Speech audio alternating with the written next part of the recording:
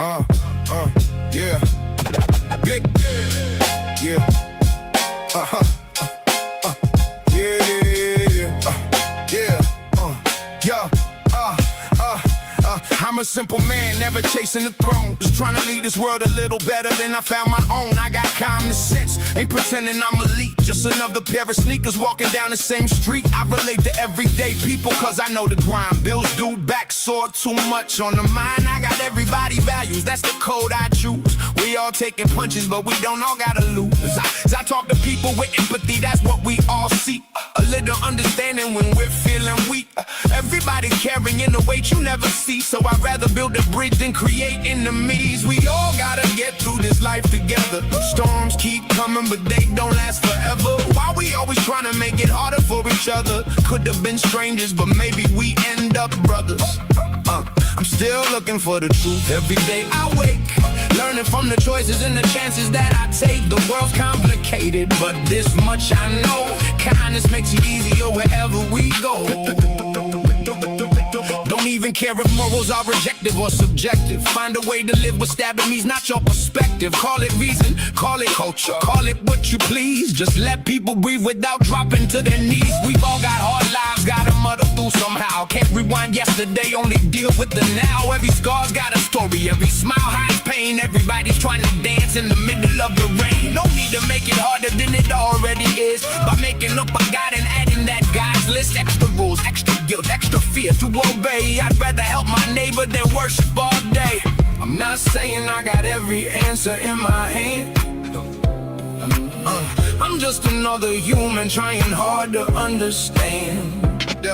If tomorrow proves me wrong, then tomorrow I'll adapt.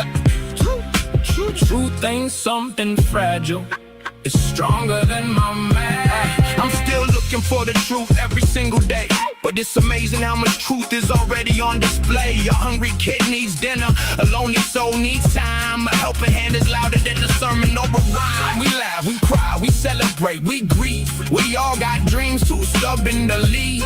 Whether heaven's waiting or it's all we got, this moment's still precious, don't waste a shot. I don't need the vision to know what's worthwhile. Sometimes changing someone's day starts with a smile. No halos, no demons, just people like me and you. Trying to find tomorrow with the best that we can do. We all gotta get through this life together. Different roads, same sky, same changing weather. Why we always trying to make it harder for each other? Yeah. Life's already tough enough. Why not help one another? I'm a simple man, that's the way I'm gonna stay. Common sense and compassion every single day. Still searching for the truth, but here's what I found.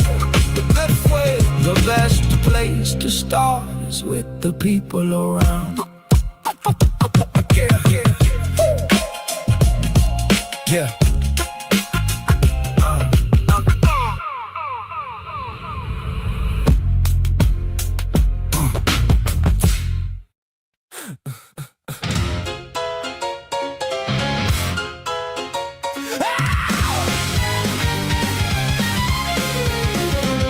You dress up doubt in velvet robes, throw dead men's quotes like holy stones, name drop Plato and wave your hands like a mystery will make us understand. You sell transcendence cheap online with cherry-picked and twisted lines, a sermon built from smoke and mirrors, preaching louder cause the truth gets nearer. You claim spirituality, philosophy and historicity, but all you got is sophistry.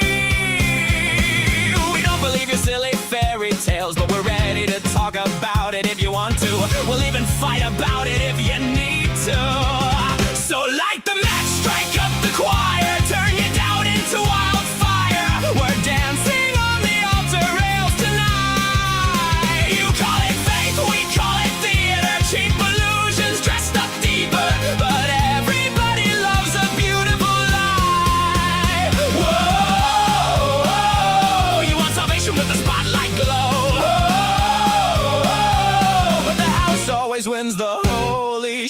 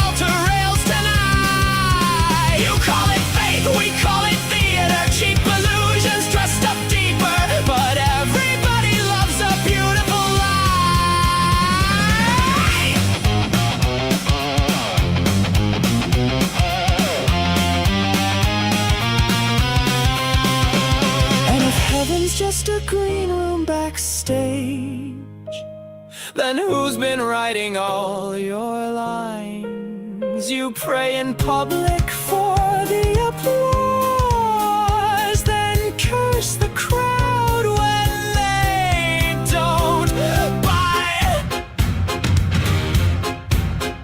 By the way, darling, not sure if you know this, but we absolutely noticed that your family values venom has infected your whole system. Now it's dripping on your ballots, making every vote a weapon. Your blind faith inspired prayers are now our Christo-fascist nightmares. Light the match, strike up the choir, watch the city drown in fire, while angels smoke outside the venue doors. You wanted prophets, you got performers, broken hearts and false informers, singing hallelujah like it's war. Well, now welcome to Async, where we just wanna know all the fears, ideas, dreams, and doubts that you sow. Saints burn up in orange and purple glow, and the sinners steal the whole damn show.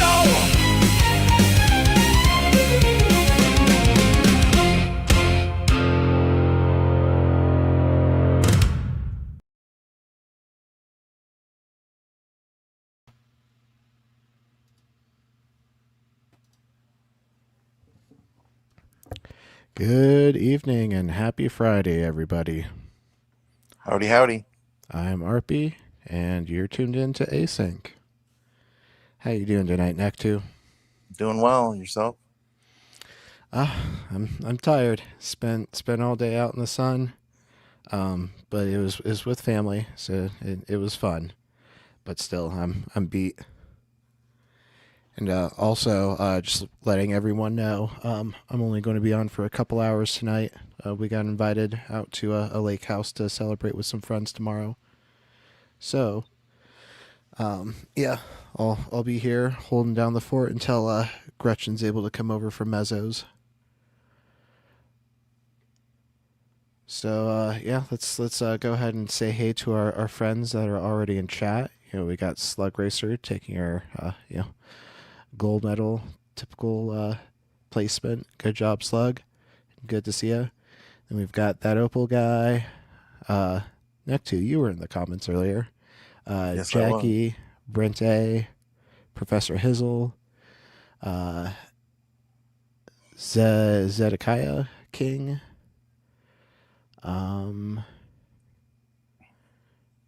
Kelly Shear, and Entropy Matters, JR. I think that's everyone here so far, so welcome, folks. Hope you all had a good Friday, and congrats, you made it to the weekend. I have a fun little announcement. RP Jr. said mama for the first time today. Hell yes. Let's go. Yeah. Adorable. It took everything like I had to not like burst into tears in front of him from in joy. Right? I can imagine. It's a hell of an occasion. Yeah. What Laura Loomer animation clip are you talking about? Oh, it should be in the... Here, I'll just send it to you again.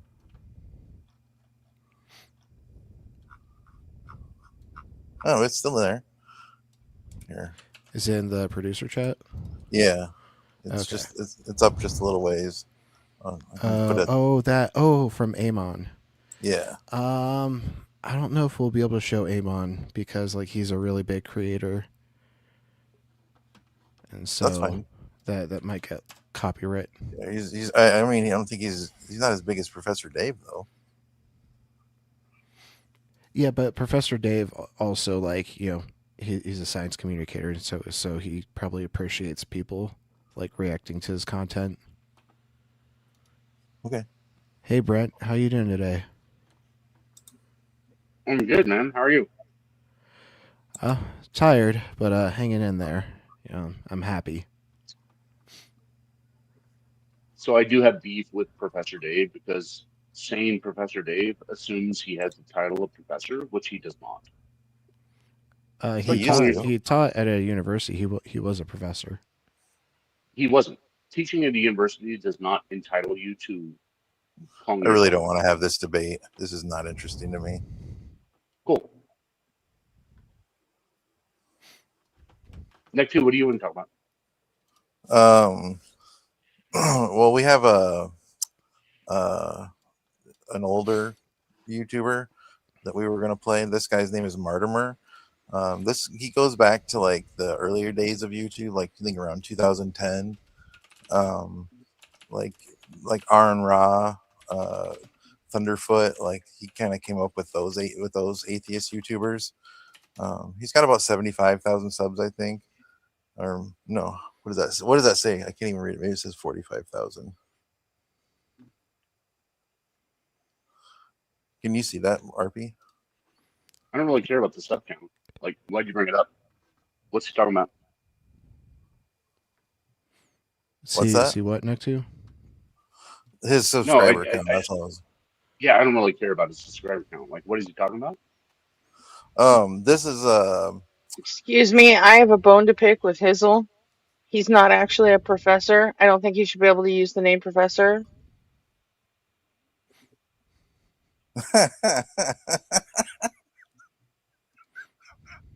I'm pretty sure we not moved the interested. fuck See how on. fucking Whatever. dumb that sounds, Brent? Bro, I'm pretty sure we moved the fuck on. Nektu I'm says, not I don't interested. care about this, and brought up a video. And I was like, cool, let's go. Yeah, you were talking about Professor Dave. I'm talking about Professor Hizzle.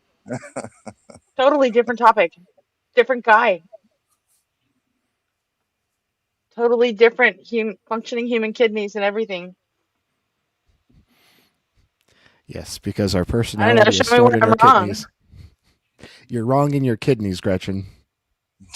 That's where your wrongness is. That's where your personality Yeah, I didn't mean is. anything personally by it, Brent.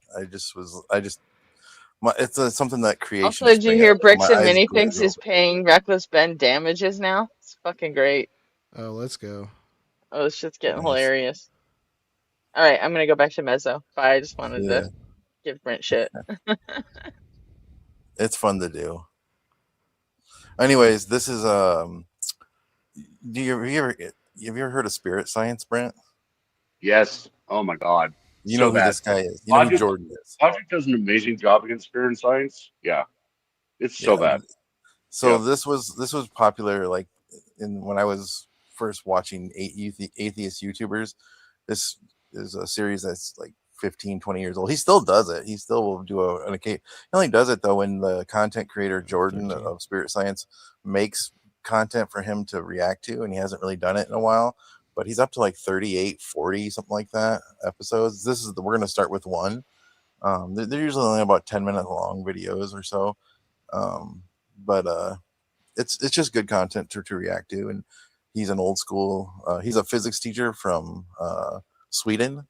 Um, I mean, as long as he's funny. he's a nerd. I like his humor. I don't know if it's necessarily for everybody. I've had people tell me they've been bored to tears watching him. So I can't promise you anything, but I like it. So we'll dive in. It's only 10 minutes, so if it's not something you enjoy, then we'll note that and we can figure that out later. But I like it, so I wanted to show people. I wish he'd come back. I wish he'd start making content more often. It seems like he only does a video about every 4 or 5 months now. All right, well let's dive in. Hi everyone. Once again, my good friend Zulu Fight Runner has provided me with a bunch of stupid. And not just a single video of stupid. This time he has presented me with an entire channel full of stupid. Thanks, Zulu. The name of the channel is Spirit Science, and with a name like that, I hardly need to do anything, do I? Well, I will. Let's have a look at the first video on that channel. Spirit Science 1. Thought. Have you ever had a moment where you knew exactly what someone else was going to say about 2 or 3 seconds before they even started talking? We've all had experiences like these, at least a few times, some many more. I hate already that the Flower of Life is on the podium. This is all hippy dippy, new age shit. That's what God, spirit dude. science is all about. Like, stop bastardizing the Flower of Life. It's fun geometry. This kid is like the king of he will make he can't even build a consistent narrative. If there's a conspiracy theory and it contradicts something else he believes, it don't matter. He's all for it. It's all true in his mind. How it doesn't matter if it contradicts. It's just the stupidest shit, the laziest thinking. And he's huge. He's probably got 1 million subs or a few million subs. I don't know. When I used to pay attention to this, like he had like 15 years ago, his sub count was in the hundreds of thousands. So I don't know where it's at today, but yeah, it's absurd that this is popular. Than others. There are even a few people who can kind of tap into this experience quite easily. I believe one of the terms for it is psychic. Let's say for the sake of discussion that when you think of something, anything, it appears right in front of you. No, not physically, but let's say it appears in a different realm that's in and around all of us. For now, let's just call it the thought realm. When an inventor gets an idea, this idea can quickly spread throughout all of his colleagues and friends. Don't think of thoughts as separate, but as a whole that everyone is latching onto. Okay, let me see if I get this straight. When an inventor has an boy. idea, he places that idea in front of him on some other plane of existence or whatever. And when other people pick up the idea, it's because they, for lack of a better word, see it. It has nothing to do with the inventor talking about it or anything like that, which would be a much simpler explanation. Have you ever heard of Occam's razor? Just putting it out there. So with thought, Is that like Gillette? I use Gillette, I don't know what that is. the razor company. It was Oh, just a dumb- Gillette. yeah, it's just a dumb razor joke. Don't tell me you use Bic. Those cheap I never disposables. I have, and then when I do, it's just like the trim, and it's a electric trimmer. Yeah, I haven't had a proper shave in. I don't even remember when I started growing. It's been a long time. Yeah. Every once in a while, I will just to let my cheeks feel the open air. Like I'm waiting until RB Jr. is old enough to like not freak out. Oh, You know, sure. It's like, oh, Papa looks completely different. They're not the same person. Yeah, Sir Sick is good too. He's a British YouTuber. Sorry. connecting with other thoughts comes our Very first good. big realization. This new understanding of how intertwined we truly are. Up until recently, humankind has always understood simply that they were connected only through their physical being. The fact is, we're not. Sure, if by fact you mean unsupported assertion that you pulled straight out of your ass. Facts are demonstrable. How do you suggest we demonstrate this connection? Think about almost every creature on Earth. What do we really know about the bond that connects them? Geese are able to travel long distances, switching who flies in front like clockwork. Many fish swim in large schools, and we know that they don't have a form of verbal communication. Geese flying is no different than like a team like playing basketball. Like, Right. you do an activity together, and like you can kind of intuit your teammates. It's just also like emergent properties happen. A school of fish swims together because of a sensory thing that happens, and they all perceive the same general thing, and so therefore they all swim as a school. Doesn't make the school like an ultra super smart organism, which Right. is what this asshole's going to go for. God, I hate Exactly. conspiracies. Fuck. Sorry. Good. That's an argument from ignorance. Nonverbal communication does not mean telepathy. There are lots of forms of nonverbal communication. For example, I'm a martial artist, and I can tell an attack is coming a fraction of a second before it even begins. It's not because I'm psychic, it's because I can read the attacker's body language. it's pretty obvious, especially if the attacker is untrained.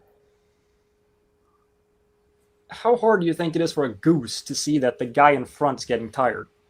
You ever have a morning where you wake up grumpy and stub your toe and think, oh, this is just gonna be one of those days, and find that the entire day afterwards just goes terrible? What about the days when you wake up excited and happy and ready to... That's just a self-fulfilling prophecy.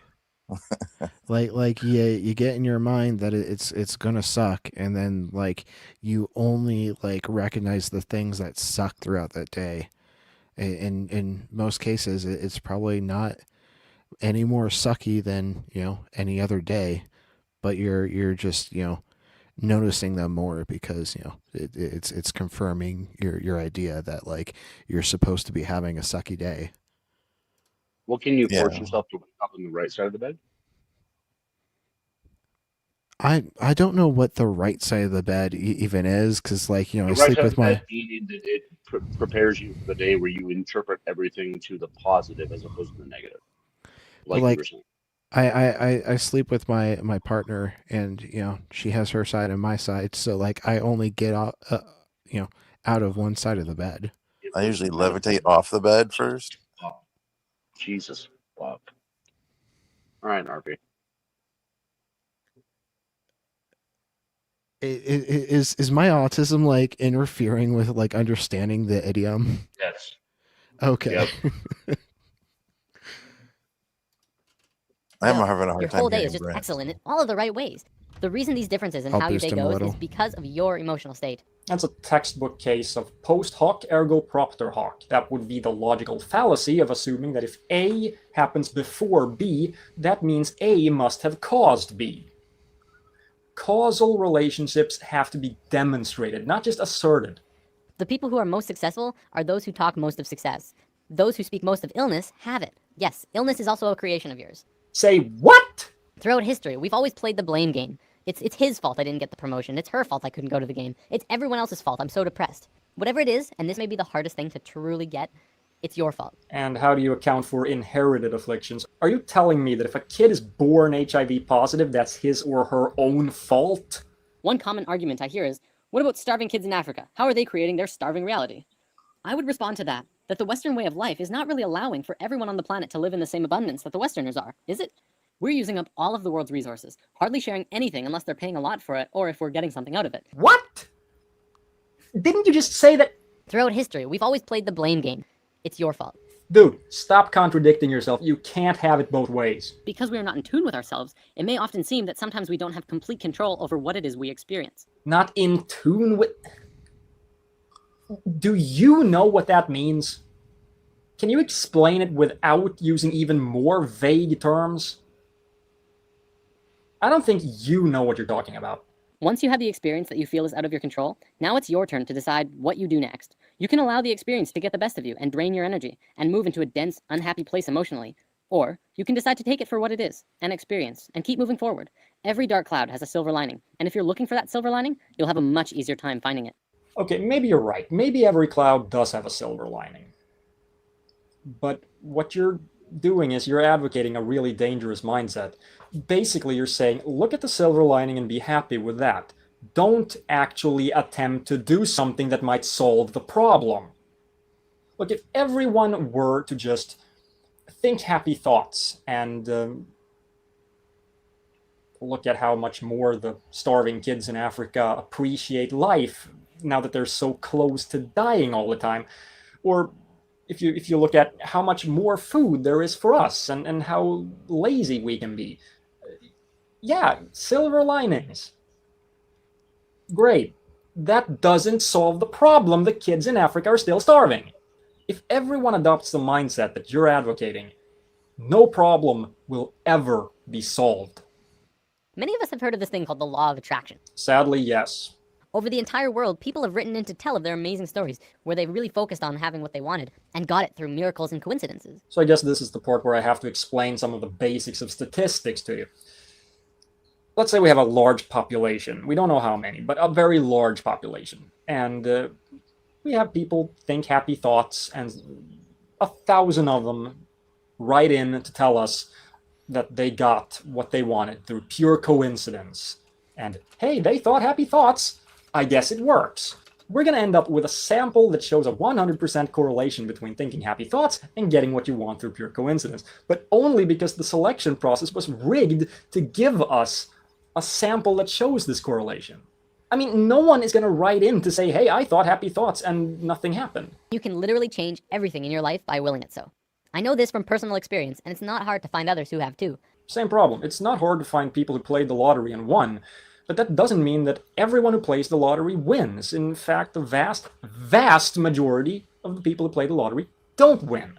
But of course, we're not looking for the people who didn't win. We don't care about those. So we're going to end up with a sample consisting of 100% winners. That's not a proper application of statistics because the sample does not represent the population. One continuous argument I hear from people who deny this law of attraction is, you don't just think things and change everything by sitting on your ass. To which I reply, exactly. You never stop moving. Just change your mindset and continue on with your life. Create your emotions in your mind, then move into them physically. Don't let your emotions control you. Pull your thoughts into the physical realm. So let me see if I get this straight. Now you're saying, if you want a sandwich, make a sandwich. Before you said, if you want a sandwich, think happy thoughts, and just by pure coincidence, you'll get a sandwich. Make up your mind. What can you do to change things? Well, just be good to yourself. Sure, be good to yourself, but at what cost? Shirking responsibilities, not giving a thought for tomorrow, being a selfish asshole? What? Be good to yourself, sure, but be responsible. Think about the consequences of your actions or inactions. I want to bring up one more thing before I run out of time. There was a scientist in Japan a few years back who made an incredible discovery, but one that also went largely unnoticed or recognized by the global scientific community. Oh, please don't go there. Dr. Masaru Emoto discovered that by putting words on a side of a glass of water and freezing the water, you could change how the water would freeze into crystals. Of course. You went there. There's a reason why this wasn't really given any attention by the mainstream scientific community, and it's that no one bought it. Emoto doesn't use proper scientific methodology. Basically, his experiments are prone to confirmation bias, and he can't reproduce the results of the experiments under controlled conditions.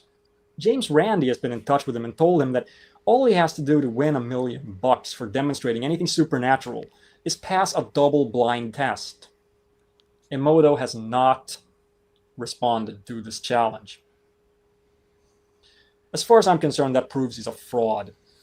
Any honest scientist would want to put his idea to the test. And that's even without the promise of $1 million if the test is successful. That's how science works. That's how you convince people in science. You present the evidence you're asked for. You put your ideas to the test, running the risk of falsifying them. You show the skeptics that you're right. You don't just accuse them of being closed-minded or conspiring to keep your discovery from becoming common knowledge. This is how science works. You have to be willing to demonstrate that you're right. And science, as I've said before, doesn't make exceptions. No, not even for dishonest people. Thoughts do not have supernatural powers, at least not that anyone's been able to demonstrate. And those who make such claims present nothing that comes close to qualifying as scientific evidence. All they present is a bunch of fallacies and experiments prone to confirmation bias. And when all else fails, they cry conspiracy, which as far as I'm concerned removes all credibility from them. And you call this science? You don't know what science is.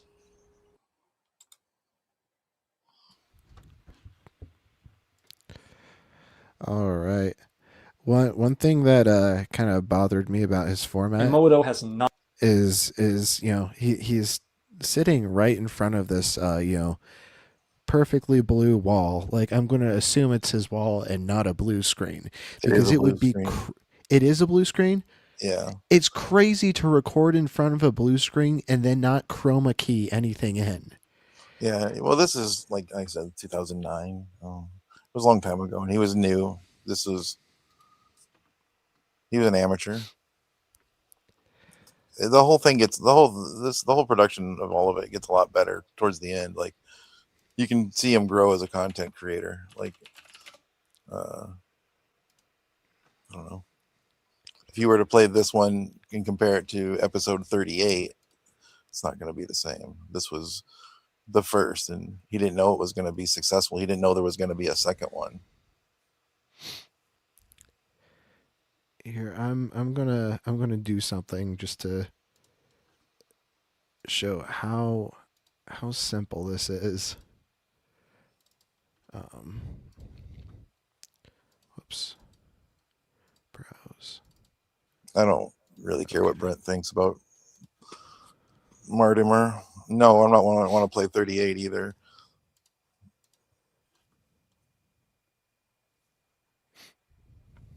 What's episode 38? Just something for him to criticize because he doesn't want to be fair.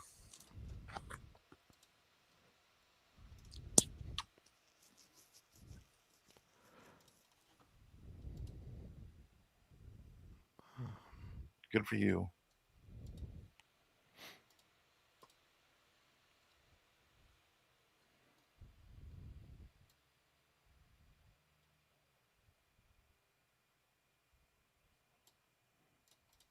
Boom. Easy peasy. Just key your background, dude. It's so easy.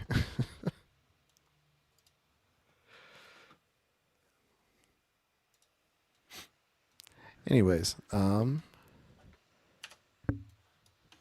so yeah, I'll have to keep his channel in my playlist and check out some other videos later. Sounds good. Let's get that back Thanks, JR. on the screen.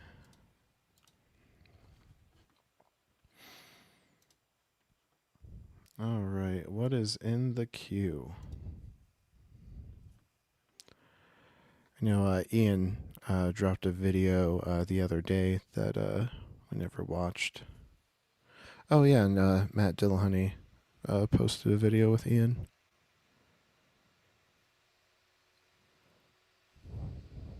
Uh-oh.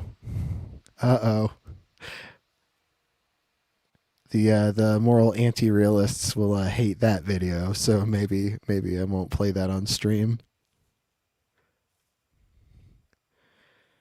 I'm fine with it. But I'm also on your side, so. Right. We watched that one yesterday, right? You know, the conspiracy theories blown out on every point. Oh, we should watch Jimmy and Lux. Remember we were talking about that? Where is that one?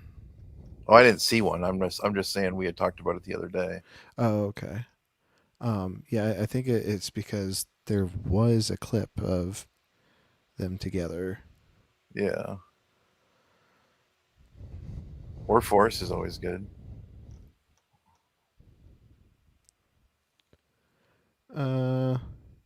He's not really like talking about like anything debate wise. So like I'm not really interested in that Forrest video. But Forrest and Ian together were great on Monday.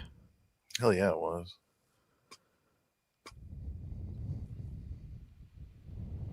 How far back are we? Oh, 5 days. Goodness. Do I not follow Ian on... Oh, yeah, no, I need to follow Ian on this account. Hey, Robin, see you backstage. You ready for us to bring you up? Cool. How you doing tonight? Good, how are Hi, you? Robin. Hey. Doing good. Just a Good to see bit you. tired from being out in the sun all day. You got anything you want to see? Whatever y'all want. I was trying to read what Gretchen was writing in chat. She says, watch Jimmy and Lux while I'm not there. Okay, that's fair. Oh, okay. That's Well, let's do what she says then, I guess. I guess she's still on Mezzos. Yeah. Like, We should watch the Mezzo stream that Gretchen's moderating on. and then just criticize her moderating.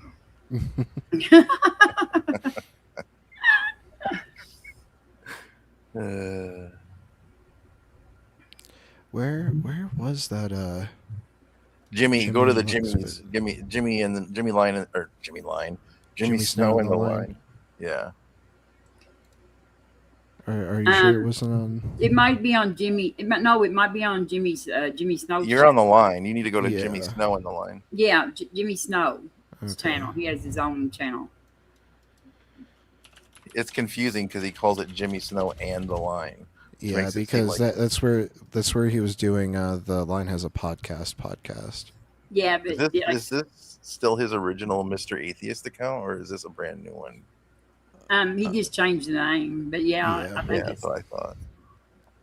He's still Dear Mr. Atheist on Reddit though, because I've messaged him on Reddit before. Did you hit the live? See the live? Here we go. Is capitalism working for people dying on insulin?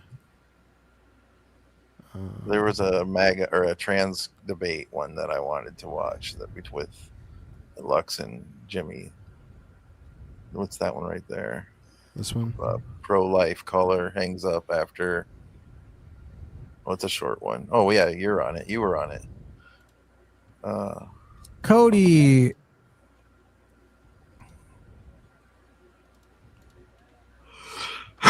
Excuse me. In Wisconsin, Cody, you're on the line with Jimmy and Lux. How's it going, Cody? Yep. Hello. I'm doing all right. Cool. What do you want? What you want to talk about? I wanted to possibly discuss some gender stuff. I slightly lean as opposition on that, so I wanted to probably discuss that a little bit. Sure. So it's kind of hard to word things in this sort of debate, but I'll try my best here. So it's kind of my position rests on like a no-seum inference. I think that when we're trying to make an analysis of the word woman, I think that there might be reasons counting in favor of like taking the adult human female view, and then with which trans woman would not be woman. Cody, I don't care. Honestly, I just don't care. Cody, do you recognize that regardless of what you want to do with words, psychologists recognize that the psychiatric sciences right now recognize that there is a psychological experience of gender that does not always line up with the sex of an individual. Do you recognize that, regardless if you want to call them women or not? How is this not an appeal to authority fallacy? That's a question. Cody, because it wasn't an argument. And an appeal to authority requires like you like actually cite like an actual authority. This is appeal to consensus, like because like this is the consensus conclusion of this particular field. Like when we say we understand that quantum field theory works because like it's applicable. It's not an appeal to authority to say that like physicists believe in quantum field theory. That's just silly. Hey, Blue Phoenix, why don't you come on the panel? Talk to us about your God. Maybe you could convert us. What can we learn from you? I doubt it. Do you have anything to bring? We'll see who has the answers. By the way, do you think that any time that an individual is quoting the consensus of the scientific community that they are automatically committing the fallacy? No, I do not, but I wanted to see if you could justify how you because that would have been really dumb. Well, you can't with a question. And you would have known why it wasn't a fallacy if you got the issue. Do you recognize that the psychiatric... No, it didn't. And if you would answer the actual questions and behave, you would immediately find out where it was going. Okay. Cody, do you recognize that the psychology world that the science right now represents, that there is a difference between gender and sex, and the experience of gender does not always line up with the sex of an individual? Do you recognize that that's what they believe? That is a true empirical fact, yes. Excellent. Do you disagree with the scientific community on that consensus? No, but if they're making the further claim that the best analysis of woman is, not adult human female, then yes, I do disagree with that. But I don't think they're making that claim. So if their actual analysis is when an individual is a male and they are having gender dysphoria in a certain direction, that it tends to actually be that when affirmed in treatment so that they can live a life more similar to a cisgender woman, because their experience that we are describing, science has recognized, is actually more like a cisgender woman. And therefore, if you're going to use terms that represent these two individuals, you would use the same term with a trans woman as you would a cisgender woman. What word would you prefer they use instead? Okay, if I'm understanding your question correctly, I think that maybe they could just say that they feel like a woman. I mean, just don't say you are one. I don't know. Cody, that wasn't the question. So I'll restate it. You have two individuals. One is a cisgender woman and one is a transgender woman. The science seems to indicate that their experience of gender is common. How should what gender should they be represented then as if their experience is common? That is the same word for both of them. There's not a special word because it wouldn't require a special word. Okay, so what gender is the same? I don't think that we can apply a gender that's the same for both of them. I don't think that that's like at least. And you conceptually don't agree with the thing that you said was empirical. Oh, wait a minute, but okay, I can agree empirically that like the distinction between gender and sex exists and that, psychology recognizes all this neurobiology, but it doesn't follow from that. Cody, do you experience manhood? You spoke too soon, Brent. You haven't seen it yet. I can say yes to that. That's fine. Do you think it's possible for a trans man to experience manhood? Do you think that you have anything in common, maybe? That a trans man might have the same experience as you? Yeah, manhood. Excellent. Yes. Then why is it important to you to exclude to them, don't call yourself a real man? What quality of your manhood is so precious and holy that it would offend you to dare let a trans man claim that title with you? Well, the big part would be the male part. I feel like I kind of laid that out at the start a little bit. But you just acknowledged that you agree that the recognition of gender from scientists is what you recognize as well. So we are describing manhood, and that there is an experience of gender that you agreed with that is the basis for gender. And that wasn't male. It was experience. Oh. So I am fully down with you saying, Cody, my beard makes me feel more like a man. My nuts make me feel more like a man. They cause me gender euphoria. I don't care about any of those things because there will be characteristics like that. For me, being tall.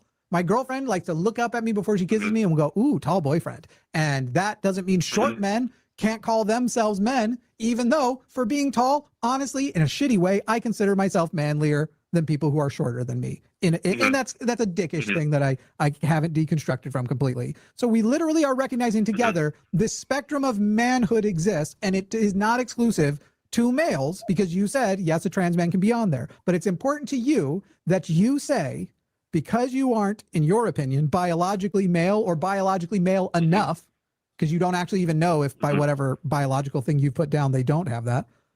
You aren't, that it is important that we as a society reject the term we use to honor my experience of manliness and not give it to you. Yeah, can I address both points real quick? I feel like you made 2 points. So the first thing is when you're talking about, I accept that in biology and sociology, you can just say all the disciplines that talk about gender and how it's a multidimensional construct, whatever you want to call it. I can accept that the academics are saying that, right? But I feel like what doesn't follow logically from that, at least what doesn't strictly follow, is that the way that we ought use the word woman or man has to be via the definitions that they're providing for gender, right? I mean, can we agree with that? No. So yeah, you just don't agree that there's a possibility that people who study something for their entire lives can have expertise on something, is kind of the impression that I'm getting. And Cody, you still haven't answered the question of what is so precious about your version of being a man that you need to reject because somebody else doesn't have some holy feature that is fundamentally important. Why is it important to make trans men feel lesser and not let them call themselves men because you're a male? Because you have, I assume you're going to go chromosome route. Why is it important to you that they never hear that they are a man because you have XY chromosomes and they don't? Well, you're asking me for that trait. I feel like being male is that trait. I mean, Okay, Sorry. I don't care if that is the trait. Why is that the important trait? I've asked you to justify it because I don't care. I'm a male. Okay, I don't think my maleness is precious, and I'm not going to withhold the term man from people because they don't know the struggle of having XY chromosomes or whatever it is. Why is that the precious thing that we can't adopt language that better supports people and represents people, especially as we have developed our understanding through science of trans identities? Why can't we update the language? Why must it be important to say, no, fuck no, you can't be a part of this label? Sure. One reason is because the alternatives have flaws. So I think that when we do an analysis of the other alternatives for defining gender, whether it be like neurobiology based about like having a certain internal sense of self that aligns with a female or male schema, whether it's a cluster concept, I feel like I could poke holes in those views to show that their sort of extensional adequacy is kind of either too broad or too narrow. So I can show Nobody that your cares if there's definition flaws. maybe.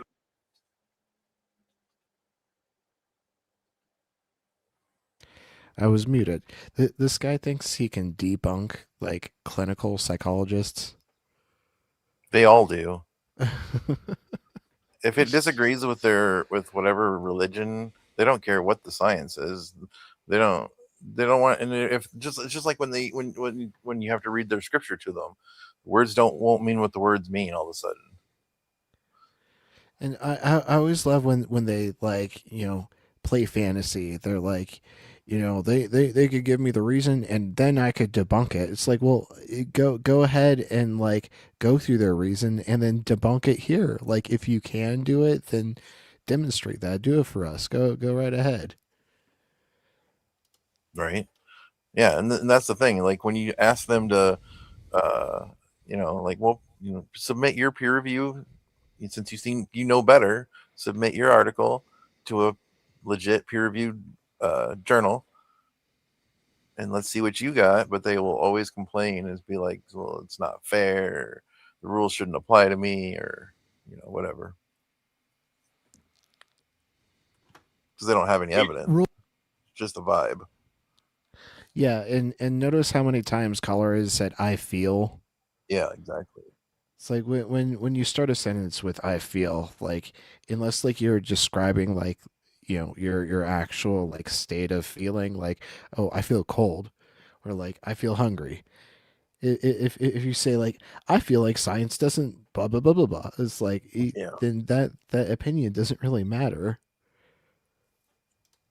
Rules have exceptions. Who gives a shit? You don't care that your way of defining man and woman by biology is flawed, because I could sit here and go down a whole line of like, okay, well, what about women who are born with internal testicles? And you would be like, well, that's an exception. That doesn't invalidate my rule. No, I don't care. I wouldn't say that. Here's something you already agreed to. You agreed to my experience of manhood, that I feel better as a man because of the quality of my wiener and my beard, and that I am tall. And you were fine with it. And as I recall, right? Yeah, totally. Okay, well, that has flaws in it, buddy, because there are people who, by your definition, are still men, but they're short. They got bad wieners and they can't even grow a beard. That's true. I guess I should reject them because they're not matching my experience of what I... Hey, Greg, stop talking about other streams. Like, that's completely off topic. We don't care about other streams going on right now. So unless you want to get timed out, stay on topic. I just want to say, like, I think Jimmy's talking about one of my exes right now with the short, bad wiener. Yeah. I'm pretty sure I know who the person he's talking about is. Except he does have a beard. So, like, 2 out of 3 ain't bad, I guess. Yeah. I find euphoric about my manliness. This is arbitrary as fuck. There's errors in all of them. So you do the one that maximizes acceptance, tolerance, and people being accepted by society, because there isn't a danger. No one is in more danger if trans men are just treated like men and trans women are just treated as women. Greg, yes, you did bring it up. It was the very first thing that you said when you came into the stream. You said, "Oh, I got booted from Mezzos." So, like, it's literally all you've been talking about this entire time. So don't try to gaslight me, okay? Get on topic. We don't care about what happened in another stream chat. Okay, I want to respond to just 2 points really briefly. Number one, when I agree to all of the descriptive, empirical claims that we talk about, consensus, expertise, we can agree to all of those, but we cannot derive an ought from merely descriptive claims. David Hume proved this. And second of all, the thing I want to say about sex is about, I know that a woman can have like internal testes and whatnot. You can point to any intersex condition that you want. You guys can correct me if I'm wrong on this, but the intersex conditions are either also going to be male or female. Is that correct? No, that's your dipshit opinion, and it's wrong. It's so fucking. I'm sorry, Cody. We're getting into philosophical sophistry, and I just don't. You fucking just fuck. quoted David Hume, who's one of the biggest fucking idiots in philosophy I've ever heard of. Okay, but so the problem here is why, Cody? Why do you even use the word man? Why would you not just always describe yourself as a male? What is the purpose of the word man if it literally just means male? What's the point of even having the word? Well, careful. It doesn't just mean male. It means adult and human and male. Adult is a kind of a big aspect of that, right? So, but in a functional capacity, in most situations, those two qualifiers don't matter because we're talking about people. Especially with the word man, which also just means humanity. Like literally mankind. The Bible is full with man just meaning people and men just meaning people. We have no problem with people calling their cars she's and he's. These are not these are not terms we have ever considered precious and safeguarded from anybody else. Literally, colloquially, I don't even listen when I say the word man to people. I am positive I've said to cisgender women. I know I say it to my girlfriend who's a cisgender woman. I say the phrase, I don't know, man. And I'll bet you've said that too. To women. These are not safeguarded phrases. You want to deny a single group based on your rejection of their identity, and let's be honest, because you think they're icky. And you're afraid of being attracted to them. I don't care about being attracted to anybody, to be fair, but I just want to mention you're 2 quick terrified points. of it. So number Definitely. one. Yeah, go ahead. What was your point number one? I promise you, but go ahead, number one. Point number one would be that I think that words can have... Sorry, we couldn't hear you. There's some other audio. I actually thought that was real for a second. I think that words can have several senses. So like when we say... it played again. Are you hearing that audio? Is that coming from your end? I feel like I have some good points. I mean, if you want to hear me out. It's like a car horn and somebody sounding like they're going to die. You can't hear that like car honking? Is there a honking Do you not in the hear background? it? I think I hear it. I think you hear it. I mean, I have some decent points to be able to hear that. Nah, you don't, and I don't care. Okay, bye. Jason in New Zealand. Jason, you're not from New Zealand. That's not true. What slurs are you calling in to scream? No, I'm definitely a bona fide New Zealander. I sound Kiwi as. I'm going to press X to doubt on the good penis claim from you, though. I didn't say it was a good penis. I said I like my penis. Oh, okay, all right, fair enough. There's no accounting for taste, but no, I'm not calling up to do any kind of. I asked you a question. Let's get this over with. Yep. Oh, so yeah, I saw your debate with Justin against the Mormon guy the other day, and as an ex-Mormon, I was sort of rooting for you guys. Yeah. But I thought you guys did a pretty poor job because you got. I don't care, Jason. Ex-Mormon men, I literally don't care. I don't know you. I don't care whether you think I did a poor job. Ex-Mormon men tend to go a libertarian shit lib route, like libertarian to shit lib route over time. I don't respect you more because you're an ex-Mormon man, and I don't care. If you walked away from that and was like, then go do it better, Jason. Go do it better. You know how to call my debates. Okay. Don't backseat debate on me, Jason. Go become a debater, dude. No backseat debating. Okay. I'd like to do that. That's a good thing. Have fun. My last thought for you, Jason. That's what we're doing. I mean, yeah, kind of. But no, I didn't have much to say on that last one. Like, I feel like I have a lot more to say when like they let the caller talk more. Yeah. But Jimmy like usually just controls the conversation. Depending.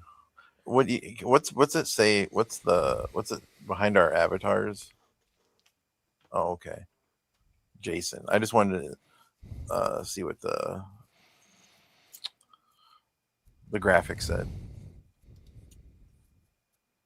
What the caller's name was. That's all.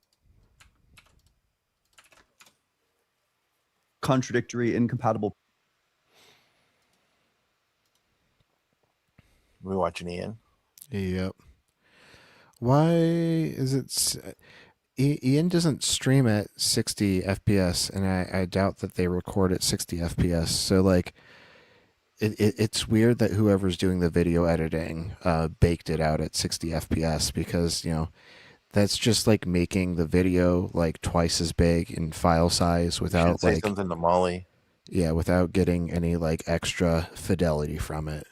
Yeah, I'm sure I don't know if Molly's the one who does the editing, but I'm sure she would. No, it's someone else. Like Ian started hiring someone.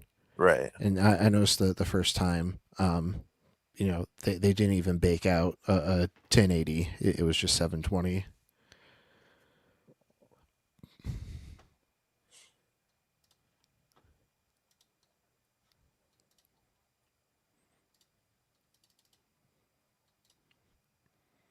Properties where one has progressed to the next.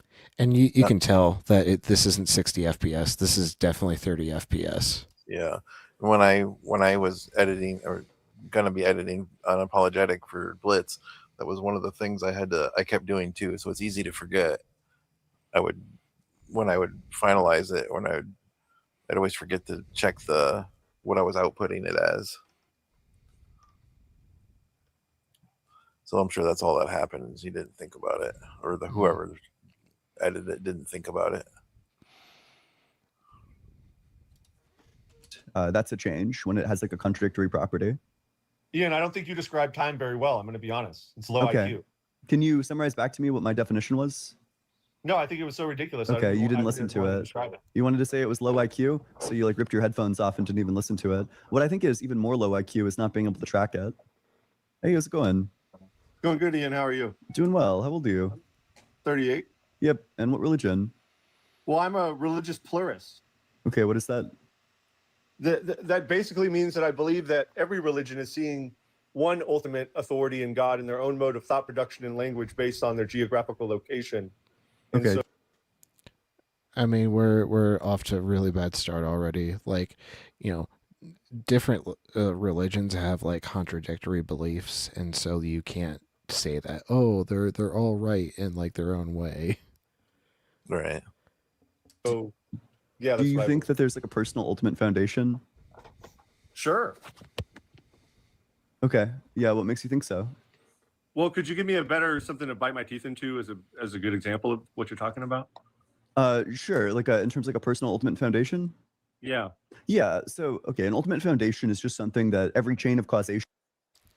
The way the caller like basically said like he requested that Ian like, you know, explain what a personal ultimate foundation is, but in a really condescending way. He's trying to frame it as if like what Ian said was dumb. Mm-hmm. But like the fact of the matter is, caller didn't understand what Ian was saying when they said personal ultimate foundation, and so to save face, they're acting like, oh, that's dumb. Like, give me something I can actually sink my teeth into. So we have like causes and effects, and like those causes themselves have causes, and you know it goes on farther and farther back. You know, I was caused to exist by my mom. She was caused by her mom. She was caused by her mom, et cetera, et cetera. There's like this chain of causation, and what it means to be ultimate is that all of these chains of being, like a chain of causation is an example of a chain of being. All of these chains of being ultimately arrive at the existence of one being, the ultimate being. So if you traced back like all of the chains of causation, you would arrive at God. If you traced back like all of the hierarchies of like grounding, you would arrive at God. So that's what it means to be ultimate. And then personal means like it has like a mind, it has intention, it takes actions. So that's what God is. It's a personal ultimate foundation, a thing with a mind that's also like metaphysically ultimate. I think that what you're doing is stretching the limitations of how we could describe God, but I think that God is outside of even that ultimate personal relationship. At this conversational level, I could definitely agree with you on what you're saying, though. Okay. But I still think God is outside of that. I don't really know what it means to say that God's outside of that. So one of two things is going to have to be true. If you're saying God is not ultimate, then you're going to need to say that either there are things that exist that don't depend on God, or there are like God depends on something else for his existence. Okay, so I would agree. Yeah, let's ultimately say that I agree with you that God is the ultimate cause of you could hear Color's like brain do a complete 180 when they realize that, like, you know, that was a blunder. You don't want to disagree that, you know, God is the ultimate foundation, and so he's quickly, you know, affirming the assertion now. of every reaction. Sure. Yeah, I agree. Yeah, what makes you think that God exists? The fine-tuning argument that Okay. That's my fundamental philosophy. Yeah. Yeah. Do you want to put forward the fine-tuning argument? Yeah, I mean, in my layman's terms, it would ultimately be that the universe is too perfect to have been created by nothing, and the most logical explanation is that something created everything. And which part of it's perfect? Perfect. I think that the human being is perfect. I think that reality is perfect. I think that we have free will, which is a perfect way to not be some zombie force if there was no free. Yes, so perfect that our toenails will often grow into the side of our toe and become infected. So perfect that, you know, children are born with cancer all the time. So perfect that, like, the act of eating, which is required to live, could lead to suffocation because our fucking food pipe and our windpipe are the same fucking pipe.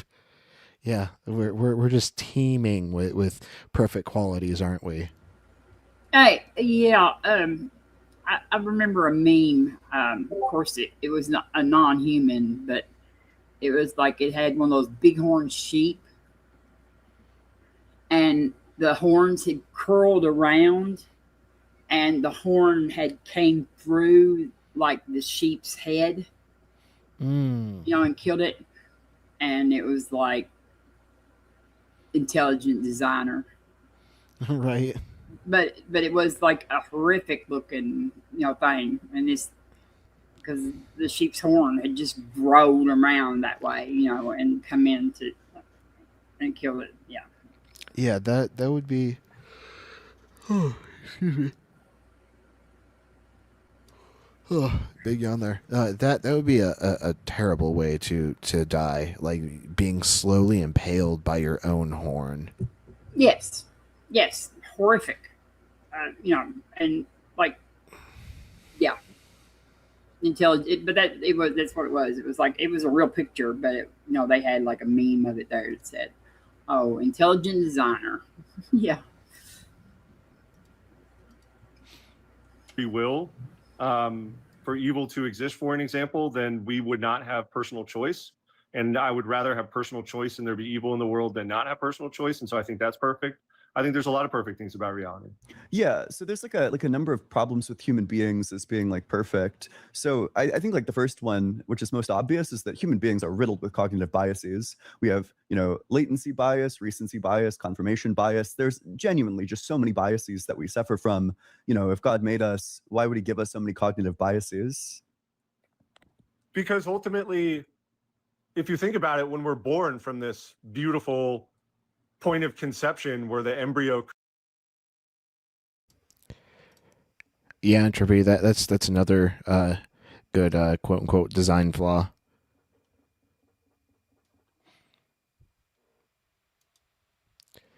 Like if you're a woman and you don't wipe correctly, you can end up giving yourself a very aggressive infection.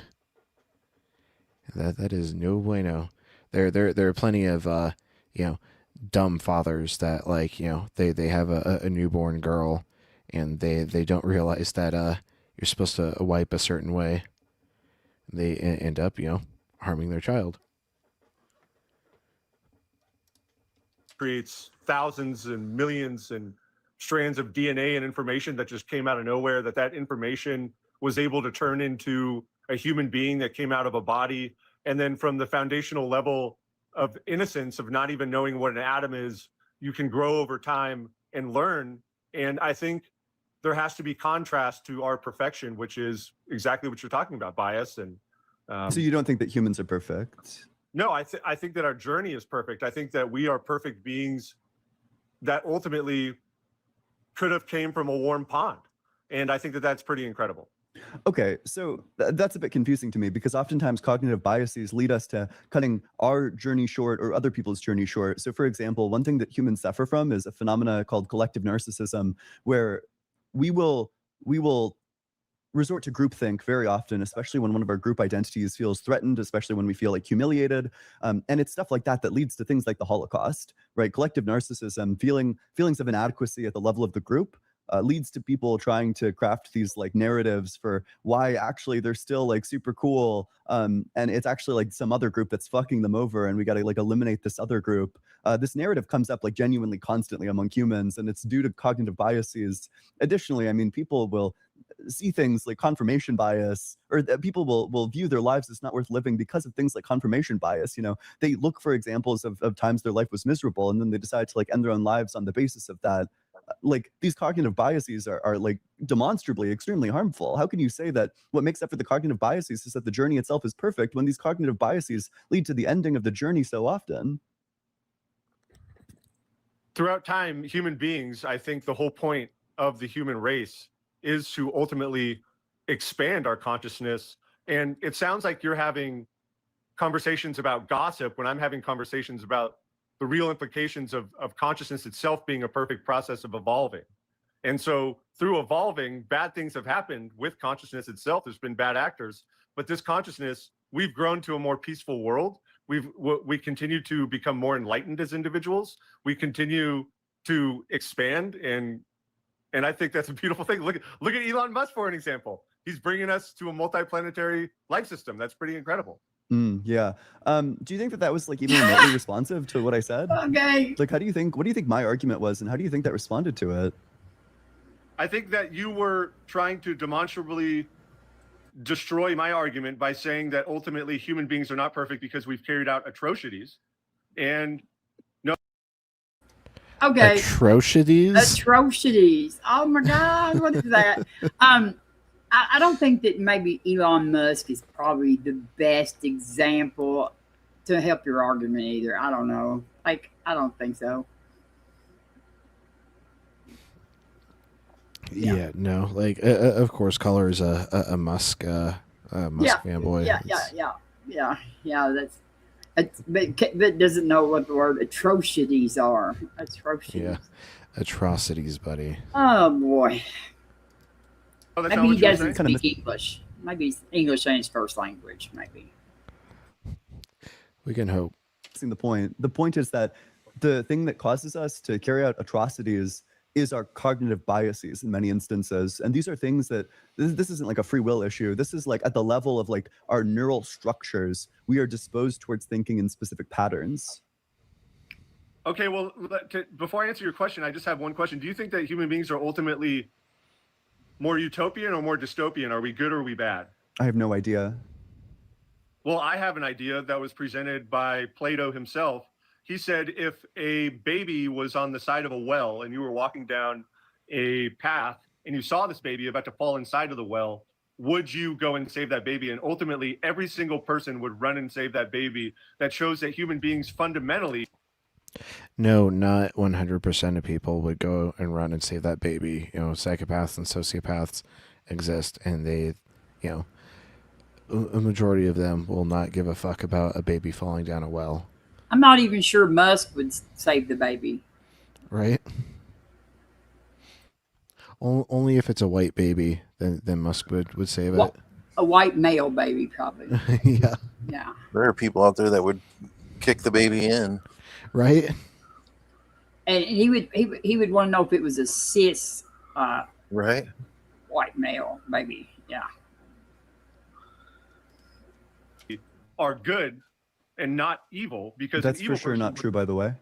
For example, I mean, you know, if you read through like the atrocities that people committed against like indigenous people, for example, you know, the way that like the colonialists treated like indigenous children in many cases, you know, they would like make them fucking freeze to death for fun. I just don't think it's true that every single person would save any child that they saw about to fall into a well. That's like obviously not true. So you're saying that your logic is more sound than Plato himself? Yeah, on this topic. Yeah, I'm fortunate enough to live in... Also, argument from authority. an era where we have access to like a lot of history.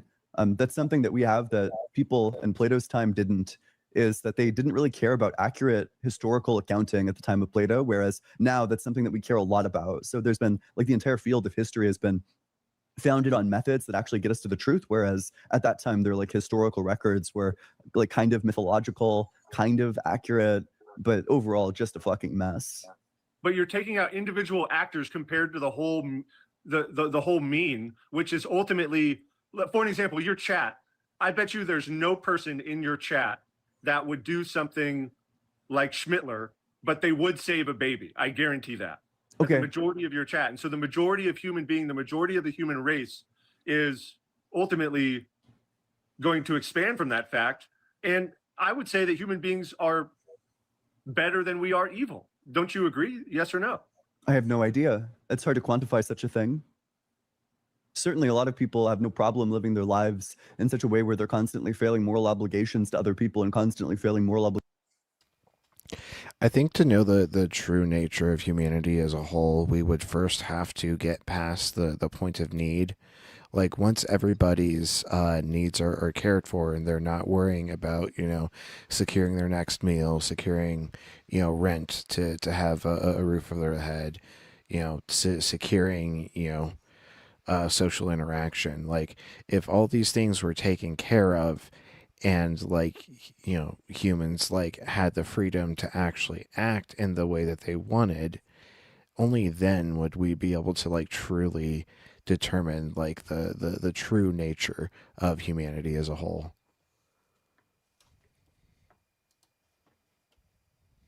Obligations to themselves.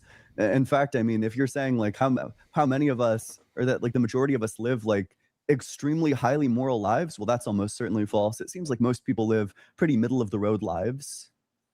I've heard you say to your chat that you love them. So would you say that you're more good than evil? I have no Because you love idea. people? I have no idea. I also don't think loving people makes you more good than evil. I don't think So that you you don't can, think- I don't think it's easy to qualify or like quantify whether or not you're more good than evil. I do evil things sometimes and I do good things sometimes. I Okay, have what's no the last idea. evil thing you've done? I wonder what the evil What's the things last are. evil thing I did? Oh, he's about to say. For sure. Well, when I went to New York, I had a steak, which is evil. You think eating an animal is evil? Yeah, extremely. Well, I do too, ultimately. So yeah, I do agree with you on that. Okay. Well, I mean, it just doesn't feel like we really got. Well, ultimately, I think if I could listen, you're a really good debater. I'm not gonna lie. And I just wanted to give you. How about I give you my strongest argument that God exists, and then we can go from there because I feel like. For it. So okay, yeah, but thanks for having this conversation. It's really intriguing. Ultimately, my biggest argument that God exists is that it's the most plausible explanation on what created everything. And then I've looked into systems of beliefs. It's presupposing that like things needed to be created and didn't just exist always.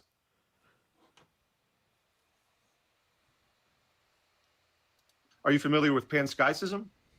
You mean panpsychism? Panpsychism? Holy fuck, man. Like next to were you listening when he said atrocities? Yeah, I heard that. I was outside, but yeah, I heard it. It was hilarious. This dude, like it's like he's reading these words for the first time off of fucking ChatGPT. Yeah. Yeah, panpsychism. I'm sorry. That's okay. Yeah, I'm familiar with panpsychism. And I think Panpsychism is like super implausible, though. It seems to commit you to like wacky beliefs. Not. Yeah, like rocks have like subjective experience. Wacky beliefs, just that there could be consciousness in everything. Do you think the chair is conscious? Right. Yeah. I think that wood has atoms in it that are ultimately moving and evolving. Yes. What I asked is like, do you think that atoms don't evolve? Holy fuck. The chair is conscious? Like, do you think the chair has like something like a mental experience? What? Not a mental experience, but it has an experience with reality, unlike the mental that you and I possess. Okay, well, if you don't does think have that an it has an experience. experience, then you're not a panpsychist. Panpsychists hold that everything has experience. Not necessarily experience like a human, though. It could be experienced at the atomic level. So what it needs to be is something qualitative, that there's like some qualitative experience, and that it could be like a simple qualitative experience, but in order to be a panpsychist, you'd need to say that it has like a qualitative experience. But regardless, I mean, what makes you think that, I don't know, you think that God is the best explanation of things? I guess like what does God explain best? The formation of everything. An infinite God that always existed explains the creation of reality itself being plausible. I mean, I think, for an example, my pastor in my church, she has a master's in biology, and she fused her belief systems with biology. She believed that science itself was just discovering and explaining what God has already created, and we're just doing it in our own mode of thought production, language, and scientific discovery, and papers that get passed around to say that physics is real and the double slit experiment is real. But these are all things that God have already created that humans are just discovering. And so I think that that's the most plausible explanation on why physics are so advanced, why biology exists, why there's hundreds of millions of strands of DNA of information. Where did that information come from? And landing my plane is that God ultimately created all of that. Yeah. Do you think that God's act of creation was eternal, or do you think it began to exist?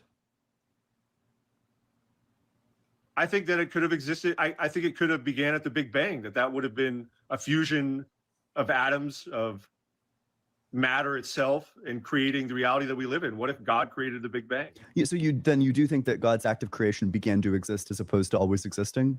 No, I believe that God was outside, is still outside of the reality that we live in, and that God created this reality.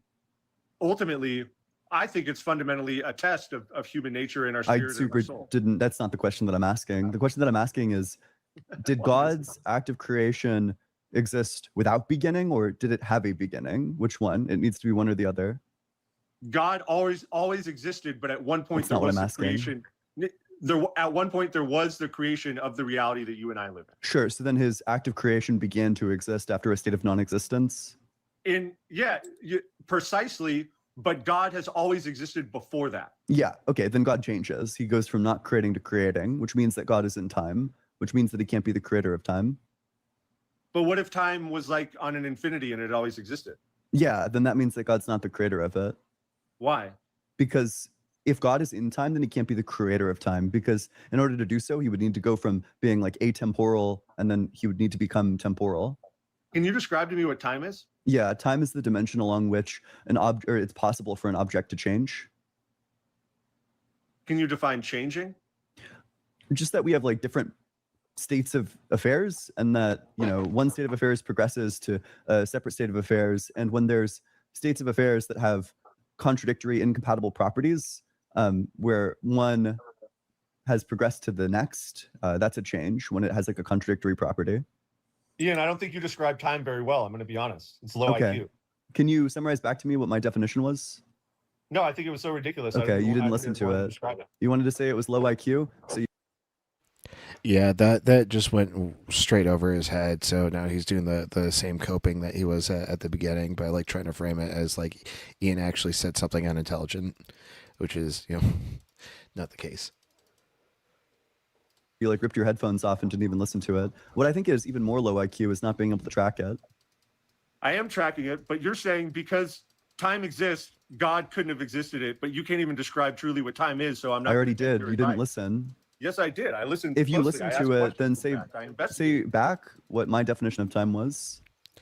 Did anyone else catch how caller said God couldn't have existed it?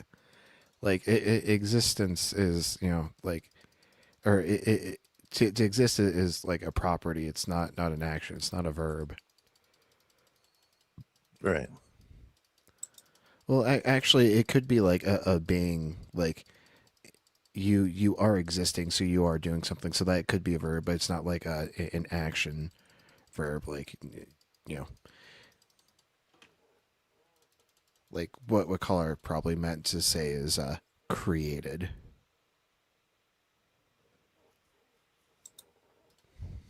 You said that the definition of time is ultimately the creation and destruction of things. That's exactly what you were saying. No. Yeah. The definition, the second time is the dimension along which it's possible for objects to change. That's exactly what I said. That is change not implies... at all what you said. Yes, it's all it in is, because... recording. That's all live streamed to YouTube. You can't lie to the recording. It's Ian, all you're not recorded. thinking as deeply. Ian, you're not thinking deeply because You're change... literally trying to gaslight everyone into thinking that you said the same thing as me. You said a totally different thing. No, because all I meant by destruction was that is change within the universe. Everything has a birth, life, and death. Yeah, salamander. That's what I meant. Yeah, passive verb for sure. And that's exactly what I meant. You said change, and I said destruction. It was the same thing. Change. Not all changes are destruction. So, for example, I could change from sitting down to standing up. That's not really a destruction. Yes, it is, because every second you move, you move forward in time, you are being destroyed. You are dying. That's false. So you don't think that everything has a birth, life, and death in the universe? Does everything? No. Energy can't be created or destroyed. But it can be passed along in other forms. Yeah. So since energy can't be created or destroyed, couldn't you say that energy could be God, and that's never been created or destroyed because it's existed indefinitely? No. You wouldn't say that that's God because that's not Grasping ultimate. at straws. It's also not personal. Well, ultimately, I think that energy is God. It's simple. What created energy if it can't be destroyed? What created it if it can't be destroyed? I don't think that energy was created or destroyed. Do you think God follows laws of physics? I think God is outside of physics, and physics is simply a way that we interact with God. Is energy outside of laws of physics? No. Sure. Then we have a contradiction. You're saying God is energy, but energy is inside of laws of physics, whereas God's outside of it. So God is both inside of laws of physics and outside of it. If you were to write down on a white piece of paper the word energy, there would be a lot of white space on that paper that is outside of energy. Exactly, right there. That white piece on your paper is God. Energy is just a way that we're describing God, Ian. Okay, so God isn't energy. God, there is energy in God, but God is even outside of energy. Okay, so God isn't identical to energy. God made energy. But energy can't be created or destroyed. No, I asked you, do you think it can be created or destroyed? And I said no. Okay, well, that also, would I don't even imply think you asked me that. That would imply that it's infinite. That it's infinite. Yeah, in terms of its existence, that it stretches infinitely backwards. Yeah, I agree. Yeah, so the only explanation of something being infinite something that is infinite can only be described as God, because God is the only thing as powerful that could be infinite. No, it's just persistent. It's infinitely persistent. I don't know why I would think that something being infinitely persistent mean that it's God.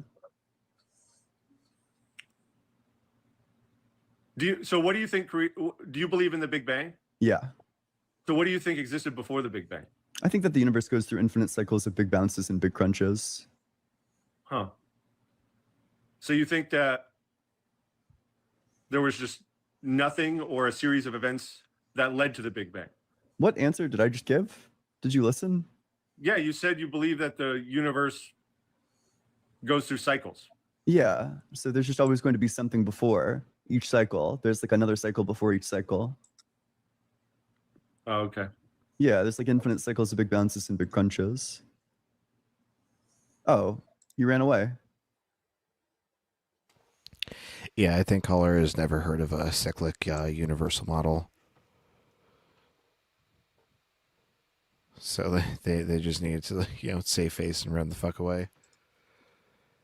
I feel like I remember this this call from not too long ago. I feel like it was within the last week. I'm gonna drop and come right back. Okay. I'm just gonna reset my browser. Okay. Yeah, RP. I was gonna jump down when I'll wait till Neck 2 gets back. All right, cool. And I was gonna jump down too. I'm gonna change the litter boxes and probably go to bed. I have not felt good all week this week. Oh, I'm sorry to hear that. I don't know what's wrong with me. I just don't have any energy at all. Well, I hope you get some good rest tonight. And yes, changing your kitty's litter boxes is super important. Yeah, I've got 4 cats, so yeah, it's a must. Because they start using the bathroom in other places if you don't keep their box cleaned out. So. Yeah. All right. Love y'all. Bye, chat. Love you too, Robin. Have a good Tell one. Gretchen. Hey, Robin. Tell Gretchen I said hey. Bye, Nick. Will do. Well, it didn't work. What I was trying to do. Was it the PFP issue? Oh no! I'm trying to make StreamYard's dark, and there's a way to do it. It says you can get a dark everywhere extension for Chrome, an overlay, and I installed it, and it works on every other tab I have pulled up, but it doesn't work on the StreamYard's one. That one's still white. I don't get it. I don't see why I did. Maybe I need to mess with it, but I'll worry about it tomorrow or something. I'm not gonna worry about it tonight. Okay. Not that big a deal.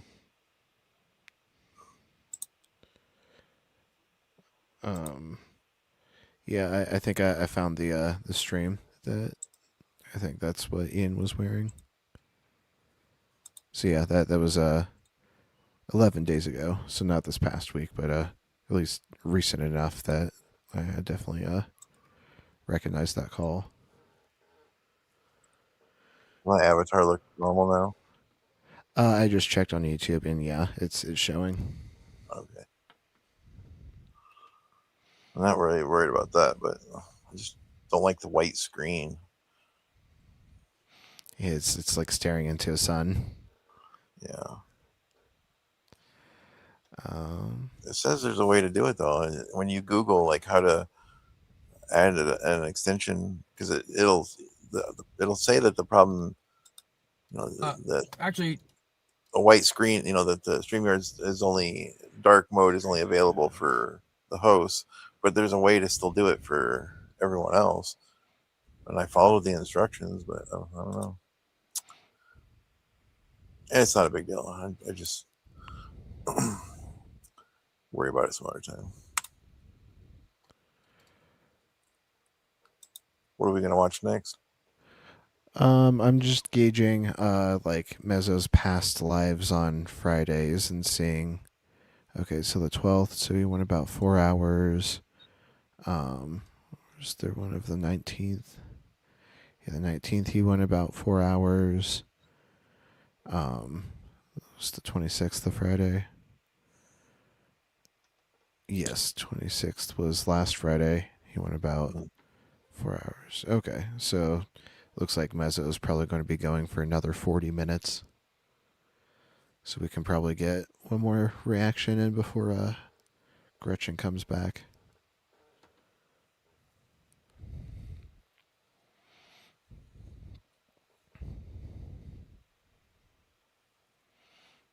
Oh, there's a new That's It Gibbon.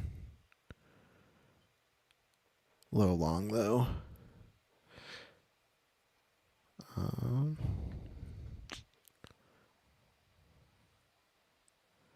We haven't done Blitz yet tonight.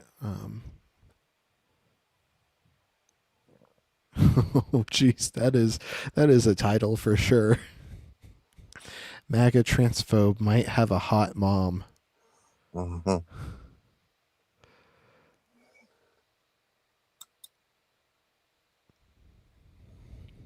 Yeah, that's a good one.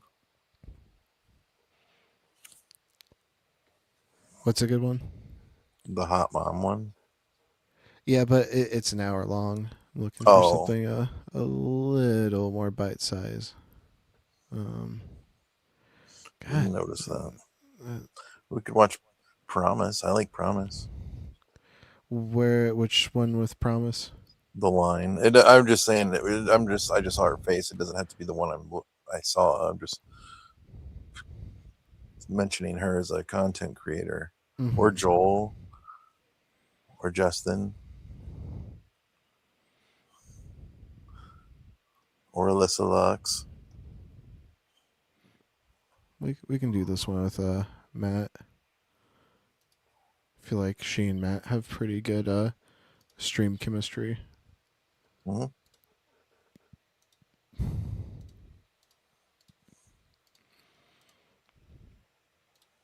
Who is the best worldview, leaning toward Christian, and has some questions about secular humanism, has moral issues and questions about Christianity versus secular humanism. Hey, Kevin, what is the Christian worldview? Hey, are you guys secular humanists? Hey, Kevin, what is the Christian worldview? What do you think it is? I'm asking you. See, as someone who's formally was a part of that and has been interacting with believers, I think it's silly for you to ask me what the Christian worldview is, because I'm not a Christian, I'm an atheist, and you're the one calling in to defend it. So I'm asking you what the worldview is that you're defending. Oh, I'm actually calling in to explore. I'm kind of leaning towards Christian ethics as a standard and grounding for my morality. Yeah. So I'm kind of trying And to that's why I asked you what you mean. which is why I asked you better. what you, and that's why I asked you what you mean by the Christian worldview. Never mind. Oh, I'm still trying to figure that out. And I know you're very well versed on Christianity, and you used to be a Christian for a very long time. So I was hoping you could help me out with that. Kevin, I'm going to help you out. I guarantee you. How can you be leaning towards something when you can't even describe what it is? Well, I can describe somewhat what it is. I mean, then why didn't you? Then why didn't you do that the first two? Then why didn't you do that the first two? Then why didn't you do that the first 2 or 3 times I asked you instead of playing coy? Well, it can't be summed up in just one quick little sentence. You know, I can sum you up in one quick little sentence, Kevin. Would you like me to? So maybe we can get into a dishonest as fuck. Maybe we can get into a particular issue on it, and maybe you can answer my question, because I don't think you're serious or honest, Kevin. So Kevin, Kevin, just I don't know why you're talking at this point. Let me be very clear. You called in to say, yes, I asked you a question and you avoided it. Am I going to have to mute you to be able to talk? Because this is not going to go well for you if you don't stop.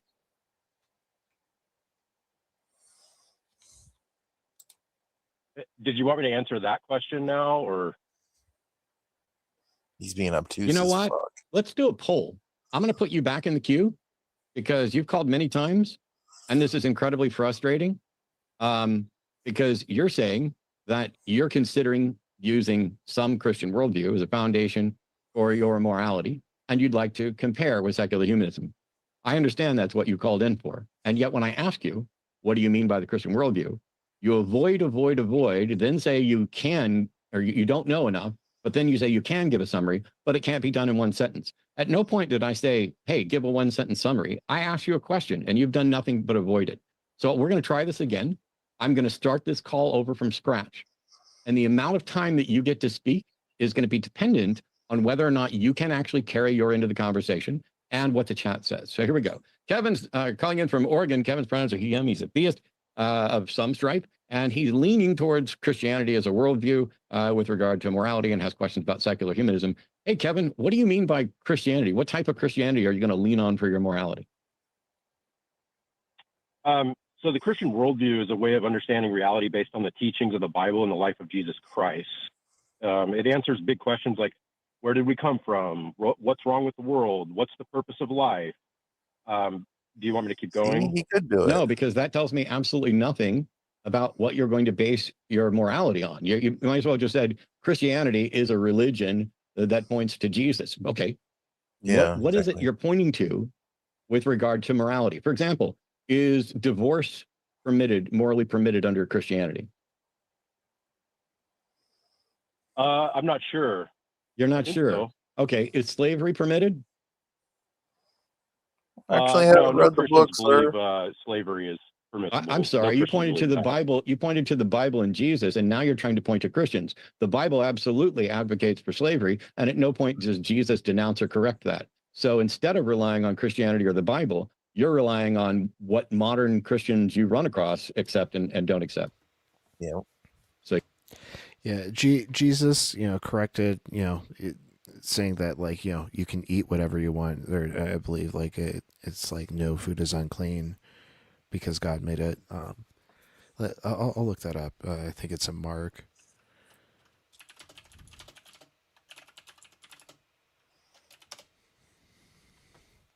Yeah, Mark 7:19.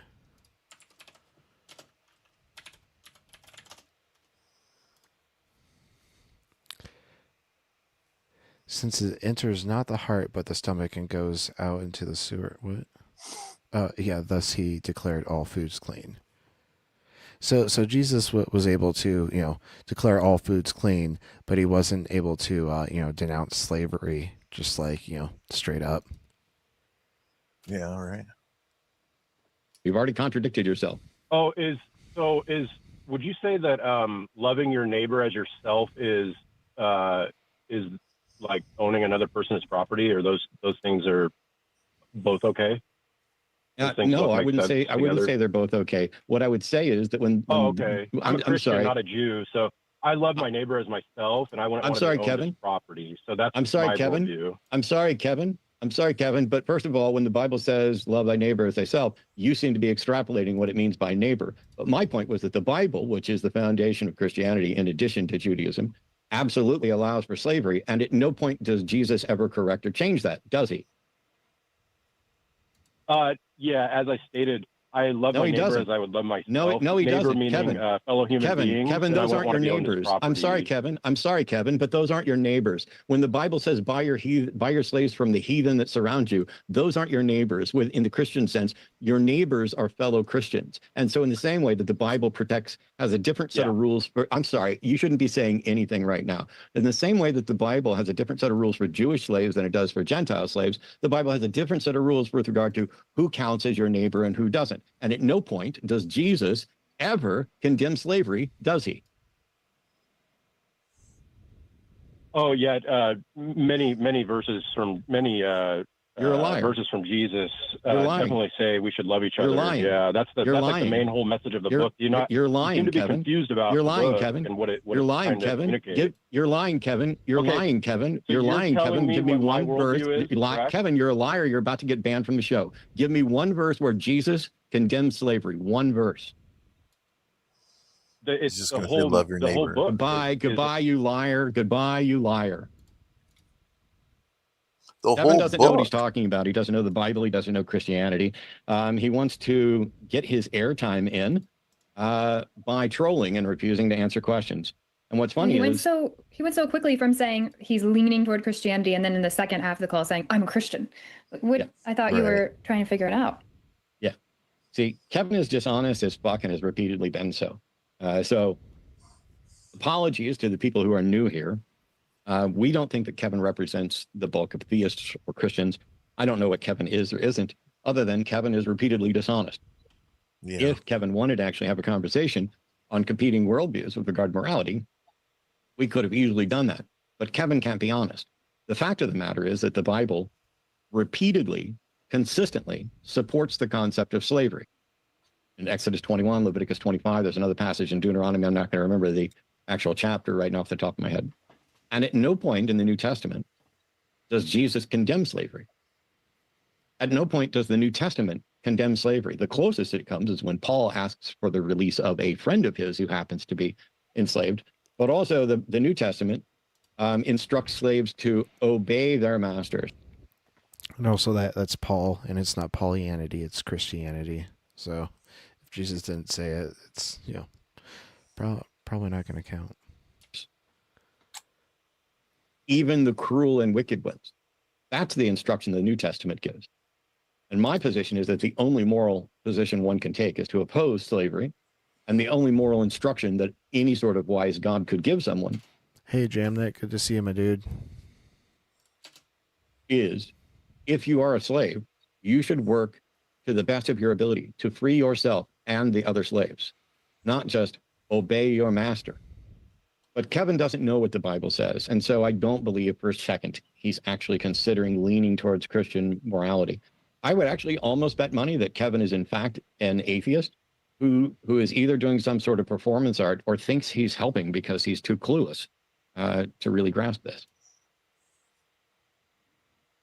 All right, not playlists. Okay, that was a shorter one. Still probably got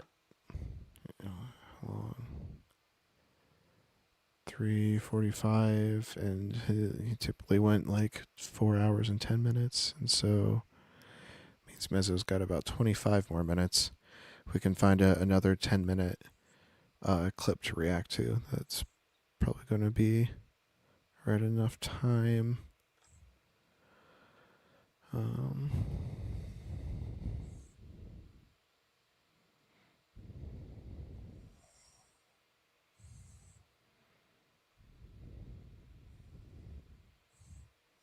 What's that one with Matt and Jovan that was like 20 minutes long? Is that too long? Well, we've done like 2 line reactions tonight. And I don't want to like lean too heavily on one single channel. Yeah. What about the Joel one there? That's 30 minutes. Oh, I couldn't see it.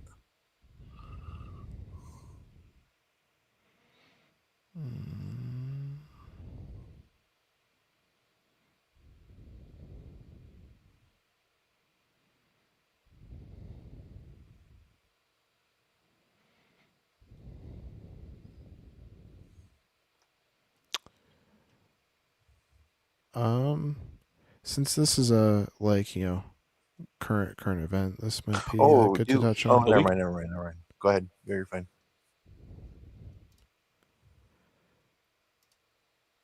Or so ago, I received notice of another set of issues coming up before the Texas State Board of Education, suggesting that I should once again go down to Austin to testify. However, this time it wasn't going to be for just like one day like it usually is, but I would have to be down there for a whole week, while I also had family obligations to attend to here in Dallas, so I couldn't go. Not like it would have mattered if I had been there. The religious right Republican majority all over Texas politics has already rejected testimony from hundreds of scientists and dozens of scholars of history and so on to vote however their donors paid them to vote, no matter what the facts are. I was there last year at the Texas State House testifying against putting the 10 Commandments in every public school classroom, and James Tellerico heard my testimony and expressed to the rest, how he agreed with it. He was on the same page as me, but it didn't change the position of the panel. I mean, they voted it down, but of course, religious right conservatives own this state, so even after it was voted down, they came back and pushed it through anyway. So I know it wouldn't have made a difference, but even though I needed to be here, I still wish I was there when I should have been. The Texas State Board of Education is now requiring millions of public school students to study Bible stories in the classroom. After months of discussion, the State Board of Education approved Bible stories as required reading in Texas public schools. Earlier today, Texas education leaders voted to make Bible stories and verses required reading for more than 5.5 million public school students in this state. This move coming from the Republican majority State Board of Education as they met today in Austin. Some examples of the new readings: a picture book adaptation of David and Goliath story for elementary students. Also, Bible passages about Adam and Eve for older students. Also of note today, the board voted to change some social studies curriculum to focus less on global cultures and race. Both changes have sharply divided educators and parents as well. Holy fuck, those are some old computers in the back of that crap. Just the way that was just framed right there. It's divided the education, it's divided politicians and educators. It hasn't divided the educators. Educators are saying, fuck you. Nobody wants this.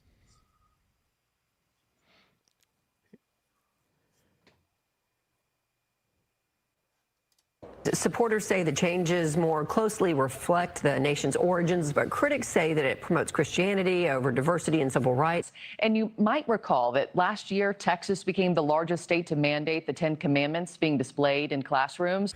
Democrats and other critics say that this move is pushing Christianity on people of other faiths or those who don't identify with any religion. Conservative supporters claim that this is emphasizing Christianity's role in America's founding. In what appears to be a first in the country, the Republican-controlled Texas State Board of Education has passed a plan mandating works that all of its more than 5 million public school children must read, and Bible passages are included in every grade's required materials. So in elementary school, students will begin with a picture book series, and starting in the 4th grade, they will read specific Bible passages about Jesus. In middle school, that will include the Sermon on the Mount and teachings about the kingdom of heaven. Supporters say that this goes a long way into teaching the role of Christianity in the development of the United States and its role within Western culture. Critics say this is a clear violation of the separation of church and state, that it excludes the points of view and the teachings of non-Protestant Christians as well as Jews and Muslims. Now, last year, Texas began to require every classroom display the 10 Commandments. But education experts say they know of no other state in the country that has gone to these lengths to infuse biblical teachings into the public school curriculum. It's impossible to have a complete education as a young Texas student without understanding texts that were very foundational to our culture. By culture, he really means both his religion and his race, and how both are at the heart of what he imagines to be a culture war that has been going on for decades behind the scenes of American politics. The religious right has been relentless in their attempts to undermine the Constitution and Christianize our once proudly secular government. Well, why do they do that? Primarily, it is because they literally prefer fantasy to reality. But Abrahamic faith is also authoritarian, always has been. These people think that religious freedom means that you're free to worship their God however they tell you to. Or you're free to suffer any and all imposed social and financial penalties if you don't. So the real goal is to manipulate the masses and strip most of us of our individual rights and erect an oppressive authoritarian regime. The rich want to control the poor, and religion is the most effective tool to do that. If they can control what you believe, they'll control how you vote and whether you'll do whatever you're told or what you will allow to be done without stepping in to stop it. At the very least, it means that the public has been conditioned to tolerate or permit immoral, illegal injustice and violations of human rights on the parts of the controlling cabal. On the one hand, they're all about forced conformity, bowing not to the facts, but to an unquestioned assumption of authority. They think that you have to fear their God in order to behave.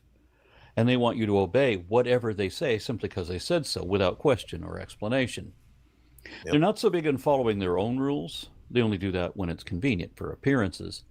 For those in power, it's more of a do as I say, not as I do type of situation, though you're not likely to know about that living in a cyber surveillance state where they know everything about you, but anything about them has been redacted. On the other hand, religious indoctrination is a form of mind control, as are all of our propaganda channels posing as news. Yeah, especially Fox News. It's less mind control though, more narrative control. But I guess like when you're getting people to adopt the narrative, like you are having an effect on their mind. But like yeah, like when you only have one frame of like the news being presented to you, then like you know it's really easy to get you to go along with ideas that they're trying to sell. Over the last couple decades especially, we've all seen just how polarizing their orchestrated... Opal, are you talking about like the ones they're doing on stage, and then like you know there was no one there, and they turn around and like there's like this entire like empty like venue seating area. Well, also, I saw a crazy post about the Trump fair. There was like some sort of stage accident during a dress rehearsal yesterday. I'll see if I can pull that up. Or, what? So maybe on Public Freakout.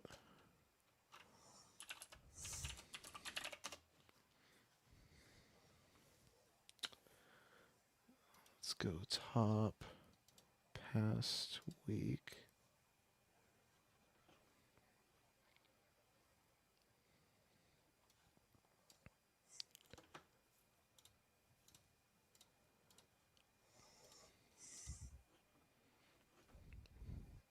This is the one that I was just talking about. It's a huge space, and it's just going to get more and more crowded as the week goes on. Not only do we have a lot of people, and it's because there's tons of people here. It's a huge space, and it's just going to get more and more crowded as the week goes on. Not only do we have a lot of people here, we have people you want to have, like Stacey Garrity. That woman's going to be next governor of Pennsylvania. There we go. Yep, look at her, that beautiful red hair. And it's because there's tons. Just embarrassing.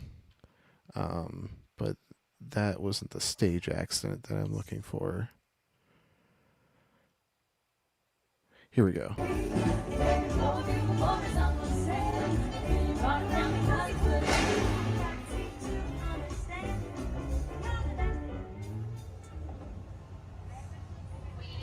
those dancers are super lucky that no one got hit by that, because that like would have like most definitely killed someone, if not, you know, permanently disable them. So watch the action part again.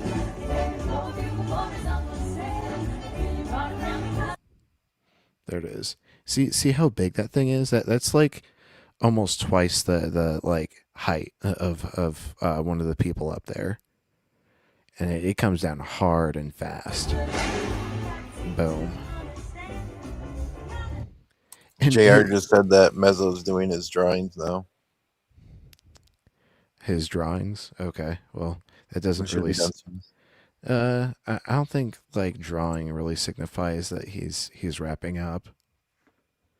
When he like brings multiple people on stage, and like, you know, starts to like play music is usually like a good indicator that it's wrapping up.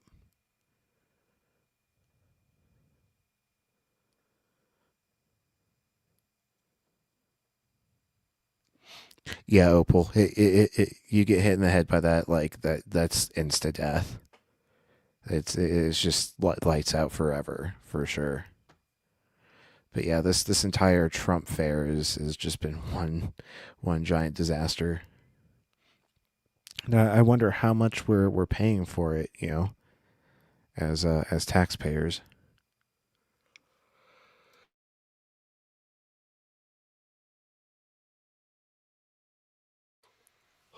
Okay, get back to Aaron.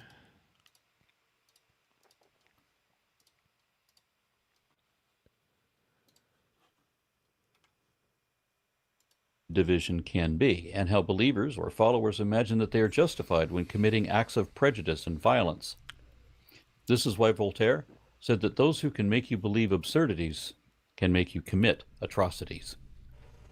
If you voted for them out of patriotism for God and country, if you're proud to be an American because at least you thought you were free, then you elected the wrong party last time around, because your precious freedoms and liberties, benefits, and entitlements are all on the chopping block now.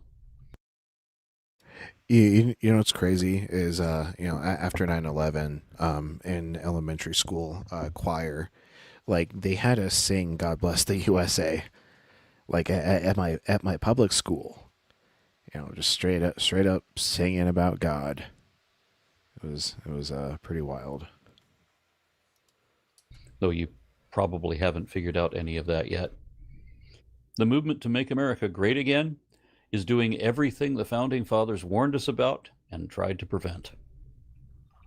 With Project 2025 ensuring that America will become the Christian nation that it never was before, then maybe I should just play along. Y'all want Bible lessons in the classroom? Lying to sequestered students about Adam and Eve and promoting Christianity over reality, while you refuse to teach about our real historic origins as the world's first explicitly secular nation, nor about our evolutionary origins as a species? Then fine. You want 10 commandments in the classroom? Fine. Let's have a series of Bible lessons for Texas students, starting with one regarding the 10 commandments.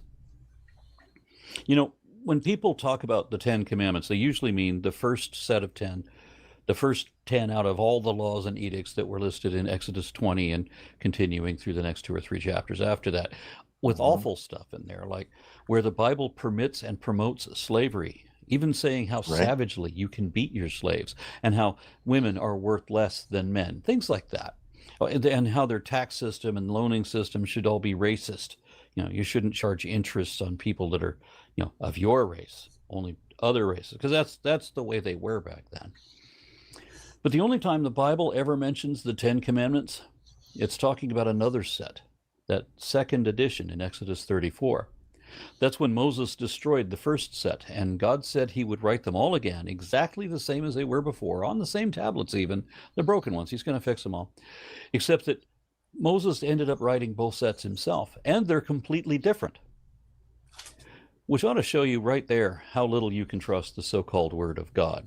God was talking to Moses directly, and he still got everything wrong. The first 2 commandments in Exodus 34 are kind of like the first 2 in Exodus 20, albeit paraphrased.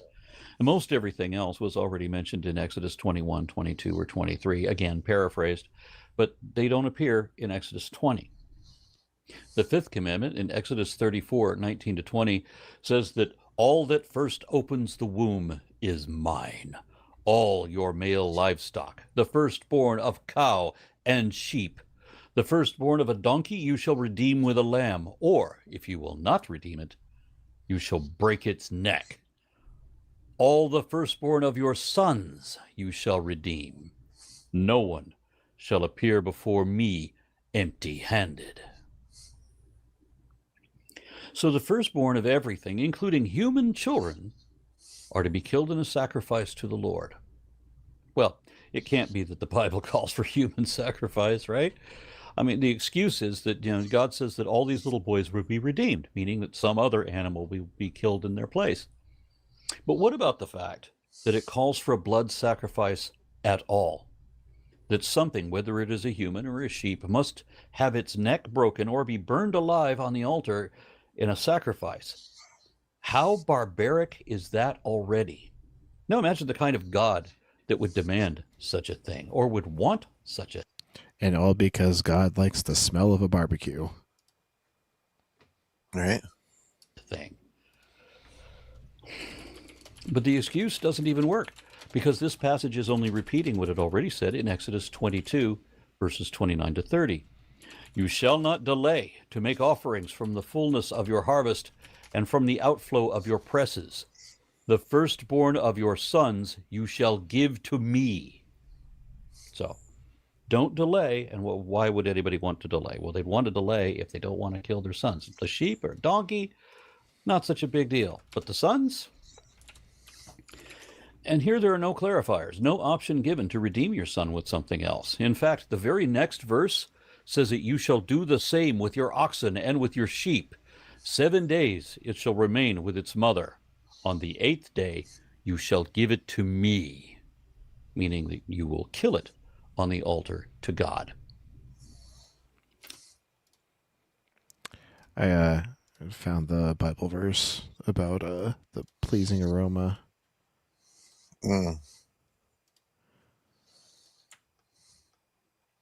Dark Matter 2525 did a good video about this passage. I always remember. But its entrails and its legs shall be washed with water. Then the priest shall turn the rest into smoke on the altar as a burnt offering, an offering by fire of pleasing odor to the Lord. So God likes a good barbecue. All right.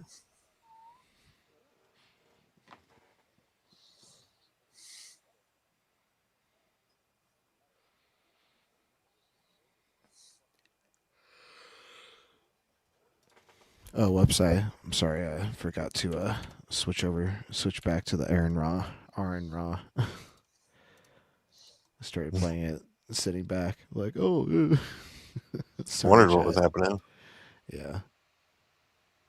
I feel like I might be a little dehydrated from being in the sun all day. I should probably get a glass of water.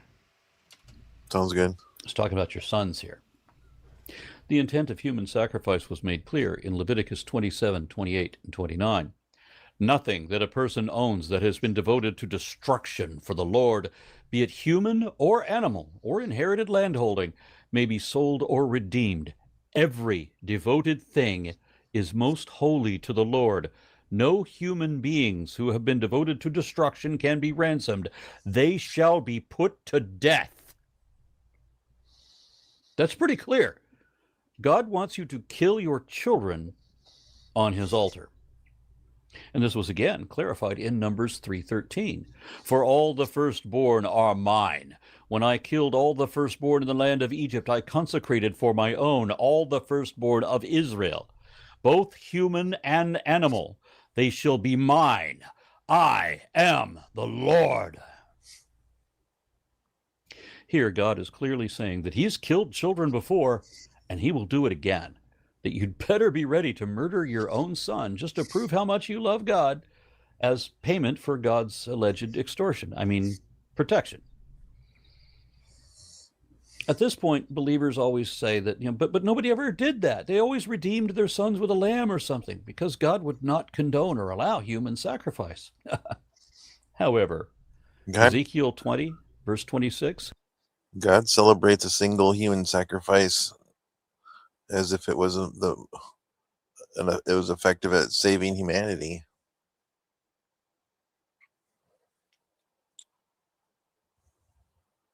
Corrects that, pointing out that some people really did sacrifice their firstborn sons as they were commanded to do. Here, God himself confesses to his own infallible error, admitting that I defiled them of their very gifts in their offering up all their firstborn in order that I might horrify them, so that they might know that I am the Lord. This is an admission that children really were being sacrificed, not to Molech or Baal, but to Yahweh, Jehovah, El Allah Abba Adonai, the Jewish God of Abraham, and the alleged illegitimate father of Jesus, though paternity has never been established. That's why most people prefer the commandments in Exodus 20. But even there are significant issues. For example, the fifth commandment says, "Thou shalt honor thy father and thy mother." That's nice, isn't it? Except when you read the rest of it, the reason why you should honor your father and your mother. That thou shalt live a long life. So, if you honor your father and your mother, you will live long. But if you don't, then you'll die young? Yes, that is exactly what that means. Because, as it explains in Deuteronomy 21, 18 to 21, if parents are annoyed with their disobedient son, they can throw him to the other villagers and have them stone him to death. Disappointing daughters, however, get off much easier. They get sold into sexual slavery, where if they don't perform well enough to please their new master, he will release them into the wilderness to die by the more fierce of natural causes that were abundant at that time. So, how's that for biblical family values? And I bet you they won't teach you that in public schools. And wouldn't it be better if they didn't teach the Bible at all? I think they should teach you real things. Science, philosophy, reading, writing, arithmetic, all of that kind of thing. Not barbaric horror fables that we know are not really true.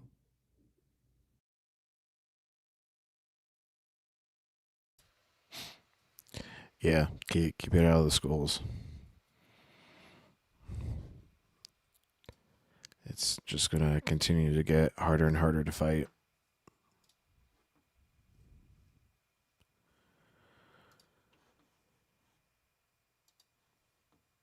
Okay, let's check back in on the meso time.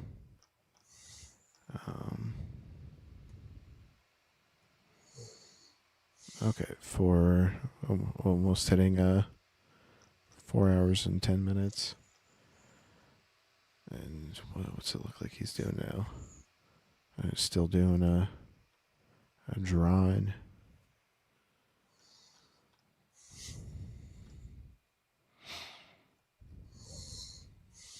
Does anybody in the chat have any suggestions of what they'd want us to react to? If so, go ahead and give the channel a video title. Otherwise, I'll look for another 10-minute video.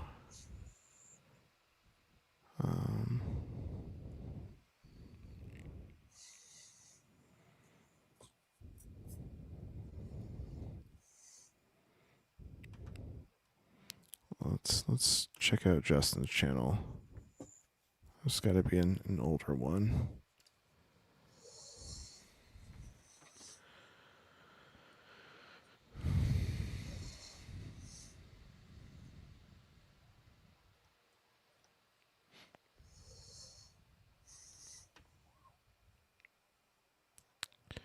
I feel like we watched that one, so I'm going to look for a different one. But I always enjoy Thinker. I feel like we've watched the Breezy one before too.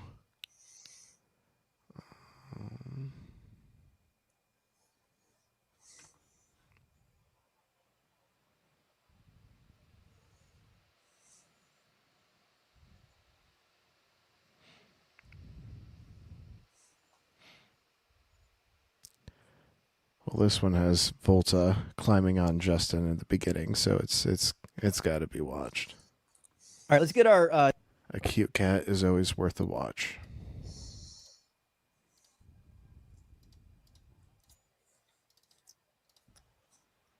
The next guest in here. It looks like it's going to be Sean. Welcome in, Sean. Are you at least 18? And do you believe in God? Yes. Awesome. And which God do you believe in? Jehovah. Awesome. And do you also believe in Jesus? Yes. I assume so, because Jews never say Jehovah because it's not his name. So do you think that the God of the Bible is all good, partly good, or maybe not so good, maybe sometimes good, sometimes bad? He's holy. Yeah, but is he good? Yes. Awesome. So then you would say then by extension, everything he does is good and all of his laws are good. Yes. Okay. Do you believe in objective morals or relative morals?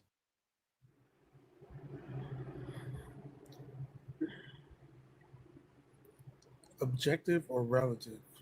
Yeah. Relative morals meaning they change with time and culture. Objective would mean that they don't change with time and culture. I believe most of the people believe in they change with time and culture. Sure, that's what I believe, but I'm asking what you believe. Well, if you're thinking about a person like me, I believe God's morals are timeless. So okay, so they don't change with time. No, they don't. Okay, that's all we needed. I mean, I figured that was your position. I just wanted to make sure. Okay, so then, was it ever okay, for example, to kidnap women when you go to war and make them be war brides?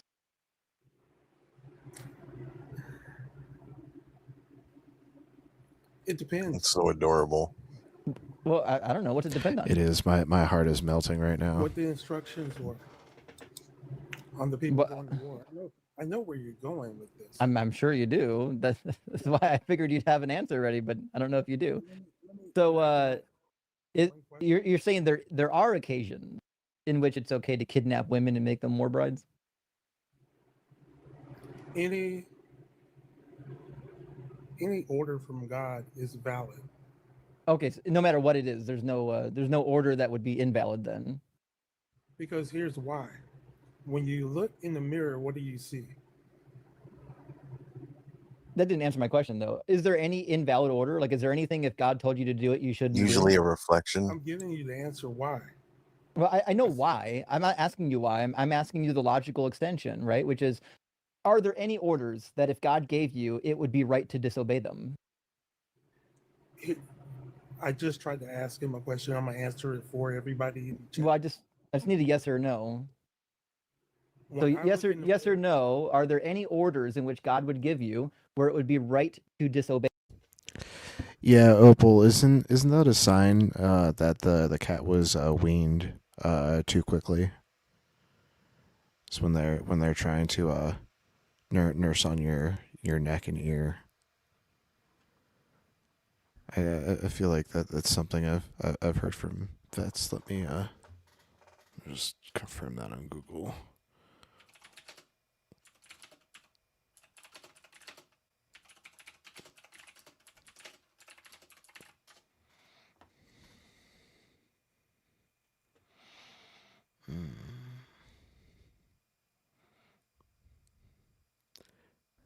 I guess that could be considered poor bite inhibition. Persistent nursing and suckling, yeah. So yeah, just an unfortunate fact about, sometimes getting a pet is sometimes the breeders did not properly wean them, or might have sold them too early. Whenever we add a fur baby to our family, we always do a rescue. We don't go through breeders. And so, often when you're getting a rescue puppy. You know, they weren't properly weaned, and so you got to help them out with their behavioral issues that will certainly come as a side effect from that.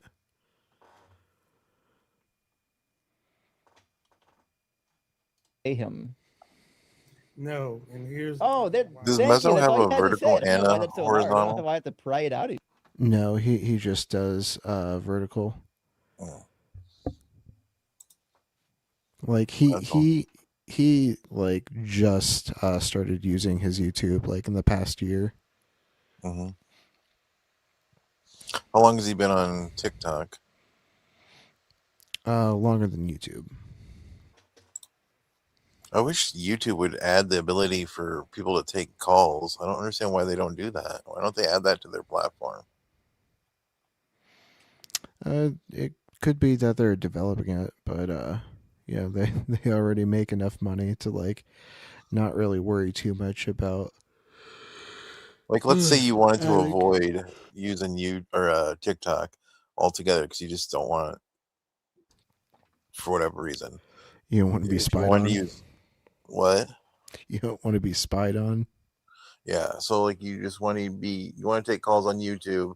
What would you do? Just use it through Discord? You just have to add an extra step, and then route it from Discord to YouTube. Yeah, pretty much.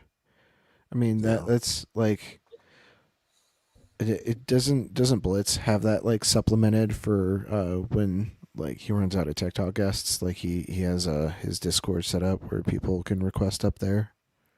I think so. Because if I was gonna do that, if I didn't want to mess with TikTok whatsoever, and if YouTube has no way for you to take calls, that seems like the most obvious. But there's better ways. I wouldn't know. I'm just curious. Or you can you know, use something like Call in Studio, set up a phone number, or you know, have the stream. Oh, yeah, StreamYard links and restream or whatever. Good night, Opal. Hope you rest well. We'll see you in the next one. You? I want to. You didn't have to pry it out of me. I want to expand on the point because I asked you a question. I said, when you look in the mirror. Sean, you can't expand on a point if you don't answer it. That's not how expansions work. Like if I wanted to expand on an answer to the question, I have to first answer it and then I could expand on it. Okay, I answered the question, so now can I? Now you get to expand. Yeah, go for it. Yeah, when anybody, all 518 people. Oh, yep, there it is. JR said he's bringing on Mezzo's bringing on multiple callers, so should be wrapping up soon. When you look in the mirror, what you see is something created by God. We're all creations of God. Without God, that's what you believe. Without God, we would. Is that a way for him to just clear out what's in his call list? Well, what he likes to do is bring out multiple callers and like get them talking amongst themselves because, you know, nobody fights with a Christian more than other Christians. Yeah. And so like, you know, he kind of like starts a thunderdome of sorts and then like starts playing music and slowly like makes it louder and louder and louder as it like drowns out like the Christians infighting. It's honestly brilliant. Nice. I love the gimmick. So whether you believe it or not, it's still a fact. So, well, you certainly haven't demonstrated it to be a fact, and it's kind of irrelevant to tonight's talking point. The talking point isn't whether or not God is real. For tonight's talking point, I can just tell you that God is real, and he's right here. This is God. So bada bing, bada boom. That one's over. We can move on to something more interesting. So I love how Faraday is just like hiding behind everything on the bookshelf. If in fact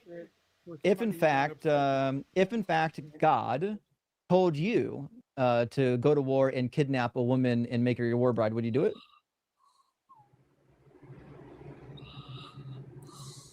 God gets to do with what he wants to do It's weird that you can't say yes or no. Would you do it if God told you to?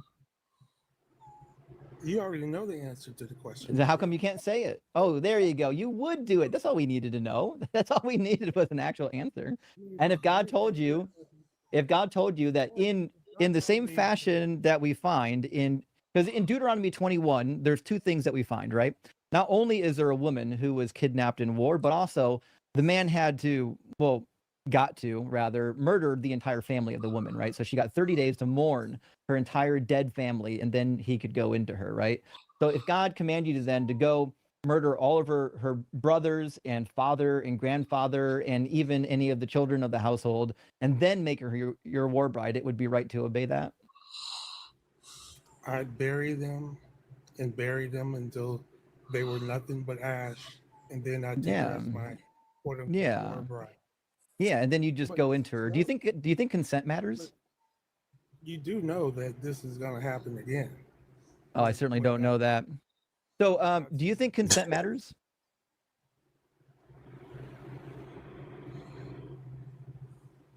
Do I think consent matters? Yes, I think consent matters. Just not in war, because when you go to war, then you can kidnap a woman really think and about make them that. your war brides. Nobody's doing that today. I didn't say they were. Okay. So you don't believe it? So you definitely don't believe in consent, and you definitely think it's okay to murder babies, and you definitely think it's okay to kidnap women in war. It's pretty wild. Hold on, you're putting words into my mouth. Can I expand? No, I think you've said enough, and I don't want to get my live stream taken down. We're fucking rolling today, friends. We've already got 2 in the bag. We got 2 baby murderers in the bag already today, guys. This is gonna be a wild one. Can't wait. Cannot wait to see what the rest of the night brings. Oh goodness, I love it. Listen, if you ever wanted to know, is religion dangerous? Yeah, the answer is yes, it's dangerous. That guy just admitted he'd murder babies and then kidnap a woman to be his wife. Yep. Baby pastors every single time. Right.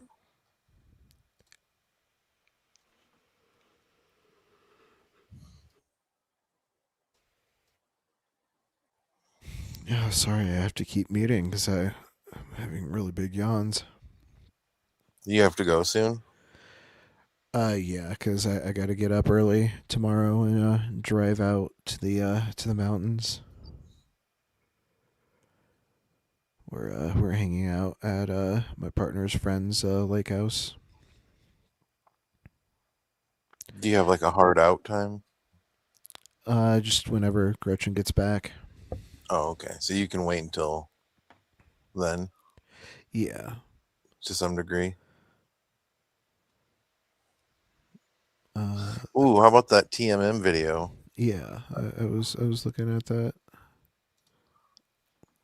Here's a guy who thinks that. I wish nobody was up here. He'd probably enjoy this one. I love TMM.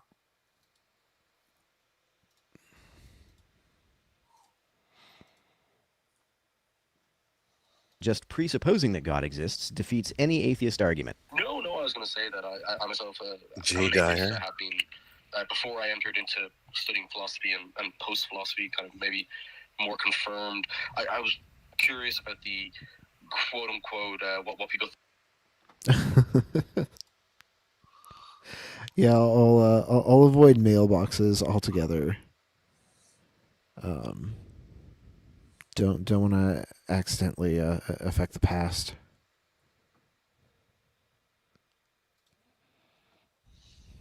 thought of Albert Plantinga's defense of the idea that suffering or evil, quote unquote, is a logically possible scenario for the existence of a god in relation to a world. Plantinga's argument doesn't recognize the inherent contradiction in the idea that an all-powerful God would not have the power to create a world in which people simultaneously have free will and never suffer. I'm happy to. Okay, so I mean, I'm familiar with. I think we read 2 papers in undergrad from Plantinga. I've not read this specific paper, but I would make a stronger argument from a presuppositional standpoint. So I would actually say that without theism, you can't give a coherent account of good or evil at all, which seem to be necessary for a coherent worldview, or at least for truth values and truth propositions, and if we can't, even like from a presuppositionalist view, you don't have like a consistent internal definition of good and evil. Like it's good if God does it. So like it would be good if God commanded rape, and like that's obviously batshit insane. That like rape is never good. True. It is always evil. So yeah, it just leads to absurdities like that. do those things, then I think we lose the possibility of meaningful language, predication, truth, etc. This is the argument presuppositionalists use to dodge literally any challenge to theism. Jay doesn't really address the argument at hand. He reverts to dismissing any claim not predicated on theism as groundless. Presuppositionalists say that because humans are fallible and don't have the powers that God has, no human can make any claim that something is true unless there is a God that created the whole concept of truth and knows it infallibly. The problem with this is that even if there is a God who created truth and revealed it to us, we are still fallible human beings capable of thinking claims are true that are really not and thinking claims are false that are really true. Even if there is a God who creates truth, because Jay is fallible, he still can't ground his claims as firmly as he thinks he can. Even if there is a God, Jay could still be completely misinterpreting God's nature and what God tells us through revelation. Maybe there's a God, but Christians are mistaken to think the Bible accurately describes him. Maybe God has revealed truth to us through a different book. Because we're fallible, we can't know that with absolute certainty. Because humans are fallible, whether there is a God or not, even if God does ground the very concept of truth, that ground leaves us no more capable of being certain that anything we believe is true than if there were no ground at all. So yeah, well, I think on that though, the problem of evil doesn't have to engage with that, because it doesn't have to give a coherent account of good and evil under an atheistic point of view, but rather has to point to the parameters. Whoa, Jay Dyer jump scare. What the fuck? That you just scared the shit out of me. Gretchen Sorry. jump scare. And How was my the dog. stream? How was the stream? It actually turned out to be pretty good. I went like the first Awesome. hour and a half with zero guests except some guy who called up and was like jerking himself off the whole time. Really weird. Like actually jerking himself off, or like metaphorically jerking himself off? Really no way to know. Oh man. just spanking his schmeat like it owes his Mezzo owes him tried to money. play it off, but it just got too fucking gross at one point. So, hi, JR. Jay Dyer looks like identical to a friend of mine, like a doppelganger of a friend of mine who's got like 4 or 5 OWIs. I don't know. Just every time I look at Jay Dyer, that's all I can see is this friend of mine. But I'd rather hang out with someone who has 4 or 5 OWIs than Jay Dyer.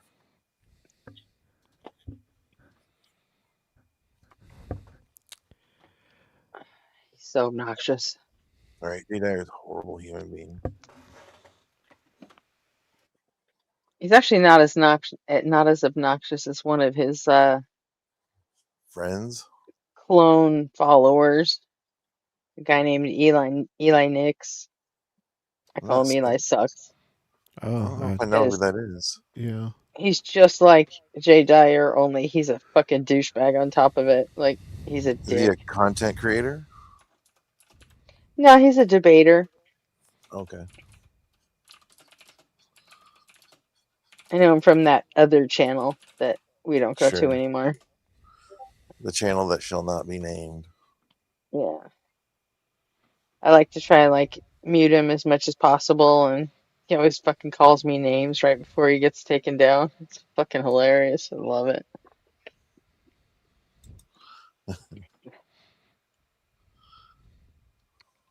Hey, nobody. Good to see you. Hey, nobody. Gretchen, I just sent you the link to the How video. can you be more of a douche than Jay Dyer? I give you Eli fucking Nix. That's how. Okay. Yeah, if Got you it. want to take over playing the video, I'm going You about to take to. off? Yep. When I'm well rested and can safely drive into the mountains. Yeah, I Nice. kind of figured you've been I on for 2.5 hours, so and Mezzo started loading up his panel. He's about to do those turn up the music and walk away things. So I was like, yeah, okay, I'm good. I'm out of here. See you guys. Yeah, I love that bit. Like it's so funny. It's so genius. Like Christian infighting will never not be funny. Yeah, I like turning. What was the timestamp on that? Where is the window that I'm even using? 2 minutes and 53 seconds. 2:53 in. Okay. Yep. Yeah, I always go to TikTok when he starts doing that. It's so I funny. gotta run my dog out quick. Shoot. Okay. Hang on. Okay, I'll be right back.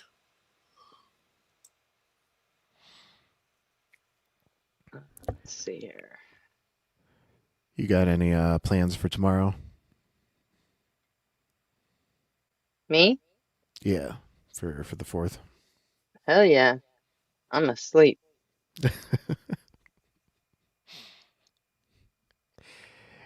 And on the 7th day, Gretchen rested. And on the first day, and on the second day, and on the third day.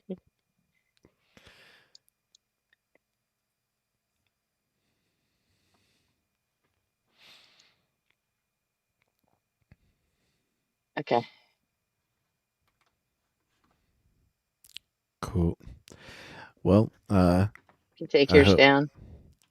Yeah, it took it down. Okay. Yeah, I Yep. already put mine up. All right. Well, everyone, I hope you have a good rest of your night. I hope everyone has fun tomorrow. Stay safe. Don't blow any fingers off. Drink plenty of water. Use sunscreen. All that good stuff. You too. Are you going to be back for stream tomorrow night? Or no? Potentially. I had a buddy of mine hit me up asking if I was available to help run a show tomorrow. EDM show. Because the sound engineer they had dropped out, and I told him, go ahead and try to find someone else. But if you can't find someone else, then I'll step in and help. Have a good night, RP. I'll see you if you Okay. stream tomorrow night. I'll see you then. Otherwise, I'll see you when I see you.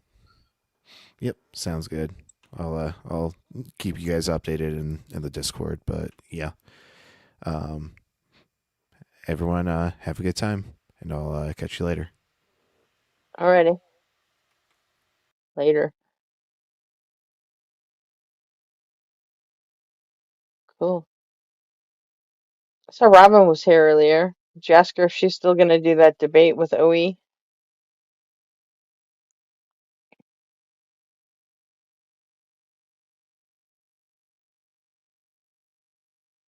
Well, I guess Neptune's not here either. Okay, it's just me. Good night, Chrissy. Sorry, I just got to run Fry out real quick. Oh, okay. Just bad time. I'll be Yeah, right you did back. say that, didn't you? Yeah, I was just saying goodbye to RP quick. I heard him right. I was just about to head out the door, but then I heard RP about to leave, so I wanted to come back and say goodbye to them. Okay.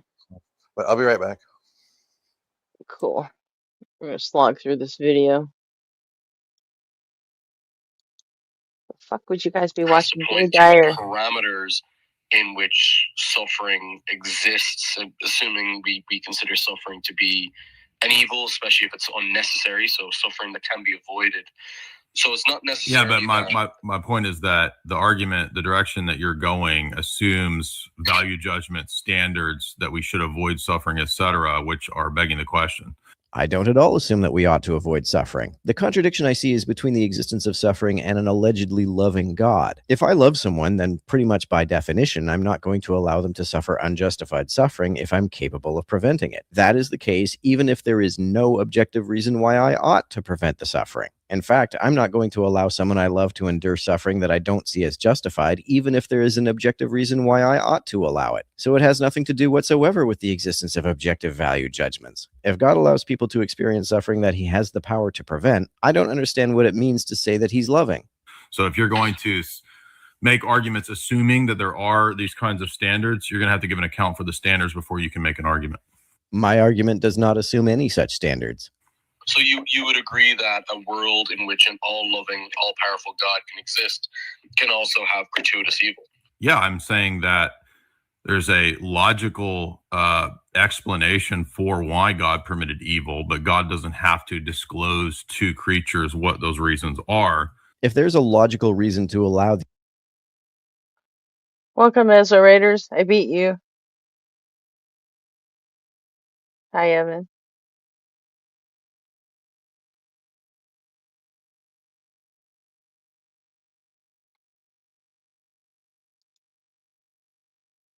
the evil, in what sense would it be gratuitous? One might speculate that the existence of evil is necessary to achieving some good that outweighs the evil, but why would an all-powerful God not have the power to achieve that good without allowing the evil? And a worldview where there is a God has Also, sorry for the Jay Dyer jump scare. I didn't pick this. This was already playing when I got here. a basis for objective standards, and a worldview where there isn't a God can't even give an account for any standards at all. You don't need to accept God's alleged standards to point out that it doesn't make sense that he's not following his own standards. I don't believe in objective evil, but if there is a God, there are lots of things in the world that meet the Christian standard of evil, and I don't have to agree that they are objectively evil to point out that this does not make sense. Yeah, no, so taking that on board, so a world in which, say, bone cancer can exist in infants that die has to have a logically necessary reason according to a God that we would consider good, right? I'm saying that you will need to give an account for meaning or value judgments at all before you can make an argument. You don't do that, though. I know you think that good things are good because God says so, but what non-circular reason is there to think that what God says is good really is good? In the parameters of you, so we accept the existence, and then we say things like, in the natural world, we have what appears to be suffering, pain, anguish, and we say, and this is the compatibilist view, or even a defense, that yes, these things exist. They exist. They permeate through society. I'm making a different argument. You're trying to peg me into like normie planning a style evangelical arguments, and I'm making a no. Jay has only one argument, and he gets really frustrated if you try to get him to make a different one. I'm making broad scope conversation. I'm making a different argument about transcendental categories and value judgments and standards. No, I don't think so whatsoever. I am. Again, what do you mean you don't? You said you don't think so. That's what I'm doing. What do you mean you don't think so? Well, I don't know you, so I don't know how you will take the argument. So I can't say. I'm telling you the argument. I'm making a different. I'm making a different argument. I'm saying that if you're going to critique Christianity on the problem of evil, Transcendental categories aren't real. Fucking cry about it forever, you whiny little bitch. I'm saying I'd like to hear from you an account of standards, value judgments, logic, and argumentation on an atheist paradigm before I will listen to you making the arguments, because in order to make those arguments, you need to give an account for those standards. You don't have to give an account of objective moral standards if you don't believe in any such standards. You can completely reject any and all objective moral standards and still point out that it is paradoxical that the world God allegedly made doesn't meet God's own alleged standards. Saying that atheists can't give an account of moral standards is a dodge. It's a way of avoiding addressing the paradox. Another way that Jay mentioned is to simply say God has his reasons and he's under no obligation to explain them. Now, on the hold on. No, this yes, you do. Yes, you do. Yes, you do. A different way, right? You build a bridge, right? And I critique the foundations of your bridge, right? I just gave you the reply. You're not listening.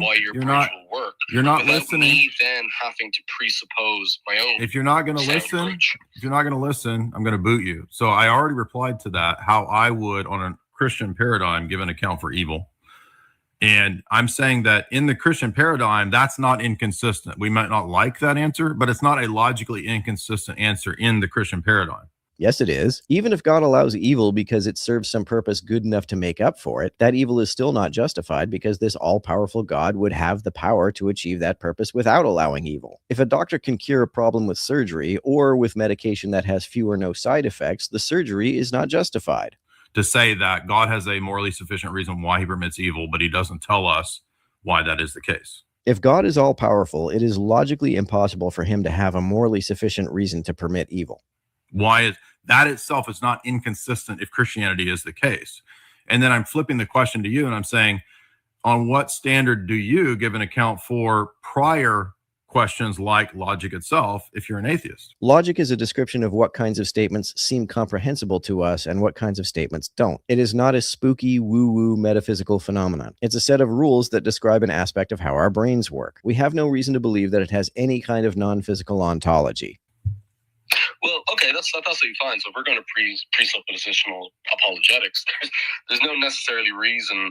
There's no necessary reason why I should assume that only a theistic understanding of the world has an account of logic. Sure there is.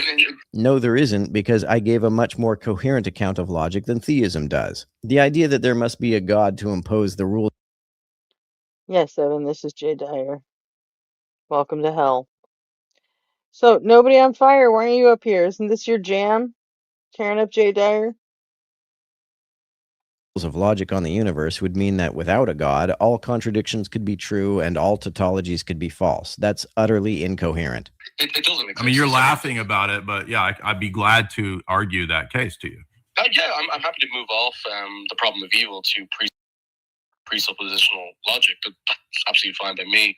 I will say, though, that the ball is in your court to argue that not just logic as a foundational aspect can only exist under theism, but that it can only exist under theism.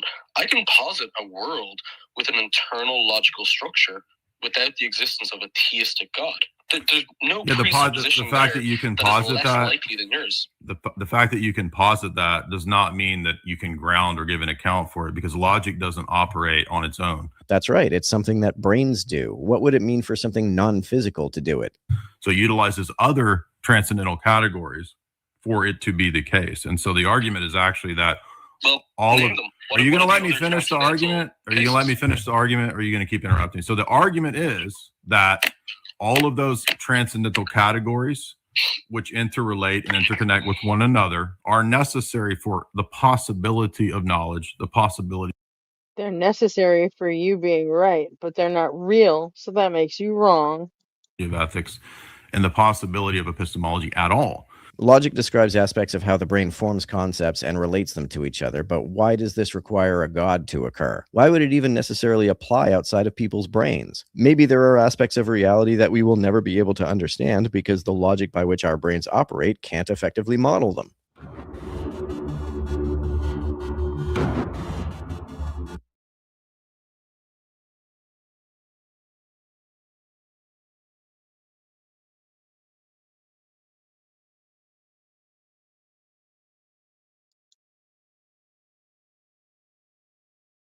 Well, thank God that's over. We won't be doing any more Jay Dyer. Because that's a bitch.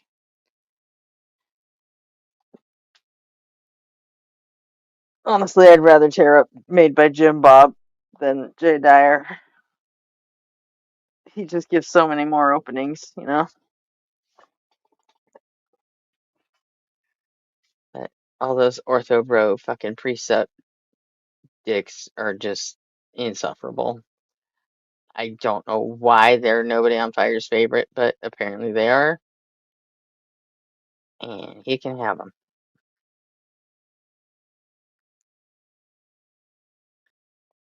I'm with you, Salamander. I don't want to see his punchable face either. So, okay. What have you guys all been watching while I was over at Mezzo?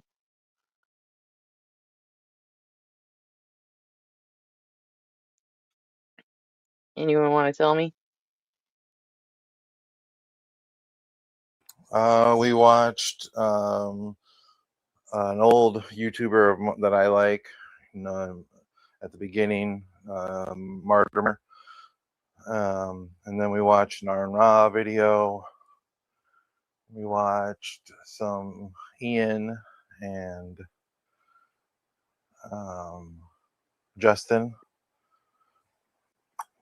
No Dr. Blitz because it was too long. Did you guys ever watch that Lux and Jimmy stuff while I was Oh gone? yeah, we did that too. We watched one. Nice. Cool. Yeah. Nah, so I don't have to. Cool. So, oh yeah, we had a good mix. How about we take a politics break? Sounds good to me.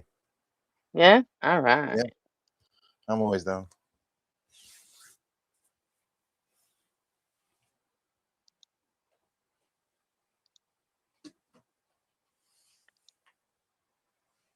This is Chris Mowry.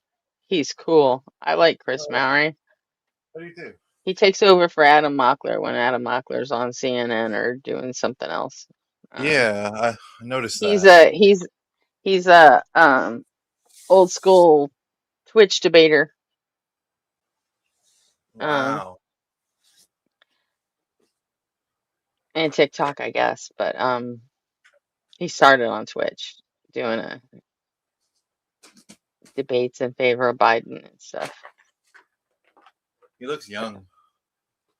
He is. He's early 20s, I believe. Early to mid 20s. So, hi, Robin. Right, come on. Robin heard politics, and boom, there she is.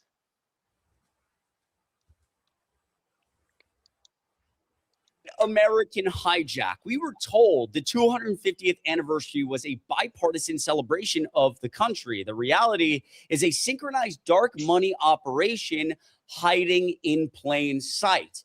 This is wild. And here's the thing. If you've been watching the Adam Mockler channel, or frankly, been scrolling your phone at all, you know that this event, Donald Trump's Great American State Fair, has been a complete disaster. There's certainly, to say the least, a lack of people there. The fair itself is falling apart. Today, we had some interviews with people on the fairgrounds being like, You see that arch right there?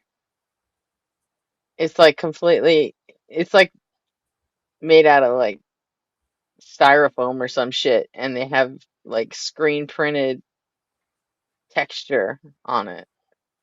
And in the heat, it got to be like over 100 degrees there, and everything was just falling apart. Like the texture fell off of his little. This is a model of the arch he wants to build in DC. Yeah, and I haven't seen this couldn't, yet. couldn't even keep a little mini version of it from falling apart. This is so funny. Right. Oh yeah, they stopped the whole thing and made everybody leave at like 1 o'clock, and then said come back at 5. And then at 5, the temperature was still over 100 degrees. So it's like I don't even know if they opened it or not. this is terrible. This is awful. I'm going to show you guys that. But we also just got this huge report from Democrats outlining all sorts of things. I'm going to give you a summary in just a second. But one of those things is that the Trump administration has been using this state fair to inject Christian nationalism and right-wing bullshit, onto the American people. This whole thing is supposed to be bipartisan. And the areas of this fair, and frankly, any event relating to this held by the federal government is supposed to be outlining our history from an objective point of view. But the Trump administration, alleged in this report, has actually been bypassing that completely without anybody knowing, and downplaying things like slavery, claiming that the Native Americans just willingly gave up their land. It's Christian nationalism. It is scary. It is wild. And we have got to talk about it. So let's start here really quickly. I just want to play a portion of this video on CNN breaking down some of this report because it's a huge report. So we're just going to get kind of a basic idea here in 30 seconds of what it's about, and then we'll continue before I hit play. My name is Chris Mowry. I do a daily video here on the Adam Mockler channel. We watched the stage collapse earlier today too. Share the video out. It really helps us. And also, what's that? I said we watched the stage collapse earlier tonight too. Oh yeah, while the dancers were rehearsing, Yep. the stage just almost fell on them. Yeah, they would have definitely got killed if that hit them. Yeah, there's a whole like social media staff in the White House that are just like deleting videos left and right off of their Freedom 250 page. It's so funny. Right. It is.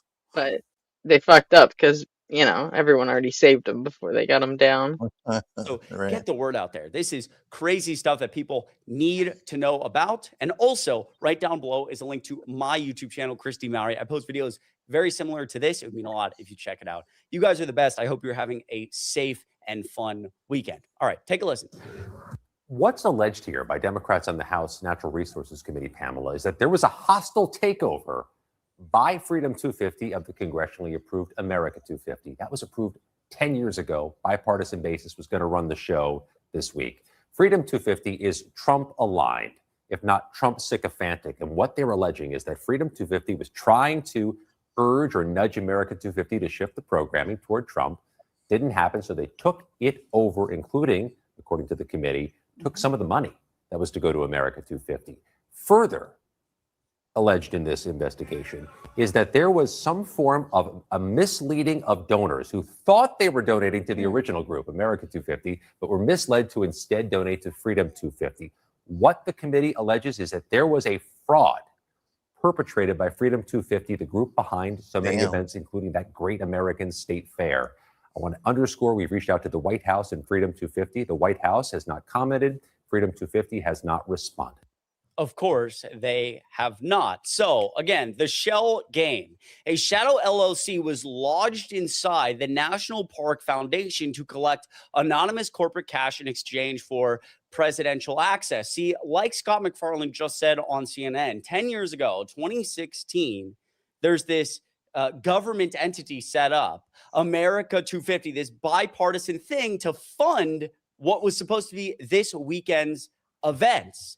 And a shell company, a shadow LLC, was formed under the National Park Foundation in the government called Freedom 250, essentially because the Trump administration was trying to pressure America 250 and the people leading that to pump things like Christian nationalism, do things that politically align with the Trump administration for America's anniversary, for the 250th anniversary. America 250 said no. And so the Trump administration lodges this shadow LLC under the National Park Foundation, which has no oversight and practically no one knows about it. And they use it to essentially act as if they are America 250. They mislead donors to donate to Freedom 250 instead of America 250. They use a lot of it for data harvesting. Registering for a free family event routes your personal data directly into a political targeting operation. Fundraiser, misled donors, routing money meant for the legitimate nonpartisan commission directly into the shadow corporation. Public servants were ordered to erase factual histories from parks, replacing it with propaganda trucks and an AI-generated George Washington. Hundreds of millions in taxpayer funds were drained from the legitimate America 250 Commission and are now unaccounted for. And that's the thing. They were supposed to get $100 million. Only $25 million has been accounted for. So you already know here. You can already guess based on just this is the most corrupt administration of all time. Donald Trump and his little goons have been sucking money out of this and getting rich somehow. We're still kind of putting those pieces together, but they've also basically hijacked the whole thing and made it hyper partisan. I also want to point out, because that's very dark and that's very scary. I'm going to get into more specifics here, but the last 24 hours for this fair in general have been very dark. 7 Trump State Fair attendees required advanced life support amid scorching heat. Do you think we know at least 11 people went to the hospital and yeah. Just curious, what do you think is going to happen this November? How do you think it's going to play out? What do I think is going to happen? Well, before that, do you know what Trump and his fucking goons were doing while all this was happening? What's that? While his fair was falling apart and they were having to shut it down and kick people out. Yeah. They were actually at the fucking White House with all of his rich ass buddies and Marco Rubio and all the people from the State Department with gourmet food and air conditioning, celebrating the fact that Trump is on the new passports.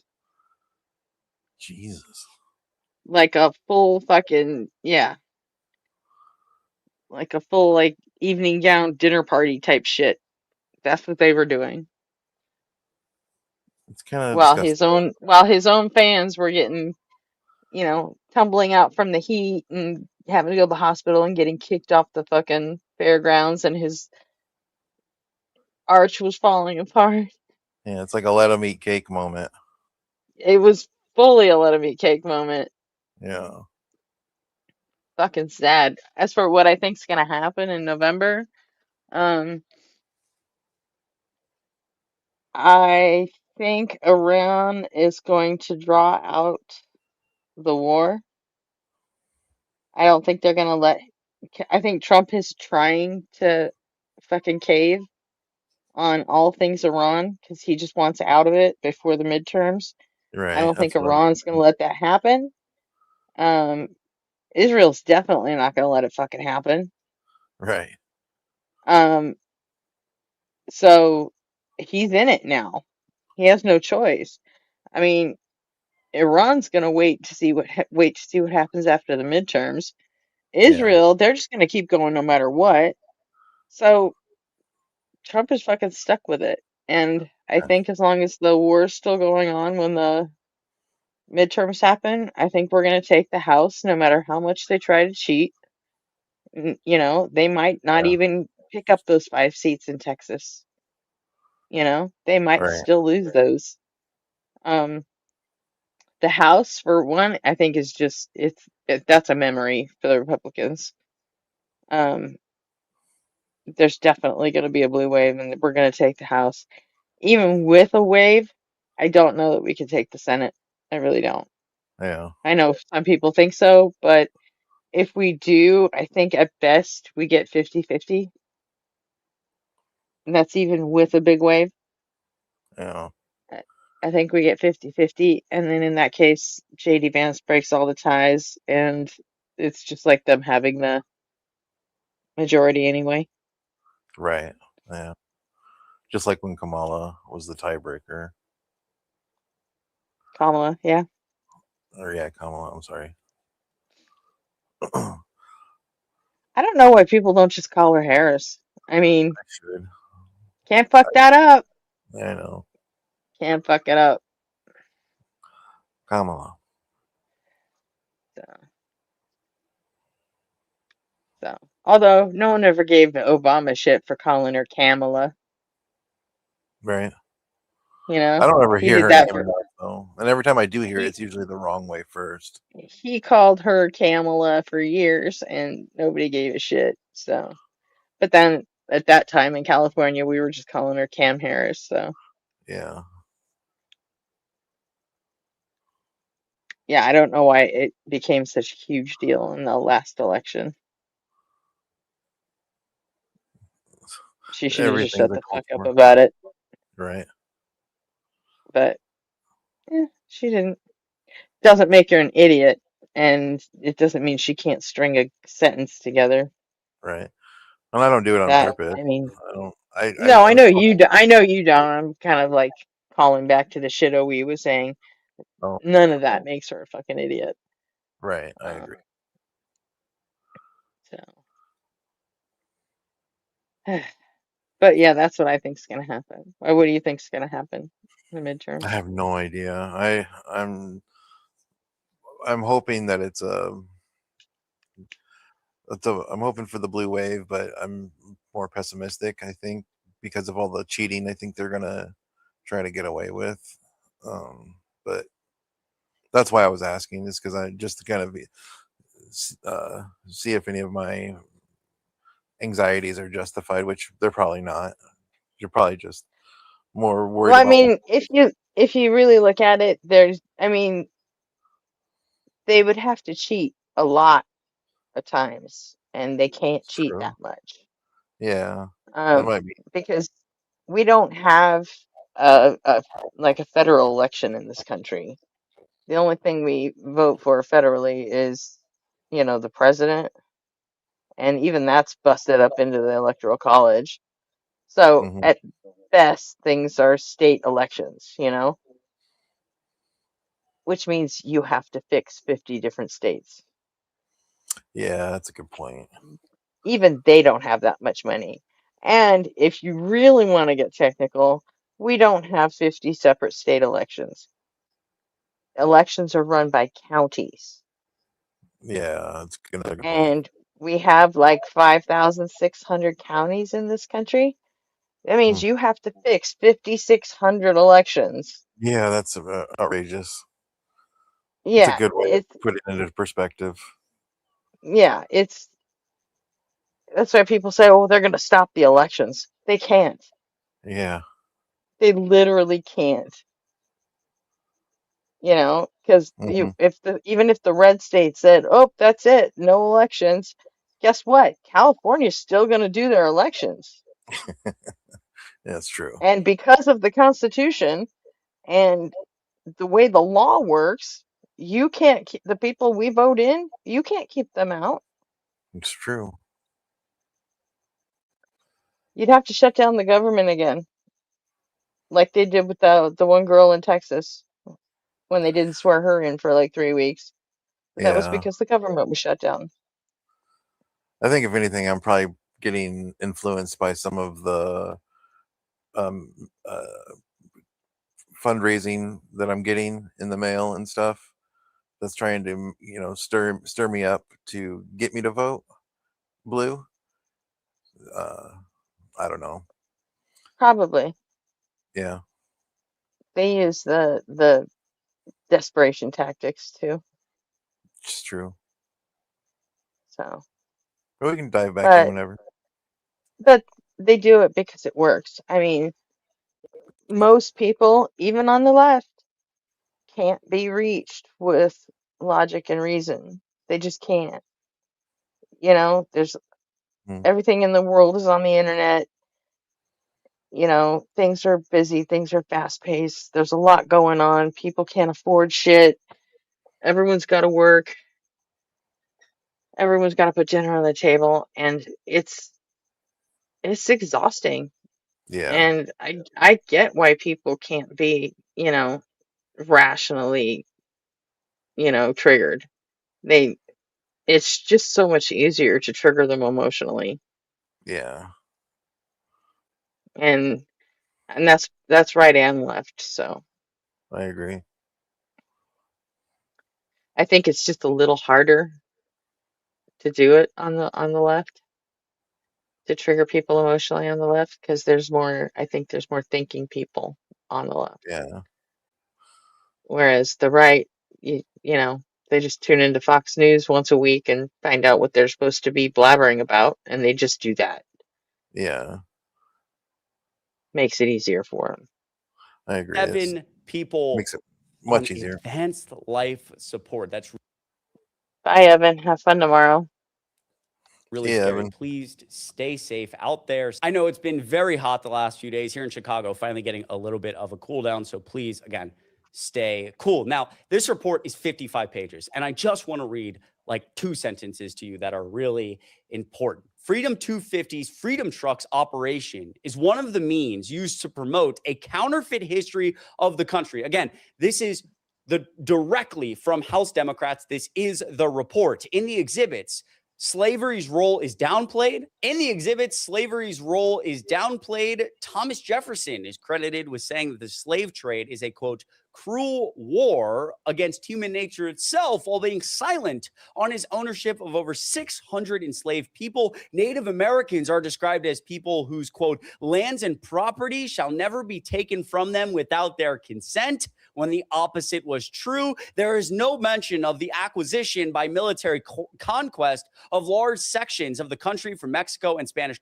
colonies, et cetera, et cetera, et cetera. So this is part of the takeover. You defraud investors and you start using the money you're getting with Freedom 250 to inject this Christian nationalism. It is scary as hell. Now, the only bright side to this is that very few people are showing up. Does it make it any better? No, but thank God Donald Trump claims it's packed, and what a surprise, it is not packed, because nobody needs to be seeing this right-wing bullshit that is an absolute lie pushed by very sick people within this administration. Here's an article from today. The fair doesn't feature any roller coasters or carnival rides, just a 110-foot Ferris wheel. Here's an article from today talking.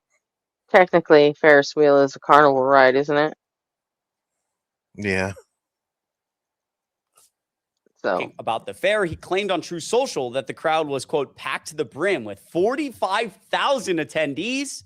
However, photographs taken at the event tell a different story, with NBC News saying attendance was, quote, nowhere near that figure. This looks packed to me. This looks packed to the brim, this photo right here. Oh, and this photo right here, packed to the absolute brim. I said earlier that the fair itself was falling apart. This going really viral online. Caulk is visibly oozing from the columns of the false Arc de Trump on display at the Great American State Fair. Look at that. I don't know. Let me know in the comments down below if you know why this would be happening. I mean, oh, it looks so gross. It's like falling apart. Maybe it's the heat. It's like expanding or something. I don't know. no, they used foam to join the pieces together, and then they didn't clean up the edges. That's all. Yeah. Shoddy. Yeah, It's funny though. looks like shit. It is funny though. Somebody who knows more than me would know the answer to this. People joking around online. Did the pool guy do that one too? This is who, was in charge of the whole pool operation that didn't go so well. The reflecting pool turned a little bit green. I don't know. I can't really remember. Does anyone remember that? We also got this video that went really, really viral. I'm going to hit play on this. Thank God no one was hurt here, but literally the fair falling apart here. Oh my goodness. That could have been such a disaster. Let me know if you saw this video. But again, the fair going on and like a panel from up top falls, and thank God it didn't hit anybody, but it could have been very, very, very ugly. This person posting, just so people get an idea of how barren Donald Trump's Great American State Fair is for the celebration of the 250th anniversary of the United States. This was the crowd on day 2 during midday. The event is so empty, they have stopped showing it on the Fox 5 DC live stream. And I'm sure you've seen here on the Adam Mockler channel all these different clips of it being so empty. And those clips continue from today. You probably haven't seen this clip. It's very new. Like empty. It's always empty. Nobody is going to this absolute garbage. Before we get into some more of the right-wing stuff, take a listen to this interview on the fairgrounds. Let's hear what people think. What do people who are actually at the fair think of all of this? Take a listen. What do you think of all of this? Not much. Not much. And I've been to state fairs all throughout the United States. This is terrible. And how so? It's a program-length advertisement for the president. It's interesting. It's very interesting. I've never seen anything like this before, for sure, in my 27 years of living in Virginia and living near the DC area. And does anything jump out at you? No, nothing. There's no cows. There's no sheep. There's no goats. It's not a state fair without animals. There's a butter cow, I'm told, at least in the Iowa booth, maybe. It'll melt by tomorrow. I'm totally underwhelmed. It's part political. That arch over there is, I think, promoting one of Trump's vanity projects. I compare this to the Smithsonian Folklife Festival that they do every year, which is wonderful. Really, talks about different cultures and countries. This is so bland, but I had to come down and see it. The multiple stages at the event were largely empty. So again, this is the only positive to come out of what we're talking about today with this new reporting about this Christian nationalism is, number one, again, thank God there are smart enough people there, like one of the individuals there saying this is literally just promoting the president, which goes down the same line, promoting this right-wing garbage. But also just thank God there's nobody there and nothing to do. Because here's the thing, the only thing that ever matches the cruelty of this administration, say it with me, is their incompetence. And so again, that is No kidding, Bijou. Hookers and cocaine would have been right on brand for them. plus that not too many people are saying this garbage. Now, as we talk about Christian nationalism and these very sick people within the administration trying to rewrite history, who is helping them? Who is close to this administration who has expressed very strange views about Christianity, about the Pope? Very much appears that they want to rewrite a lot of the realities of what Christianity teaches and has the power to do so. Peter Thiel, the Pope is, quote, working for the Chinese communists. Billionaire tech investor Peter Thiel delivered a series of provocative warnings and predictions about the future of artificial intelligence and the West on Tuesday, accusing Pope Leo of inadvertently serving as a, quote, Chinese communist agent by calling for AI regulation. This was somebody pressing Peter Thiel very recently about, obviously, all of his controversies. Take a listen. Mr. Thiel, do you have any comments about Palantir's surveillance of the American people, sir? Or any of your connections to Jeffrey Epstein? I think people are rather concerned about that last particular one. You're setting up a Big Brother surveillance system, and people know it, sir. You think the American people want this surveillance tech being used against them?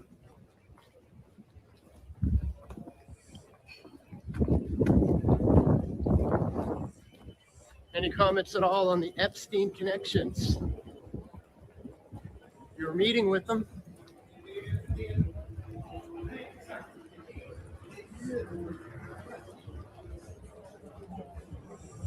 People are waking up to what you're doing there, sir. That's why we're here covering this. Peter Thiel not having a lot to say here, but again, who would have the power in the Trump administration as they're committing this fraud? They have this kind of secret corporation set up to defraud people, to take more control over this America 250 ordeal, help create this political spin on it, help inject Christian nationalism. Who could help them do that? Somebody like Peter Thiel, somebody who lives in, somebody who runs Palantir, somebody who has expressed a lot of discontent with the Pope. Maybe he wants to write his own version of. Wait a second, Greg. Ottawa's just been blaming everything on us? On America? Is that what you're saying? I mean, if that's the case, then, I mean, that's fair.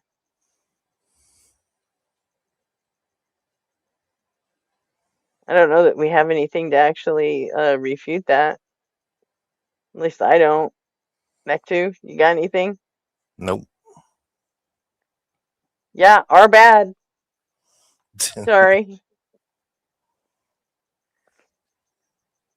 We did try not to elect the motherfucker again, but I mean, I guess there's more complete dumbasses in America than there are people that actually use their brains. So, Right. yeah, would you accept a sorry? We'll try better next time. Christianity and this very hateful vision that would give him more power in the United States and would give Donald Trump more power and help all these other sick people retain their power. You get the idea. Peter Thiel moves family to Argentina to flee. Well, it's not that Canadians buy it. It's just the fact that they don't have any other fucking choice. I mean, the US might be fucking idiotic and fucking everything up, which, I mean, granted, sure, we are, but it doesn't mean that you guys don't still need us. It's true. And that's the fucking problem. And that's what gives Americans the fucking ego and the bravado to just think they own the fucking world, because a lot of countries do actually need us.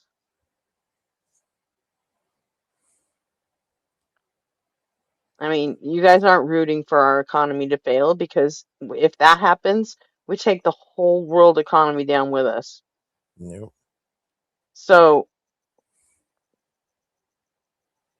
I mean, it's not that Canadians are buying it. It's just that it's the only safe, you know, it's the only safe option, to hope that America fucking pulls their head out of their ass and do everything you guys can to support it. Because if we go down, you go down with us. And it doesn't mean they're stupid and gullible because they realize that. That's all I'm saying. High taxes and potential nuclear war AI meltdown report. It's been very interesting to me the last few months. A lot of people talking about this, the fact that Peter Thiel moved, concerned about the future of the United States. Who do you think created that future? Question mark. But again, the administration is aligned on this. You give them the tools and the power and the resources, they will go to war. You give them the power, the tools, and the resources, they will push this absolute garbage, this Christian nationalist, hateful, racist, effing garbage as much as they can. Then we have Pope Leo, Mr. Vice President, and a lot of more conservative Catholics are concerned, and Christians, just regular Christians, are concerned that we have a Pope in him, God bless him, who is very deeply, in some regard, anti-capitalist. Similar to the last pope, who was seen to be very anti-capitalist as well, very critical of the Trump immigration policies as well. So are you concerned about that? No, I'm not concerned, Laura. I mean, I maybe just don't see it the same way. I don't see Pope Leo as anti-capitalist. I do think that some of the things that have come out of the Vatican on the immigration question in particular have been troubling, and ultimately I disagree with it. But I actually like this interplay, Laura, between the Pope, between Christian clergy, and between the administration. We don't always have to agree on these issues, but I think the fact that we're actually having the right conversations, that we're pushing back when we disagree about, how they're, applying a pragmatic principle of immigration policy, that's a natural and reasonable thing to do. But I do think that we learned something in the interplay. And what I would hope that the Catholic leadership has learned from some of the things that me and Marco and the president have said about immigration is it's not just about the dignity of the immigrant. It's also about the dignity of the native-born family. Like this concern, Laura. I mean, And then we have Pope Leo, Mr. Vice President, and a lot of more conservative Catholics are concerned, and Christians, just regular Christians, are concerned that we have a Pope in him, God bless him, who is very deeply, in some regard, anti-capitalist. Similar to the last pope, who was seen to be very anti-capitalist as well, very critical of the Trump immigration policies as well. So are you concerned about that? I don't think you need to hear where JD Vance is going to go with this. If you're starting off an interview like this, I think you are we already on the did wrong because you side fucking of history, restarted my it. friend. The Pope is very, quote, anti-capitalist and against the administration's immigration policies. What a Democrat, an evil, dirty Democrat the Pope is. These people are deranged. Diabolical it is. Theo Vaughn doing an interview with Donald Trump before the election. Maybe could look to Theo Vaughn to take a little bit of accountability here. But obviously, you have heard what Donald Trump has said about Pope Leo and his disagreements with the Pope, which again, just historically, not a good place to be. Not really, just from a third-party perspective here. If you're disagreeing with the Pope this heavily on something like crime, or the Pope's like, hey, and obviously you've heard Donald J. Trump and his disagreements with the Pope. Again, I think anybody being objective, not a great place to be historically, if this is how you're talking about the Pope. Classified Robert Barron supports you and your policies and praises you for defending religious freedom. Yeah. He now says you owe Pope Leo an apology. Will you apologize? No, I don't, because Pope Leo said things that are wrong. He was very much against what I'm doing with regard to Iran, and you cannot have a nuclear Iran Pope. That's right. When Pope Leo's like, hey, you're killing tons of innocent people, don't do that, he's wrong. These people are sick and deranged, and they're going to continue to try to push this Christian nationalist right-wing bullshit down our throats. That's why it's important everybody knows about this. We will keep you updated here. Anybody see the tweet from the foreign minister of Iran or the health minister of Iran? It was so funny.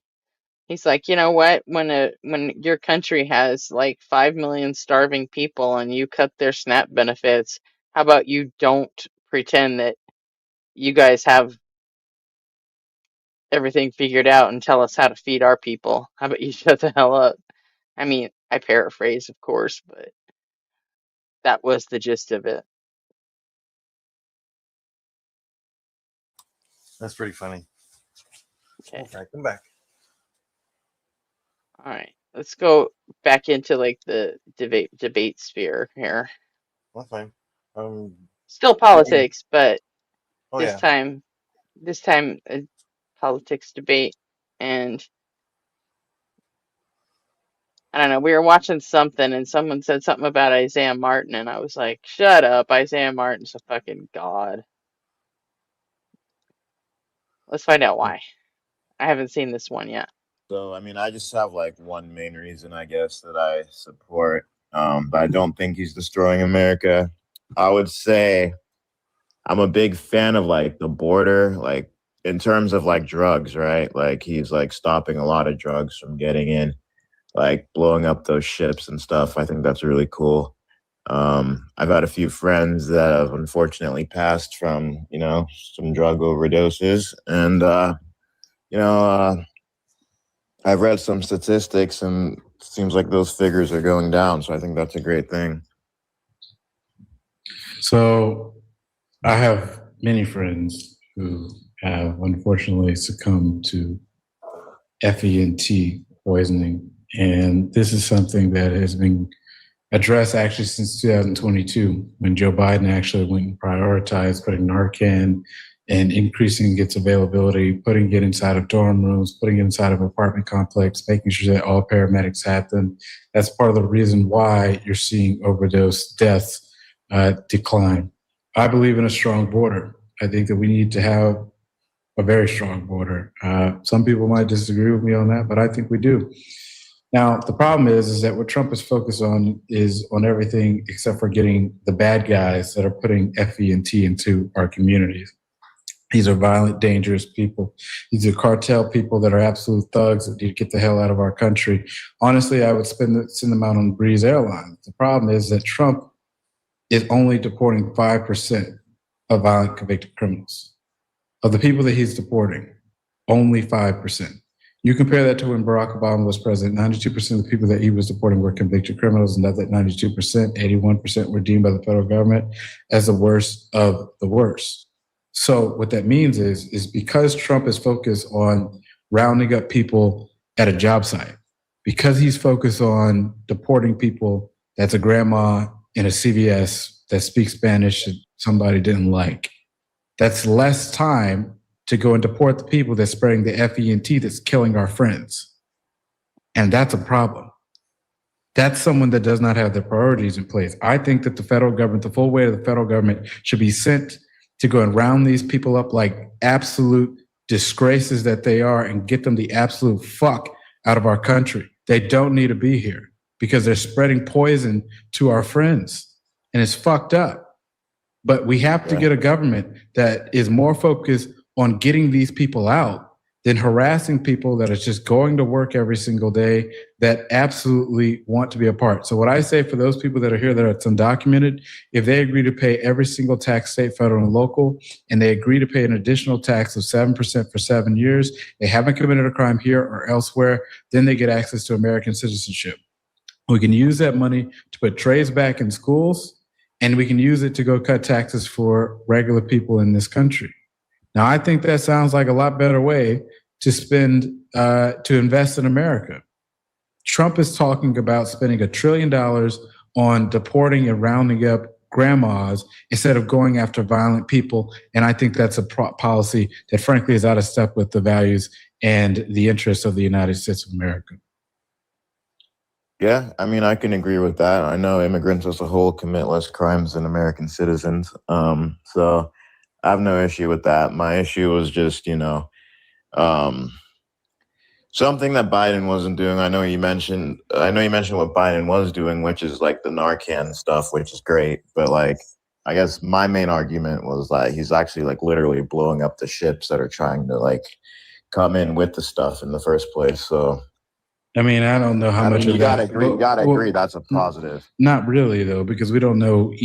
That was never proven that there were drugs on those Yeah, ships. that's what I was just gonna say. Venezuela is not a huge drug smuggling country, and that's where those boats came from. Yeah, I would say it's more likely Colombia. Yeah, the Venezuela boats that were taken out, that Mhm. was 100% a build up to kidnapping Maduro. Yeah. That's all it was. Even if those ships were DRUG boats or not. That's what Trump says, but there's not really been that much evidence to prove whether or not they were, right? So some people say they were fishermen, other people say they were migrants, other people say different things. We have no idea. And the reality is that the vast majority of FENT comes through ports of entry. It's not the boats. It's through ports of entry in which it comes, which is why I support more investment in border technology, particularly to go and find these things, to do more screenings, to go and make sure that this does not come across the border. I do not want this to come across the border. I do not. And I think that everybody that's an American can say that has known someone that's passed away from this, that it does not need to come. Instead of wasting dollars on something that's not the root of the focus, let's put that towards investment to actually go find this FENT when it comes across the border. And let's actually do something to get these violent people out of our country. Yeah, I don't know. I mean, I respectfully disagree with that point, but Well, I mean, respectfully, the majority of FENT does not come through boats. It comes through ports of entry. So the focus needs to be on stopping it there. That should be the focus. I mean, if you disagree that that America needs to focus on the ports of entry where all this stuff is coming, then that's your prerogative. But personally, I think that stopping the root of the issue is the best way to fix it. I mean, that's what Biden was kind of already trying to do, right? I mean, it went down the most actually after the 2024 election when Trump was actually elected. So that's when these overdoses started going down. No, that's not true. It started. That's not true. It started to go down 2023, 2024, years before, particularly with the increase in Narcan. That's when it started to decrease, and that's according to the FDA. I'm sorry, the CDC's data for death certificates. Okay. Well, that's not the same source I read, but what's your source? I don't have it in front of me, but maybe I need to like go back and take a look. But those are the facts. Yeah, I guess I'll do more research and take a look. But that's all I have for you for now. Thanks for debating. Thanks for your time. Thanks. Bye-bye. Take care. See, that wasn't too crazy. Look. Does anybody actually believe that these people do any research whatsoever? I mean, really? Like, they always fucking say that. Oh, I need to go do some more research. Bitch, I don't believe you did any in the first place. Like research, like it just means I sat at my computer and watched a few videos that came across my algorithm, and I have to wait until some more of that comes across before I'll learn anything new. For fuck's sake. When Trump gets rid of USAID and China comes, that Putin is creating, trying all. It's question kind of like a security. We've been through the Second World War. We've been through the Korean War. We've been through the Vietnam War. We've been through World War I.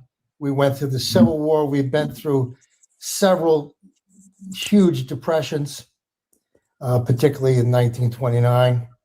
I doubt that one man, no matter what his party or his philosophy, can destroy America. And if he can, then America must be very, very weak indeed. Huh? What? So I believe that Trump is destroying America because his policies are very dumb. And ultimately, his policies are harming the economy, which is why I say that he's destroying America, because he'll never be able to destroy America. One, because he's too stupid. And two, the American people, all of us, will not let him. And the reality is that going and putting Ding. Fucking gold star for Isaiah Martin. tariffs on everything across the board, I think is very stupid policy, because ultimately, when you look at things like Canada and Mexico, we have free trade, and now we're paying for trade that we had for free. That's stupid. It led to a 13% increase in inputs for farmers, which led to more farm bankruptcies in the first quarter of 2025 than any other point in recent history. In addition to that, I think that it's ridiculous that he went and got rid of ACA subsidies, which led to a 26% increase in healthcare premiums. And I think that it's absolutely ridiculous that he came forward and did all these things, Joe, like starting a war with Benjamin Netanyahu, which led to a 13% increase in energy bills. That's what I think is ridiculous. And now that I've gone forward and given you a complete answer, you can now speak. But don't interrupt me when it's not your turn to speak. You have an interest in a monologue. That's how it's done here. I listened to your monologue about a bunch of rambling nonsense. So now I want you to listen to what I had to say. Well, now I gave you an answer, so now's your turn to speak. Yeah. So let's take one. Let's take the most recent one, or the most recent thing you said. I think you mentioned Iran. Yes. Okay. So I'm going to guess that you also believe that Israel is an enemy of the United States as well. I think that their prime minister has no interest in what. What's that? Was that a beep for the to like edit out the words? Yeah, to edit out the word Israel. Because he's primarily on TikTok. Oh, I see. What is best for the United States of America, and that's abundantly clear. Well, that may be true or false. The thing is, we behave in our own national interest, and Yes. so what we do should always be in our national interest. Now, all you rattled off and all those complaints, young man, is that you have policy differences with the current president of the United States. That's right. The current president. Okay, all right. That is a long ways away from one person being able to destroy the country. If a president could destroy the country, then we really should think about reevaluating our whole structure in government. Maybe we should just get rid of the executive branch. It isn't going to be done by one person, but he can be the catalyst to get a whole bunch of other people motivated to help. Right. Which is what Isaiah already addressed that. He already said one person is not going to destroy the government because we won't let him, for one. And, it's just too big for just one person to destroy in the first place. So he did already address that. So him just going back over that means he wasn't fucking listening. Yeah. And we already know he wasn't listening because he was too busy fucking talking. So the point is that his policies are what's destroying America. For case in point, maybe if you would have listened to the things I said, you would have learned something. And if you would have learned, you would understand that when you put tariffs, for example, on Canada, and they say, well, you know what, fuck the United States. And they say, you know what, India, let's go get a trading partnership with them. That's something that's going to be very difficult, if not impossible, to try to get back eventually. When you go forward and you see them working with the European Union, you see them working with China, you see them working with all these other people, they're establishing partnerships. When Trump gets rid of USAID and China comes in and then swoops all this funding to African nations to go create new allies, well, that's possibly going to be something that's going to push them further away to someone who we are supposedly against. This is creating long-term changes in the power structure of the United. Excuse me, I'm not done. I'm not done. It is creating. Of course, I know you have no. I know you have no self-control. I know that you have no self-control. I know it's difficult. It's my live, and I know it's hard. And here it is. I'm not finished. Let me respond. You need some self-control. Your USAID You argument. need self-control. No, I think you and should the stop point talking for a is moment. that when you have all of these things and No it permanently changes the power structure of the United States, and it pushes our people like China to be closer with our allies, then that is a problem. And that's the root of policy that is just absolutely dumb. And so for you, So you're going to let's- have to let's take understand the- that you're going to have some self-control. Because So if you let's don't take have your it, it's not going to work. USAID argument. Let's take your USAID argument first, okay? Hi, John. How's it going? Yeah, pretty good. The problem with this lunatic who's making me Oh, hey, good to see you, John. Hey, bud. The problem with this argument about he seems to be not the guy on camera, but the guy who's calling in to whoever this guy's show is. He seems to be thinking that there isn't like any kind of reciprocity. Obviously, there's no direct quid pro quo. It's not like it's contractual. But the whole point, or with respect to like mechanized Western nations giving resources to other nations, that seems without any strings attached, like USAID or like the aid spending that we provide. Like, for example, we still give money to, like, Britain still gives money under the guise of aid or charity to India, and India has a space program and the United Kingdom doesn't, right? The reason that that happens is it's in part to grease the wheels of diplomacy, but it's also with respect to other things around stuff like international trade. Like if India, if we're best mates with India or Pakistan or like other African nations, then that stops other nations like China, for example, or Russia from being best mates with them. As if you like cut those purse strings, then another nation that has an antithetical interest to yours will step in and fill that philanthropic void. And is it necessary in and of itself? Like, when a nation does have a space agency, like, is it necessary for you to be giving them money to feed the homeless, for example, as a Western nation? No, probably not. They could just cut some of their budget from the space agency and fulfill that gap. But that's not really the point. I understand what the guy calling in is saying from a practical point of view. Like, this isn't our problem anymore. Like, we've stood them on their own 2 feet. They can fend for themselves. Yes, but we still have to trade with them. And so actually, with respect to what it costs compared to the benefit that you get out of it, is it the right move to cut that expense? No, And it's absolutely not the right move. there is a legitimate discussion. The small amount of money that we gave through USAID every year, it pales in comparison to how much the Belt and Road Initiative is being spent on in China. And like, they're buying full on fucking ports. Yeah, no, I grant you that. Like, the Chinese are currently they're on their in like their infrastructure rise, so that they are looking to invest in infrastructure globally, and there is definitely going to be there is going to be like a showdown at some point between the United States and China, and the only reason that showdown is going to happen is because the United States is backing down and China is standing up. And at some point, it's going to become really, really, really fucking obvious. Like,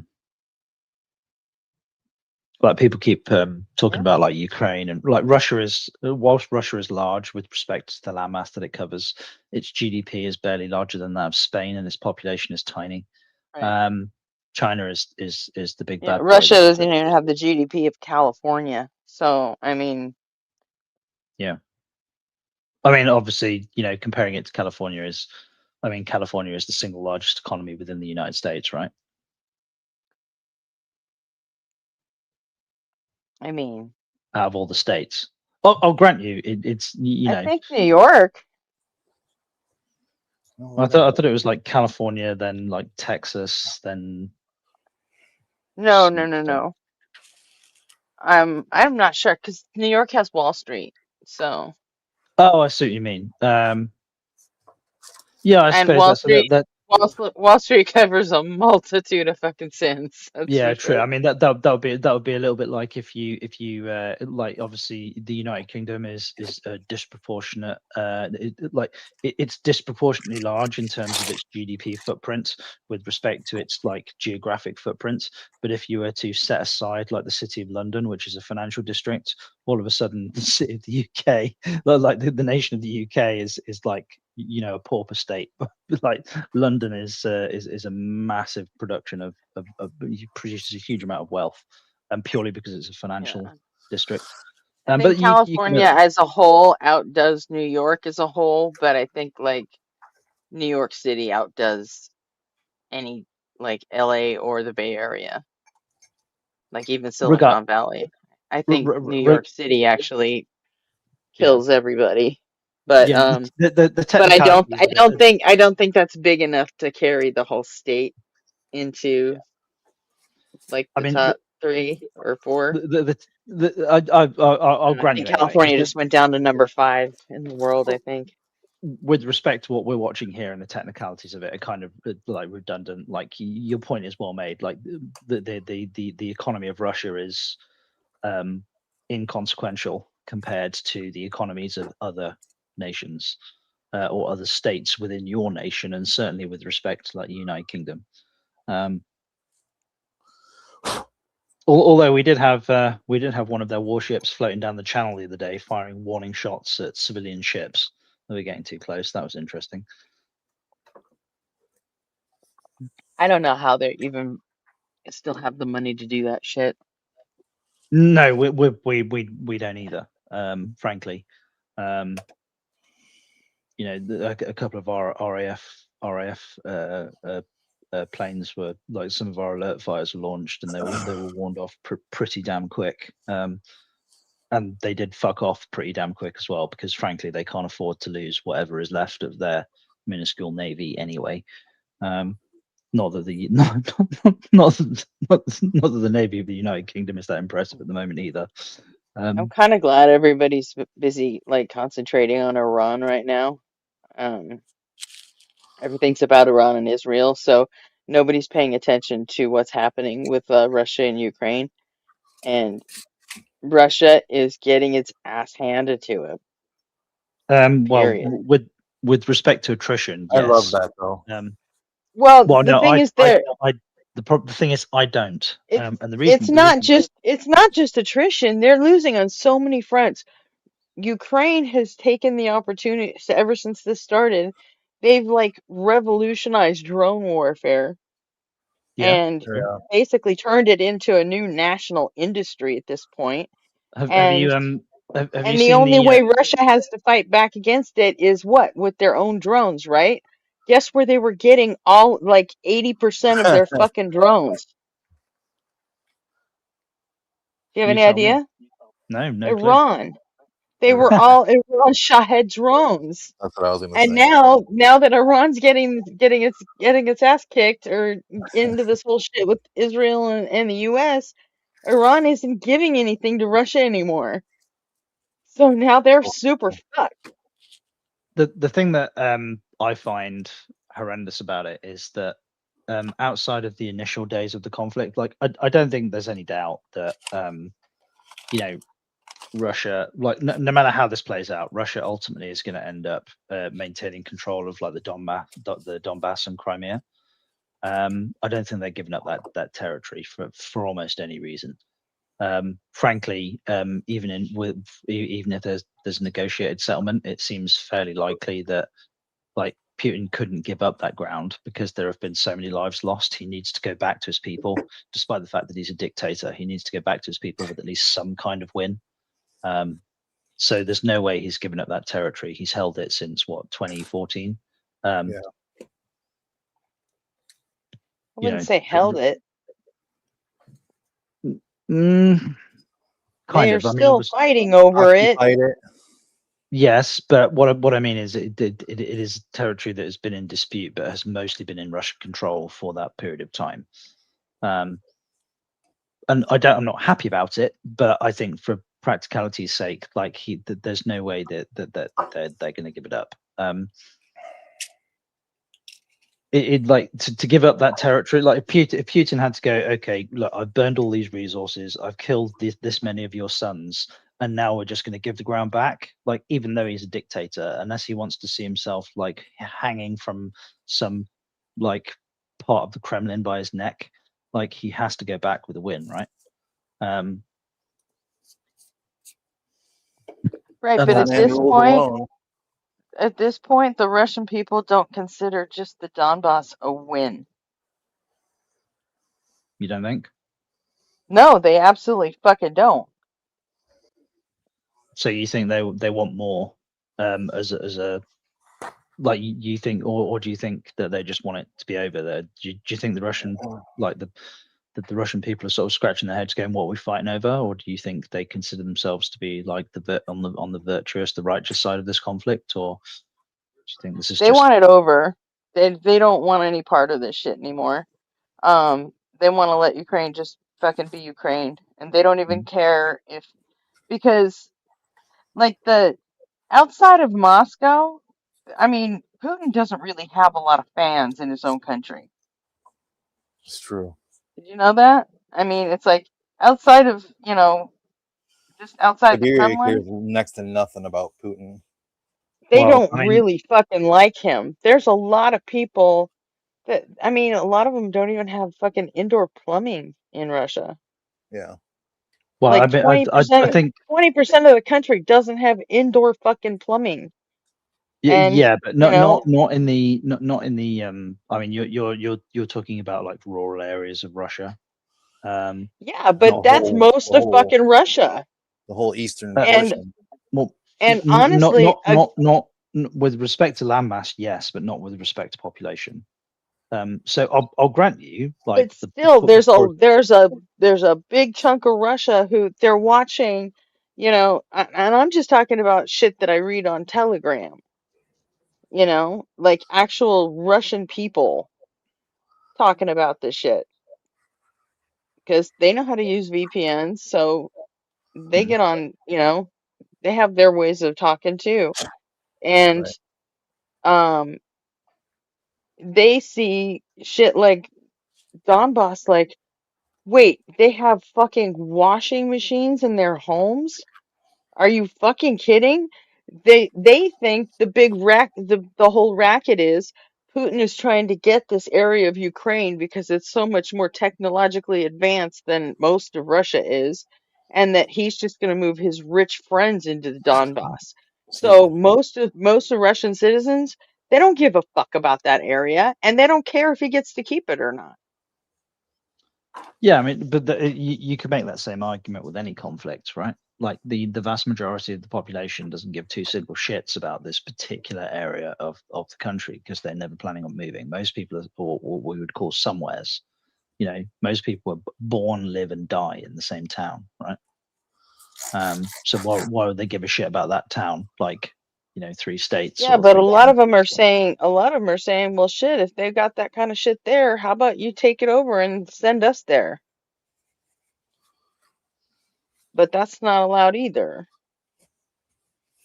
Yeah, I So don't no, think they don't care. They don't care if Putin comes back with the Donbass area. They don't give a fuck. People just care about themselves.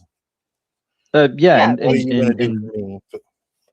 in large part, yeah, I mean that's obviously very true, but then like every single international conflict that has ever existed is just fought on the basis of the ego of the leader of the nation, right? You can make that argument, right? And that clearly that's not true.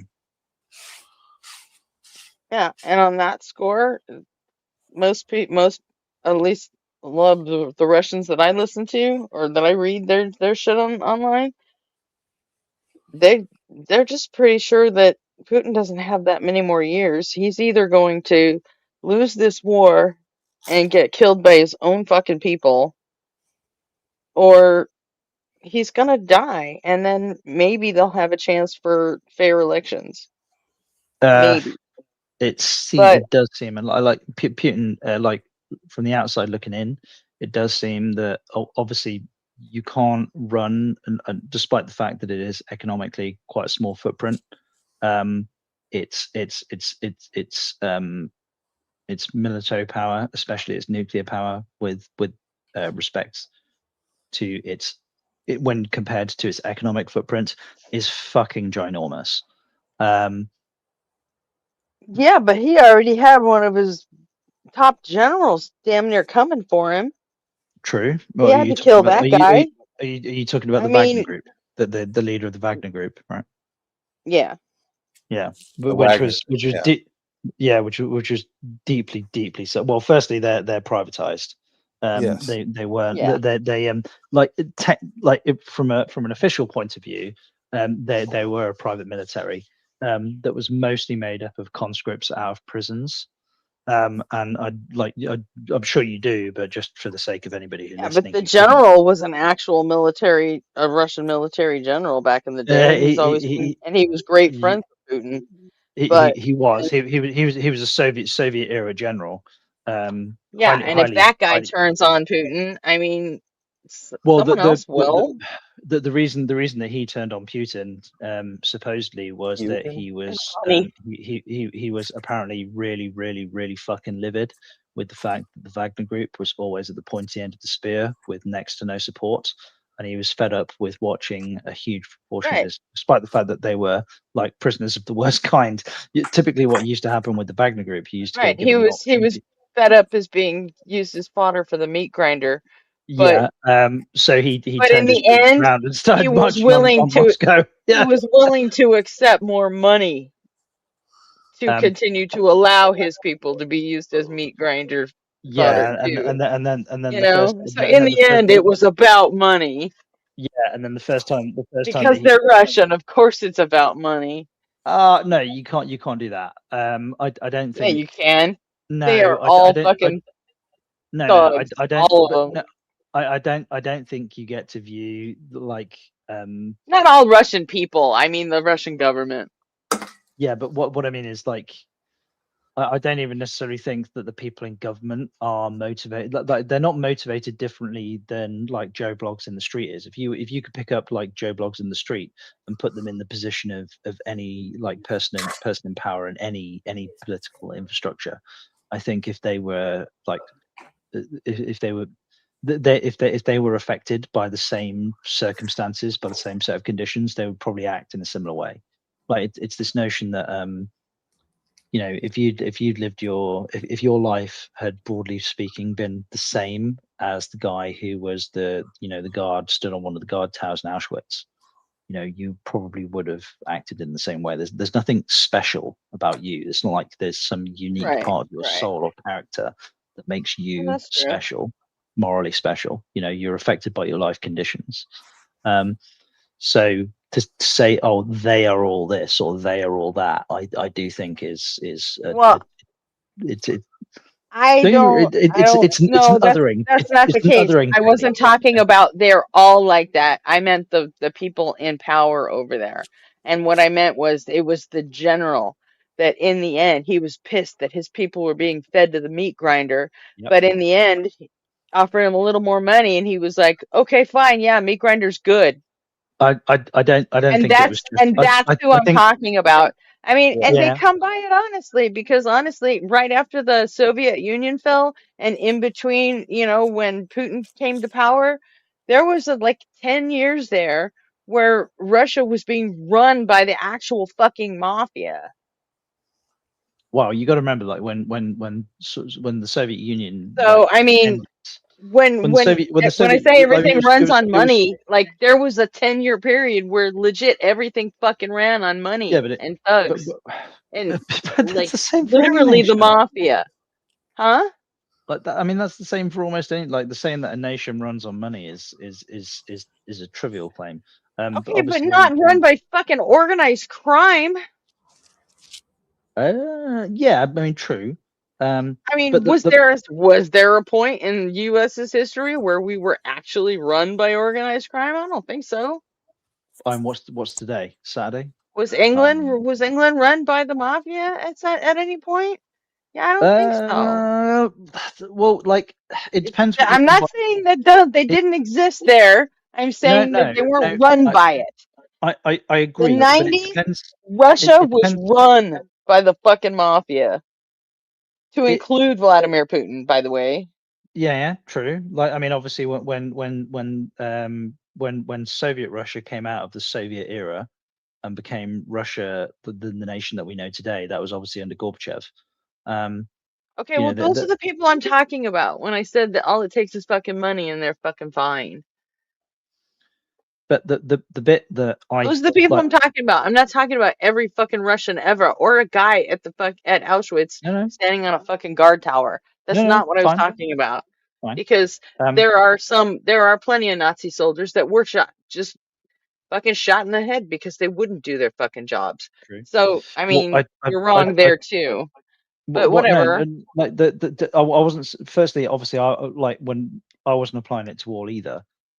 Something that the British did after the end of the Second World War, all of the prisoners of war, they were shown footage of the things like the concentration camps, and like they also took video footage of the soldiers, the German prisoners of war, watching the footage of the concentration camps, and the reactions of the soldiers was something to behold, to be honest.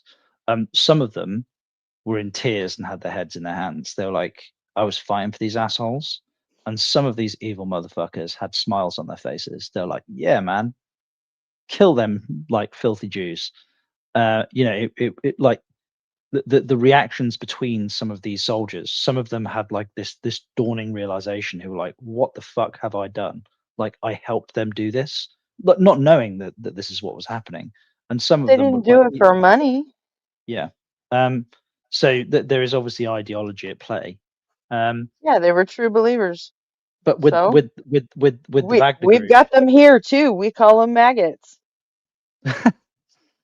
yeah, I wouldn't be so quick to castigate like You know, did you all. hear that piece of shit we had online this morning on the show?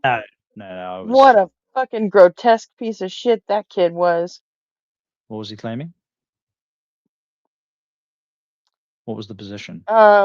That we need to start imprisoning as many people as Venezuela or El Salvador For what reason?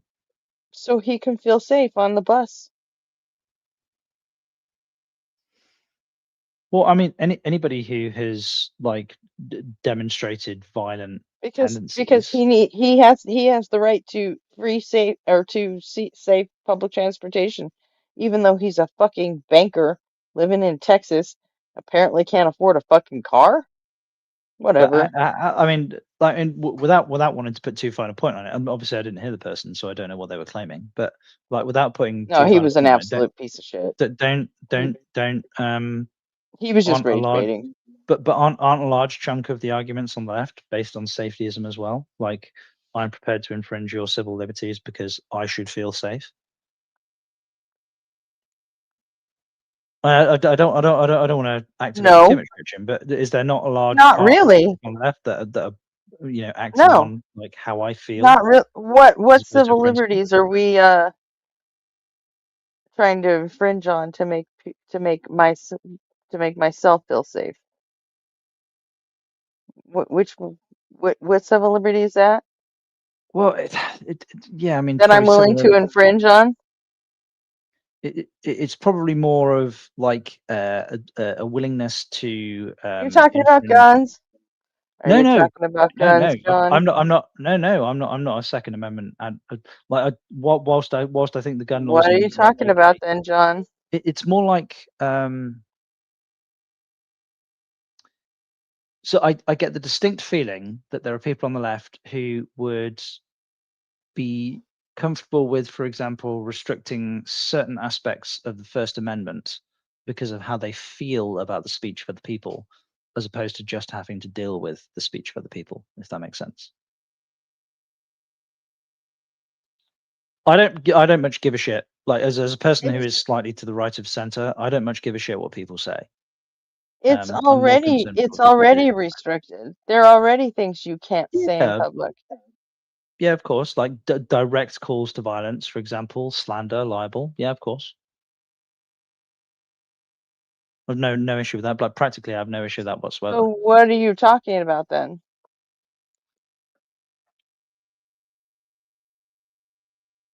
Like again, within the social context, like making the claim that somebody's being hateful when they're not necessarily being hateful. They're just professing like an opinion. So let's put it this way: if I were to say, for example, that I don't think that it is. Let me think of it. I'm gonna give me a second. I'll think of an example here. So I'm slightly right of center. And I have Right. no issue with using, for example, the personal pronouns like as professed by a third party. I mean, generally speaking, if I haven't, if I Right. don't think somebody's been sincere, I'll just use their name. But the notion that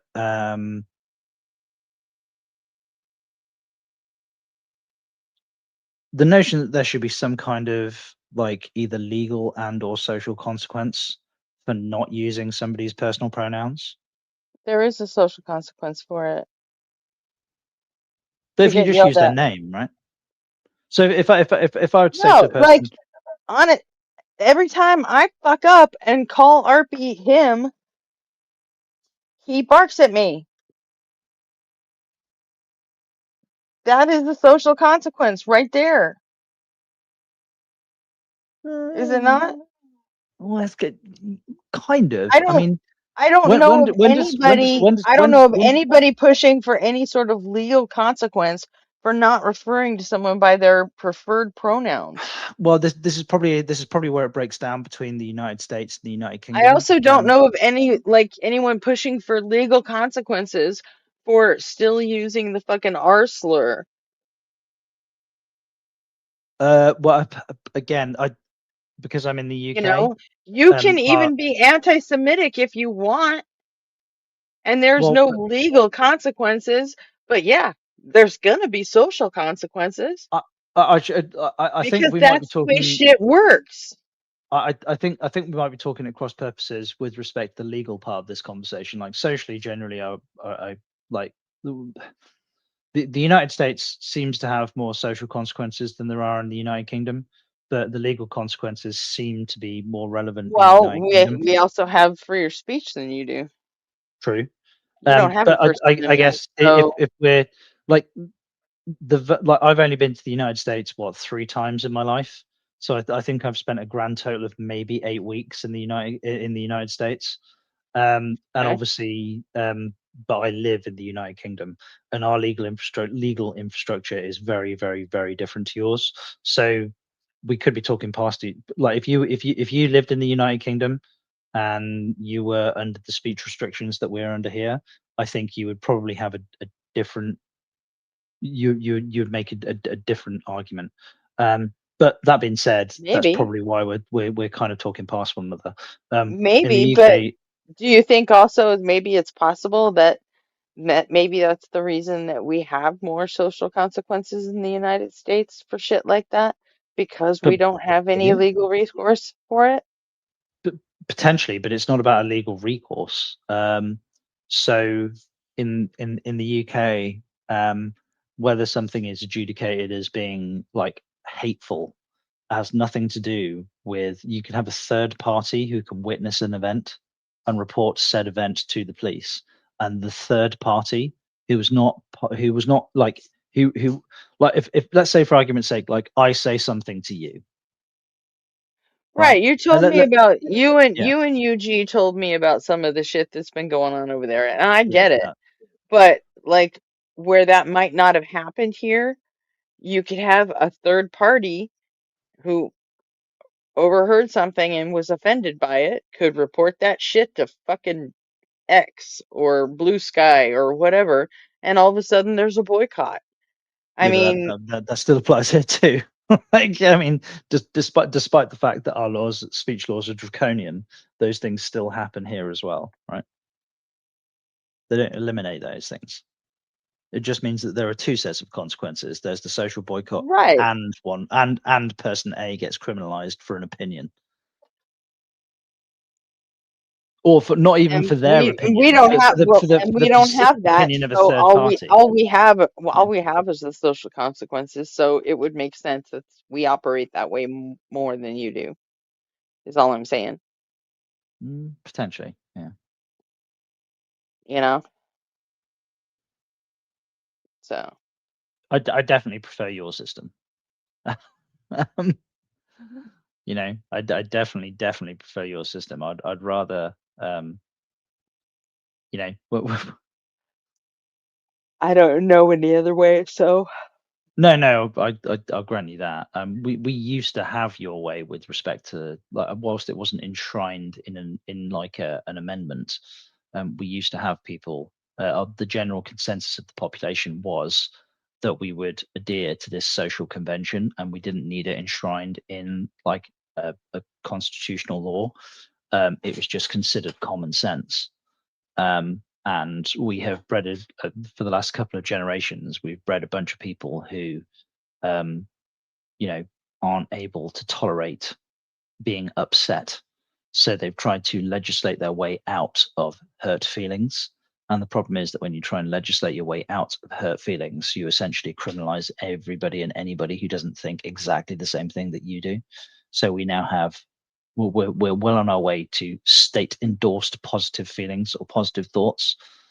I'm like, fuck no, no thanks. And it's fucking terrifying. It is genuinely terrifying. But still. well, at least you don't have the guns. Oh, well, some of us do. Some But of they you come. do.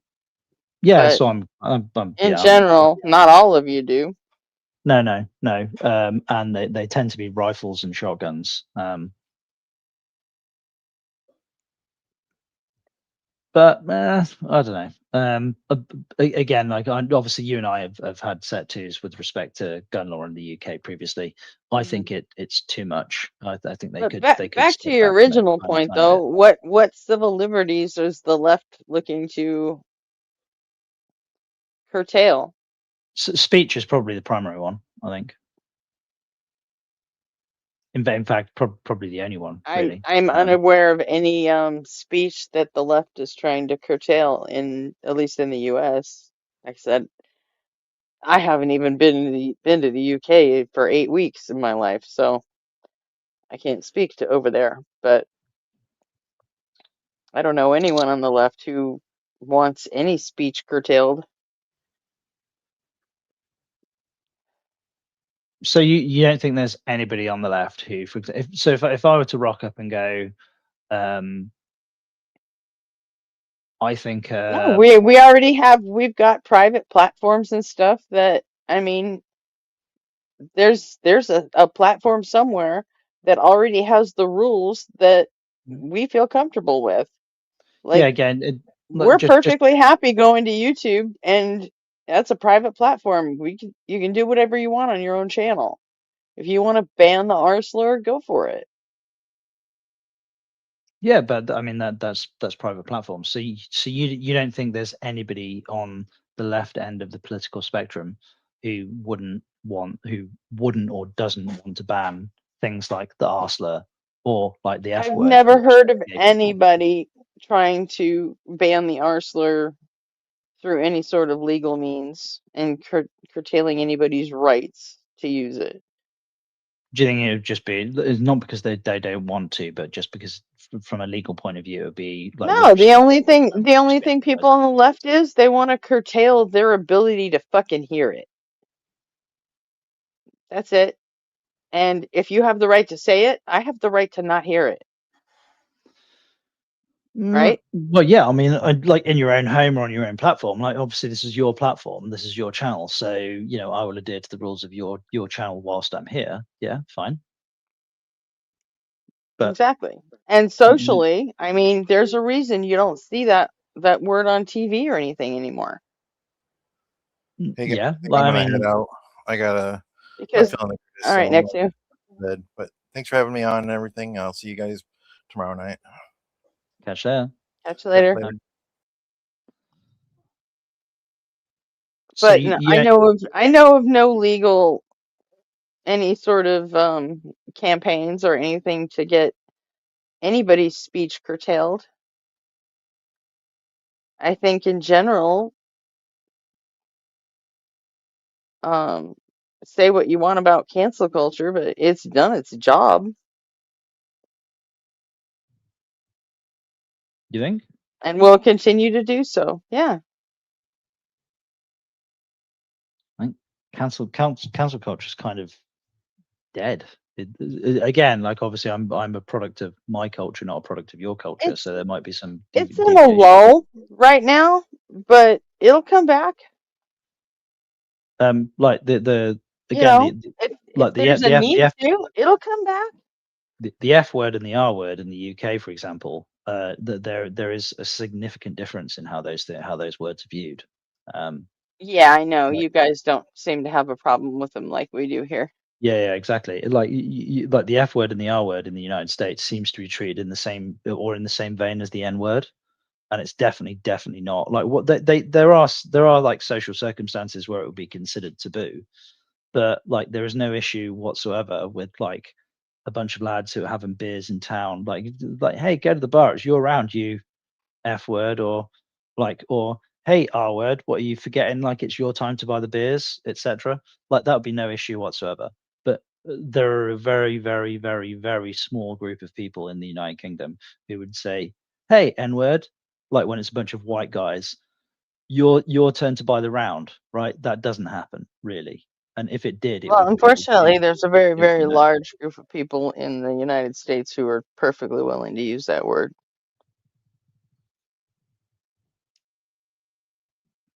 I mean, and like And in a shitty context too. So it's in the worst possible context. Yeah, I mean, I don't know if it's because like in the UK, it's odd. Like, I mean, one person buying another person in the United Kingdom, especially with respect to the color of their skin, has technically been illegal since like 1080. We're fast approaching 1,000 years where it's been illegal for one person to buy another person. So I don't know if that's a product of it. Despite the fact that obviously the British Empire did profit from the slave trade en masse. Mm-hmm. And it was only officially made legal in like what 1807.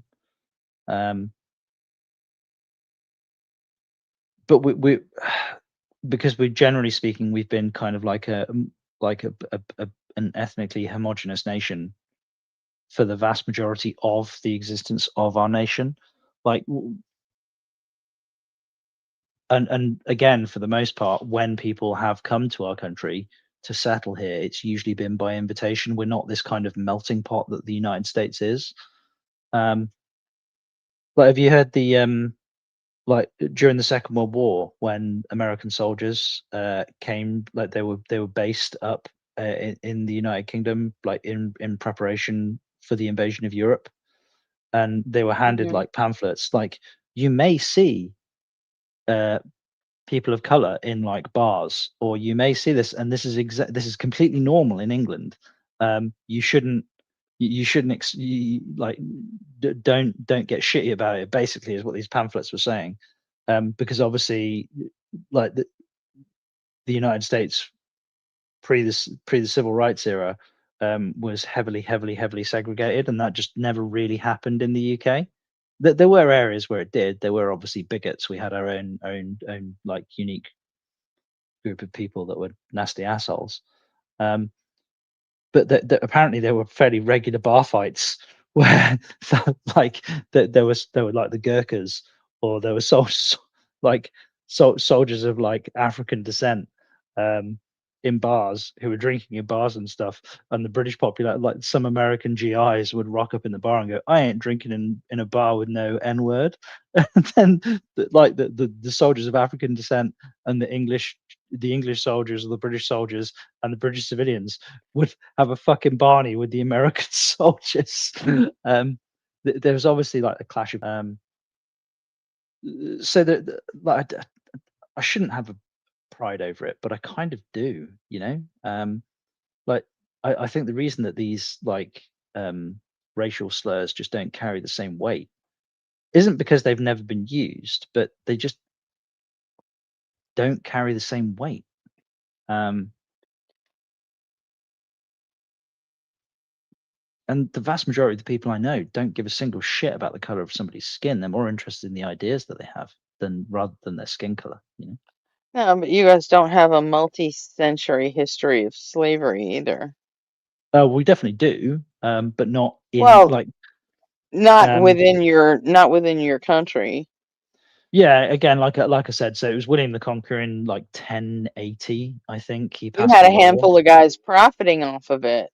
Yeah, a But small, like, and despite the fact that the United Kingdom definitely did profit from slavery, I think the most generous economic estimates were that at its peak, somewhere between 3 and 5% of GDP came from slavery. So whilst it's not insignificant, it is only a tiny fraction of like what is like the United Kingdom, despite the fact that it was facilitated, but also the amount of money that was spent. I think so. The anti-slavery laws were passed in 1807, and then the West Africa Squadron was formed in 1808, and it spent something like 60 or 80 years. And the West Africa Squadron cost the Royal Navy well in excess of any money that was ever made from the slave trade. And the West Africa Squadron's sole purpose, its sole function, was an attempt to end slavery around. I mean, well, and also, let's be honest, all the Brits that were actually executing the slavery, I mean, America took that over for you.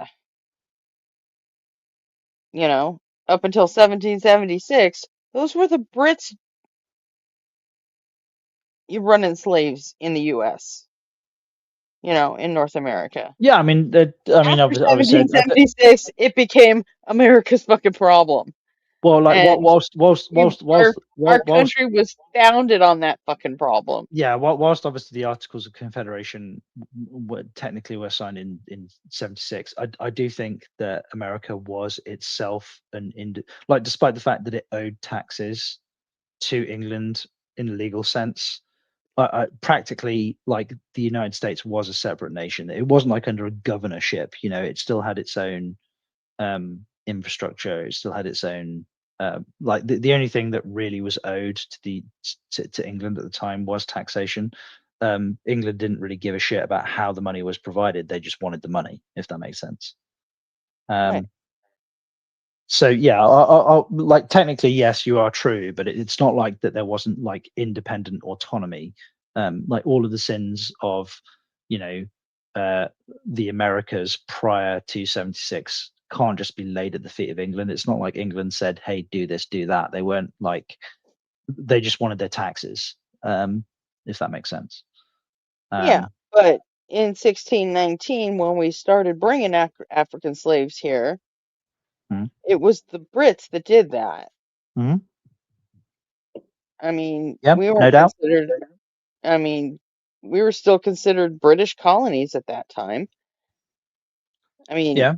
sure, 100 years later, yeah, okay, now it's Americans doing it, but still, Yeah, look, like, again, I'm not you know, stating that the we British Empire was without take a its. big part of that blemish off of your, you know, you guys did have the forethought to not do it on your own, you know, in your own backyard, so that's good, I Yeah. guess. So I but it mean, was so when William the cool. Conqueror in 1060, he didn't actually outlaw slavery.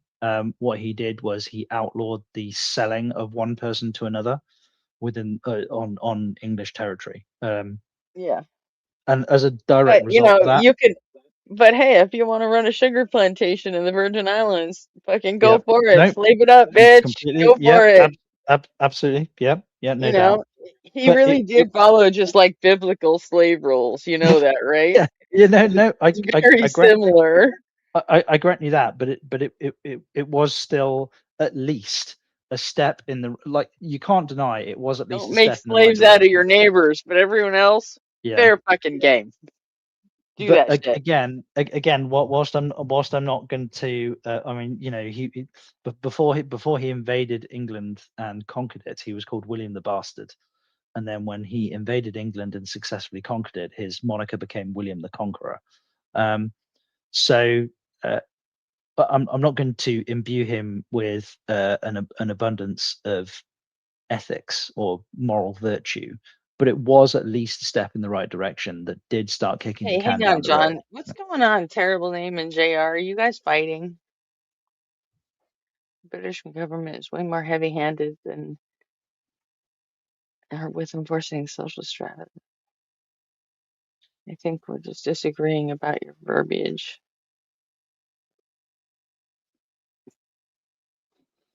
You guys should stop fighting. Yeah, Let and John and me fight. We're good at it. yeah, and with respect to some of the things in the comments, yeah, so there were other European Makes nations. you feel any better. I'll get him talking eugenics in less than 10 minutes if that makes you feel better. What? Who? Me? I'm sorry. I'm sorry, John. No, I'm never letting that go. Never. I mean, don't stick safety labels on shit that we don't need. Damn it. I will use that to dunk on you just for cake's sake. You know. Yeah, you know me, Gretchen. Forever. I'm reliable like that. So. I'm still not anyway, yeah, go convinced ahead, who the label on like the bag of peanuts saying warning may contain nuts is for. But you know, fine. If you need it, you need it. I don't.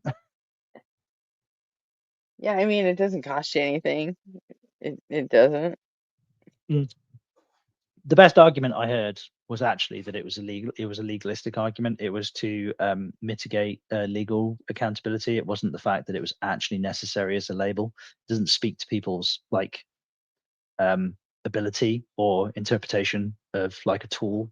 It's just there to mitigate any potential legal responsibilities. Like, hey, when eventually somebody does do something fucking moronic with the thing, you're like, hey, we put the warning label on it, you know, so it's not down to us. Which fine, but you know, maybe we shouldn't be so fucking litigious as a society then, you know. Well, I think that ship sailed, don't you? Definitely in the US, again, not in the UK, because you can't just bring like random suits against people, because the BOP is different.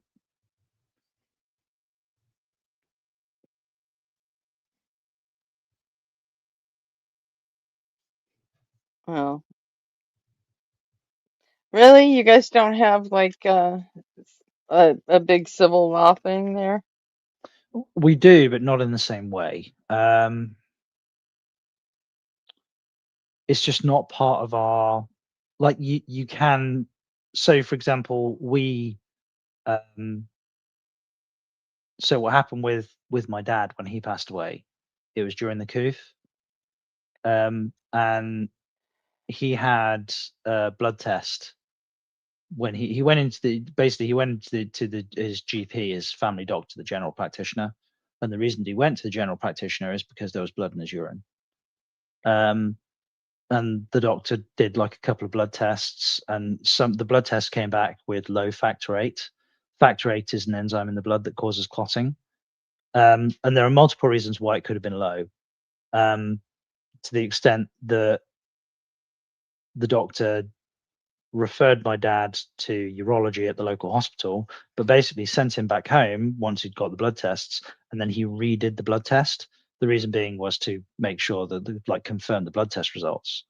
And then my dad got progressively worse, and a couple of days later he was back in the GP's office, sat in front of the GP with the second set of blood tests, which confirmed the low factor VIII, which my dad was sent to the local hospital with a diagnosis of acquired haemophilia.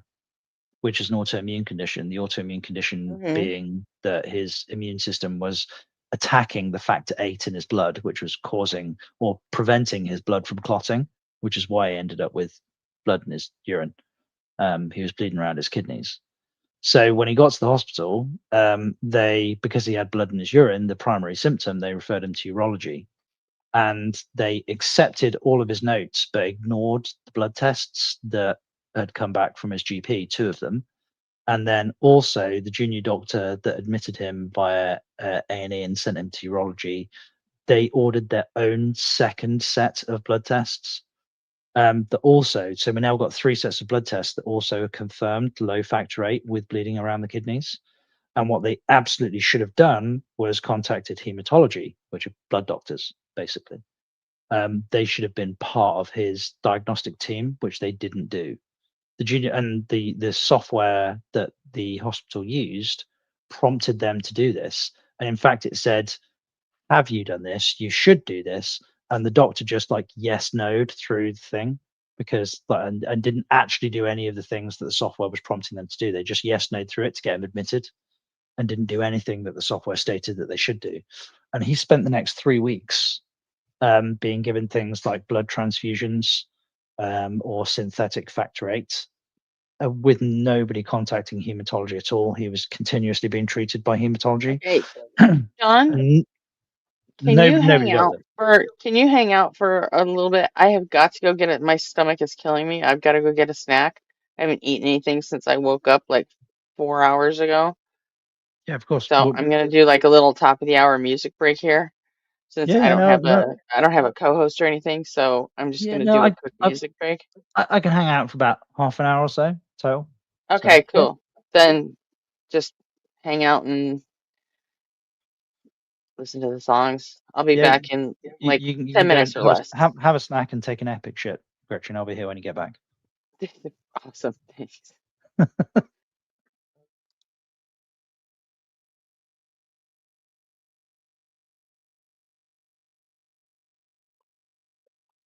Nobody. Yeah, what up, buddy? Hey, man. It's been a while since you and I have had a chat. Yeah, how you doing, man? I wasn't watching, but Ray told me that Gretchen's got to go AFK, so I popped up. It's cool, man. So, do you want to tell me some more about Go Earth, or do you want to talk about something else instead? I mean, I don't care. For a change. What were you guys talking about this Isaiah video? Yeah, we watched a few minutes of it, and then we, as I am prone to do, tangented quite hard. What was the tangent? We started talking about like social consequences compared to legal consequences, and now somehow we've ended up on, and I say I have ended up on a discussion about like my dad's medical history for some reason immediately prior to his death. But it's of no consequence. We can talk about whatever you want to talk about. Nobody, like, please talk about something else. Give me a direction, man, please. Robin, you got any votes? What I want to On a watch? topic? Yeah, I don't know. I don't even know if I can. I think if Gretchen's AFK, I don't think I can even like share a video. Oh, we just need to talk. You can't. Do you want to share a video? I'm still here for now. I just went and put my stuff in the microwave, so I got a couple of minutes. Yeah, it's up to you. I don't care. I've never known none of us three to have any trouble talking. Also, you put food, like, the only thing we're allowed to use the microwave for in my house is defrosting shit. We don't cook anything in it at all. This is like not that. your house, though. This is America. We microwave everything here. That's right. I know, including cups of tea, you fucking lunatics. I mean, we should go to war again just for that alone. You would lose again. Hot water's hot water. You'd lose Yeah, again. I hate Oh, to say it, God. Robin, but the French aren't going to be here to save you this time. All I can tell is you better attack us while Trump is president. That'd be your best opportunity.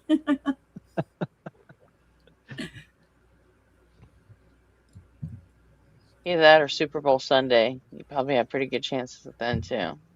Hey, look, you like whilst you're hosting the World Cup, you really, really, really, really don't want to go to battle with us whilst the Scots are in town. I mean, we've been weaponizing them for the last 300 years. Don't fucking annoy them. Be nice I'm to them. Make laughing sure at all the videos online of people going back to Europe with bottles of ranch in their suitcase, and Yeah. it's like losing their fucking minds. Although wasn't there like a whole city that fucking ran out of beer because of the Scots and the English? It was like, oh, Ray is like wondering why in the world that we are hating on microwaves.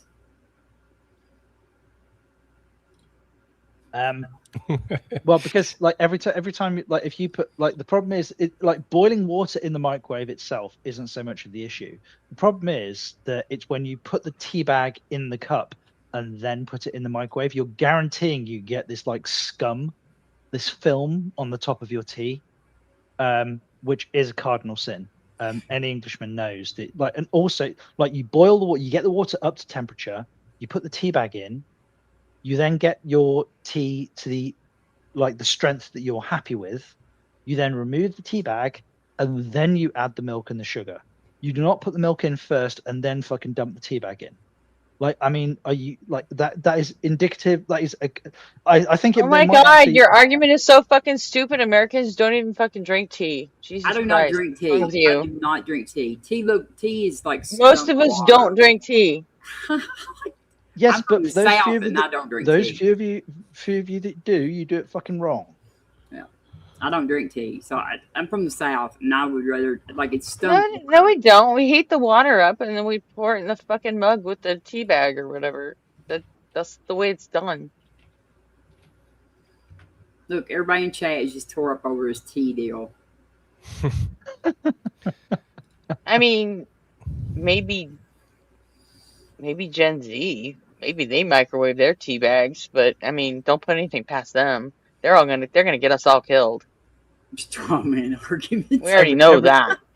Every American I've spoken to in the UK, which admittedly isn't a huge number, but every American I've spoken to in the UK, they've been amazed when they go into the hotel room, and they're like, "What's this thing in the hotel room?" It's like this weird, like it's like a large mechanical cup that's got like a plug on it. I'm like, that's a kettle. Yeah, what? I know what that is. What? Yeah, it's been bizarre. Yeah, I man. know what We've that had to is. have a whole Actually, conversation. I It's have like, one. yeah, you put water in it, you plug it into the plug socket, and you boil it, and it boils the water for you. Yeah, how else do you I've make always had a kettle. We used to call them hot pots back in the 80s and 90s. I had a kettle that whistled, like you put it on the stove and it whistled. Yeah, well, and yeah, you put it on the stove. Yeah. That doesn't have the electric kind that you just plug in.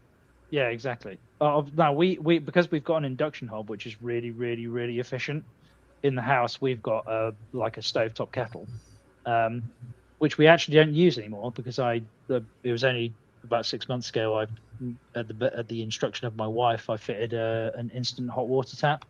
So we've got a tap now that gives out cool water, filtered water, boiling water.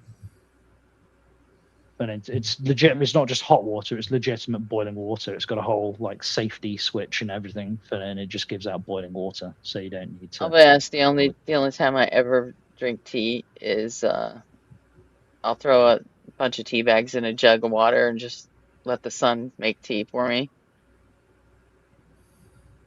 And I let the sun make. I went to jail once. And like they gave us tea at one meal and Kool-Aid at the other meal. What? Yeah, and like They didn't give me that. What? And so like I asked them, I said, "Can I just have Kool-Aid because I don't drink tea?" And they were Well, like, she's from the South, so absolutely not. You cannot have Kool-Aid on the tea meal. So like I gave my tea away and like had nothing to drink. And it was super sweet tea, right? I don't know what it tastes like because I didn't drink it because I don't drink tea. This is going to betray an unbelievable ignorance, but what's Kool-Aid? You don't know what Kool-Aid is? Yeah, what's Kool-Aid? Are you Like fucking think serious? of No, like I'm not kidding you. What's any Kool-Aid? any water punch? soluble. It's like Any flavored it's like- sugar water. It's like any water. Like think of any water soluble powder that's like sugar and like has a flavor like fruit punch, and then you mix it into water. Ah, Grape, so like orange. it sounds like something. So we don't have Kool-Aid like in powder. We have it as what's called squash. So it's really, really highly concentrated like fruit juice. So much so that what you do is you Oh put yeah. a splash of it in the bottom of a glass, and then you add water to it, and that makes juice. If that makes sense. No, this Yeah, that sounds much better. Yeah. Oh no, that sounds like frozen juice concentrate to us. You've never seen Oh, like, true, you've true. never seen the big Kool-Aid jug that like runs around and like blasts through walls and stuff.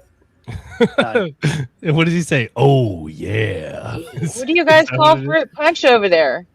Oh my god. Do they sell like So fruit- Hawaiian punch soda Well, or whatever? punch is alcoholic in the UK. If you make a punch, firstly, you don't Okay. drink it at all because it's grim.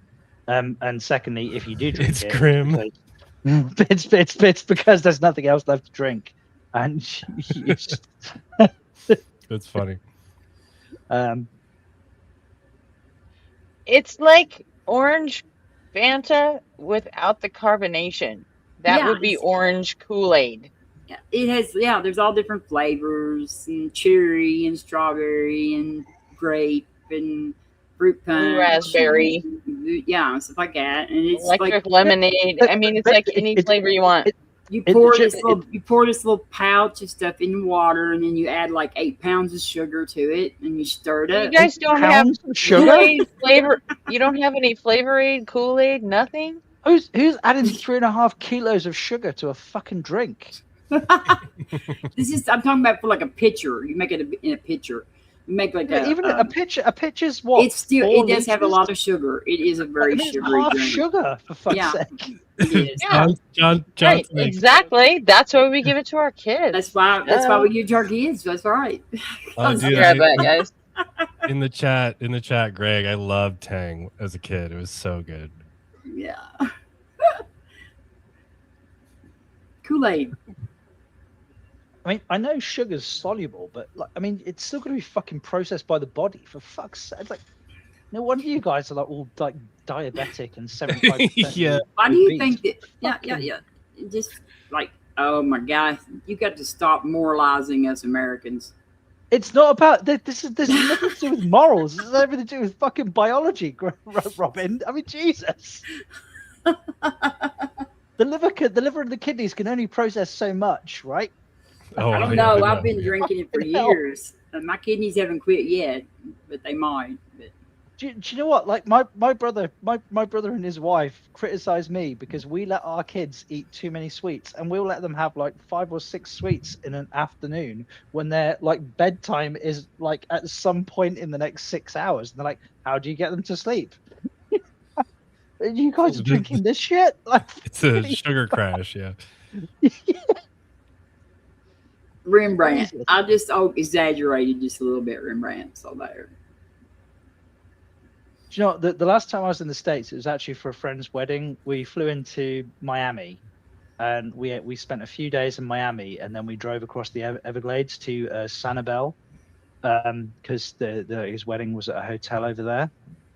Painfully middle class with respect to like Florida, I know, but I went to have breakfast one morning, and I was horribly hungover. And I did say to the guy in like, I just want, like, what's an American? You do realize that there's more sugar in your average Starbucks mocha latte than there is in a glass of fucking Kool-Aid, right? What's So a get fucked. mocha? So what's a like? I drink. You don't know what a mocha latte is from Starbucks? Well, no. When I drink a coffee, I drink a coffee. It's black. Or if I'm in the Okay, mood. well, find out what Starbucks' most popular fucking drink is. Yeah, but And I bet you there's more sugar. I bet you there's more sugar in that than in a glass of Kool-Aid. Like, I mean, while Starbucks are becoming fairly common in the United Kingdom, like the vast majority of Brits who drink coffee will drink a coffee, which is coffee with like a bit of milk and maybe 1 teaspoon of sugar. But even the most Brits won't have the teaspoon of sugar, right? You guys don't have them on every corner? No, there are Starbucks all over the place, so I'll grant you. But the vast majority of people who drink coffee in the UK, like I'd be prepared to bet that the most Brits who order coffee, they'll order either a flat white, which is basically an Americano with like some milk in it and no sugar, or maybe a cappuccino, which is just with steamed milk, no sugar. Yeah, maybe you need to The add more frappa, sugar to lappa, it. It's going to be an American thing that you're. yeah, like the frappuccino and all this sort of crap. Like Yeah, I'll bet you with your heat wave, that shit got more popular. Well, iced coffee is definitely, yeah, I'm sure. Although next week we're expecting like the Hey, hottest Eugene. temperatures. Hey, next week we're expecting the hottest temperatures that we've ever experienced on record in the UK. I think we're thinking like 41, 42 degrees or something like that. So I'd just like to just say hello to all of my friends on the panel. Hi, Gretchen. Thanks for having me up. Hey, Robin. Always good to see you. And John, you too. Yeah, that's it. Just for clarification, at the bottom of that list, did you leave nobody off for any particular reason? So, you what to do? Hey, beautiful people. Hi, Gretchen. You're lucky you got us, Gretchen, because me and Nobody on Fire were getting ready to watch a video, and you got Ray came and got us before we got started. What are you guys gonna watch? Some moral realism. Alex Malpass talking about Russ Schaefer Landau, or however you say that name. I'm a slow boy, so I don't know how to pronounce it. Oh my goodness, so slow. Sounds riveting. Yeah. I think Malpass is in Edinburgh now, isn't he, or Glasgow? Can't remember which. We were all fired up to watch it.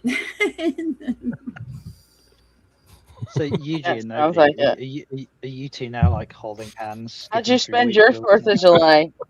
Watching a video on moral realism tonight. It's a whole ass hour too. Yeah, imagine if you told your younger self that. What will you be doing on 4th of July in 20 years? Oh, I'll be watching every year. Yeah, true. I'll probably not be here. I can't pronounce his name. I woke up at 9 p.m. today, so getting our good work pills on. It's been a weird day. You woke up when? At 9 p.m. Have you just become nocturnal? I don't know. I'm not sure. I don't know what's going on with me ever. I'm too slow. Yeah, that is the curse of a low tier. I don't even have like a work schedule to like keep me sort of honest. So is being nocturnal dishonest? Well, I mean, it will shorten your lifespan, but other than that, I mean, it fucks with things. I mean, like I slept through a doctor's appointment the other day. Nice. I meant to get up for it. When you I knew when I made the appointment it probably wasn't going to happen, but I did it anyway. When you say slept through the doctor's appointment, did he have like the blood pressure cuff on you, and did he have like fingers in you, and you were just like napping on the doctor's bed, or do you mean you missed the appointment entirely? Because those are two very. I missed the appointment entirely. Okay, fine. I had my kid come in and wake me up 2 hours before because I knew I was going to fall asleep. And he did, and I was like, they'll cancel it. I just went back to sleep. Well, I had to get up one day this week and go get an eye shot, so that's great. Yeah. Your eye shot? Yes, I get shots in my eyeballs. What? Really? What for? If you don't mind me asking, Robin, what for? Macular degeneration. Right. Okay. What is it? Steroids?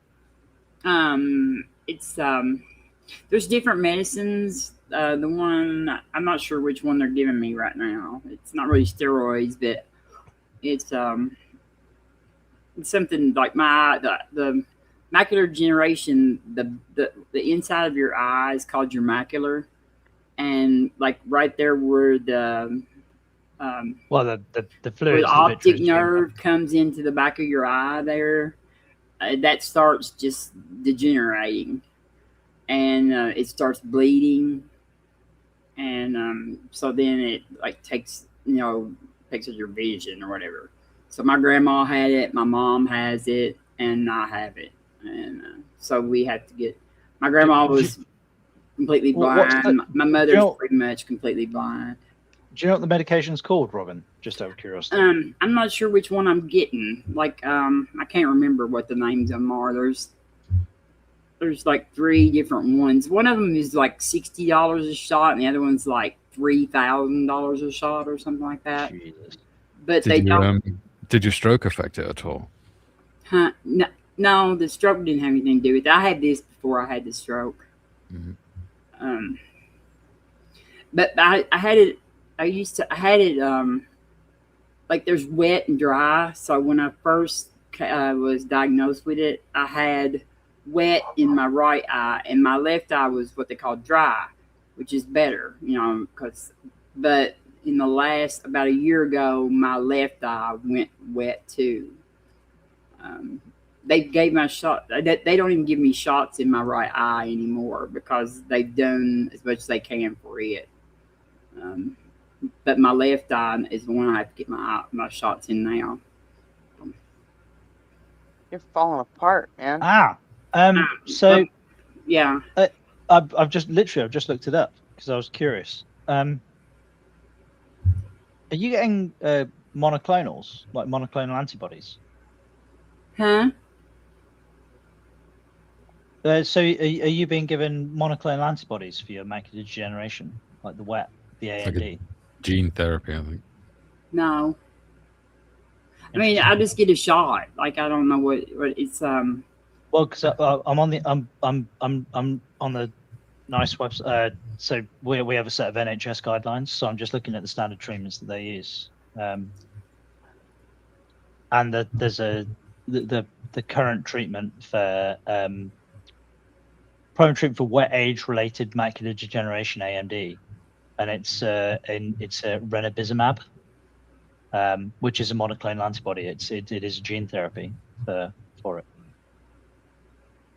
I don't think so. I don't know about nothing like that. I wish I could think of the name of the medicine.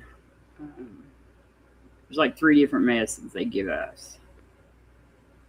One of them is sort of like the first one is like stops the bleeding real fast. And one of them is sort of like. Hey, McJohn. Yeah, good morning. I'm just trying to turn the volume down.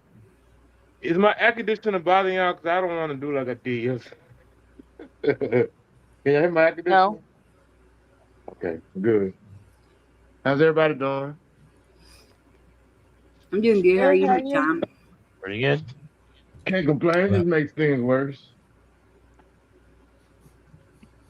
I heard y'all was talking about Kool-Aid earlier. I don't know if y'all want to talk about it, Gretchen. And then I've only had like one person tell me this in the chat yesterday, but evidently that one person thinks that our treatment of J Money was unfair yesterday. And I told him if y'all want to talk about it, I'll bring it up, and maybe we can figure out a bit. The way we treated J Money yesterday was unfair in the view of at least one of the people in the chat. Well, I guess the point, like when Aubrey tries to define words, especially scientific words that he knows the definitions on. He wants to definitively define it and leave no wiggle room for the guys to stop putting words in science mouth, so to speak. I can't even. Aubrey have to tell you his intention when he do it.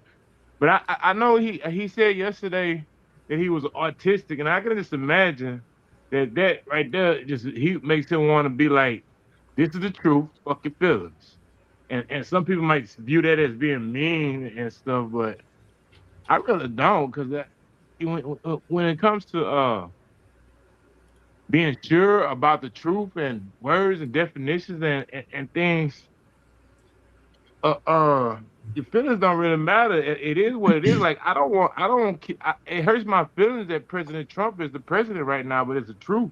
And if somebody had to tell me in a mean way that motherfucker up there is the truth, is a president, then I just had to swallow it and accept the truth. And then and plus, one more thing. Plus, but RP's not 100% fucking truth based either. I mean, he'll fucking he will scour fucking Google to find one little fucking detail that he thinks makes him right. He does the same shit Is anybody as 100% everyone else truth-based? does. Like Huh? there is no person who has ever existed that is 100% truth based. We all have doxastic positions. Like we all have like beliefs that aren't justifiable, right? I don't know what truth-based means. Yeah. Yeah, exactly. What does truth based mean? I and mean, also want to as far as being mean to J Money, that's like fucking Also, sport at that point. At this Gretchen, point, you know?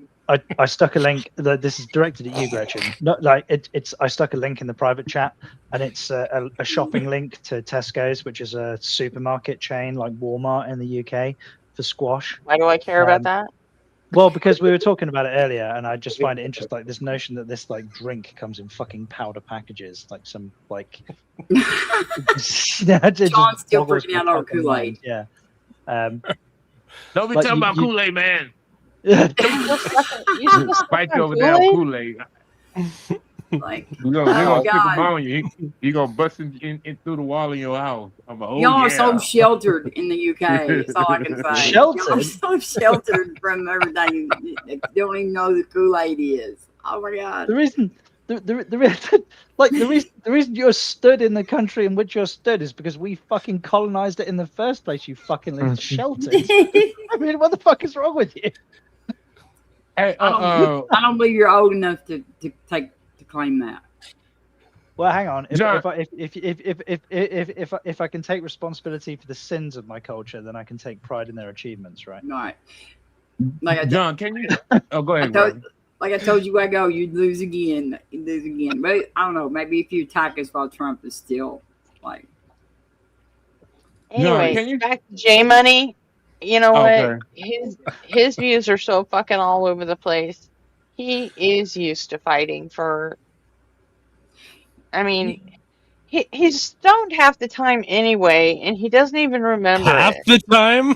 He's stoned. Okay, more than half the time. If he's not stoned, Like, he's all not the on time. here. You know, he doesn't come unless You know? he's stoned. That's the only time he wants The to hang shit out with doesn't you. Oz? His worldview makes no fucking sense to anybody, and he's been fighting like for at least a year on this shit, like multiple nights a week. He's all I right. mean, He's used to it. Yeah, He wouldn't come here if he didn't want to be argued with. Yeah, I Jamie. don't want to argue with him. I like just leave him alone. He's cool, just sitting over there, minding his own business. Mm-hmm.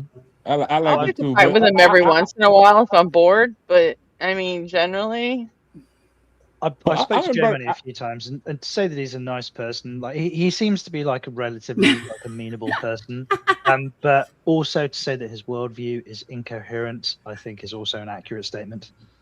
it is. Branch Ricky said J Money has a black belt in woo woo. Well, I You know was brought what? up because of J Money the guy- talks the way he thinks smart people sound.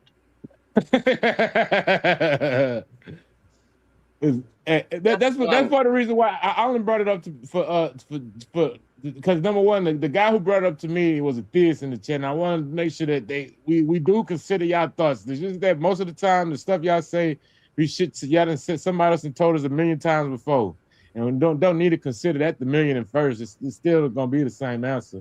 And the second thing was I wanted to get our duties defined and clear and understood as far as being public speakers up here, especially on your channel, Gretchen. And I know that you want to I want to be committed to the truth, and you want us to challenge bullshit and not let people come up here with lies and bullshit and not let it go unchallenged. But then again, I know you want to let other people speak. I just trying to understand our duties. How should we balance content versus being some type of censor for the truth or whatever, or however you want to put it. Yeah, I do, but you know what? At the same time, J Money keeps coming up here, and he knows what's going to happen when he does. And I mean, Yeah. that's on him. I mean, back on that other channel that I don't go to anymore, I've had my days with where I've gone at him with both fucking barrels and not been fucking cool about it. But Yeah, you know what? you did it to Justin too. I'm past that, huh? I said you even Well, did it to Justin too. And About the sorry. Phil I don't Bro care who shit you when he was are. going out. I'll argue with when he was- anybody if I Yeah. disagree with you. But the point is, I've had those arguments with Jay. Arpy has not had that yet. Eventually, I assume that Arpy will just decide that, you know what, Jay, you're cool, whatever. Think what you want and just let it go. And that's kind of what I do now. Yeah. If you're But prepared to go onto a Arpy panel, hasn't hit that spot yet. Neither has Ray. And, they still think they can teach him something. Yeah. Yeah. They just haven't hit the realization point that no, you can't. Yeah, Jay's a What is it? What is it? Rich always says he has that FIMPO stuck up his ass, and it's not going anywhere. Yeah, he takes every side of every fucking position, every position of every fucking concept. It's just like it's insanity. obviously, everybody has an opinion, and that opinion might be fence sitting. But the second that you put your opinion out on the internet and invite people to criticize it, then you're inviting criticism, and that criticism might not necessarily be wrapped up with a nice little bow on it. It might not be pleasant. So, John, you don't know that, John. You don't know that. You don't know. You didn't know that. You didn't know that. Gretchen, you don't know that, Gretchen. We like Jay. We like Jay. I love Jay. I think Jay's great. Yeah, I think Jay's great. But he's good for content farming, but he's a fucking lunatic, right? I mean, I think Jay is like humble enough where I see no problem at all. Like I don't. Yeah, he's like fine. he's just no. Like he's fun to talk to. He loves Resident Evil, and I love Resident Evil, and I don't know. He's Jay's the just least, the least Jay's- troublesome American we have. Yeah, he's Well, you good. see that here first, Thiers. We try to be fair to you. We may not always be fair, but we try. You even think about the things you say that's worth thinking about. Well, and technically, fair is also like Arpy's allowed to be like, He's the why do you co-host. believe in God? And then Jay's like, dude, I don't know, just these things like they seem intuitively like important to me, and then there's really no answer to that, Well, I was listening to him the other day, and he professed like it wasn't a perfect example of like a doxastic position, but like essentially said, no, my beliefs are internal to me, and external reality is like kind of irrelevant. Which is kind of nuts because like there is no such thing as a perfectly doxastic position. That's why it's like that they can't really exist because you yeah, are. but then he also says stupid shit like science is the only arbiter of truth in the world. Yeah, which clearly is not the case. And then he says, I'm not going to make a call on anything because we'll all find out when we die. Like, you guys what? I'm sorry. Go ahead. I'm sorry. So he's...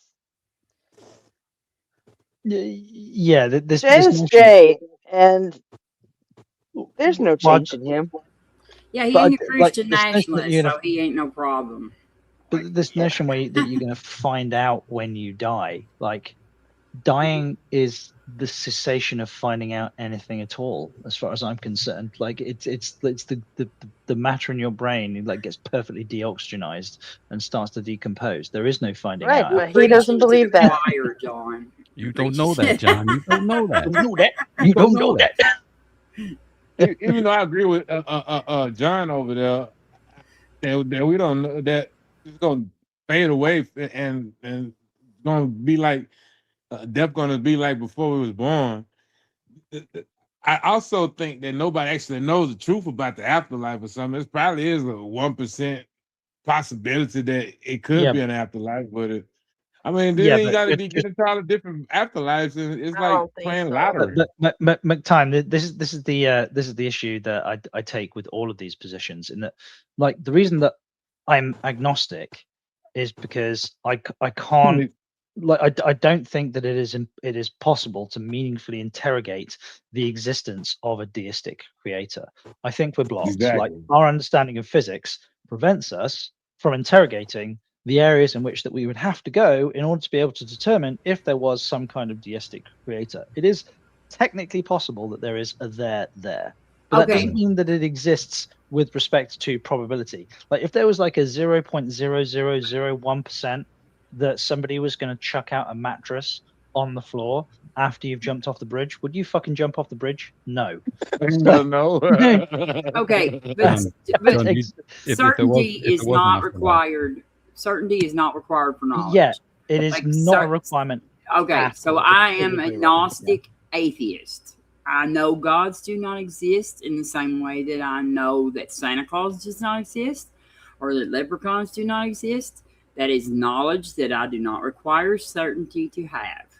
And so I am a Gnostic atheist. I am not an agnostic atheist. I will say that right now. And I do not require certainty to have that knowledge. That's why scientific knowledge come with margins of errors, because they know that they can't provide certain knowledge either. But it works within 90% of it works with a 90% rate. That's why it gets gradual. Once you get over 90% predictability of whatever you're describing, then it becomes knowledge and theory. It graduates. Scientific theories with respect to peer review, they have something called a sigma scale that's attached to them, which is confidence that the results are accurate, right? Mm-hmm.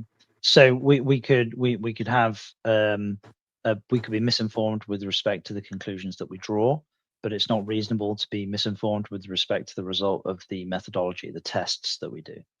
So we could draw conclusions from the results of the tests, which have a high degree of accuracy because they're repeatable, replicable. That's why when especially in STEM, when scientific studies are put out to peer review, you don't just publish the conclusion, you publish the methodology as well. The reason that you publish the methodology is because what you're inviting your peers, i.e. peers with respect to peer review, is to replicate your test, replicate your methodology, and see if they come to the same result. Exactly. And that's why I regard religious knowledge as useless, because it don't come with a margin of error. Like, take the golden rule, for example. Jesus going around telling people to treat others like you want to be treated. And that's a pretty good, decent rule. I think it's mediocre, because half of the time you probably can't treat people how you want to be treated and it'll be all right, because we all human. So as far as we do the human stuff like breathing, eating, and drinking, we are getting some kind of Venn diagram type of deal. But most people on the planet is not you, so it's not going to work most of the time. It's going to work some of the time. And it seems like, to me, it's just best you treat people how they want to be treated. And you get away from it if you can't, because some people want to be treated in some ways that you just can't do. And that's fine too. But, you would think, for all-powerful, all-knowing God, he should know better to give people advice that'll work within some type of margin, some type of error, a margin of error. I'm sorry, I'm losing my train of thought. Margin of error, and so anything that the stuff he's saying, it should work all the time, and it don't work half the time. And that's the on the good end, because the rest of his advice probably work any other time.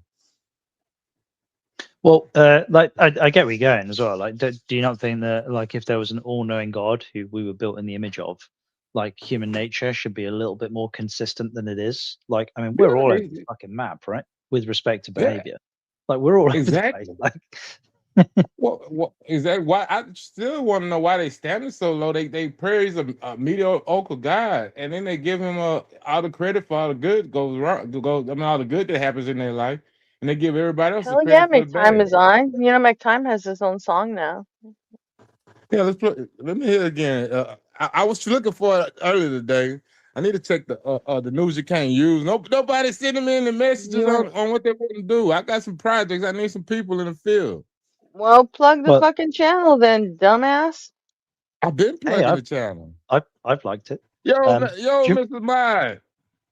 do you remember the it was a Hitchens thing, and I don't know if it originates with him. I'm sure he was quoting somebody else, but he with respect to humanity and this notion of a perfect God, he coached it in, like he said, created sick and commanded to be well, which I always thought like perfectly encapsulated this notion of like you're a sinner, but you're commanded to be Born good. again, yeah. but you can never be good. Like good is an unattainable goal.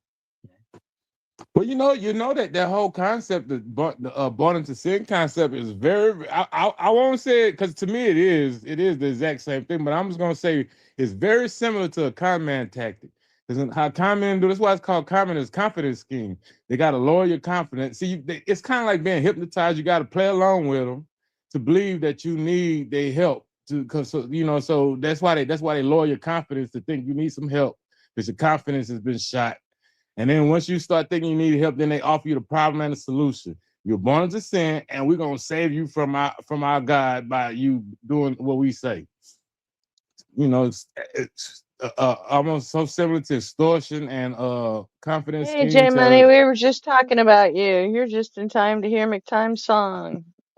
Yeah. Everybody shut up. Everybody mute up. Mute We're up. doing this. Play it.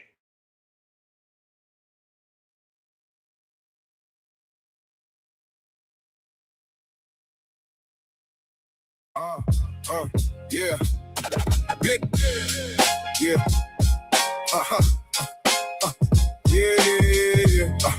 Yeah.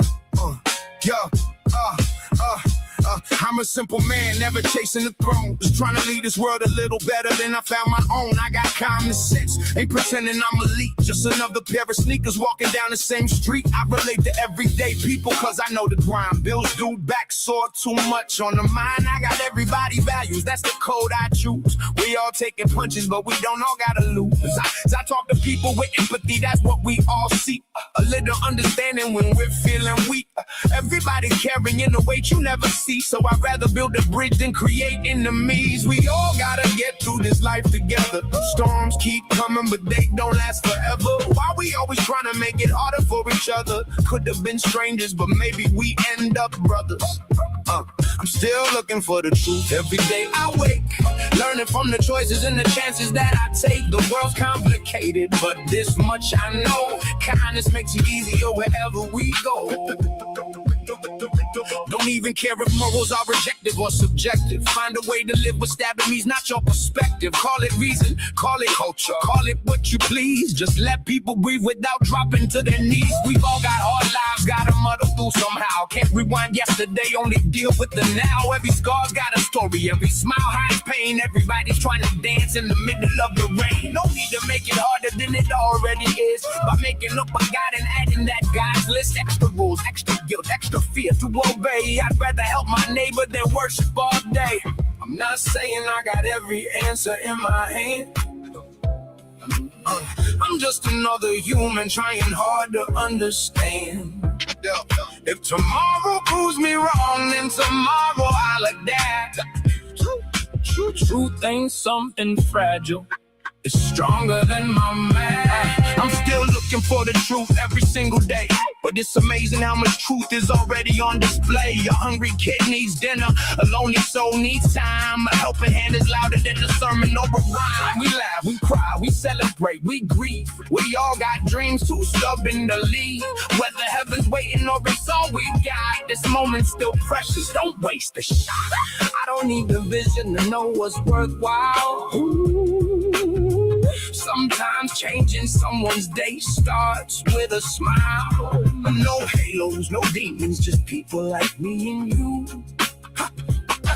Trying to find tomorrow with the best that we can do. We all gotta get through this life together. Different roads, same sky, same changing weather.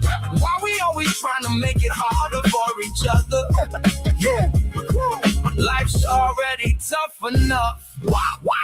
Why not help one another? I'm a simple man. That's the way I'm gonna stay. Common sense and compassion every single day. Still searching for the truth, but here's what I found.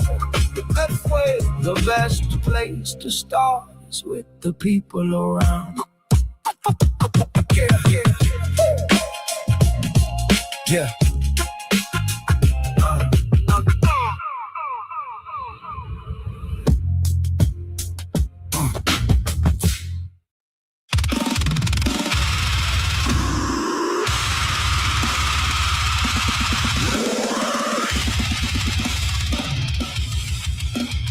Warning.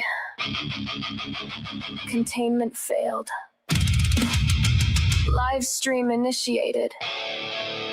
Unknown BOW detected. Designation. Pre-sup.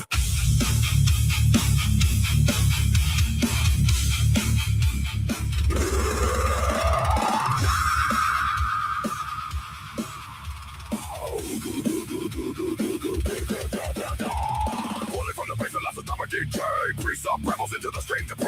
Formating sermons with tag underneath. Mutated logic cruising behind running in tape. Without God you can't know truth. Same fake the script with no real proof. Umbrella grade rhetoric, virus born lies. Expected to create more, we just get more. There's nobody on fire, it's just common cold. No panic in his voice, no need to fold. Crosshair fuck his intellectual aim. Ready to push another zombie claim. You start with God, then conclude God's true. A closed loop system with no way through. Ouroboros reasoning, wearing holy skin.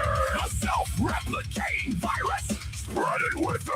With an argument like a Gordian knot. Another pre-sup is losing the plot. Nobody on fire, just a room with precision. Biologic burns hotter than any messiah. Nobody on fire shows patience and poise. Gun through noise with a surgical voice. No rage-bait tactics, no desperate anointing. Just clean precision while the facts keep pointing. Pre-sup mutates when the pressure climbs. Redefining words in real time. Transcendental necessity screamed in rage. Like a tyrant trapped inside a semantic cage. Pre-sup fires off transcendental rounds. Big words echoing hollow sounds. Epistemologize, fetishized, dogmatized. But nobody on fire sees through the disguise. Evidence loaded into every reply while holy assertions decay and done. No miracles found in the source code haze. Just another gold caught in the blaze.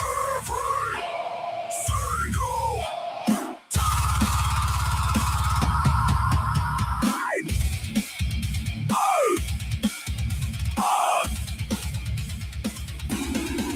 because you can't assume your God is true and use that claim to prove your view. That's not logic, that's a virus loop. Mind control virus in a hazmat suit. BOW detected. Precept staggering. Audio peaking. Worldview collapsing. Live while streaming. Status. Eradication required.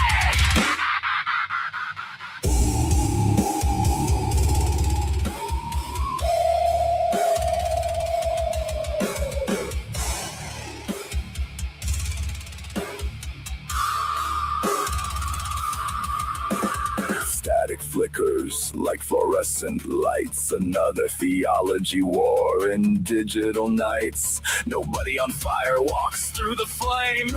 Understands precepts and he's hacked their game. No fear of hell, no need for gods. Just reason and logic marching through the odds. And when the final argument expires, the only thing left is fire.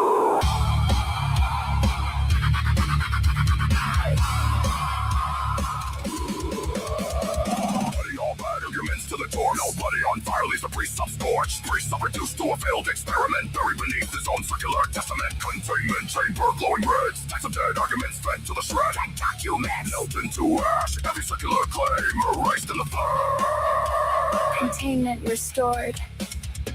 Debate archived. Presup status neutralized. Nobody on fire status. Uninfected.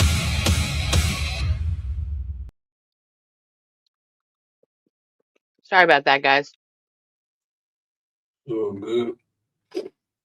Thought I had time to get back by the time song was over, but I got ambushed in the kitchen. It was all right. Got a nice little music break in, something for everybody.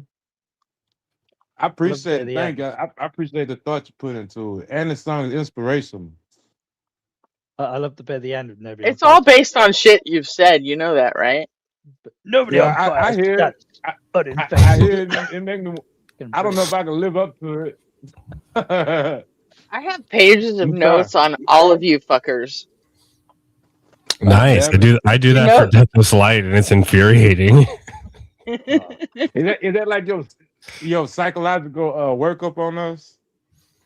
I know you took psychology in Yeah, it's not a psych workup. It's just, you say something fucking cool or funny or, weird, then, at this point, like all the notes I have on RP, if I made a song out of that, it would sound like a fucking slam book at this point. So I probably shouldn't. Well, it's like slam poetry. No boy. Yeah, it would just be a song roasting his ass. Well, Eugene. Sorry, I was about to say, without putting too fine a point on it, Gretchen, like, you are definitely quick with the criticism, like, and not necessarily like Johnny on the spot when it comes to, I don't know, like the positive reinforcement.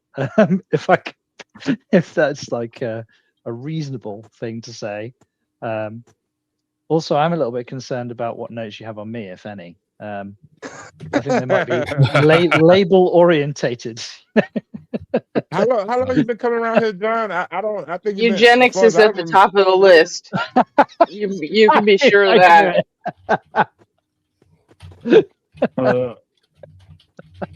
They had an interesting person on came on Sean Carroll a couple of weeks ago, was talking about eugenics, and we were talking about Carl Linnaeus. It's Carl Linnaeus' ideas in Carolus Linnaeus. Yeah, his ideas in biology and genetics was he wanted to say that the animals had a part to play in the evolution. Like the reason why a giraffe neck is so long is because those were the animals that were stretching their necks to get to the top of the trees, and so they go ahead. But you don't understand that Carolus Linnaeus like predates the like genetic science by a couple of thousand years. I do. But see, that's what I'm trying to get at, because he came out. He was around the time of Napoleon. He was one of Napoleon's advisors, and his ideals was laid some of the groundwork for biology and how the person that Sean Carroll was interviewing put it was she said that he was put on the back burner because they wanted to go with eugenics and whatnot, and that's what had populated the time after him. And now that we are coming out of that type of school of thought, that we're looking at Carl Linnaeus' ideas with brand new eyes, because you got to keep in mind that Charles Darwin was a Linnaeus. He also believed in Linnaeus stuff too, but then they wanted to try to put the art. I'm just going out what the woman said now, because I could be, I don't know what she says accurate or not. I'm not a biologist, but the way she put it was they tried to frame Darwin versus Linnaeus. Like Linnaeus' ideas was part of Darwin's ideas back in that time, but subsequent years and errors, they was trying to make it so that either you can be a Linnaean or you can be a Darwin, and it's just that simply wasn't true. But since we're talking about eugenics, just want to point that out, that that was a school of thought that was really like came from Napoleon. He wanted to use science to control and rule and be the emperor and stuff. And that's where that type of school of thought came from.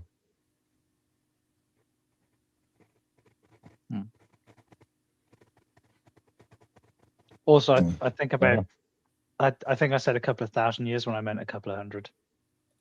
Yeah, he was a Napoleon advisor, because they nobody liked the Linnaeus. According to what the woman was saying, she was like, nobody liked Linnaeus. He had wacky ideas to them at the time, and so but his ideas worked, and he was a pretty good scientist, damn good scientist on everything else they considered back then except for biology, because all that stuff was kind of mixed up back then anyways. And but as time progressed and we did the eugenics and they tried to experiment on the different races and do all the stuff they did to like the blacks and the Mexicans and stuff like that, and now that we came out of that, we're looking at Linnaeus with brand new eyes again. the problem with eugenics isn't so much that it wouldn't work. It, like, practically speaking, the problem with eugenics is should we do it? Is it That's possible? unethical. It absolutely is. Like, is it possible for humanity to steer our genetic future? Can we predict what's going to potentially come next? Can we manipulate our environment? Yeah, of course we can. We manipulate our environment all the time. Are there factors that we're not going to be able to predict? Yeah, of course there are. But we can, in large part, potentially predict, like, especially with like genetic manipulation, like IVF, and the fact that we can select for certain factors and not others. Like, could we, in fact, eliminate certain genetic diseases? Yes, we absolutely could. The question is, once you start fucking about with this unbelievably powerful tool, is it going to be abused? Yes, yeah, it is, because it's in human nature to abuse these tools once we're given them. It's like, could we unring the bell with respect to nuclear power? I'd love to unring that bell. And we do have the ability to unring the bell with respect to genetic manipulation. Like, we're not there yet. Like, we've not done this thing yet. Like, should we fuck about with it? No, I don't think we should. Because unfortunately, there are altogether too many people that exist within our species who would abuse it. Abuse it, yeah. Frankly, yeah, that's the right word. They would abuse it. And as it stands right now, the nukes that we have, they have mostly lived in their silos, and they've been used for. They're essentially like the modern saber, but mostly it stays sheathed. It rattles around in its scabbard. I don't think we'd have the same. I don't, but because you can't, like, genetic power doesn't like, our species is procreated, and like we are our genetics. So you can't not manipulate it, because every single generation, like, there is no father, there is no mother who would not, when it comes to like potentially having the next generation who has got some kind of genetic condition. Like, I've got keratoconus. I know my son is probably going to have to deal with it. It's a genetic condition that is severely limits eyesight. Now, we have modern technology like contact lenses and laser eye surgery that would probably can and does allow us to deal with it. But if I could have like eliminated this particular gene that causes this problem, like, we've not identified it yet. We don't know where it comes from exactly. But if I could eliminate that gene, would I? Well, yeah, and that's obviously a virtuous and a righteous thing to do. But see, but John, this might where do make we you go from laugh, there? but they played with that idea a little bit on Star Trek Enterprise. They had the children of Khan. Remember Khan, Yeah. right, from Star Trek? Well, his children that they call them the augments. The augments had so they had intercepted a Klingon crew.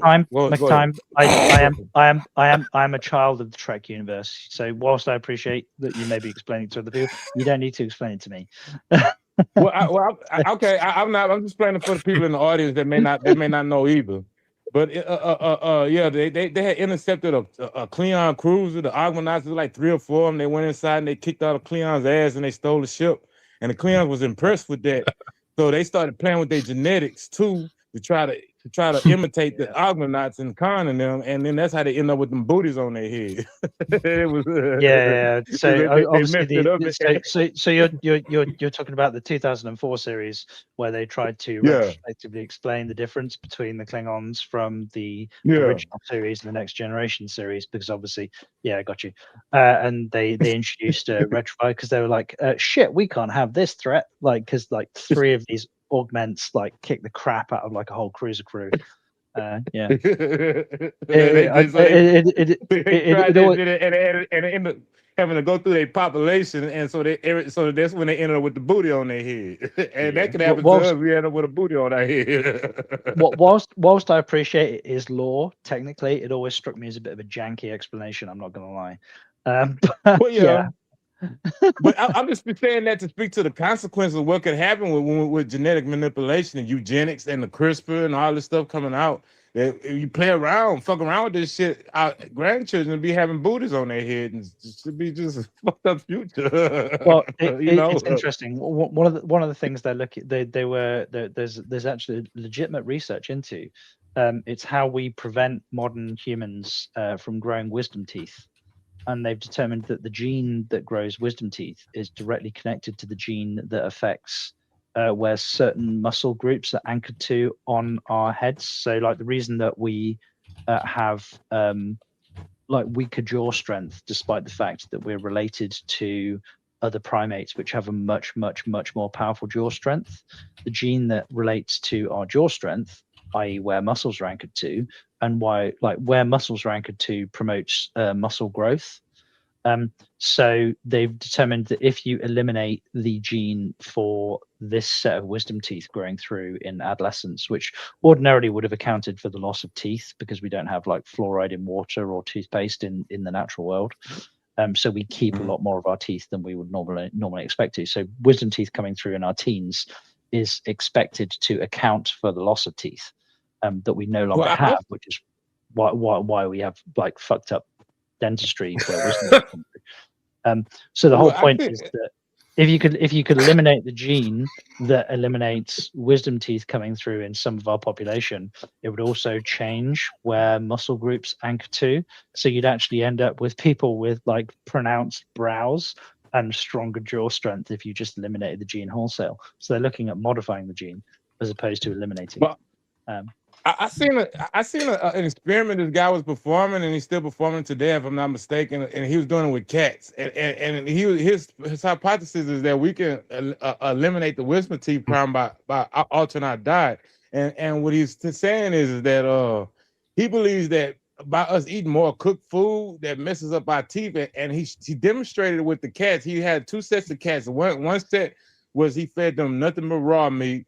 The other set of cats, he fed them cooked food, and over time, the cats fed cooked food. Teeth started doing like how our teeth do. We getting our people with the overlapping teeth and teeth everywhere, all over in your mouth. You need braces and stuff like that. But the ones that ate the raw meat, because you gotta actually, it gives the teeth some type of resistance. They stay more like how regular cat teeth supposed to be. There's an orthodontist, I can't remember where he's from exactly, but there's an orthodontist who has hypothesized the reason that a significant portion of our population now has something called underbite, so the teeth don't line up, is because we're evolved to, like, when you're eating food, like you put the food in your mouth and you pull it apart with your teeth, so it pulls the teeth together.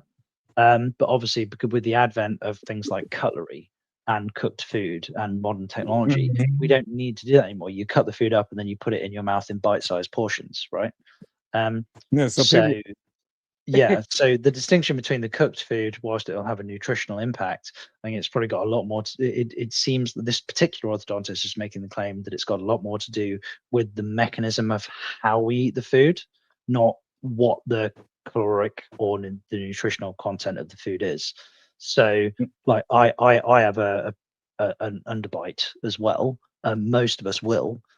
But if we had been eating food like cooked or otherwise, where it wasn't on a plate and we didn't cut it up with cutlery, if it was something that you were eating directly off the bone, like you put it in your mouth and you pull it apart, and this action, repeated action, causes the teeth to line up, which obviously ours don't en masse. That's new. I never heard that angle.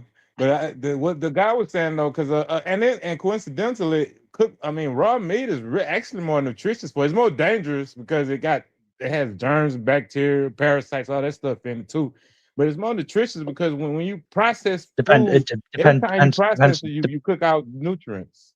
It depends on the animal. So, for example, because things like chicken and pork, the risk, the cost benefit with respect to the nutritional value, whether it's in raw or cooked, like because of the parasites or the bacteria that potentially exists within the animal, like the cost benefit is nuts. Like no rational person would ever eat raw chicken or pork.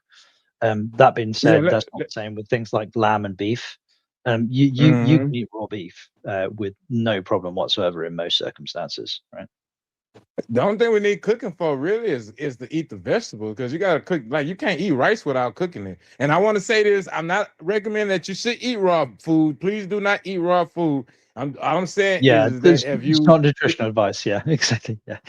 Yeah, if you think about it, when you cook some meat or something, all that grease that come out of that meat, that's nutrition that's not getting in your body.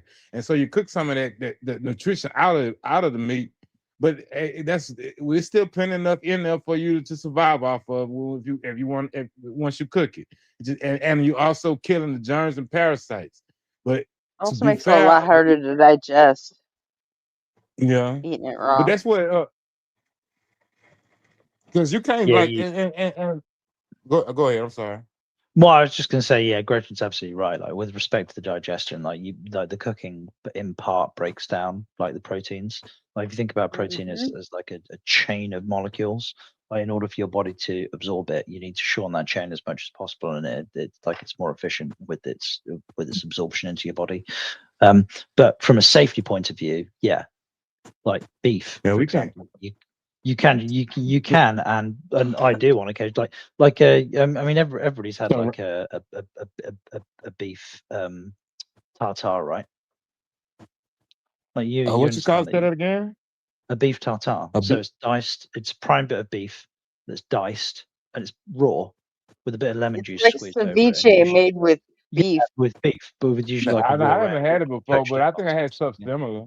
I know I like to eat. As I got older, I like to eat more rare and medium rare beef and stuff like that. But yeah, but not well, all I the mean, way. well, we're getting into the culinary part now, but like so like a ribeye, I'll have as medium. We would Because you call want it to a steak tartare. Yeah, steak tartare. But a ribeye as a steak, when you pan fry it, a ribeye you'd want medium, right? Because there's quite a lot of fat in it, and you want to render the fat down. Nobody likes a mouthful of raw fat.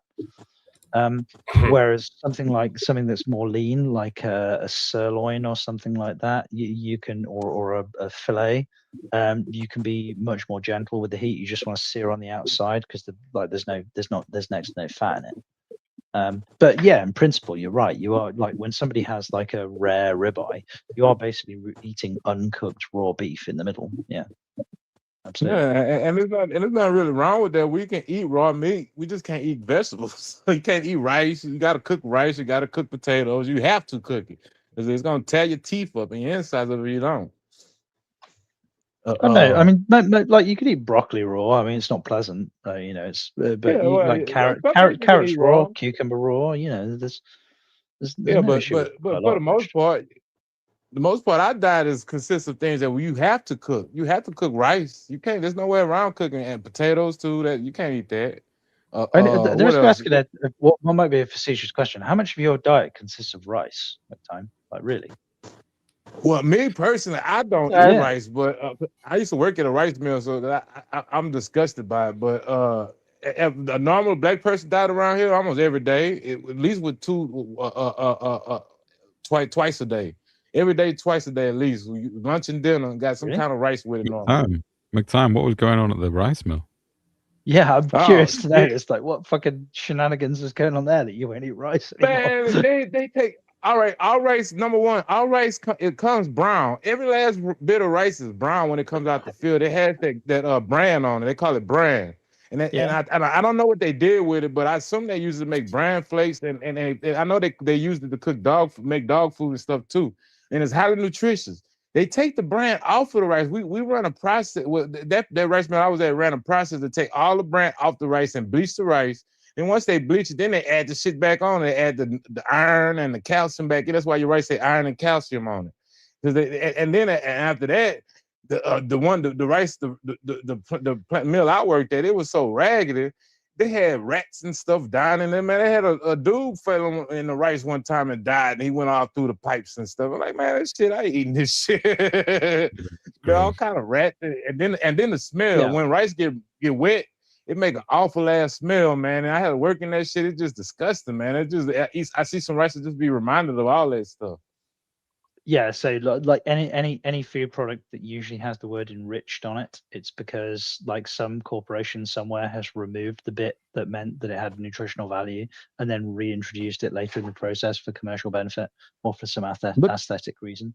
But all right, let me just point this out right quick, John. When you go to the store and you buy brown rice, that is rice that they didn't took the brown off of it. Then they charge you to put it back on. They took it off and then they charge you to put it back on. That's why brown rice is a little more expensive than regular rice, because they took the damn brown off and then they put it back. Then they charge you to put it back on. Yeah, I mean, What? for the most part, aren't there like dozens of species of rice? Well, there are, yes. But it all come with brand on it. It come in the whole with that brown stuff all on it. It's sweet. It tastes like almost kind of tastes sweet and stuff too. It's pretty good when you eat like a handful of it. There are different, like you as nobody said, there are different types of rice. Yeah, they are. The brand is external to the rice. The color, the bleaching, yes, I'll grant you. Like the fact that like people like quote unquote white rice. But there are You different gotta types think of of rice. it like, but the brand is like the husk. It's on the outside, right? No, well, yeah, no, it's. I'm just gonna explain. Think of it like some seeds or something, or some peas. You got the husk, and inside the husk, you got like a layer of like powder. That's the bran, and it's inside. It's kind of like dust, and it coats the whole rice, and it's in between the husk and the rice itself, and so they just wash it off, and then they separate that brand somewhere else, and then they, like I said, I think they use it for brand flex. I'm not entirely sure, but it's the same name, so I think they got something part of it. But I know I was told they use it to make dog food, medicines, all kind of stuff. It's highly nutritious. It's sweet. It tastes good. Yeah. Okay, so not for the first time this morning, McTime. You've actually have been googling this, and yeah, fuck. So I've just looked this up. White rice is milled from brown rice, a process that mechanically removes its nutrient-rich outer husk, germ, and bran layer to leave just the soft, carb-rich endosperm. The removed bran is separated into byproducts like rice bran and rice polishings, which are high in fiber, antioxidants, vitamins, and are widely used in animal food or supplements. So yeah, don't eat white rice, people. Basically, I'm not telling you not to. That was John. Yeah, no, like just know what you're getting into. Know the nature of the beast. Yeah, no, I'll fuck. Don't bother me. I don't really eat rice, so. I mean, we I'm don't with eat a this huge amount of it. firsthand. Fuck, like that is disgusting. But why would you go out of your way to remove the best bit, the most nutritional bit? Well, the husk that's they called can tell- field rice. So you don't, or paddy rice, you don't eat that bit. Yeah, but Can you repeat that? I'm sorry. The husk bit, they always dehusk rice because that's the bit Yeah. that you don't eat. But that's you don't not eat what the this is husk. talking. That's not what this is talking about. This is that like so when you go and buy brown rice and white rice, basically it's exactly the same thing. It's just one's been through like a process that has removed the outer layer, and it's Yeah, just but left like the carbs behind. It's removed all the nutritional No, you see, value. Like The husk is not the brand. The value. brand is inside Yeah. the husk too with the yeah, rice. yeah, that's right. Yeah, So like all of the vitamins and minerals are on the outside of the rice, and Yeah. all they've left is like the carbohydrates behind. yeah, Like, that's the nice bit. It's the tasty bit. well, I get that, but like, why the fuck do we do that? Like, Because it's nice. It's tasty. They make more money. It's called guerrilla pimping. That's when you take something from somebody and then you sell it back to them. That's what they're doing. They just take it from it and then they sell it right back to you as a new product. but it's like the fact that most humans are like B12 deficient because all of the vegetables that we pull out of the ground are so like they're washed repeatedly again and again and again. Like the only B12 we get are from the animals that we eat that are foraging animals that root around. Like because all of our vegetables are so denuded. Like most people, like for those of us that grow our own vegetables, myself included, we're probably not B12 deficient because our vegetables haven't been through like a mechanical washing process. Well, it's and we're also still to do with the the degradation of the soil over the true, last sort of yeah. 50, 100 years. Yeah, it's Well, you're referring to monoculture there, UGI. No, I'm referring to nitrogen as a supplement to soil as opposed to organic matter, because you're basically just giving the soil a diet of vitamins essentially and expecting it to do well. You need to put organic matter back into the soil. We're not doing enough of that. Yeah, so when I say monocrop agriculture, I'm not even talking about crop rotation. What I'm talking about is that ordinarily what would have happened, you'd have had like where you grew your barley last year, you'd have cows grazing this year. So the B12 gets put back into this. Like it's not just about crops, and it's not just about crop rotation. It's about like this holistic approach to farming with both animals and crops, which means that the soil doesn't need this artificial nitrogen introduced into it. Yeah, there's loads of different ways of doing it. It's just very difficult with modern mechanical farming because you need to get a huge combine harvester into a field and get up as much of it as possible. But if you've got a load of trees or bushes in the way, it's going to be an issue. If you're doing something like true. Which is exactly why hedgerows are protected in the UK, because we understood early on that obviously the best thing, the most efficient thing with respect to mechanized farming is to just have vast amounts of large open space, which is why you ended up with dust bowls in the United States. And we went, let's not fucking do that. So we kept our hedgerows. The hedgerows became protected. So. But yeah, I'm going to be in the corner of white rice. White rice is it's fucking delicious. It's one of the food of the gods. It cooks quicker. It's softer. It tastes better. It's just nicer. Well, also, if you want to make like sticky rice or egg fried rice or like sushi rice or something like that, then you do need like white rice. But that should make then it makes sense for. I think in that case it should make sense that they should sell white rice as the luxury, because that's the one that has to go through the extra process and leave the fucking brand on the rice. I agree. Yeah, definitely. But you do know you can still buy brown rice, McTime. It's not been outlawed. No, but it's more expensive. It's more expensive than white rice, and they charge you to put the brand back on the rice. It's because it's a big thing to have like whole grain and whole food now, and it's closer to the original. And they say, "Oh, it's worth more." It's like, well, you've done less to it. It's like, yeah, exactly. Oh, I see. So like they sell the untouched rice, which hasn't been through the mechanical process, in the quote unquote organic section. Yeah, like raw milk. Like if someone's buying raw milk, they're a bit, it's a bit of a risk. But they're literally doing less to all it. rice got touched. Every truckload of rice, every train full of rice that went through that rice mill, it all was touched. It always washed the brand was washed off it and bleached. Then we had a process to put the brand back on it and sell it as brown rice. And so that extra process is what kind of adds to the expense of the brown rice, because it's another process that they have to pay for. But you could just leave the damn brown on the rice and just sell it like that, and that's what really pisses me off is the finance and the economics of it. They're playing with us. They're taking the stuff off and then charging you extra to put it back on when it automatically comes like that. Back in the day, it was lobsters used to be thought of as like a poverty food because they were afraid to change. Yeah, people hated it. If you were a servant in London, it used to be in your contract that you wouldn't be served lobster more than twice a week because people hated it. Yeah, but something flipped one day and they said, "Oh, it's expensive now." I'm like, "Oh, okay." Well, wasn't it something to do with the railroad or something where they started shipping it like away from the coast or something, and they thought this is delicious, and then it became like a privilege, something like that. Some guy invented the right sauce for it, and then it was over. It tasted so good with the sauce that it was good. Well, I would like to point out that Professor Hilder and Terrible Name both have informed me that brown rice spoils faster than white rice, so that's a good reason. It's true. If you want to keep it longer, it lasts longer as white rice than it does as bran. Yes, the bran's got fats in it that degrade, but the white rice hasn't, so it lasts for years.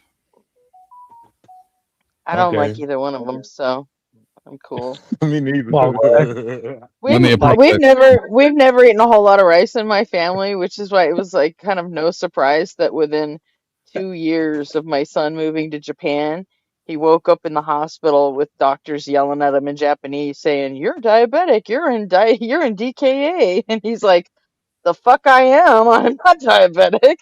It's like, "Guess what? You are now."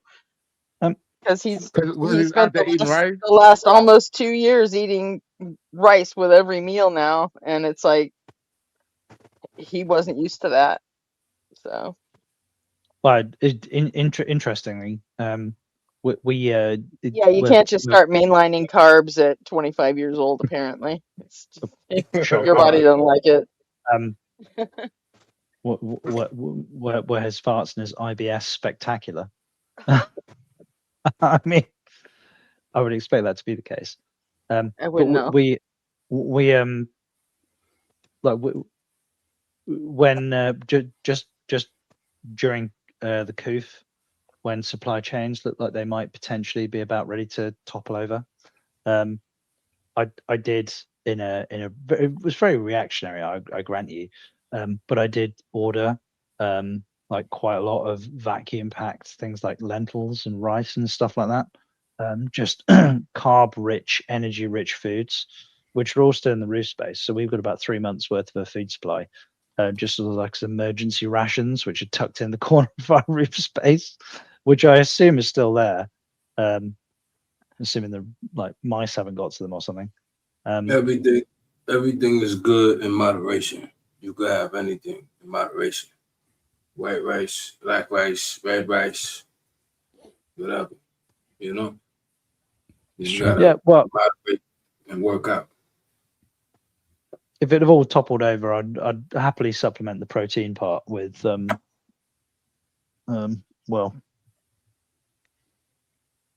they also enrich brown rice. You know what I'm saying? It's not like just the way it grows. Like, don't they enrich it with other stuff? Like, it's enriched, isn't it? I'm not sure. No, I think that's it's just basically they just put the brown shit back on the rice. It came off of it like out the field. That's what I remember, because I worked on the floor that did that. I worked on the machines that did that. The separation and the reintroduction of bran back to the rice. And it seemed like to me, now I didn't get all into the chemical formula and all the chemicals they was adding in and taking out, but it seems to me it was just the brown shit that was took off the rice that was downstairs in the other floors. You know, I'm fairly sure that like what goes on in the US with respect to food is definitely different to, like, not necessarily with respect to rice, but just generally with the fuckery that goes on with food is definitely different in the US. Because the amount of foods that I worked there was probably different from everybody too.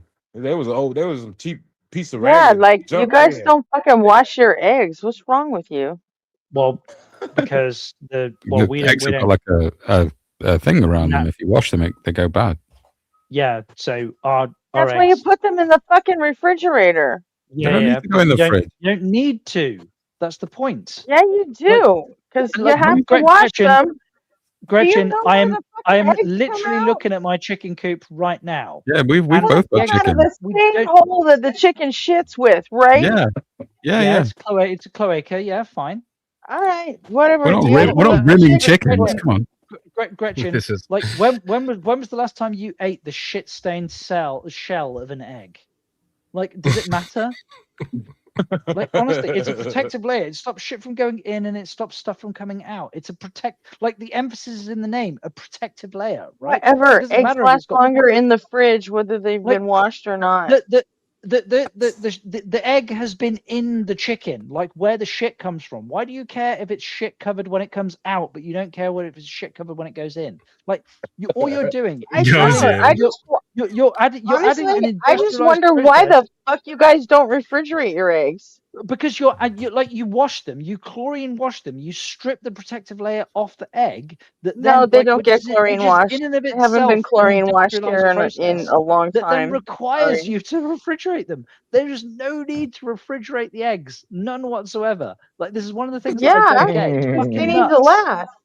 But you guys go to the store like 2 or 3 times a week, don't you? Yeah. We don't do that here. You know what? Fuck it. Here we go, Gretchen.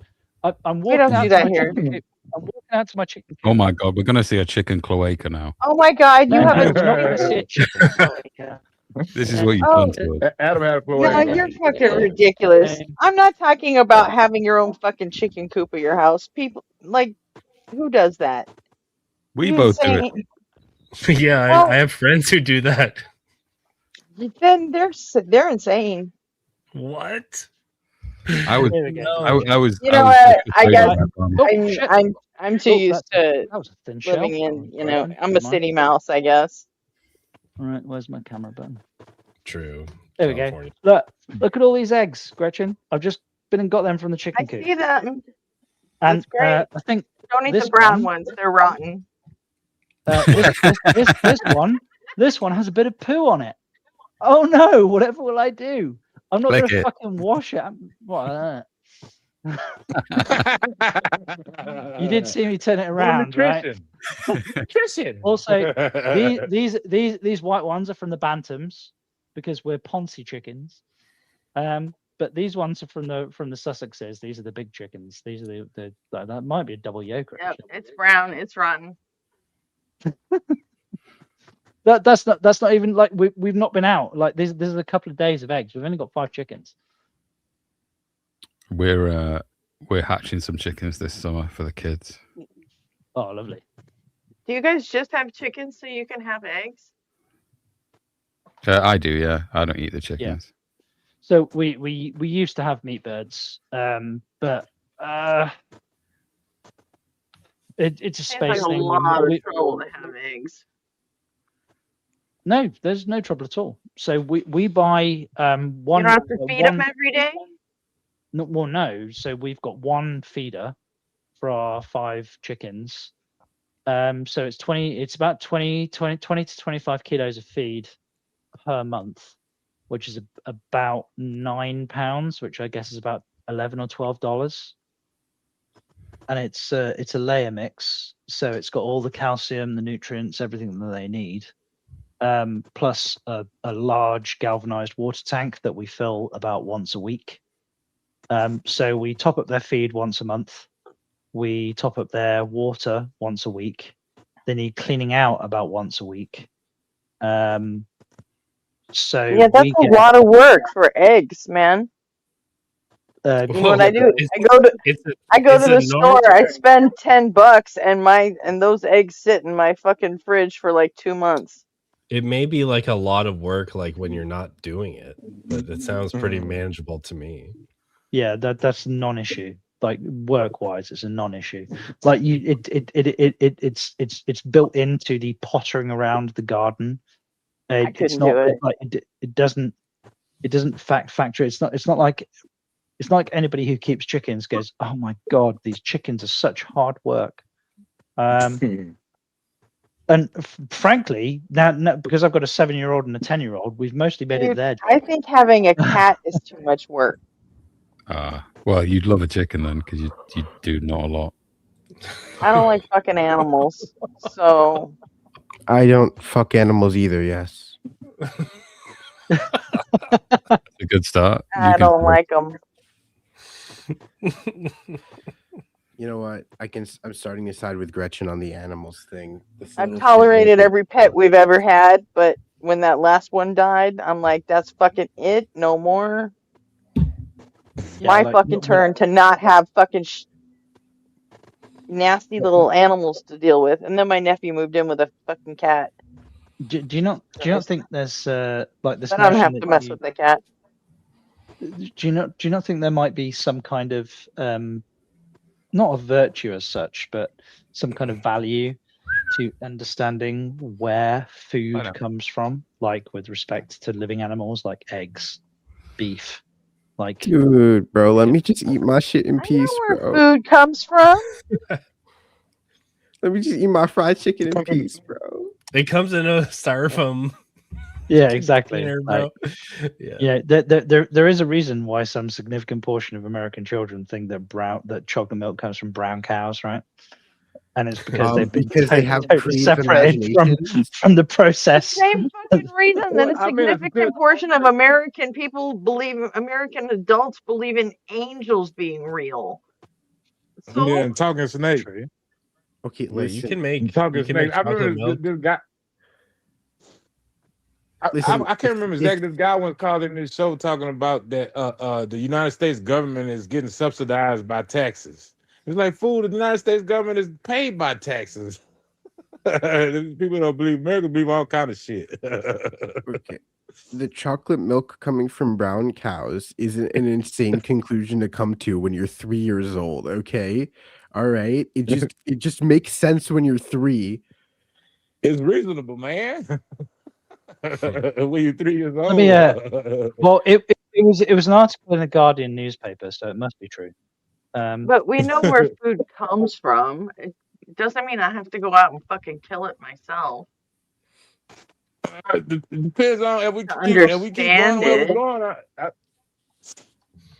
If we keep There was going the this way we're TV going, the show. ones that survive gonna have to go kill their food. There was this one like TV show. It was like a live action. It was the cutest thing ever. It was this girl and she lived on a farm and she had this dog and the dog could talk and it was so cute. And I remember that the dog was like, this chocolate. Yeah. Oh, sorry. I just want to do this quick. A survey by the Innovation Center for the United States Dairy found that 7% of American adults believe that chocolate milk comes from brown cow. That no translates fucking to way, dude. 17 No million way. I buy it. adults in the United I States. believe it. Yeah, I CNN. totally believe that. 10% of American adults believe the Earth is flat. So you know what? I completely buy that 7% figure. Holy shit! Yeah, I believe it too. Also, 80%. Probably some 80%, overlap on that Venn diagram God. too. I bet you anything. And 80%, 86% of holy water is fecal matter. We throw a stat there. I just throw mine in. 86%, y'all. That 86% of holy water is fecal matter. Look it up. Okay. Anyway, so the dog asks the girl, "Does chocolate milk come from brown cows?" And it was like the cutest thing ever. And now I need to go and find that show because it was so adorable. And then like they teach us how to make chocolate milk. They grab the syrup and they put it in the milk and they mix it around. And then like my mom and I tried it. It was so fun. I used to tell my kids that wind farms made wind. This is a D1 troll. I respect that. So what? Just say that again, Eugene. I told them that wind farms made wind. That's where wind came from. And that when you went past power stations and saw, steam coming out of them, that was where clouds came from. Do you know what? We had there was a girl I worked with. It was way back. I was in my late teens. I worked for a company in the UK called Virgin Media. They're a telecommunications company, and I worked in like the retentions department. So when those annoying where you want to leave a company and those annoying assholes phone you up and try and convince you to stay. That I was one of those people. And one of the girls that worked with us, we convinced her that the reason that earthquakes happen is because of plates, and the reason that plates are sold with that layer of cardboard between them when you buy them in the packs. Oh, you mean plates? Plates, yeah. And the reason that earthquake happens is because people like store their plates without the cardboard between them, and that causes the earth to vibrate. So actually, there is nothing, however stupid, that you cannot convince another person to believe. Like especially kids. Kids will believe fucking anything. She was older than I was, and I was a 19-year-old. I mean, the stupidest thing that I know. I told my kids once about that aliens were totally real, and the government totally knows about them. Because I have a family member who used to work at Area 51. She used to have to get on the plane in Vegas every day, like a plane with no windows, and she'd go every single day and fly back to Vegas after work. And since, I knew someone that worked there, I'm like, yep, aliens are totally real. She told me. She made me promise not to tell anybody, so you guys can't tell anybody. and I just made up this wild fucking story about aliens. And it was just like, and they believed me for like a year, and then they figured out that, dude, Annie fucking lied to you, and I'm like, no, Annie didn't lie to me. I'm lying to you. It's just a, I'm just playing. But with respect to children, you can get children to believe pretty much anything you want because you are a trusted adult. You're like the reason that all kids look at their dads or their mums as like superhuman is because they have like this kind of perfect ignorance. But once a person has been bounced around the Brownian motion of the world a little bit, once they understand that Santa Claus isn't real, etc., like, how are people so convinced of these fucking lunatic ideas? That's the bit that I wonder about, you know? Like, you mean like religion? Yeah, with respect to religion, yeah, obviously I'm not. It's a miracle, obviously. Well, I just think it's because it's like so widespread and normalized, right? That's just about it. It's like well, the adults still believe it, so it must be true, right? Versus like the adults don't believe in Santa, therefore it must not be true. It's basically the same thing, I guess. Yeah, so it's a consensus thing. Like, well, if all of these people believe it's true, then it must be true because why are all of these?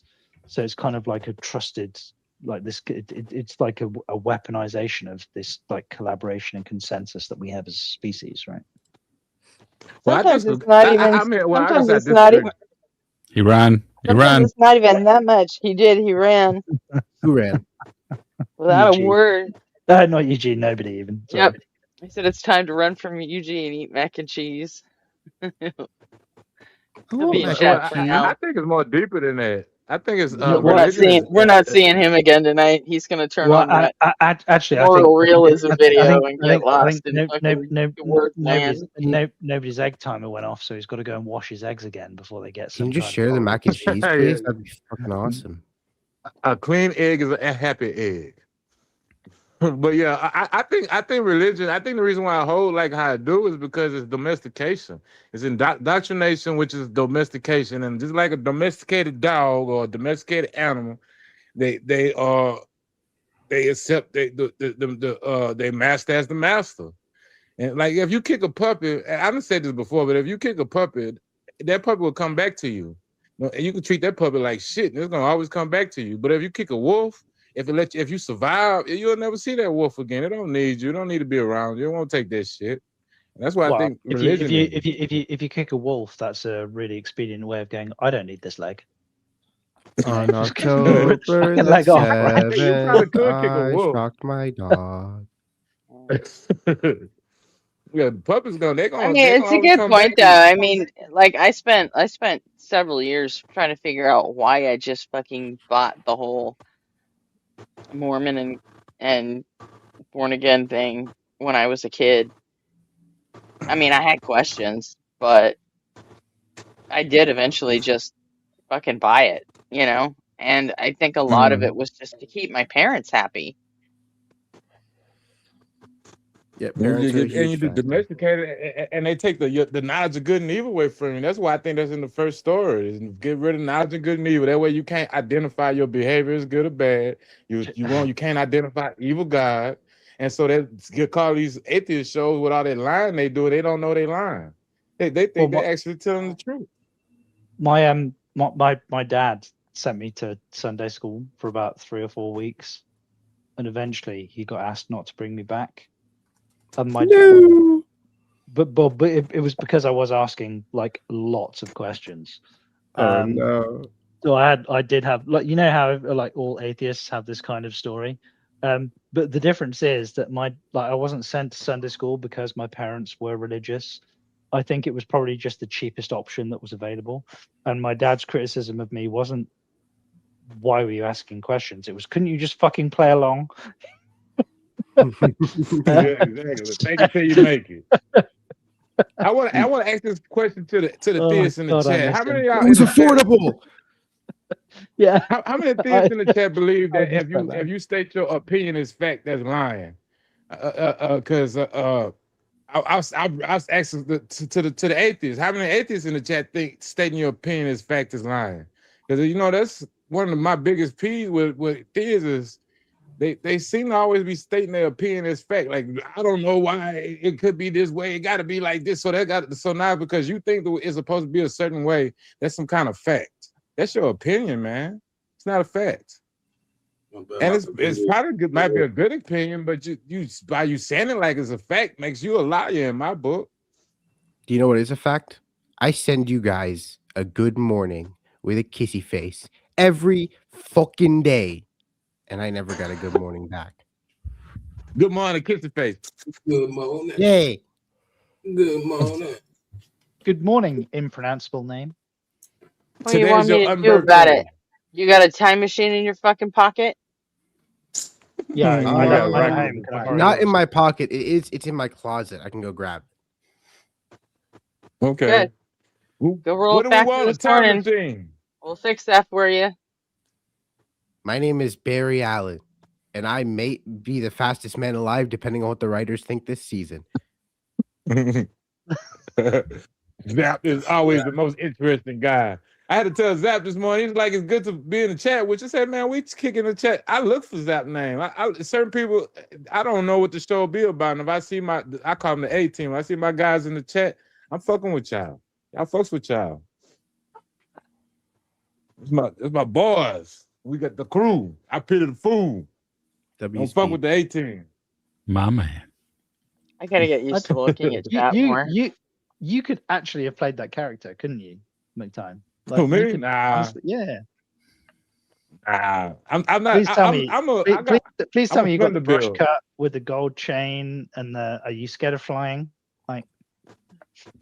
Look, I don't like flying. I'm not scared of it. And I've never been big on gold. I know women have told me I probably look good with some gold teeth, but I never really got off of that gold teeth stuff. I did see this girl. She had some black teeth. Now they got black teeth. It looked like some kind of black smell, or maybe black gold. I don't know. It's like she ain't had no teeth in her mouth.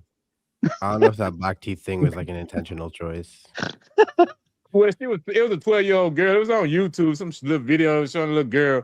She was hanging with her little crew. You know how when you're 12 years old, you popular with the in crowd. She was the shit. Like, look at her, go this thing. I don't remember getting black teeth though. At most it was like Jordans and shit. That was like the big deal. I don't know about black teeth. Wow. I mean, Gretchen, what's your thoughts on men with gold teeth, Gretchen? Since you're the only female, you like men with gold teeth? No. I didn't think so. But there are some women out there that do. They're just showing off, right? Men with gold teeth just showing off. It's too much. So That's why it's important. That's why it's important to be yourself. Did you you know say what I'm saying? goatees or gold teeth? Gold teeth. Oh yeah, not that either. Why even need the clarification? What about goatees? No, Goatee not and that gold either. teeth. I'm a girl of the '80s, and I spent a chunk of my life in the military. I'm clean shaven. That's Man, all Slick in. Rick was in the 80s. Okay, I was almost. And in also, Gretchen. I've also had rosacea for most of my life, so Flavor yeah, Flav. I'm not interested in any guy with any sort of facial hair at all. So Yeah, Gretchen is never not have down been. with It not- fucking not- hurt. Gretchen is not down with the thigh tickler, right? Nope. So many different people in the 80s had goatee. Flavor Flav. Slick Rick. Whoa. Well, Whoa, when turn that camera off. I'm taking. I knew there was a I was- reason why Gretchen fucking hated me. I was a kid in the fucking '80s. Any of the guys I liked didn't have any sort of facial hair yet. So, I mean, It seems like to me, from the yeah. outside looking in, white people don't like gold teeth as much as black people do. That's from the outside looking in. But I have seen some white people with gold teeth in their mouth. Yeah, Eminem had gold teeth in his mouth, Gretchen, at one point. I just want to Is keep it- it up. Eminem had gold teeth in his mouth at one point. Usually just saying, if I wasn't happily Well, committed to somebody, then I probably really wouldn't have fucking wanted to fuck at that point. You But see, I mean, you like him, you know what I'm saying? So if he could take the gold teeth out of his mouth, then all right, problem I'm solved. saying, but what if he had just all gold teeth and he couldn't change it? what if he was born with the mouth teeth fucking of closed? fucking gold? You wouldn't like him anymore? What would be the point of that? Huh? Why, if he could keep his fucking mouth shut, sure. No, what if like they were born with a mutation and their teeth just were gold and they could grow infinite sets of them? Like a shark or something? Like a shark? I was just thinking that. Yeah, like a Farm that shark with gold teeth. motherfucker. You can farm Firstly, that motherfucker. like a You gold can find anybody that could grow gold teeth like a shark grows teeth. Man, that person would be constantly beat the fuck up and have their teeth harvested for fucking gold money. Yeah, exactly. A That's gold my tooth golden producing goose shark. there. We wouldn't even like on the odd occasion that they eat a person, we just consider that like a manageable risk. Right? It would change, That it shark would change the whole meaning of the fairy tale with the goose that laid the golden eggs. You know? Exactly. If you grow gold teeth out there, I want you to be my golden goose. It'd be the homie that can grow golden teeth. It's like having a kid that shits money, Yeah. you know what I mean? But it's not as popular as it was in the black community, like it was coming up. But it's still prevalent. And now we've learned to get the if you want gold teeth, I recommend you getting the snatch out, the kind you can take in and out. That way you can brush your teeth and then put them back in. Isn't that kind of what the black, like with respect to the black community, isn't that kind of like when a parent encourages their kid to be a rapper and they're like, you're gonna be Eminem, son? You know? I don't know that. I don't know that Okay, parents let's do not that. do that. Let's not do sorry. that. You're gonna be Tupac, huh? I mean, to be honest with you, that parents gonna be don't really Tupac. there aren't too many parents that like actively. I mean, once the child put their foot down and say this is what they're gonna do, then yeah, the parents probably support it. But they don't too much. They try like, boy, you gonna get you a real job, you know. I mean, big Wait, time. hold on. John and I are from Britain. We're just lucky we've got teeth. That's just we're happy. Oh, speaking of you I fucking understand, Brits. man. Speaking of you We gotta do fucking the hard Brits. part. We gotta do the hard part between the Independence races Day, and the baby! culture. I think right now we're doing the hard part between the races and the culture. That way we can talk to each other and get past that taboo feeling. Yo, it's July Try to be 4th. But everybody realize that we just all people. Yep. 47 cruise missiles. We're gonna fire 47 cruise missiles into MI6 headquarters today. Hoorah. And we're gonna kill the fucking janitor. We're gonna kill the janitor. Yeah, well, he's the only guy that's fucking there. Like, I he's mean, the only one that's working. These Americans, they're like the worst ex ever. They just won't leave us alone. Oh, I'm sorry. I don't like gold You teeth. still mad at Had a people gold farming crown with once, your and then I ass, knocked it out of my fucking head again. So Guys, Yeah, we had Yo, you had a gold a while ago. Get that over was it. a big waste of money. Fourth of July is just we're like 250 years of absent decent leadership party, right? Yeah, obviously. Yeah, we had George Goat Washington for a little bit, okay, and then Abraham Lincoln did a pretty good thing. I don't know if you know this. We've just got rid of Keir Starmer. Do you want him? Who's that? I don't know Exactly. your lore. I know you guys had like a thing called Brexit. You couldn't have finished that joke any better if you tried for an English person. That was perfect. I know you guys have a thing Why called y'all always Brexit. fighting in y'all okay? parliament? It seems like y'all fighting the parliament more than they fighting our Congress. I mean, Doesn't talking about Parliament fist have, like, fight. complete control of the Brits. Like even if your court Who do you system guys says have now? We don't know, right? Well, technically, it is still Keir Starmer until they have their. It's going to be Andy Burnham, though. Like, yeah, most likely Andy Andy Burnham. Burnham. Yeah. I haven't heard anything about that happening, but okay. Andy Do y'all Burnham remember the he is yet another wolf in sheep's clothing. So Yeah, he's gonna take over in like 2 weeks or something, isn't he? something like that. Yeah. Wait, No, you no, guys You're are from the same party, right? Yeah. Yeah. I'm confused. Well, So he these guys can get rid of he it was the mayor of Manchester, so he was like equivalent of like the mayor of New York, and he Manchester decided that he United. wanted to stand for the leadership of the party. So he had another MP stand down, so he could run for an election in that seat, and then he was going to run for a leadership contest. But what could have happened instead of what has happened is that he won the seat. He's going to win the leadership. It's going to be a no contest. Nobody's going to oppose him. But what could have happened is they lost a good MP. They could have lost a Labour MP. He could have lost that seat.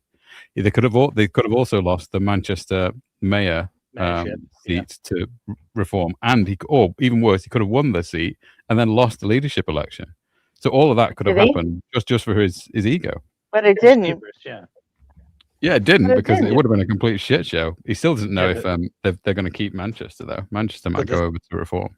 Yeah, so it's actually like the and whilst I have some issues with reform, the fact that they clearly are on the political rise with respect to like the reason that reform and even worse restore are on the political rise is because of the frankly complete abdication of the political Okay, class. I honestly don't know what any of that shit means. So reform are No, reform are kind of like the Tea Party. Yeah, kind Picture of. them like that. They're right wing, And split off restore, from the main.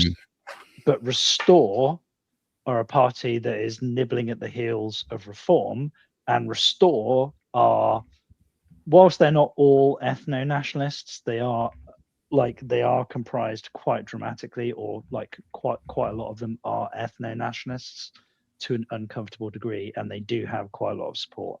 And the reason that the And what support exists is because of the abdication of the mainstream parties. They've created a political vacuum that has allowed this hatred to like wash in from the extreme right, and it is gonna cause us some problem. What are ethno-nationalists? White people, or is there like a coalition of people? What is that? They're It's white. white people. They're just They're not white white people. supremacists. Yeah. So there is a Well, I significant figured. chunk of, so not so much in reform. Reform are just what probably like there is an argument to be made for reform, or what the Conservatives should have been, i.e. like they are conserving like certain values, but they wouldn't, for example, have an issue with like things like the Windrush generation post Second World War, for example, or whereas there is a large chunk of Restore who want to, for example, deport not just migrants or illegal migrants of this generation. They look at like people who have been here for 2 or 3 generations and go, you shouldn't be here either, we want to get rid of you too, which is fucking scummy behavior as far as I'm concerned. Facts. Let people be, man. Yeah. This is for everybody. And that's not to say that the whole movement is that way, but there are like I'm very, very, very uncomfortable with how much of the people that support the movement are of that opinion, if that makes sense. So yeah. And whilst there's this notion that like politically, some people in the UK will say, oh well, you know, we're a nation of migrants, we were built, like our country was built by this ethnic group or that ethnic No, group. we weren't. Like that's complete crap. Yeah, we have Yeah, been you ethnically weren't. homogenous. Like we're Not like we were. we're not we're not like the United States. That is complete and total bollocks. That is a social import from other nations. We have been ethnically homogenous, but that doesn't mean that, for example, like the Windrush generation didn't play their part, like the Gurkhas didn't play their parts. They absolutely have contributed, committed to this exercise, and absolutely have a right to be here. This notion that you can just assign value based on color of one's skin, like it does genuinely disgust me, and I fucking hate it. And the fact that but Restore and Reform aren't making that argument about skin color or race. They'd be opposed to racism completely, I think, from what they say. You can call that yes, like a dog whistle or a lie, that's fine, but from So, what they say, they're not my- interested in race at all. They're interested in culture and heritage, I think. Heritage, yes, but it's the value aspect of it, the thing that I like. If you were just going to like comport this argument based on values, but it's also not like the political infrastructure that I have a problem with. It's again, like I said, it's the political vacuum that has been created by the abdication of the mainstream parties that has allowed like all of like this tranche of people that is building them up, that's supporting them. And my biggest concern, especially not necessarily with reform, but especially with restore, is if they do gain any kind of political power, are they going to be prepared to bend the knee to this group of people that have come in behind them? Question from the chat: is English being taken over by the Muslims? Oh, come on. Well, it depends which. Depends where you are. Yeah, it very much does depend where you are. So I live in a very painfully middle class area of the country, and UG. I live in like a semi-rural area, so it's like Semi-rural 99% white yeah. here. But if you go Let's to not do it. Like if you go Birmingham to or the cities, like Birmingham, it's 40%, or it's Let's even not more do in the London. yeah. xenophobia shit. So just as a for instance, two-thirds of the under 9s in schools in Birmingham are Muslim. Well, and I don't think you could think of it quite like taking over, because people can convert to Muslim Islam too, because like I was watching, and I don't know how accurate or credible these people were, but I was watching the video and they were talking about the Moors in Spain, and they was looking at the genetic population, and because it's all mainly white people in Spain, and their conclusion was that they think that it was just people that converted over, white people that converted to Islam. That was the Moors in Spain. Yeah, but my issue with Islam in England is that the rules that Islam adheres to, in large part, are antithetical to our current values in the UK. Like Okay, this but notion. hear me out. These are like Which one? families escaping like active war zones. Okay. I don't think they're looking for politics. I think they're looking to No. Hang on. You can't make the argument that these people are seeking asylum. We know that they're not. We know I that they're just not. get the idea that our religious values are antithetical to modern society. That stuff was made for the first century at the least. I mean, it was created a lot of it in the Bronze Age, and it culminated in the first century. Well, let's deal with the first argument. So, like the where the values come from is fine. You can have there is a perfectly worthwhile discussion that can be had about that. But the values of our nation are the values of our nation today, and the people living in our nation are the people who are living in it today, not from like the 1800s or the 1500s. Would those be Christian values? They're informed. They're informed by, but not. I wouldn't say they are Christian values. I would say that they're informed by the history of. All right, get to the part where which Muslim values are not within the realm of your British values. So I want to clarify this with respect to it does depend on the type of Muslim. So like a Wahhabi Muslim, or like there are different types of Muslims in the same way as there are different types of Christians. The problem is the ones that, for example, consider children and women as chattel, or think that men aren't responsible for their actions. The reason that women should, for example, wander around public spaces on the rare occasions that they're allowed to be in public spaces should in fact be walking around in cloth bags, because men are not responsible for their actions should their libidos be tickled. Yeah, there are quite a few different areas in which sort of Islam in the UK doesn't match. So there would Is there an issue with that? Yeah, of course. There's a separate legal system going on in the UK called Sharia. They have Sharia. No, it's subsystem. That doesn't apply. You guys have when you're Sharia in law in the UK? Yes, there are Sharia courts in the UK. Yeah, many of them. And there are also areas where I've walked around in Manchester that have notices set up by the local people saying this is a Sharia area. Do not walk your dog. Do not show your skin. So for people to hand wave away these problems is ludicrous. There are genuine problems. Do you like if given like the fact that by virtue of like one population they get to remove your civil liberties just by virtue of that population choosing to live in Oh my gosh, I forgot you guys don't have a constitution. We do have a constitution. No, the way we do. I mean the way we do. No, we don't have a written constitution. We have one by practice. Yeah, I see now. Oh, whenever Parliament says whatever the fuck, they can just do it. I like to put They a can point of get contention. arrested for tweeting the wrong shit. Yeah, I Andy. just realized. Okay, it's a lot different in England. I was Yeah. thinking like, oh, they can just exist, but like, there's got to But be how, laws stopping how, this how shit. many times have I been on this podcast? And I have to say, like, from an English perspective or from a British perspective, like I'm arguing these cases from my legal reality, my cultural reality. You guys have a privilege that, and I don't use the word lightly. You have legal protections that, frankly, we envy. I I would don't know. I think would I do my best to, leave room for that, right? sometimes, Christian. Yeah, I'll grant you. Yeah. A terrible name in the chat said, my concern is less with the Muslims taking over Britain and more with the fact that 2 Brits on the panel responded to that question by stating what percentage of the population is white. So, Well, it that is doesn't how matter. It doesn't.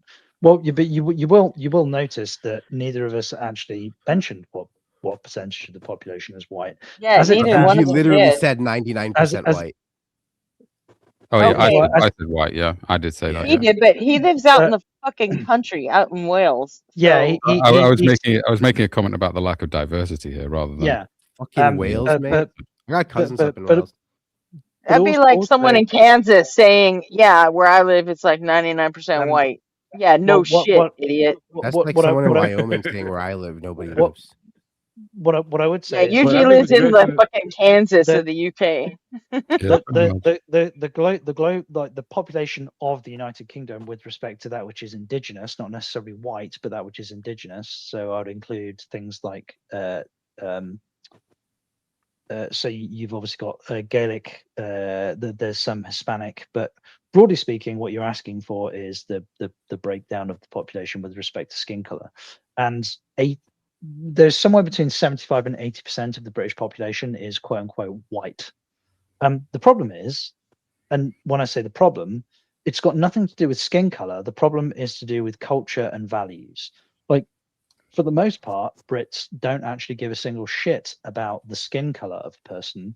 What they do care about are the values and how it impacts. The UK is one of the least racist countries in On the world. Earth, It's normally considered like the 4th least racist country on earth. Yeah. We typically we certainly don't have the same race issues that you have in America. Those things are As far as I completely can beyond the tell- pale here.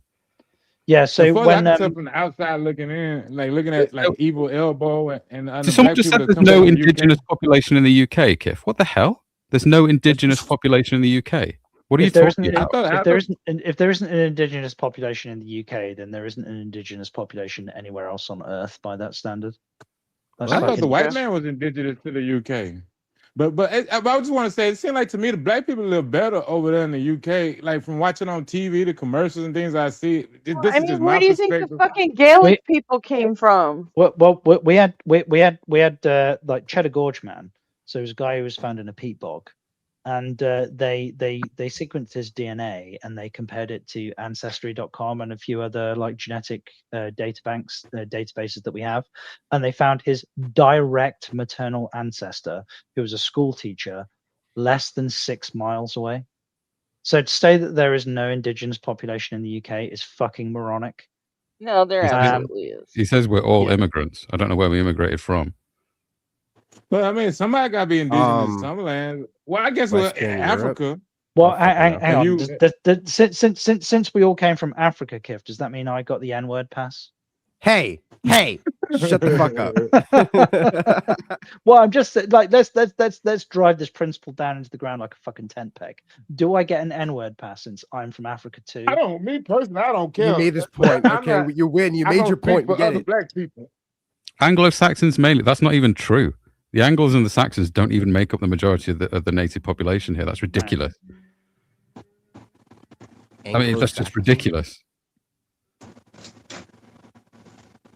I'm sorry, I'm not British. I don't even know ball like that, so I have no clue who's right. But if y'all are gonna fight, let me grab my camera.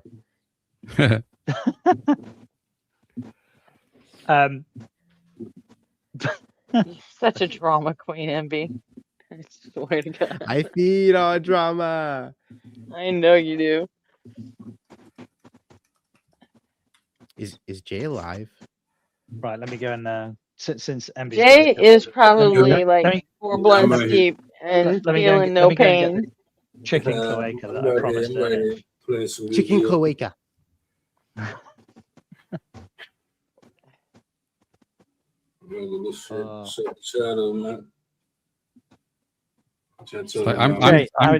I'm Welsh. We're literally the descendants of like Brittonic-speaking peoples of Britain. They're the most continuous native identity in Britain, and to say that like I'm not indigenous for here, it's like literally I could trace my lineage back thousands of years. Well, the Vikings drove the population of these isles back to a small proportion of Wales, and then the Welsh fought back and won back the island. Yeah, they ended up on Anglesey.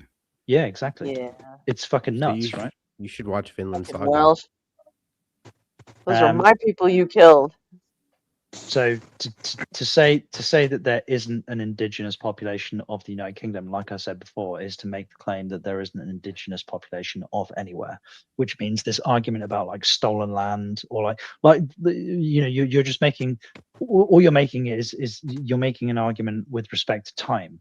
Like you're not making an argument with respect to any kind of morality, or there's no justification to it. I could just go and like park up in Uganda or something and just go, well, this is my land now. And as long as I stay there long enough, I mean, on a long enough timeline, all land is stolen land, technically. I mean, that's what I was just gonna get at, Gretchen. You beat me to the punch. I don't really like the stolen land argument, but yeah. How many generations does it take before you become indigenous to a land? Yeah, really, only land that people can really say that we are indigenous from is Africa, from as far as I know on a scientific level. Wait, I think I figured it out. This land was promised to me 2,000 years ago. I look at that beef in Gaza with the Israel and Gaza, and them people been there 80 years. I don't like the way they put them people out there, but they there and they been there.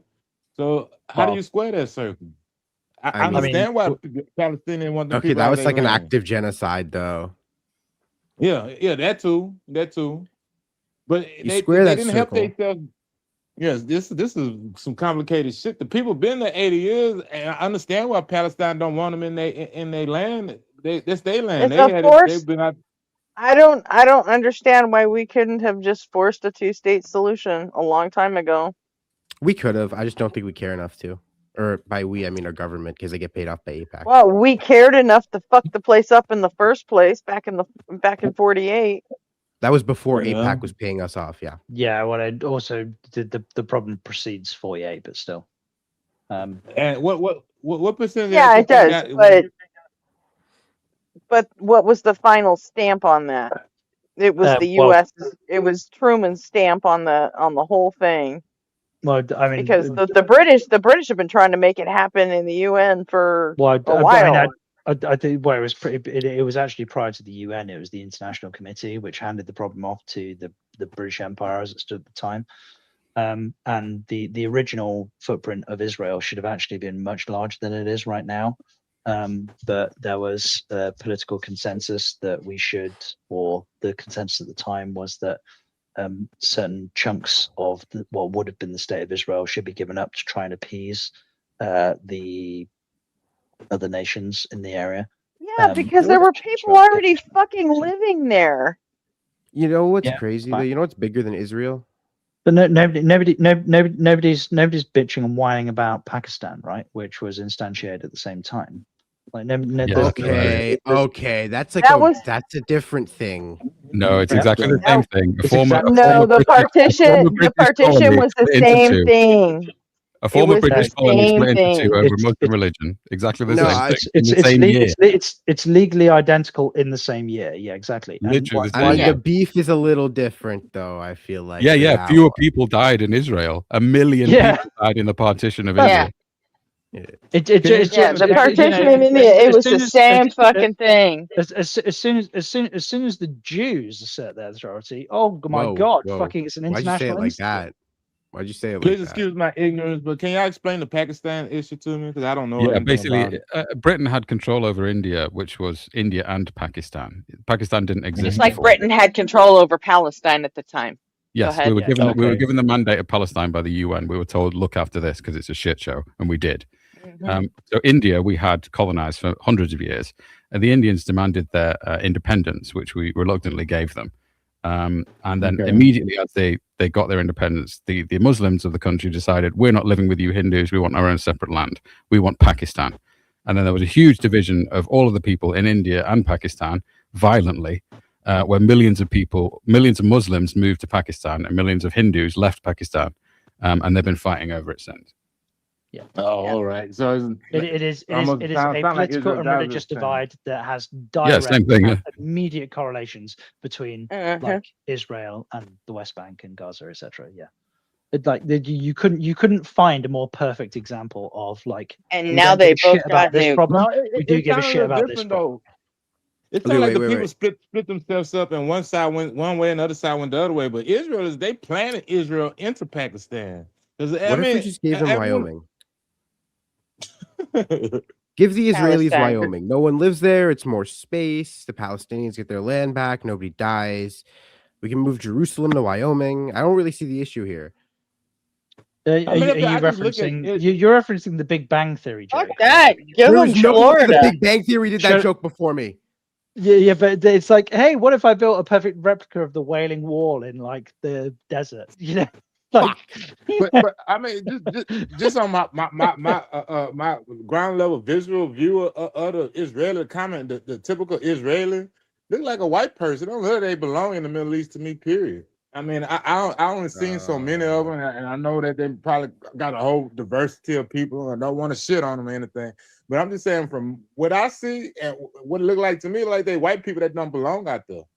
Dude, my grandma had blonde hair and blue eyes, and she was Egyptian. You would be surprised the different colors you can get in the Middle East. But yeah, Egypt though, it has been a melting pot for majority of the history of the world. Because I mean, she's Egypt Egyptian. had Okay, always fair had enough. different. Yeah, it's that's always true. been a melting pot. Hella Romans there. That actually could. That makes a lot of sense. Romans, Carthaginians, Greeks, Persians, Hittites. Apparently Moses. Okay, apparently Moses. Next time, or something. I may have misheard you, but did you just say the phrase "cotton guinea"? Like, No, I don't almost remember what I said, but I know I didn't say that. Right. Okay. Fine. It just sounded like that. I was like, "What the fuck?" What's a cotton guinea? I said Persians. I said the Persians, the Hittites. Maybe I was saying Palestinians. And I just said it wrong.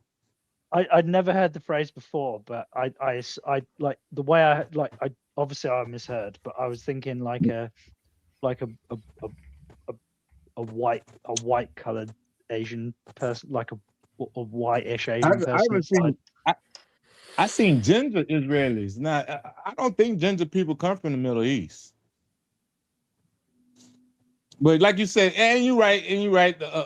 You have all kind of things. You can have albino children and stuff like that too. There's all kind of different ways to have different type of looking people in a certain area. Yeah, but I mean, the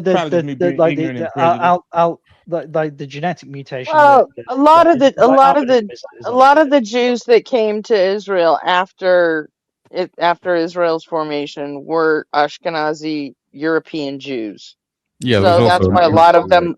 That's why a lot of them look more European than anything. They just are. Yeah, but Gretchen, there was also a mass exodus from all over Arabia and all of the Muslim countries. There were 800 to 900,000 Jews evicted that went to Israel. So at least 1 in 10 of them are literally from the Middle East. True. Well, I think there's a reason there's a reason why 20% of the population of Israel is Arab, right? And they're still Jewish. Yeah. Personally, I think we gave them a chance. We let them have a country, and they fucked it up. All I'm saying, with respect to, we gave them a chance and we let them. I think we let probably, them. Yeah, like that. The we let them part. It's like that they like. Fine, it may have been politically carved out, but the notion that you're going to let them do anything is an acted hubris. They're going to fuck. Also, if Israel's done something wrong, America's done it 10 times worse. Yeah, right. Like, I mean, this you want to have a go at them for Gaza? We'll go have a look at Iraq. See what you did there. Okay, listen. Look, All look- right, I wasn't look at the even commandment in there. that passage. Okay, wait. When was Iraq again? Hold on. The what 2000s, early 2000s. Yeah, I mean, Okay, so I wasn't even conceived yet. Don't Which fucking time? put this shit on me. Which Gulf War are we referring to? Yeah, first one or Okay, second. listen. I Which wasn't. one's your favorite?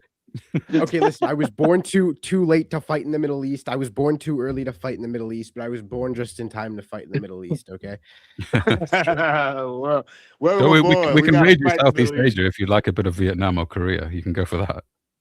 Isn't it crazy? I have to think about like when Iraq was because there's just so much fucking beef in the Middle East. Yeah, but between your first criticism of Israel and your second criticism of Israel, which sovereign nation would you like the Western world to pancake next? Okay, I like America because I live Greenland. here, so I'm biased. Also, Let's we get keep giving Greenland. Israel money. I say we clear out Florida and give it to the Palestinians. Whoa! I second that No. notion. I mean, no. fuck it. All You in can have favor of clearing let out them have all the Florida, say fucking meth aye. and the alligators. Let them fucking I have want it. Jacksonville. Give me Jacksonville. We don't need it. Beaches. I want the beaches. They can have Disneyland too. You can, you know what? You can stay there and live with the Palestinians, and They I'm wouldn't sure like they me won't very hate you. much. They wouldn't like me very much. Is the Mr. Mars still here? Is she from Florida? Hell, give them say- Mar-a-Lago. That literally means from the fucking river to the sea. Like, Stop it! Stop! Stop that! Stop! No, we can't say that. No. Damn the Gretchen. All I'm saying is give Israel Wyoming so we can watch over them very closely. I just don't know. I wish we can find a solution that can help both sides because I don't think necessarily think the people should be there, but they've been there, so I don't think we need to make a move. Then again, the other people got valid beef that they had to land first, and I do believe the Palestinians are the Israelites from the Bible. They just the poor people.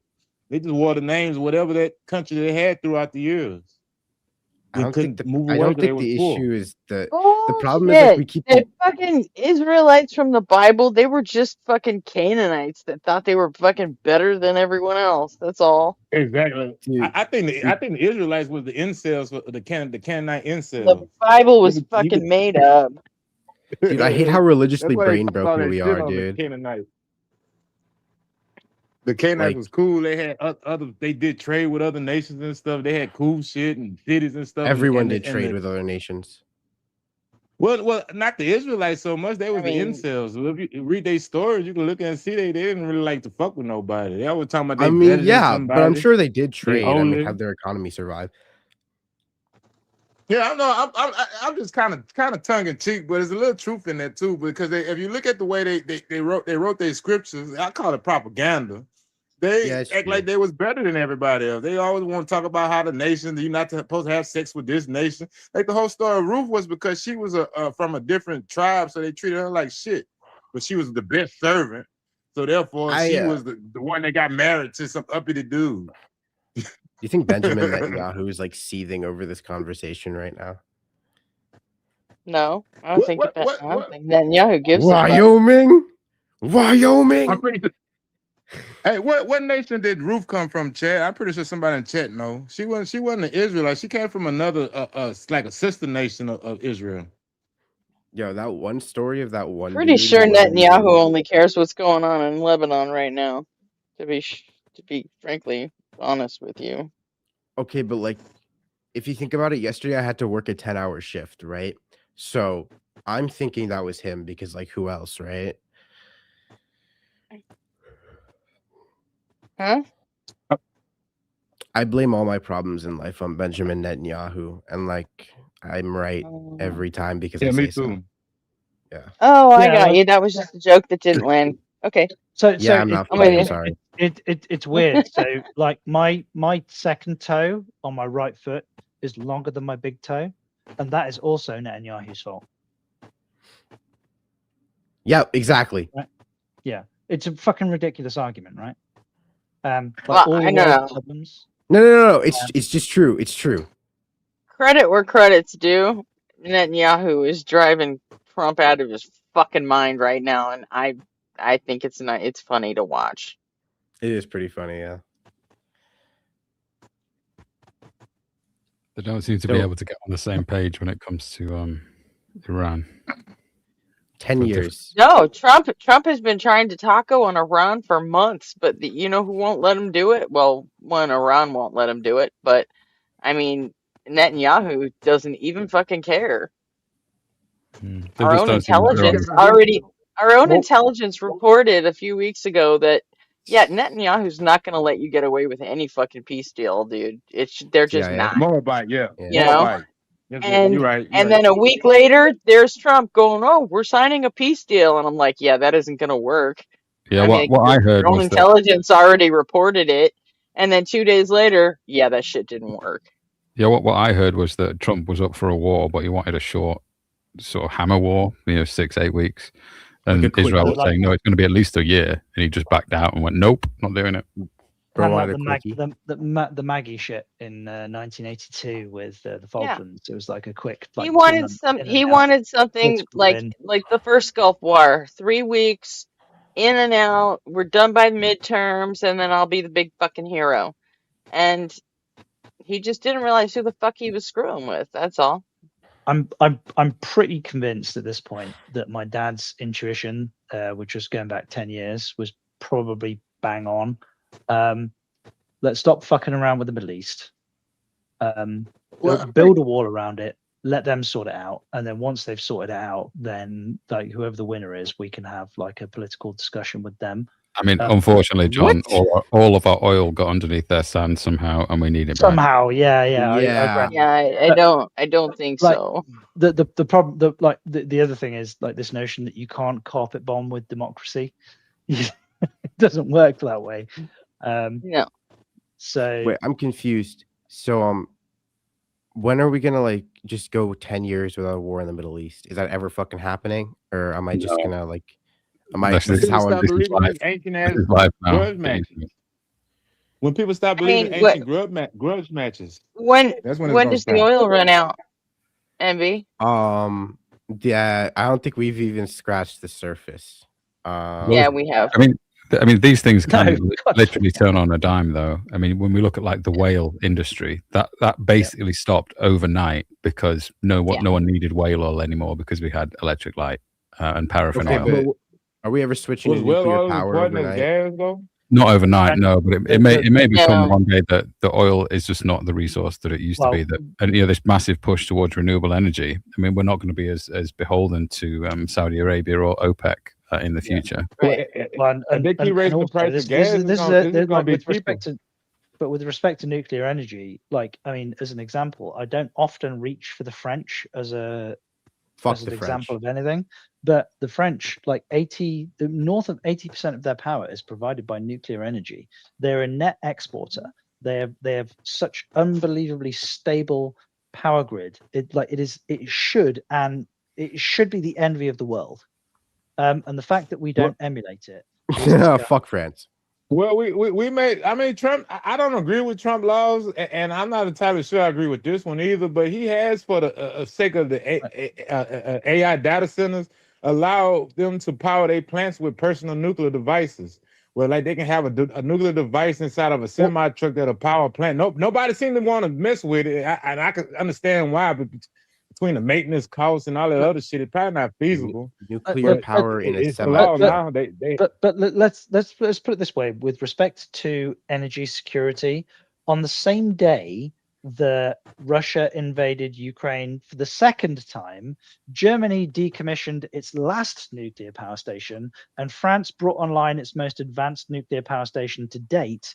And again, on the same day, Germany was buying coal and oil and gas from Russia. So I don't know who's got it right here. I mean, it's not fucking got Germany, the is groundwork it? laid to start doing more with nuclear over here in the United States. Now, whether we do it or not, that's a different story. But the law has been set now to where you can have personal nuclear devices. I don't know if that's a good thing or a bad thing. I think it's a necessary step for that Star Trek future. But I'm afraid of people that don't like to change the oil in their goddamn cars. They get a personal nuclear device. What the fuck they gonna do with that? Well, then, so I think there's Trek probably future. a bit of a misconception about how dangerous nuclear is. So Nuclear even energy? the old Not. school, well, it's not that dangerous. Like more boiling more water. I don't think it people, is either. more people. Die on oil rigs again, every year. Yeah. like more people have died falling off roofs installing solar panels than have ever been killed in all nuclear incidents combined. Except for the Yeah, bombs. but I And bet more people die in car accidents than get killed with guns. That means we shouldn't do anything about guns. No, but like with respect to What? the utility, right? Like a gun, a gun is a device that is neutral most of the time, but energy generation isn't neutral most of the time. It has to be Terrible in man, you should come up on this one. Okay, but show spot, unironically, Terrible Man. nuclear power is like the safest, cleanest, cheapest, most efficient Yeah, source no, of energy but we have. that is exactly the thing that I was affirming by pointing out that with respect to renewable energy, the maintenance required, like turbines, solar panels, etc. Yeah, like nuclear energy is like the Type C plant that's going up in Hinkley in the UK. You would need it's going to kick out.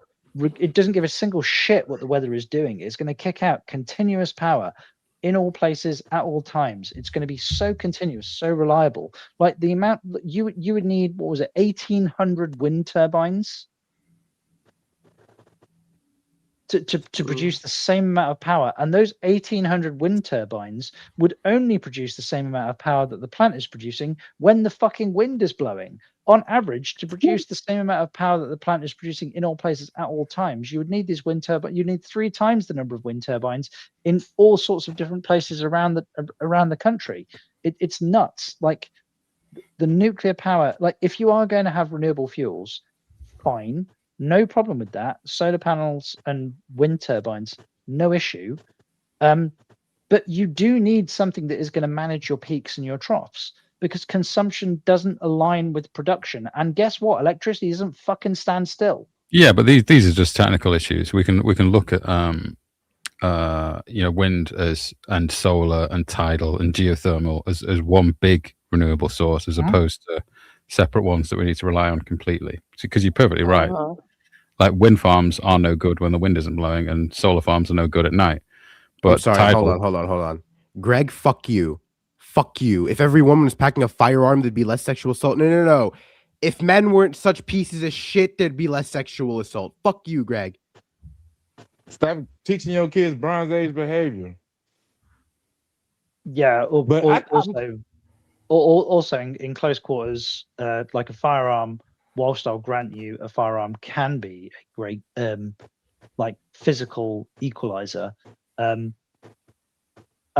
close quarters, like you give my wife, my mother, like whoever a firearm in close quarters, that's not going to help them because I'm trained and they're not. You're a brick. You guys don't just have guns lying around the way we do. Well, no, we don't have guns lying around, but I was a tang sudo and a jiu-jitsu instructor. So if I get within your reach, it doesn't matter. Like if you've got a firearm on you, I'm just going to what two things are going to happen. Firstly, you're going to get assaulted, and then I also have a gun. Like that's the gun doesn't work in all circumstances and in all places and all times. It right? depends on You've got how to give willing somebody the other a gun person and is go, to that take your solves life, the fucking though. problem, right? Yeah, you're right. But that's why you should, if you got a gun, you should shoot within, don't let them get within 21 feet of you. Don't play around with guns. Dude, there was like this happened I think a few months ago. Apparently some kid in my neighborhood like ended up getting caught like trying to steal a beer from a giant. So he took like the slap on the wrist, but then like instead of taking the slap on the wrist, he pulled out a gun like a fucking idiot. Like this kid was like 16 years old, unironically, just pulls out a gun over getting caught stealing a fucking beer bottle. You could have gotten away with a slap on the wrist, you fucking idiot. It gets shook, Maybe bro. intended to get The caught. adrenaline. It's that adrenaline that gets shook in the moment it crumbles. That ain't for everybody. He lives in the suburbs, dude. You're not tough. That's what I'm telling you. Yeah, it's not for everybody. All that shit in the movie, everybody pulling guns out on each other, then having a conversation. That shit for the birds. Pull your gun out, you shoot. If you're not gonna do Oh, that, like the don't South pull your Park gun. thing. There's no such thing as having a conversation over a standoff. Don't do that. Gretchen will tell you she's been trained. So I was just going to say, terrible name in the chat. No, it's not about, like, obviously, if somebody does have a firearm, is it likely that they're better equipped to defend themselves? Yes, on average. But it doesn't change the fact that the vast majority of people who are toting firearms don't know what the fuck they're going to do with them. More importantly, they don't know what the fuck they're doing with their own arms and their legs, let alone the fucking gun. How many people? And it's like also the stomach for it. Do you have the stomach to shoot a person? Like for real? Yeah. That's why you said. That's why, and the police train their officers to shoot within 21 feet. If somebody you pull that gun and get within 21 feet of you they're trained to shoot your ass. Well, because any closer, you can do like what John said, and take the gun. Go ahead, John. Well, no, I was just going to say that the one time there's twice that I thought I'd actually killed the person. The first time, it was in a martial arts tournament. It was a Tang Sudo tournament, actually, which is Tang Sudo is what Taekwondo is based on. So it's basically the same thing. It's distinction without difference. And I was in a tournament, and it wasn't even supposed to be like a sparring session. We were just doing like it was like a stage show, and I kicked my opponent in the head, not on purpose. We were just essentially what was like dancing, you know. It was like what we would call light contact, so we weren't padded up. We didn't have helmets on or anything. And he stepped into my kick, and I took his fucking head off, and he hit the ground like a sack of shit. And he was in the ambulance for 20 minutes. And for that full 20 minutes, I thought I'd killed him. Mike Tyson doesn't walk the same since. One punch man. Honestly, but it was a kick, man. It wasn't a punch. It wasn't like, I'm not particularly strong or a big guy, but it was a full-on kick. Like I was expecting this kick to stop like a full, like, couple of feet short of where it was aiming at. And he stepped into it, and so it was like the equivalent of kicking through a target. And like I said, his head snapped back and he hit the stage, and I thought, fuck. And I was expecting him just to like get up, shake it off with a bit of concussion. Like ambulance turned up, like nothing. It was only when like he sat up in the ambulance and they started driving off, and he was like waving at me in the back of the ambulance. I was like, fucking thank God. What was the other time? The other time was actually in a fight at school, and I actually intended to hit the guy. I didn't intend to kill him, but he landed, like, he went back and his head clattered off the concrete of the playground. I was like, oh shit, that ain't good. Well, to your original point, as far as like, you know, do people actually have the will to kill somebody? Yeah, of course. I mean, I'd say generally no, like, because buying a gun I mean, the chances are you're gonna get shot by that fucking gun. Well, we know exactly how many There's people slews of people that get shot by their own fucking guns, at least in our country. So we know this. I mean, we know this from sort of army training from the 20th century. We know it because in World War One, it was about 1 in 9 or 1 in 8 people would actually do some killing. So they would do the shooting and they would do the hand-to-hand stuff. And then by World War II, obviously they wanted more than that to do killing because you win that way.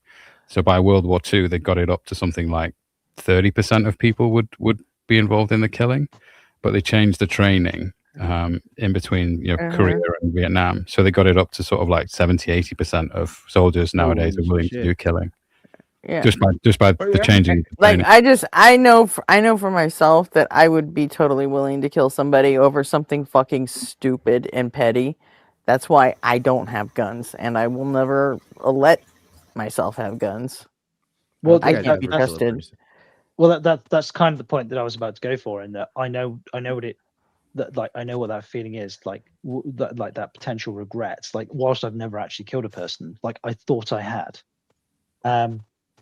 And for what was like quite a trivial reason.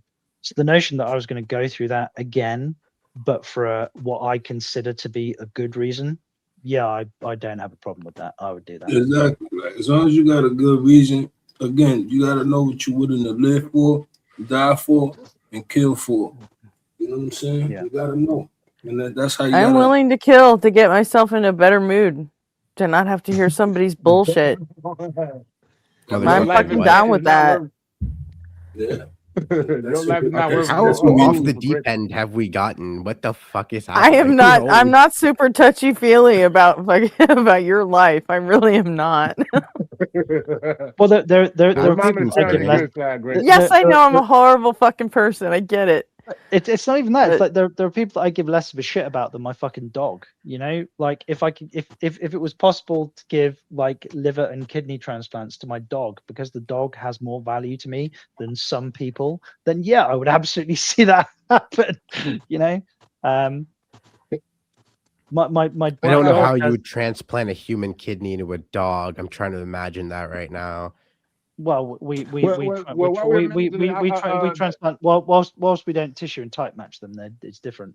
But you know, we put pig valves in and bovine valves in people, right? Chet has so- a question for Jay Money.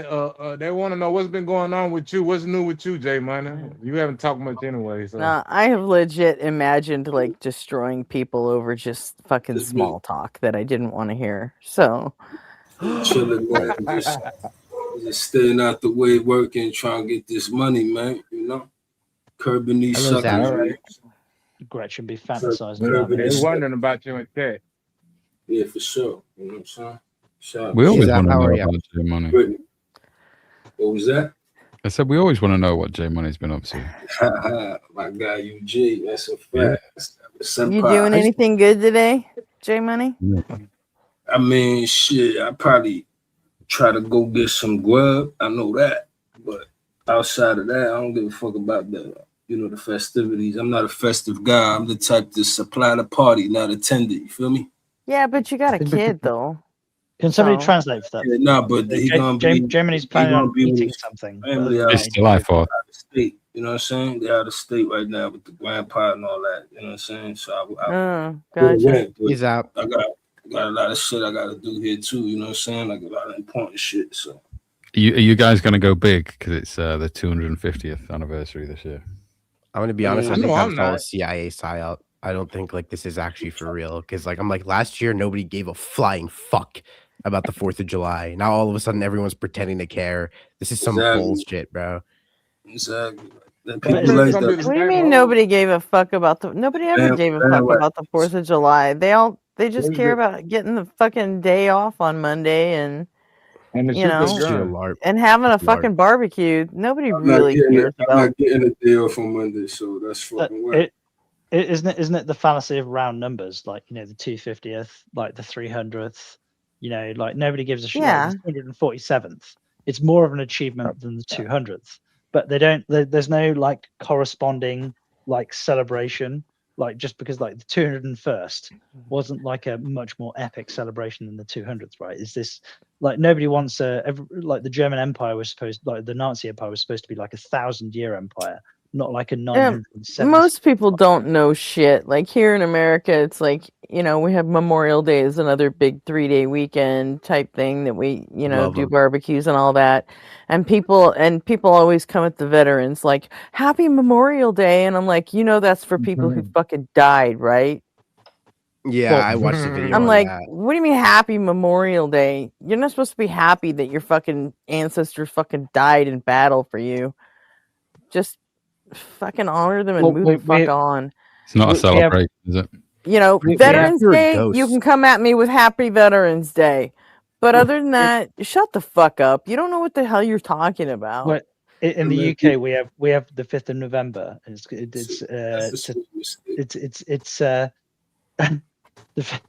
it's bonfire night in the UK.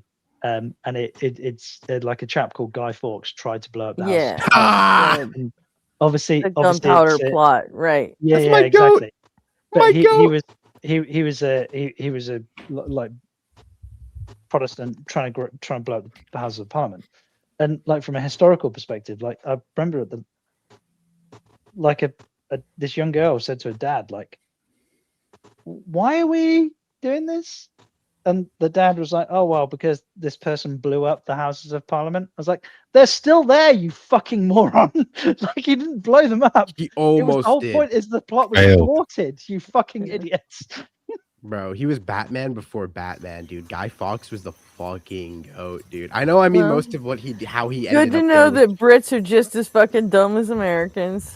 Like Guy Fawkes was largely just like a hard man who was acting for like a group of yeah, I Catholic. know most of his shit was. He like, was a fucking badass. accident. They tortured him for days, and he didn't give up information for days until he finally Ain't did, no obviously. snitch. And then when they were gonna hang, draw, and quarter him, so you first get hanged by the neck. They open your guts up, pull you down. They basically torture you to death. He cheated them because when he was on the ladder to get up to the noose, he slipped the noose over his head and then jumped off the ladder and snapped his neck. Yeah. So What they a didn't get fucking to. legend. Yeah, they didn't get to torture him in the end.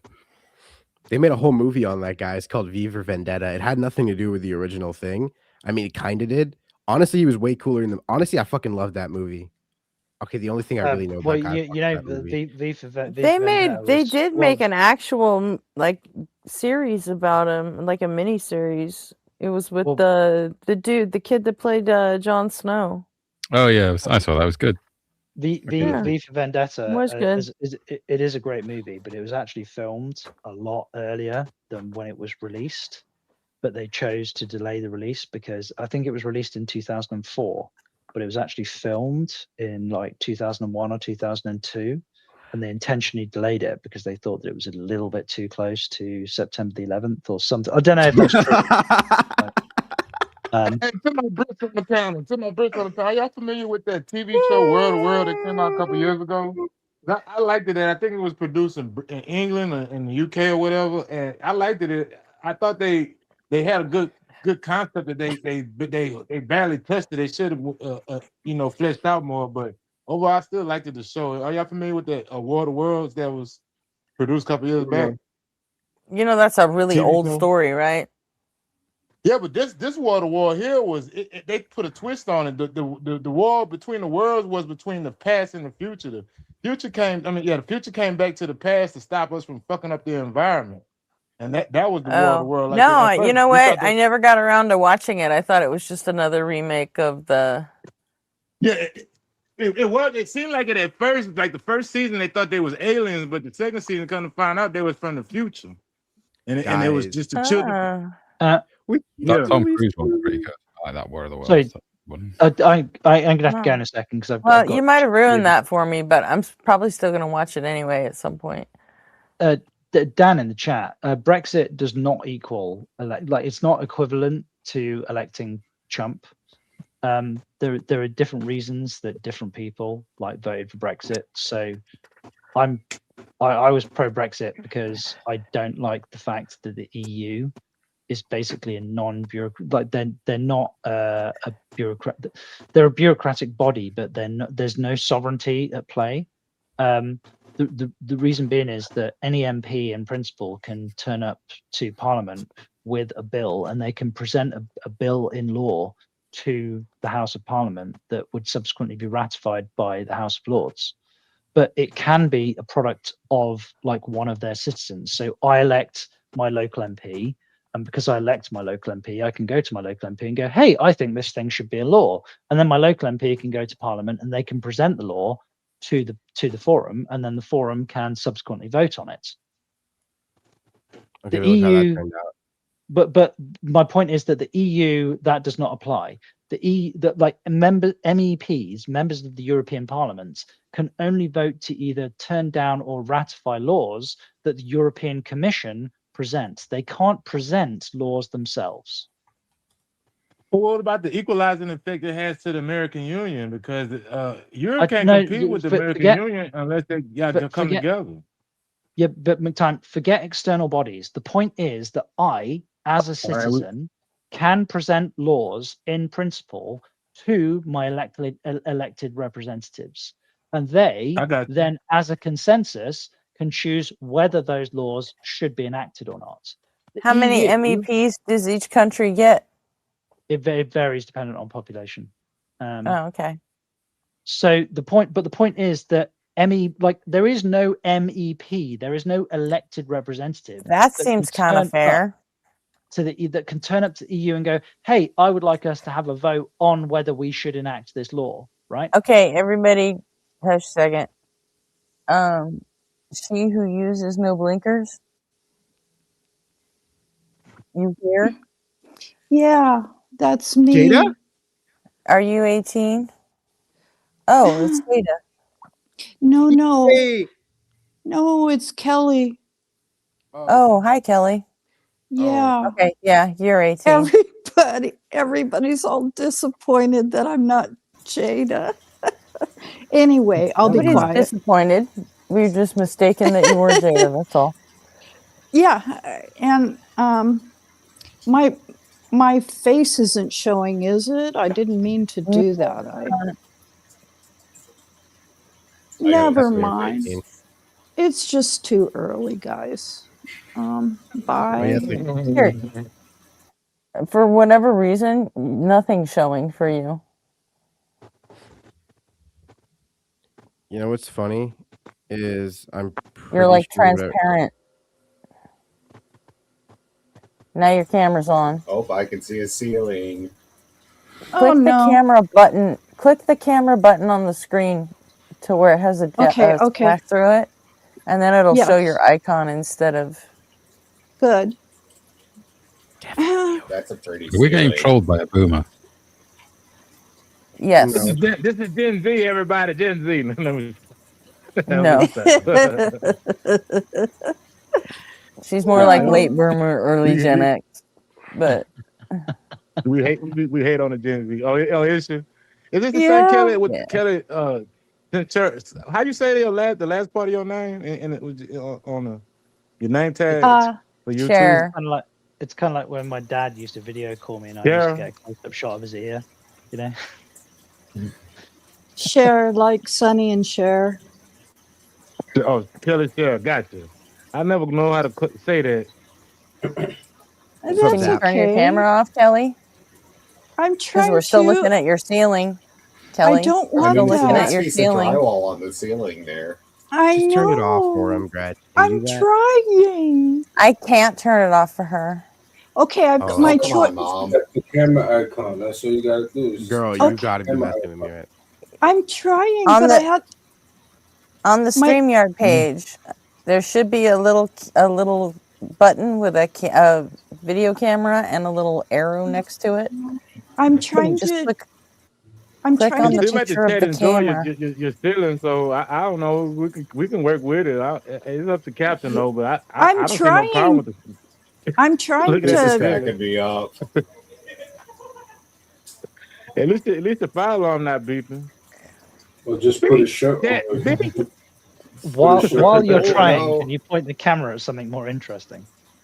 Yeah, just put a shirt Oh, on. now there's a beeping light there. It's making a bunch of noise there over there, you know. Oh, how do I turn this off? Hey. If you Hey, how guys you will doing? shut up for a minute. If you guys will Hey, shut up yo. for a minute. Hey, whoa, where's the aggression come? What do you mean, shut up? You can't find the fucking button with your eyes unless we're quiet. I was This is gonna like using ask. firearms. Does our speech interfere with your vision? I was gonna ask. I have the choices of, it's got listed all these different cameras, but Yeah, you I'll click put the this arrow. You don't need to choose a camera. You need to turn the camera off. Don't click the arrow next to the camera button. Just tap the camera button. The little picture of there you go. Finally. You're good there. You got it. Also, without wanting to call Okay. bullshit, you have Fucking took 67 unbelievably business steady days on hands. that one. Like, Congratulations. Ridiculously whatever we were looking at, that was so stable. Like, that was barely moving at all. I am ready to go back to bed. That was exhausting. Oh. I know the idea of a boomer finding a button. You up with it now. You gotta stay orgasmic with when it they in 30 find it. minutes. Oh. You I'm are not believing it. obligated by AC law to give us graces with 30 minutes of your time, Kelly. Okay, Part this of is the rage contract. bait. This must be rage bait. It's 100% rage bait. This is what boomers do. They've perfected it over many years. Well, That's right. Hence my. Oh, this is the only way to to get their kids to talk to them, you know. This Yeah. We know. Kermit the Frog. At the risk of upsetting people, like it does. Zap, seem do you like really talk like that? That's the most Canadian shit I ever heard. I didn't even get to. I didn't even get to say good morning. 47 cruise missiles at Kelly's house now. It does seem that the video footage that we were looking at wasn't like a phone or a camera in a boomer's It was a hand. roof. The image was way too steady. It only had a slight wobble to it, which is indicative of like it being sat on top. No, I'll tell you now. The next troll will be that they want to like send money or something, and then it'll be like having to go through a banking app with them, and they'll be like, "Hey, which app do I need? Which button do I press? Oh, it's not working for me now. Maybe you could look at it. I'm going to send you a screenshot. Which button was it again? I don't know the button. Can I send you money? Can I send it through the phone? Yo, do the I just got to call up my Nigerian prince. I just the Nigerian say, prince, he'll help me. give me your money. That's all I say. It's like That's what you've been saying your whole life, there's the Boomer. money. That's right. Eugene, my fellow skeptic. No, boomers don't say "give me your money"; they just take it. That's right. But do British It's people already their money. That's the problem. And then they blow it. And then they hold it over your head and blow it at Give the it to casino. Israel. They do both. They do both. They hold it over your head. And say, you can have this, but at the same time they blow it. And when they're gone, it's like it's all gone. Well, I While came they in make to you look at say the happy ceiling. 4th to anybody who cares. Happy Well, Fourth. happy 4th to you too. Heard you talking weaponry, and of course that always gets me riled up, and I want to jump right in the middle of everything. How's everybody doing? Nice stream tonight. Really? Did you hear I'm me doing talking good. about? Been pretty Did you hear me chill. talking about guns and then come up to make small talk? Because I think you might have missed a thing or two. Yeah. No, Gretchen, no. No, bad. Stop. Everybody likes a little counting coup. Everybody Well, likes I respect your a dog in Minecraft. little counting coup. I expect to listen to everybody who has new extended clips tonight. You can tell because they're gonna fire their shots. There's gonna be more of them, more rapidly. Hey, I Yeah, couldn't I help it just that I streamed had to sleep. I couldn't stream yesterday. I have to stream today. I'm gonna make it extra long. We're gonna shit on Jadion today. Boo, boo, boo, boo. When are you gonna stream, Envy? Probably. Oh well, since today's a day off, I could probably do it like 4 p.m. or whatever, or maybe 6. Okay, this is all lovely. Oh, Eastern. I'm on the one true time zone. Mm-hmm. Nah, it's a central time zone. The one true time zone. Seriously, like, I mean, have a look at Greenwich Greenwich Mean, Mean hello. Time. Yeah, He said with 2 Brits on the panel. the one true time zone. Like our time zone, so it's like it starts. Yes, at yes, fucking we 0. know you're fucking GMT. We got it. You're The true Brits are the time ones zone. that fucked up the English language. They fucked up the time zones too. Y'all need to work on y'all English out there in England. Well, You know what? actually, I forever heard call from it. a, I will forever call it Zulu time. I heard from a teacher one time that American English is actually how British English sounded when the colonies were formed. Some of it. So yeah. Americans Sure. I'd heard that somewhere, yeah, that our accent is closer to the British accent at the time of the foundation of the colonies. I don't know how true that is. I England, you just- fucked up English. Wait, yeah, like wait, northeast coast, east coast. Yeah. That sounds a bit English in parts. What do the Some- kids in Britain watch up there? It can do. Although we eliminated that nasally whine that you guys have because we decided that it was so fucking annoying. It is. Why do you think I we have this fucking Western do it? voice, and it's awful. What's the nasally whine? Why do you think we it's the way fucking I do the talk. way nasally whine? Limey Just to piss pig. you off. What? I'm not getting the reference, dude. Damn red coat. Just throwing slurs Hey, around. hey, Them around. Red coat's Is that a slur? Limey's Is that a slur? Yeah. Limey's Limey's Is it? Yeah. Oh. We don't mind though. We're not bothered. Yeah, What does it it's- mean? it's- To- it's- to the Brits- Limey, it's- it's- it's- when- we don't mind Britain- when we get upset because we have this thing called a fucking backbone. So it's fine. Because Britain But- was a big sailing nation, so we got scurvy a lot. But when we figured out how to treat scurvy, we did it with limes and lime juice. So we're called limeys. Okay. Really? I never knew that. That's really kind of a weak fucking slur. Yeah, it is. Yeah. Can I ask a question? What should we call this place we've discovered? Newfoundland. Brilliant. Stop it. New Hey, stolen come on, land. come on. Like, I mean, this coming from a bunch of people that like has no original names for almost anywhere. I mean, New York, Newfoundland. We have a ton of Native American names. Whoa. I think Virginia was Oswego, Genesee. No, Virginia is based got on the cut in Virgin two Queen. Texas. That's It's in the named land. after Queen Elizabeth. Yeah, She's a virgin, not because of Queen Elizabeth. There's a difference. Hey, come to cutting. No, that's why they named it Virginia. Is because of Queen Elizabeth. But Have because she was anybody a heard of virgin, Cutting we got Texas? creative with it. See? Nah, I heard she got around. Hey, because we got a real city in Texas called Cutting. Yeah, she was only a virgin in the sense that she was never married. But So all I want to Oh, know is if you virgin. can hear me okay.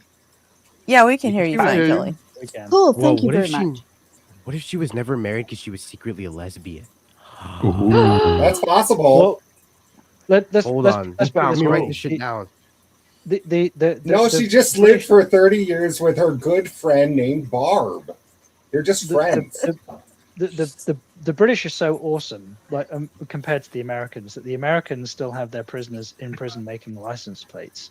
Our prisoners presiding over a nation right now. Not only a nation, a continent nation, also known as Australia. So, Bogans. Huh?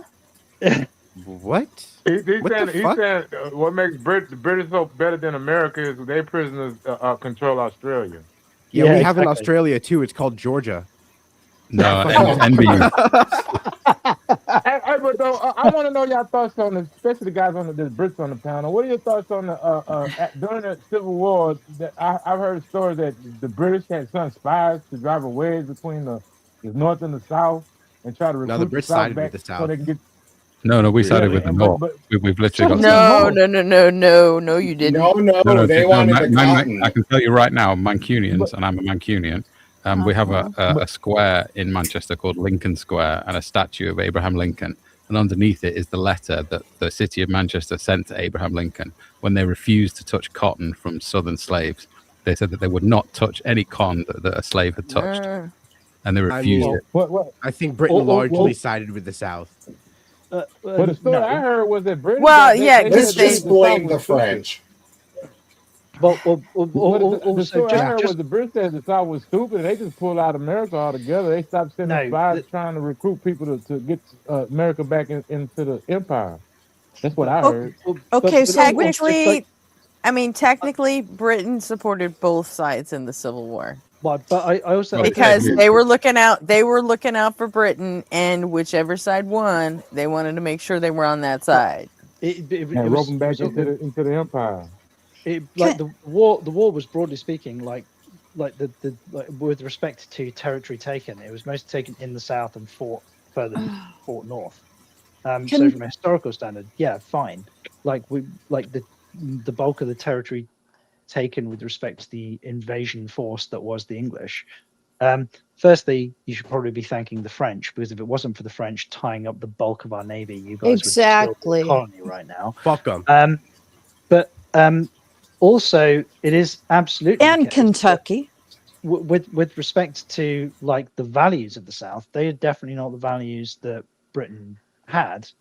In that pretty much every slave that the Brits came across, they emancipated in that particular conflict. So Yeah, but the one thing God that the bless South your did heart. well was they got the world hooked on fucking cotton and tobacco and tea, and you know, Dude, imagine being like they were Brit growing and it all reading a down there. newspaper. So they got a steady stream of support from Did you hear all the the places Americans that are bought that shit. fighting with each other?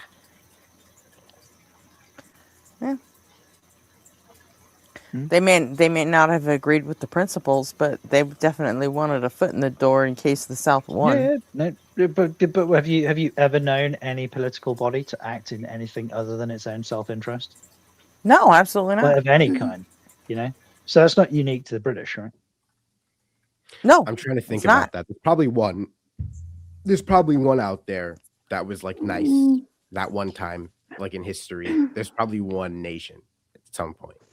Well, and like in actual fact, I can think of a couple of examples, but the primary one would probably be the British Empire outlawing slavery around the globe, or at least attempting to, you know, and creating an entire squadron of the British Navy, i.e., the West Africa Squadron, that post 1807 sailed around the world. They blockaded Brazil, for example, because they refused to give up slavery. That must have been a confusing conversation, right? Yeah. I mean, it obviously it was a time of political like turmoil, and there was obviously values at play. No, but think about it this way: it's like, imagine this. It's like they give you the slaves and they tell you can have them, and then they show up and they're like, "Okay, let's not do this anymore." What the fuck do you mean we're not doing this anymore? Are you under the impression that the British Empire was solely responsible for the Not West solely. I'm just saying, like 1 minute is like, wait, you guys were cool with this, like not like 5 minutes ago. Now you guys like don't. Yeah, so but you don't understand that. But like, you know, Spain, Portugal. Oh, I'm aware. I'm well aware. France, Yeah, you know, like you know, the Americas The fucking themselves, Dutch. the Dutch. Yeah, oh, you know, especially the Dutch. Like you know, who like people who quote unquote profited from slavery and who were directly responsible for slavery.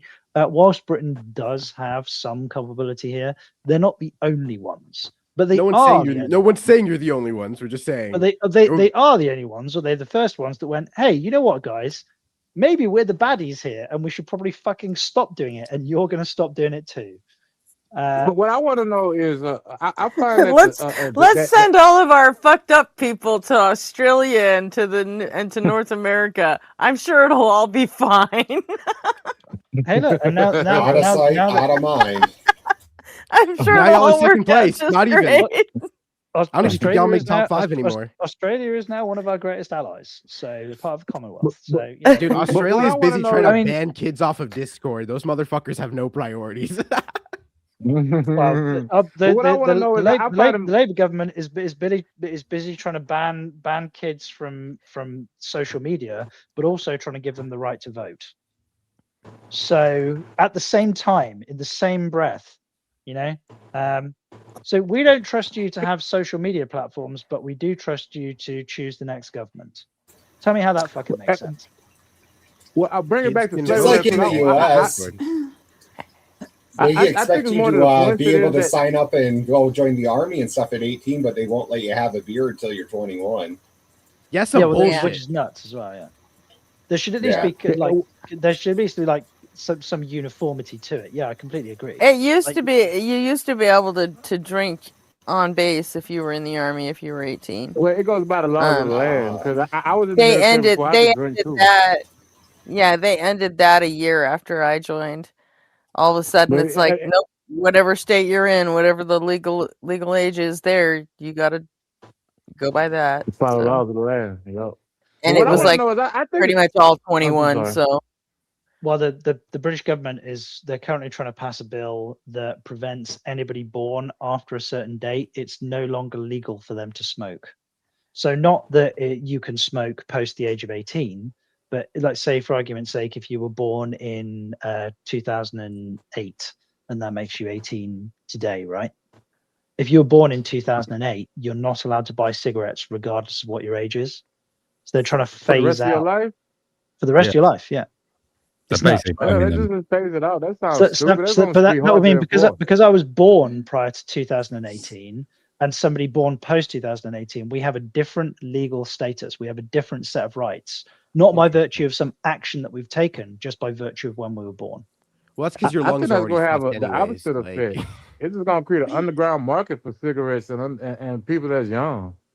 That's what I think. It ain't They're gonna stamp it. I You're was just saying gonna they're create an gonna underground create? market for it. He's saying they're I going don't know. to, if they already Cigarettes haven't. seem to be on their way out anyway. Listen, So Yeah. listen. Yeah, but they Don't make a put law anything. against it. I think it's gonna bring well, it I back in mean, vogue. in a country like they've got the National Health Service, so the government has a vested interest in people not fucking smoking. Cigs are out, True, but vaping is in. So. Yeah, but we have things like sugar taxes. There's ridiculous duties on things Y'all like still have cigarettes sugar and stuff like that. taxes? Yeah, Yeah, so brand new now. it's an Man, additional if they duty, an make that additional law, tax on things that are considered unhealthy or have a certain higher So, than so a Coca-Cola costs more than a Diet Coke. But your teeth are still fucked. Yeah. I predicted they No, make that law. They're gonna have fine. shootouts over cigarettes. We They're gonna have have shootouts and over cigarettes. People gonna be fighting wars behind cigarette territory. If they make that law, they're gonna make cigarette into the next dope that's gonna be fought over on the street. Yo, man, I gotta go hook up my Well, cigarette dealer. Also, without putting too fine a point on it, I am going to be 42 years old this year. I have Old no Annie. crowns, no fillings, no nothing. My teeth don't line up, and they're not shiny. But you my got dental no health hair is either. How'd that happen? excess And you gotta go see. estrogen. And you gotta well, go see. Actually, here, let me do this quick. So the reason, like, I do have hair. Jesus Christ! I just mostly choose to shave it off. I got hair here. That's not even a halfway back. receding hairline. That's a retreating hairline, man. That hairline's full of fun. Retreat. Hey, look, if my wife runs her hands through my back hair all the time, you know, it's fine. It's no. I didn't need to hear it. Hey, you should ask your wife if how she would like you with gold teeth.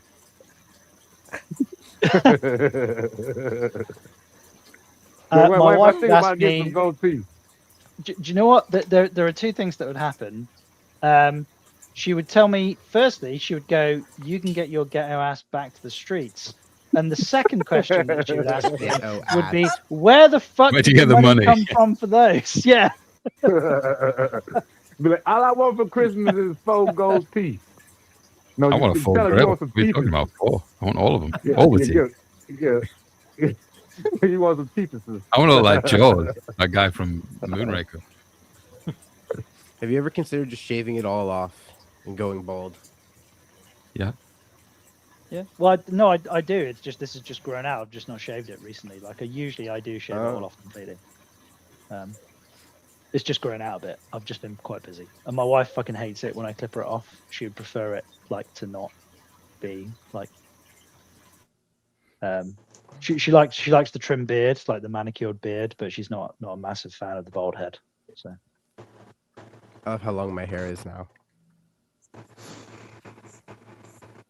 Are you thinking about trying something like them hair transplants and doing anything to get your hair to come back? You just like, fuck it. It is what it is.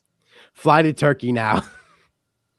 Yeah, it's funny. There's a friend of mine. He's the same age as me, and he's got like this luscious, beautiful head of hair, and I fucking hate him. But he does. It's completely natural. This and friend he of has mine, to I fly, fucking hate him. he flies to Turkey on a regular basis, and he always tells me that he's flying back to the UK from Turkey, and like everybody in all these seats has got like the wraps and the plugs, and like they've obviously like post hair transplant. And I always say to him what he should do just to really wind people up is go, "Oh yeah, I've just come back from Turkey to have my hair done too. Where did you get yours done? My guy came really well recommended," because obviously his hair is like beautiful and lush, and these guys all like scarred heads and it's not grown in yet. I always thought, yeah, really wind people up. That's fucking mean, dude. If they ought to do, they ought to Yeah. invent it. Instead of like putting all this money into like R&D to like find drugs to grow hair and procedures to put hair back on, they ought to find a way to just make hair stop growing and just freeze it. You know? No. Well, That happens that would be now. fucking awesome. What are you talking about? You can like get it done when you're like 20 and you just like have that hair forever. It'd be great. That would be Do you super guys remember eco-friendly. there was a trend with especially older ladies where they would get their eyebrows tattooed? You guys remember that? What the fuck? Yeah, are you Mexican talking girls about? still do that all the time. The At least old Mexican girls ladies would here get in their LA, they still do that. would get their eyebrows, tattooed. But then what would happen is the style of eyebrows change over time. Because sometimes you have like pointy eyebrows, sometimes you have, different style eyebrows. So they'd get their tattoo done in like 1980, and then their eyebrows look weird in 2010 because the style of eyebrows has changed.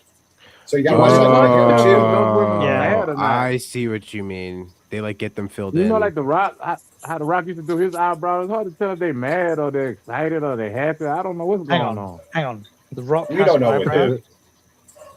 You know the people eyebrow when he raised one eyebrow up and he do that little arch in his eyebrow.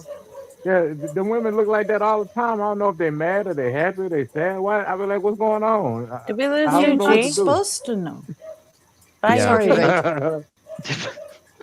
Like Batman with the eyebrows. Did they have this thing in the States where there was a period of time where women were having their lips tattooed, but there was like a color tattoo, so they're getting like their Yeah, Brett, I know we would still be losing hairs. That's why they'd have to find a way to freeze it so we don't lose any more I hair. heard of it. I heard of it, John, but I haven't seen anybody do it. Yeah, I know, my wife. That's like my wife's friend had But it.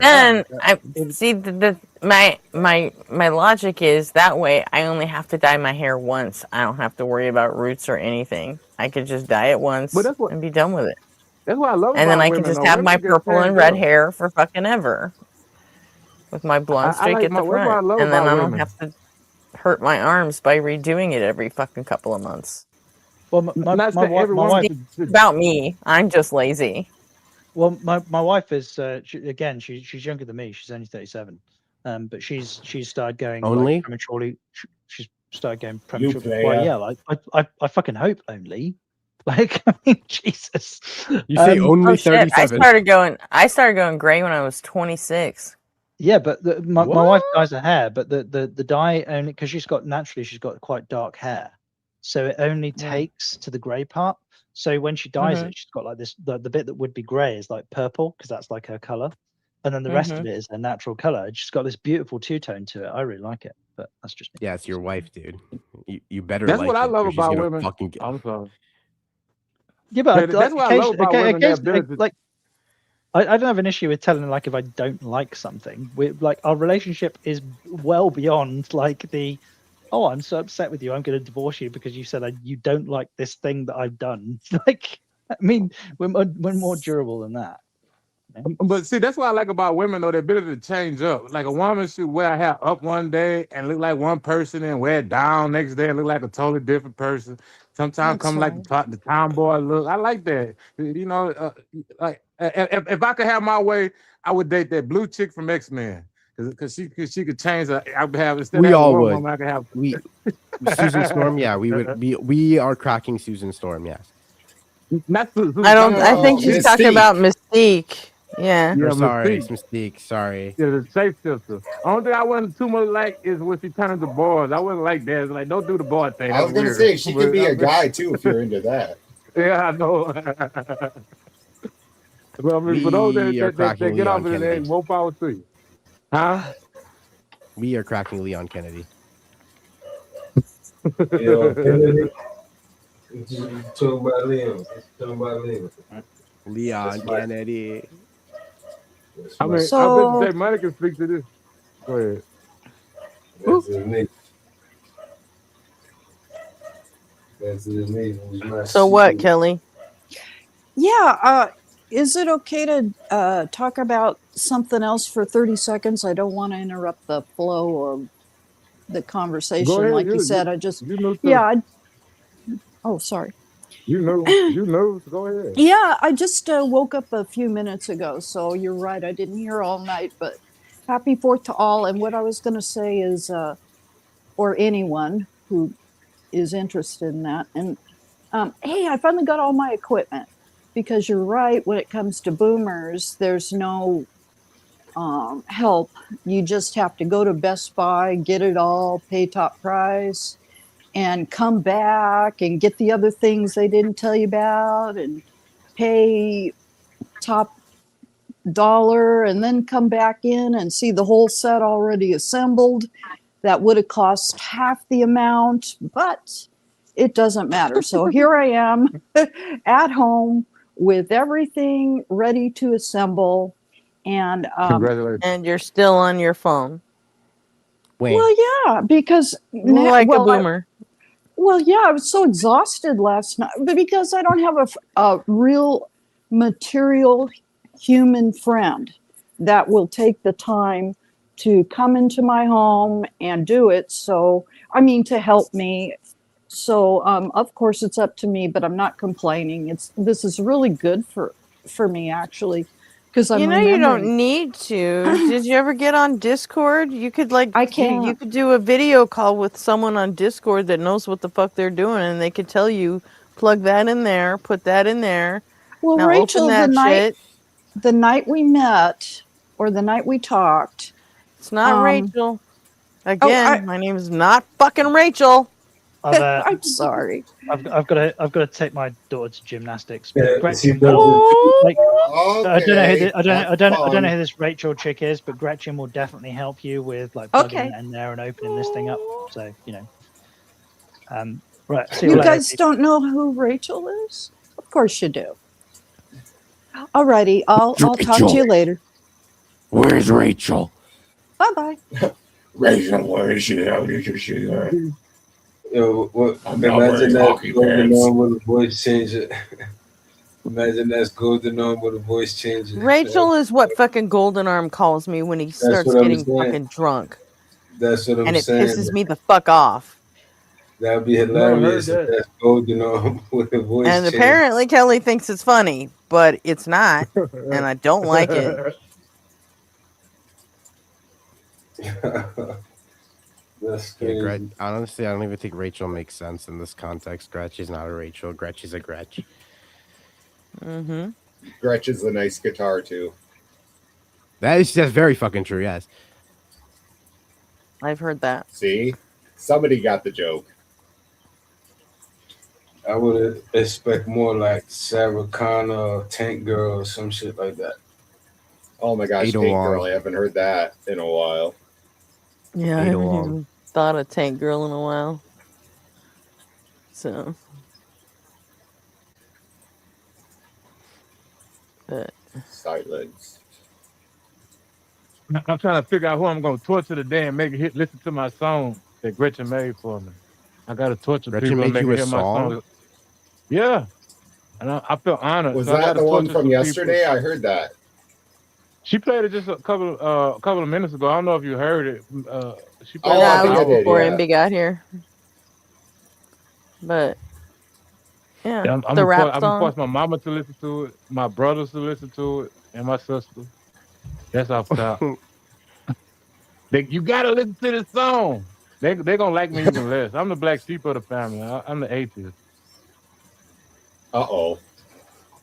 But I'm glad. That's why I like it. It don't have too much of a religious message in that song, so they'll listen to it. No, I didn't put too much religion in that one for you.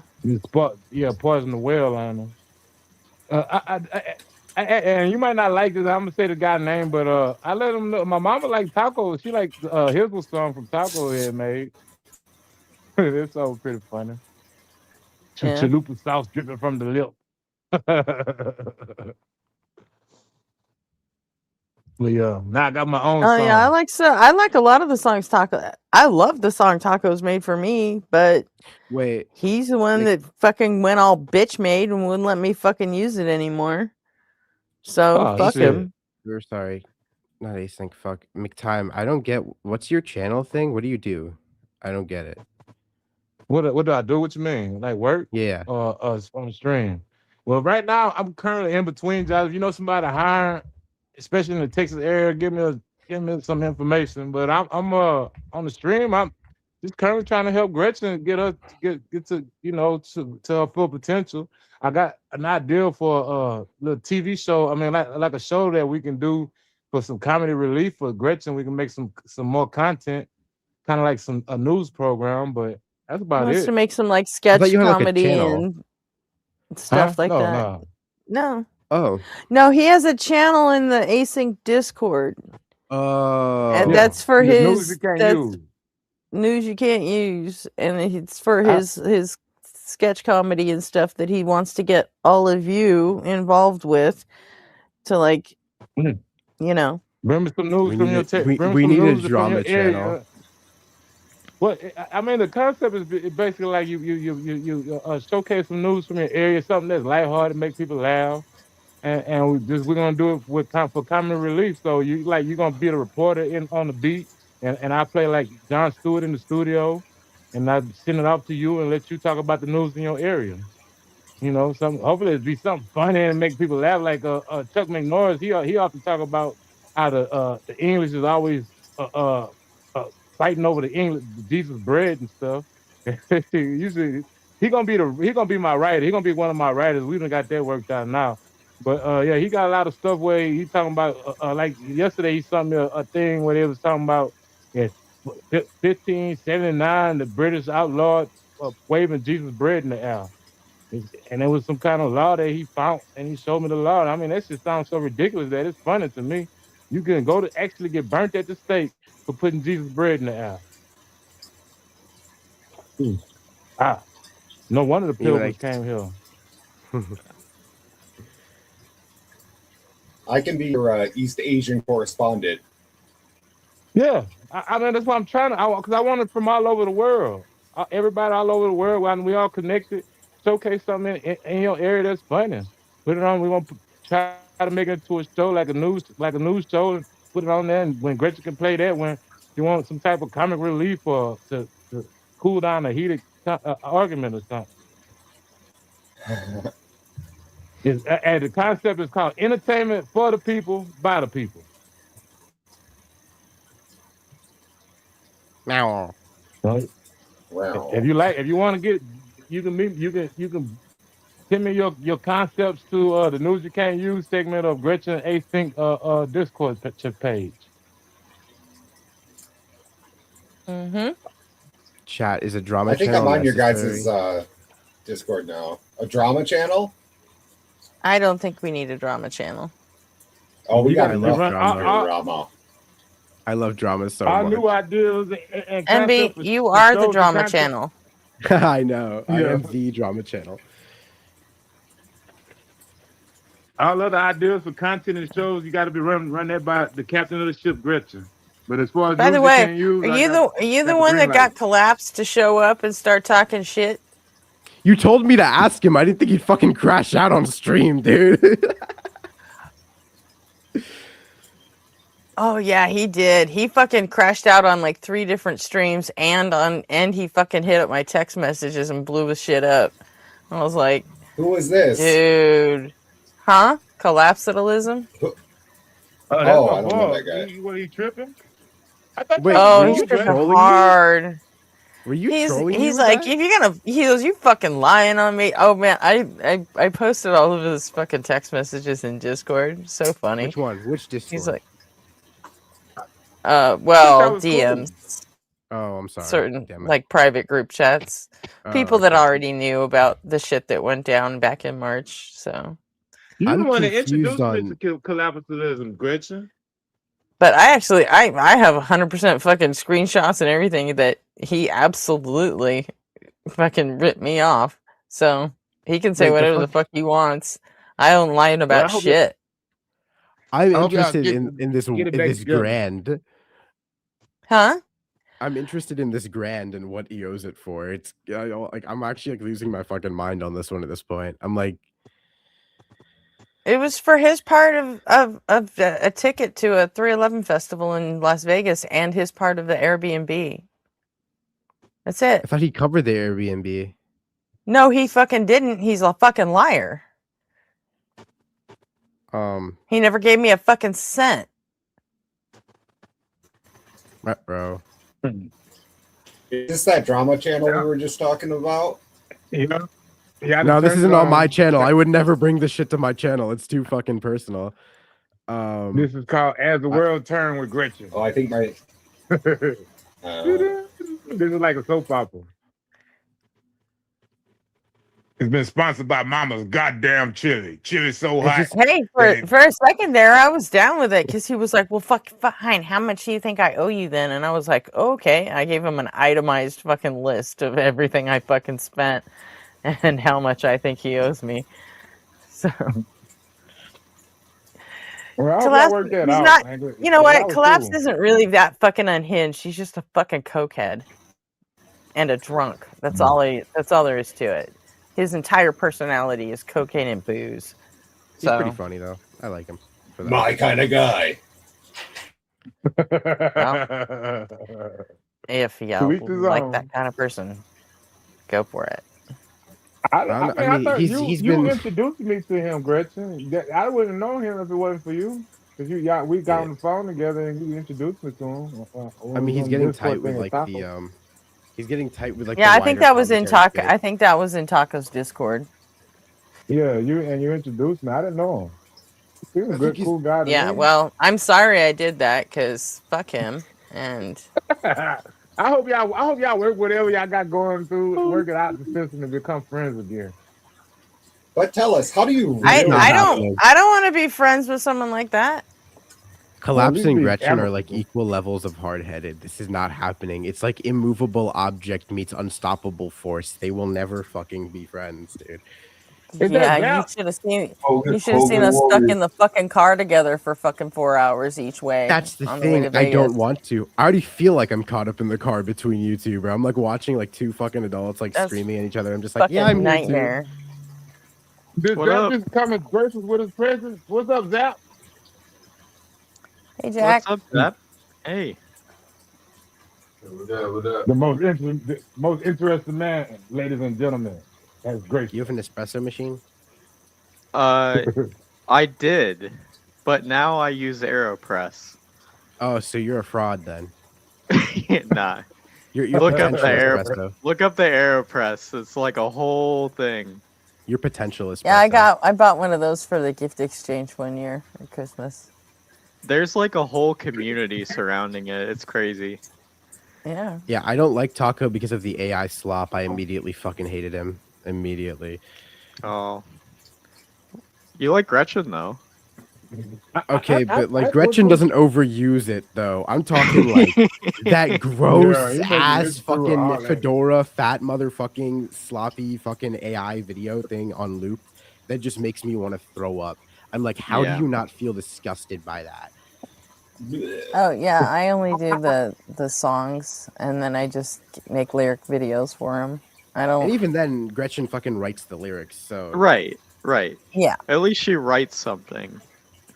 Well, and the thing that I didn't like about it was that he had a freestyle when he first came on. He was like doing a little freestyle rap in his intro. But it seemed like once he learned how to use the AI music part, he gave up on the freestyle. I liked his little freestyle. It was silly and stupid, but he was seemed like he was every day he seemed a little bit better. I was like, yeah, he's getting good. He's gonna eventually be like Eminem or something. You keep on doing it, but he stopped. Like to me. Fun fact, I was the first Suno song. Like Jim Bob had a song before me, but that was not Suno. Like I was the first Suno song he made. Yeah, your song was good, but he made a bunch of songs for you. He was like, you want to make you into a fair officer. I don't know. My favorite J Money song is one that J Money does not like at all. So it's just if you're gonna take shots, be open to the shots that come back at you. Is what I'm saying. You know, that's all I'm saying. Dude, I aspire to reach. The I'm level sorry, of but Songhead. that whole like doo-wop song that he made, it was catchy as shit. I'm sorry, I could not handle it. That song fucking owned me. And not because of the subject matter. I mean, yeah, it's pretty fucked up to name a song J Money is the king of the fortress of impenetrable stupidity, but I mean, but other than that, the song was actually kind of a banger, you know? I will ascend to levels of songhood one day. Trust me, chat. It It will is what happen. it is. You know, just when I say what I say, then don't go crying. Happy 4th of July, everybody. Type shit. Happy 4th. Happy 4th of July. I just I just saw. Oh yeah, now the Brits are Independence- gone. That's awesome. Yeah, we can talk trash. I just saw the parade in Hell DC yeah. was canceled because of the heat. The what? The parade? The canceled parade the in parade? DC.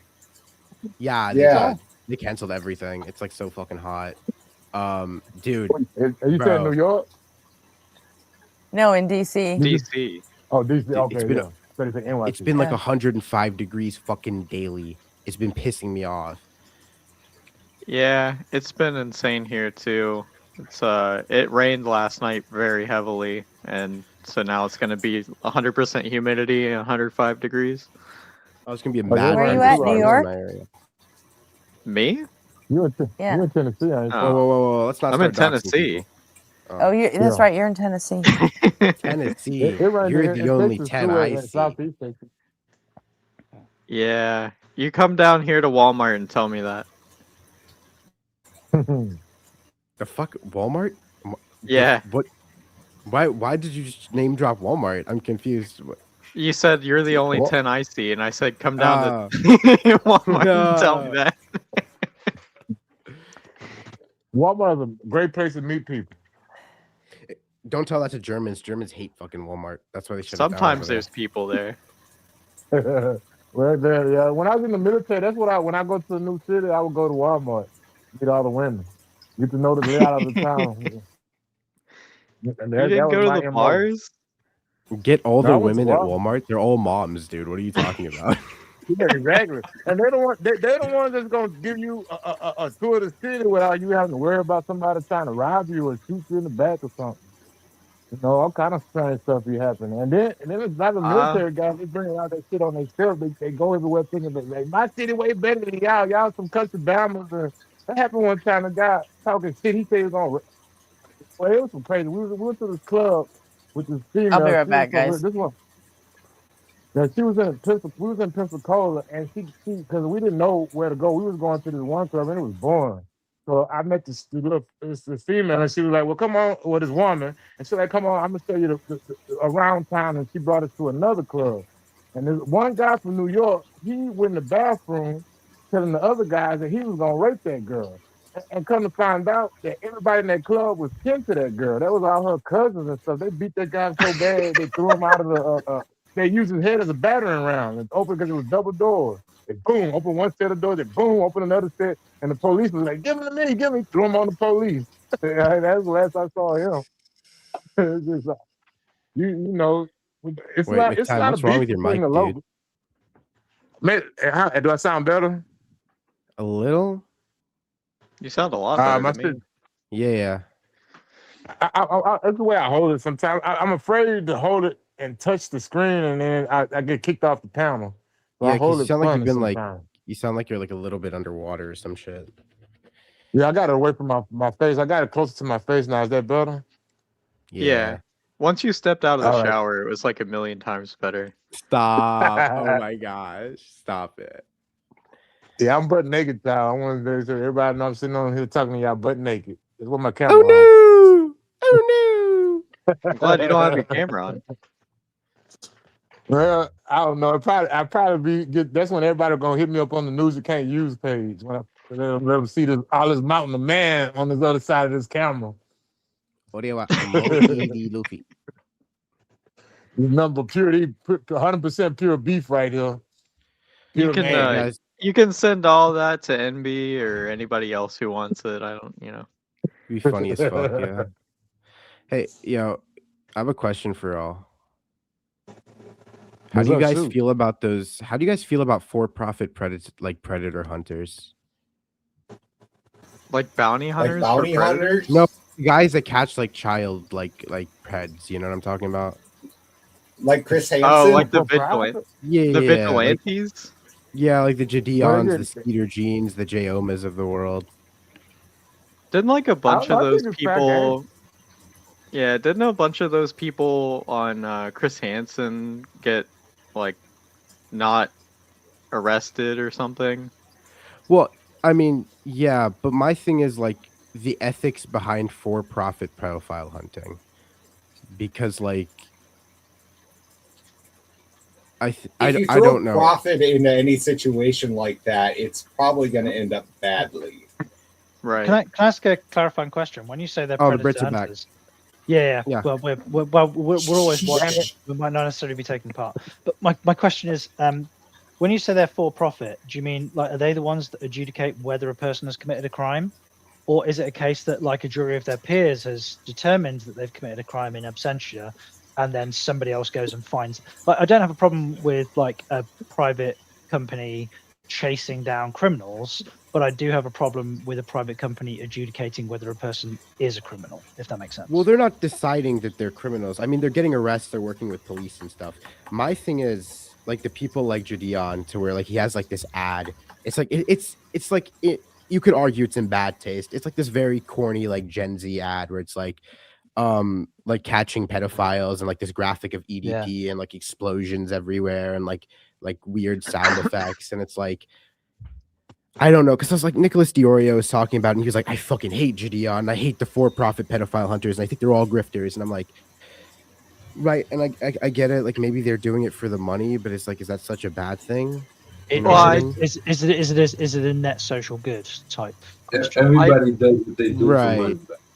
It's also a slippery slope because if do these people already have warrants out for them, or are they like setting up a sting for them? Kind of yeah, thing? they're like setting up stings, and they're getting arrests, and they're getting charges, and they've gotten convictions, and this stuff is like all provable. You can triple check, like they release documents and stuff.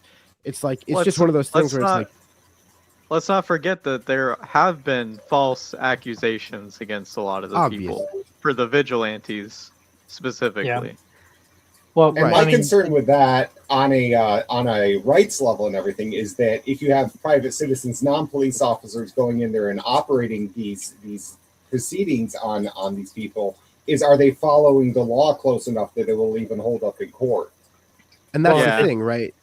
Judeon and like Skeeter are very good about it. Like they're super professional, right? Like these guys are like they're getting arrests, they're doing things the right way.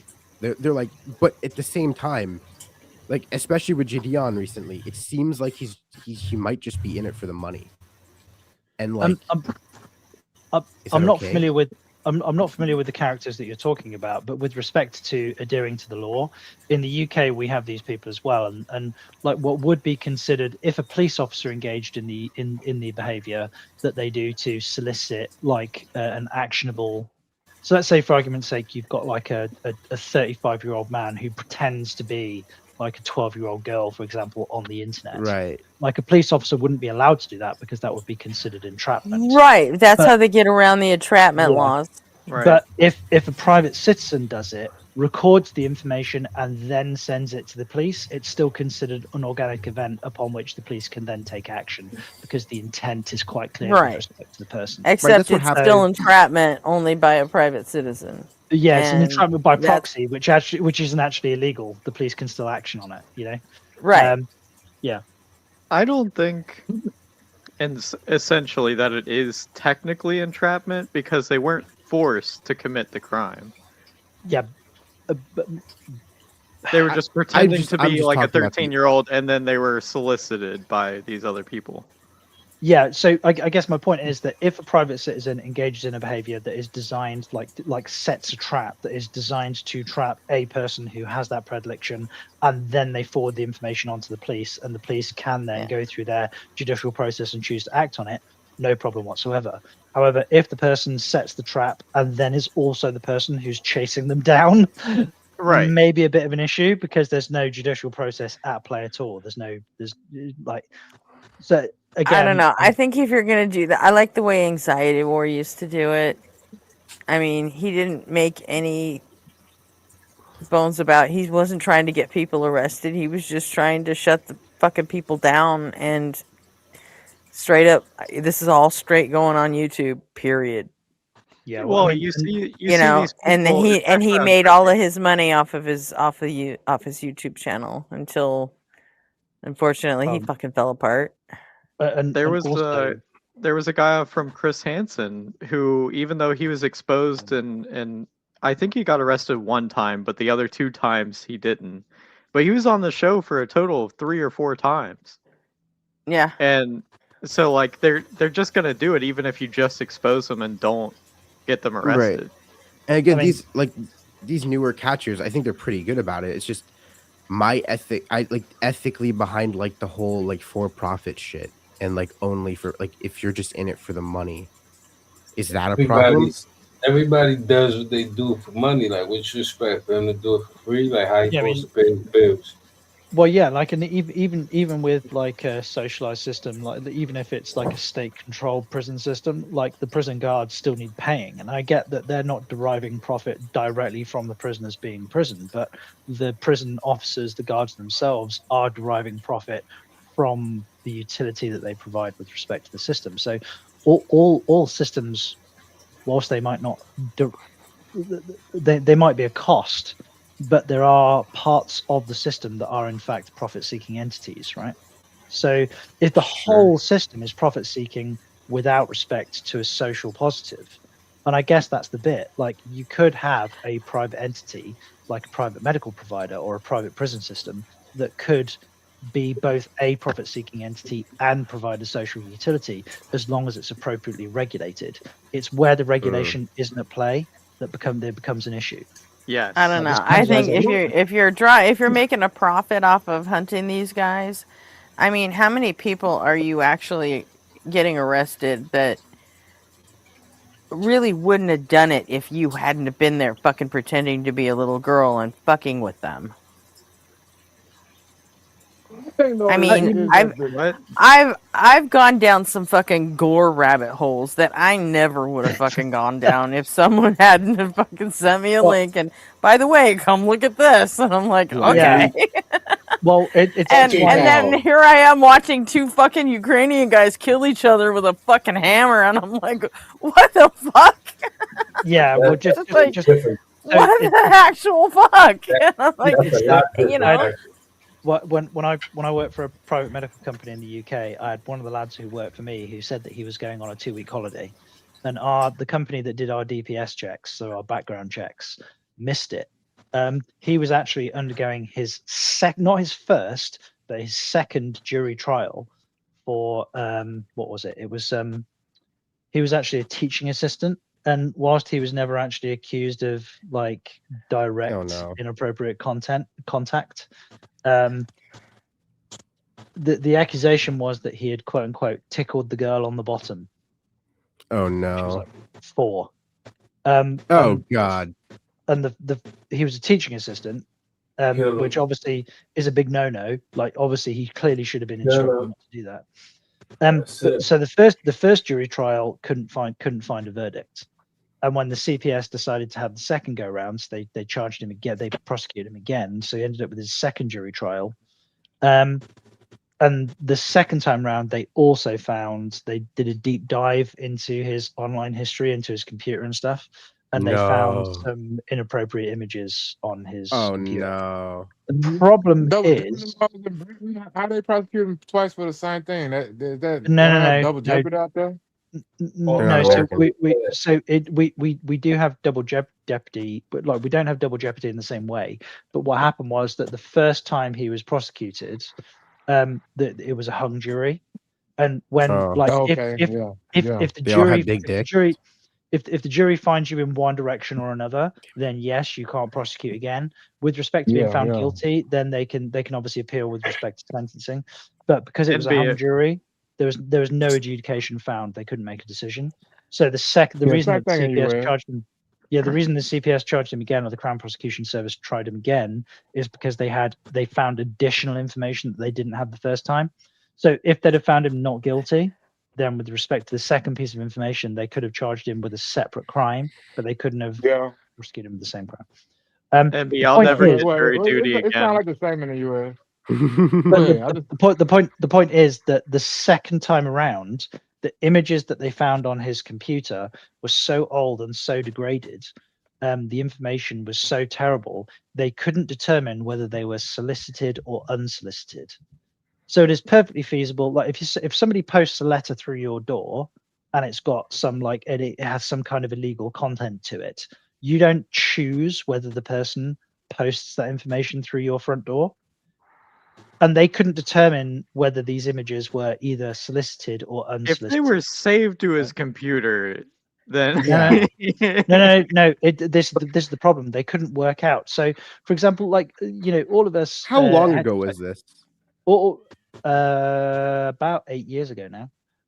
So Okay, there's no all of way. us, all of us who were the court case was 8 years ago, about 8 years ago, and like 2018? what? Sorry. Or put his fucking head. Take his Oh, I fucking see. head. But with respect to solicited and unsolicited images, the problem is the information that they got off his computer. Like, have any of us ever been on like a site that is a pornographic website, for example? No, never. Duh. Yeah. Fuck. So like if you search a specific criteria of pornography, like MILFs example, yeah. But then there's a pop-up, like some kind of advert or something that pops up in the corner. The MILF porn is solicited, but the pop-up in the corner of the screen, which likewise is also stored on your computer's hard drive, was unsolicited. It's just like an advert or something that is incidental to the website. So the point is, the content that they found on his computer, they couldn't work out whether he had actively gone looking for it or whether it was just incidental. There's no way to find that stuff unless you actively look for it. So the stuff stored in cache and in cookies is different than the location where it's stored if it's like saved as a video. Yeah, and only certain information is stored in cookies, like as text, I believe, is the only way you can store information in cookies. But yeah, like if it's a video, you're not caching that whole video. No, but the point is that the information, like the point at which you got to bear in mind all of his devices were taken off him the first time he was tried. They still had them in storage, and they re-examined them. They did a deeper dive on them because they thought. So the whole point is that this information was old information. So like the data that they had, and again, from the point of the original complaint, i.e. the 4-year-old kid going, and this is basically the chronology of what happened here is 4-year-old kid goes home to mummy, says to mummy, hey, I was playing at school today and teacher tickled me on the bottom. Mummy goes to school and says, hey, this person tickled my daughter on the bottom. School goes, well, that was inappropriate. We're going to suspend the person. Then investigation ensues. Police get called. Police investigate, talk to girl.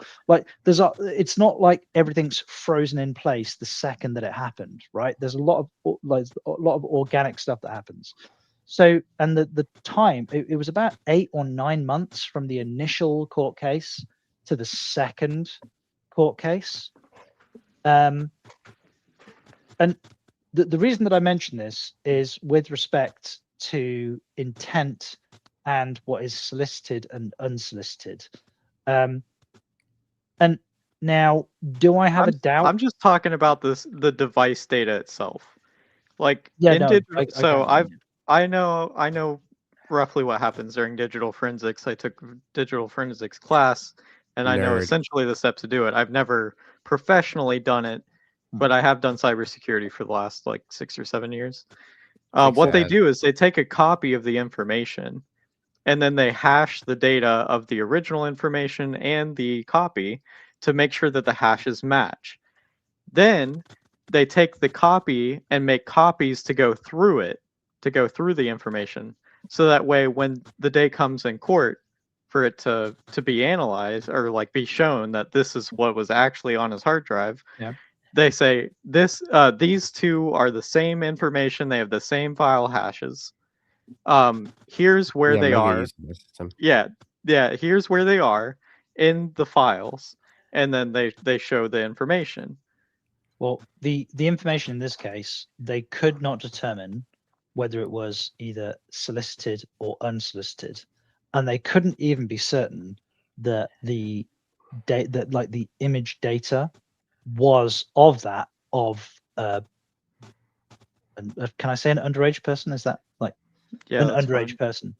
Yeah. So, but the point is that information, in concordance with the initial complaint, was enough to get him actually successfully got him prosecuted. He was found guilty the second time round. So I'm the glad. initial complaint. Yeah, no, I am too. Like on average, I do think he was guilty. But the bit that I find odd is this. It wasn't like this was a criminal conviction that was based on a preponderance of evidence charge, not a beyond a reasonable doubt standard. If that makes sense. That sucks.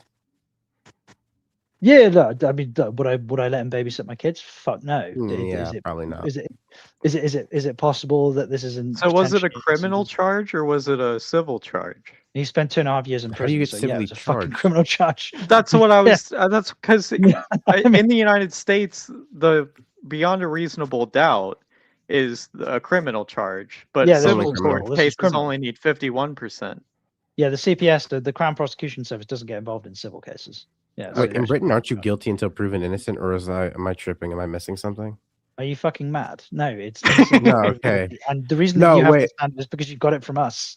Sorry, Right. the burden of proof is on. Sorry, no, I'm sorry, not guilty. The burden of proof is on the defense, not the prosecution, right? No. The burden of burden of proof is always on the prosecution. Yeah, in a that civil we got case. that from English common law back even before we were a country. Am I Yeah, missing so something? What about in a civil case? No. So the difference is the evidential standard. So Right. the burden of proof is always on the person who accuses you, but the evidential standard is different. So the beyond a reasonable doubt standard would be a presentation of a piece of evidence that eliminates your innocence as a possibility, whereas the preponderance of evidence could be a shitload of circumstantial evidence where it's still possible that you could be innocent. But as far as the jury is concerned, or the magistrate is concerned, that there is so much circumstantial evidence that it means that on the balance of probability, you are guilty of said crime. And those are the differences between the civil and the criminal. Like if you're going to rob somebody of their liberty, basically you better be fucking certain of it. Whereas Right. if you're just going to apply a fine or some kind of financial recompense that can be made good if you're wrong later, then you can potentially reduce the burden of proof, like the standard of evidence required. Right? You can give money back. You can't give years You of can't your give life time back. or exactly. Yeah. Okay, I think. Wow, we strayed so far from my initial question. Yeah. Holy That was shit. I was all dealing with your question. Yeah, it kind that of was all But- interesting, but- though. It's But just, the reason I came back in is because somebody said the Brits are gone, and I just wanted to drive that tent peg into the ground and go, "We're not gone. We're always watching." Somebody- but no, somebody- I do. No, I On do. the have 4th of gymnastics. July? Yeah. How I know. dare you? The date is relevant, boys and girls. somebody, I'll see you all somebody later. said that. Who said that? Who said that? Who was that? I need a dead ringer in chest to kick Bob ass. Cause Bob, female Bob is always kicking my ass in chest, and I don't like him for that. So I need somebody play to chess. humiliate. Well, hey, female Bob, Stop playing guys, chess. he has a Start very playing mean Magic the game in Gathering. chess. Oh, stop playing! I thought you said I play chess. No, I do play chess. Well, I I want you also to. Are play you any Magic the good? Gathering. Oh, okay, Yay! I got you. Are you in the Are you good? on, like- Because I need somebody to beat up on female Bob. He's a bully. He bullies me in chess all the time. He kicks my ass. So a couple questions first. What's your elo, if you don't mind me asking? Well, I normally play blitz and bullet and Okay. bullet. I'm probably like 1100. I maxed out maybe around 1300 in bullet, and then in blitz I'm doing bad right now. I'm in a valley right now. I'm in like 900, but I normally range around 12 to 1500 in blitz. But right now I'm sucking life. I think We're around Bob the done same took then. all my confidence. You heard my We're around the confidence, same. Bob. We're around the same, but I don't play bullet. I just play Oh no! bullet. I love Wait, bullet. where the fuck did Gretchen go? Man, That's it. bullet is not real chess in my opinion, because you're not like if you make a move in blitz and it's wrong, you get punished pretty much immediately. If you make a move that's wrong in bullet, you're probably not going to get punished for it immediately, Oh, but well, it probably the depends. next move. You can. I like- It's not impossible, but The reason why I like Bullet is you can win with cheesy tactics. Like I could sacrifice a whole bunch of pieces at the beginning, just bam bam, and Like create such pre-move. of a Yeah. create such a confusion and distraction that I can win with less pieces because time is ticking fast and you got to move fast, and I can win with. But if you had time to think about it, you would see that I actually put myself in the worst position, and you just kick my ass. That's why I I got say- Bob a couple of times like that because at first when we were playing, I said, "Yeah, I can get him on Bullet. I could cheese him," and I damn near beat him a couple of times, but I always end up beating myself. I end up doing that stupid ass move where he gives which allows him to come back and beat me. I don't think I ever beat Bob yet, but I don't whoop this. No, I have beat him a couple of times. Yeah, But it's getting around. Hikaru even agrees. But he's obviously the master of chess in the United States. Well, yeah, because he even give Magnus Carlsen a fight too. I think the last couple of occasions he been winning the last couple of rounds. Anal beads. That's something different. You just have to be there. You don't ball like that. Yeah, no, Magnus and Hikaru love playing against each other. Hikaru definitely gives Magnus a run for his money, but Magnus usually always wins. I don't think that's going to be the case anymore. Really? Yeah, Magnus. I think Magnus. I think the age is catching up with him, and like he doesn't really have that much time to play chess anymore. So he's just kind of like, I think he's like, he's declining. You know how old Hikaru is, right? Well, same thing. Does Hikaru have a child? I think so. Does he? I know Magnus does, but I don't. Yeah, I don't know. Magnus hasn't been playing chess as much anymore. He's been losing a lot too. I do know that he took a break, but I think he's still ahead of the game. And Carlson is switched into poker a little bit too. He's trying to play poker. What the fuck? Why? Yeah. Well, I guess he like poker. I don't know. I guess he's into gambling. I don't fucking know. Money. Yeah, I mean, they probably gamble on chess. People do it. That's why hustlers are a thing. Yeah, I want to know. Maybe Gretchen one of these days will allow us to play a game, and then we can broadcast and let everybody see Bob kick my ass. So apparently in Bullet, Magnus, this was 2 years ago, but Magnus won 35 out of the 25 games. I would do that. 35 versus 25. Blitz, Magnus won 29 versus Hikaru's 20. And Rapid, Magnus won 3 versus Hikaru's 1. No. But they've drawn more in Blitz than they've won. What you said you would do that, Gretchen? Yeah, you want to play a game of chess online? I'll stream that. And we have to talk over it too. Y'all don't have to. I mean, I could be like commentators or announcers or whatever. Would you do that, Bob? Would you play me on and we'll broadcast it on Async? I'm no challenge for Bob though. Give him time to respond. Who's Bob? Beat me up, Bob, in the chat. Yeah. Yeah, that's Bob. He changed his name, but I know who the fuck that is. That's Bob. Goddamn Bob always kicking my ass. I know exactly who that is. Change your name. Oh, he said it's true. I wouldn't mind watching. Yeah, we can do it tonight. Okay. Well, how you want? I'm gonna have to give you instructions on how to get into. You can watch our game. You can just, you know what I'm saying. You can just share your screen. Yeah, you can just share your screen. Or Gretchen I don't know if I can do that watch, with my phone. Or Gretchen My can phone watch is the cheap. match. Yeah, that's what I'm saying. And broadcast it. That way it doesn't show the to pre-moves. Yeah. All you gotta do is go to lichess.com at Gretchen, and my name is Mac Time. Oh, you use Lichess? Yeah. That's Well, when you guys get your game started, DM me a link that I need to go to in Discord, and then I'll go and watch it, and then I can pull it We can up do that and then I too. can share my screen Right. and put it on there. Okay, it's 9 a.m. 'Cause, Everybody. I mean, I don't think RP's gonna be around tonight. Oh, He's got a show Hey to man, do. y'all can talk. the Y'all can show? talk What about other show? things while we playing chess. That just be Huh? playing in the background. What show is RP gonna do? A friend of his Caesar asked him to do the sound engineer for an EDM show, Oh, that's and awesome. he said, see if you can find someone else, but if not, yeah, I will. So he doesn't know Alright. if he's going to even be here for a stream tonight. So, Anyway, but I will be. 9 a.m. So I gotta go do things. I gotta go get my day started. So you guys have fun. I'm gonna go see y'all. Bye. Bye. you have a day. Well, have a Yeah. good day.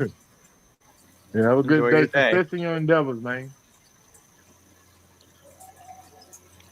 Yeah, that's fine.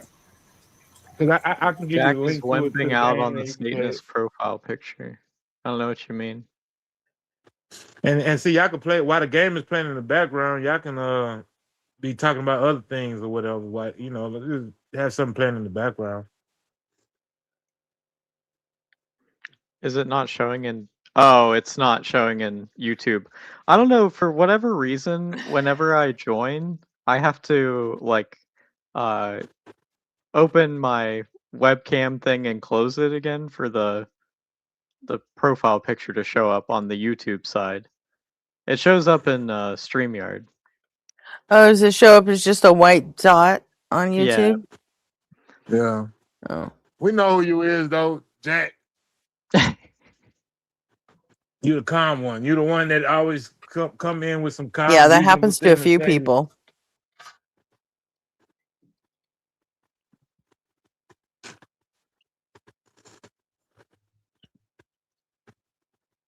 Is that what you have to do? You have to turn on your camera and then turn it back off? Yeah, hold on.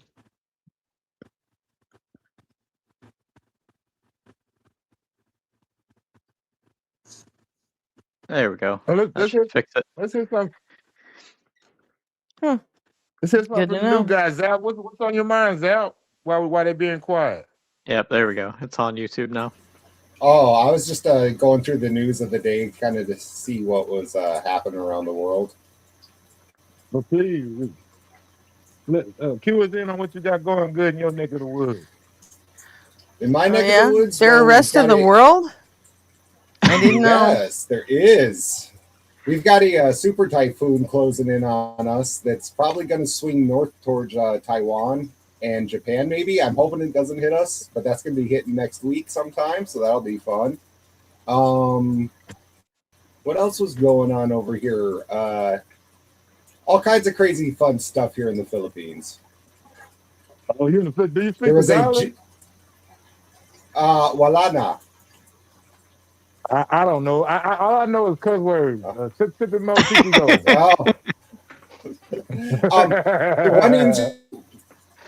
One interesting thing, especially kind of relevant to the channel, is we have a strong group called the INC here, which is a religious, let's say, group, and they have held massive protests in the city of Manila over the week because one of their own, who's a politician, was getting arrested for corruption charges. So there's been some turmoil with that going on, but I think it was overall pretty peaceful. But politics here gets a little crazy. So the INC was out blocking traffic and causing a ruckus because their guy got He's so arrested. persecuted for taking money for things that he shouldn't be.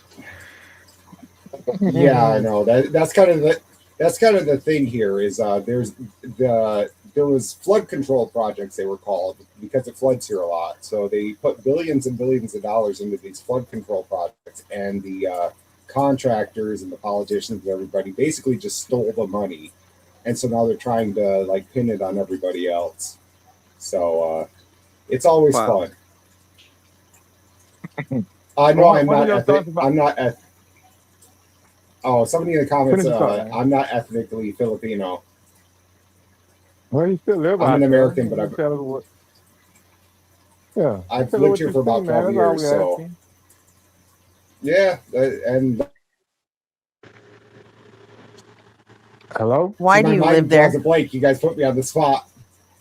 I live here because my wife is originally from here, and we were kind of hanging out and going, You coming in and out and starting to sound robotically. Yeah. Robotic. If you talking, Zap, I can't hear you. Froze? I think we lost Zap. Did that happen to John before he dropped too? Yeah, I can hear you now, Zap.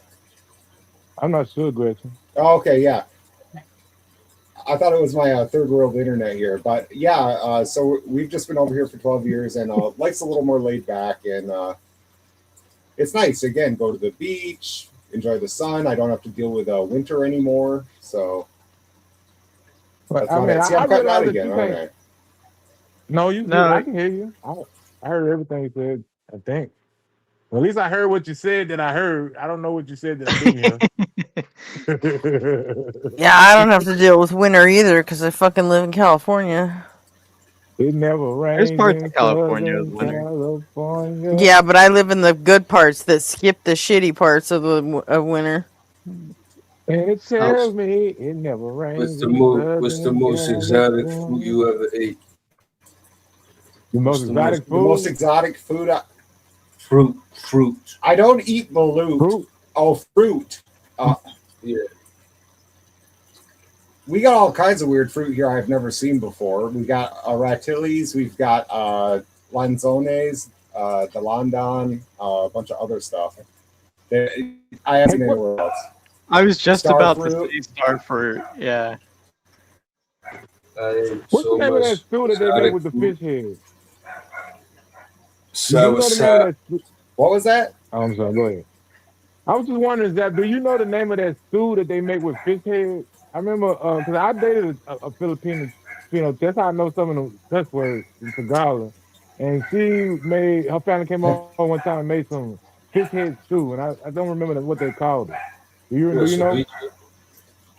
No, it's not. One of the most famous, the famous soup here is sinigang. It's a tamarind soup, and it can be made with fish or pork or chicken. So it's a sour. And they put fish heads in it. Sinigang, it's a sour soup. Yeah. Sinigang. Do they put? It's a sour soup made of tamarind. Do they put fish heads in it? They can, yes. It's very popular here. Okay. They may have been what they called it. I don't remember. It's been years and years ago. I don't eat that though. I didn't think you did. I liked it. It was all right. I'm weird. Oh, I'm sure. I didn't. You see that poor little fish head staring back at you out of the soup bowl, and I'm out. And I carry pants it. And then we have balut, of course, which is you guys heard of balut?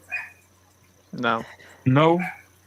Balut is a duck egg that has a fertilized baby duck in it. Oh yeah, I heard of it. Balut, like BALUT, right? Balut, like don't they call it the same for chicken eggs too? When they do that, they don't do it so much with chicken eggs. It's mostly duck that I'm aware of. Okay. But man, that's a weird one. A good time.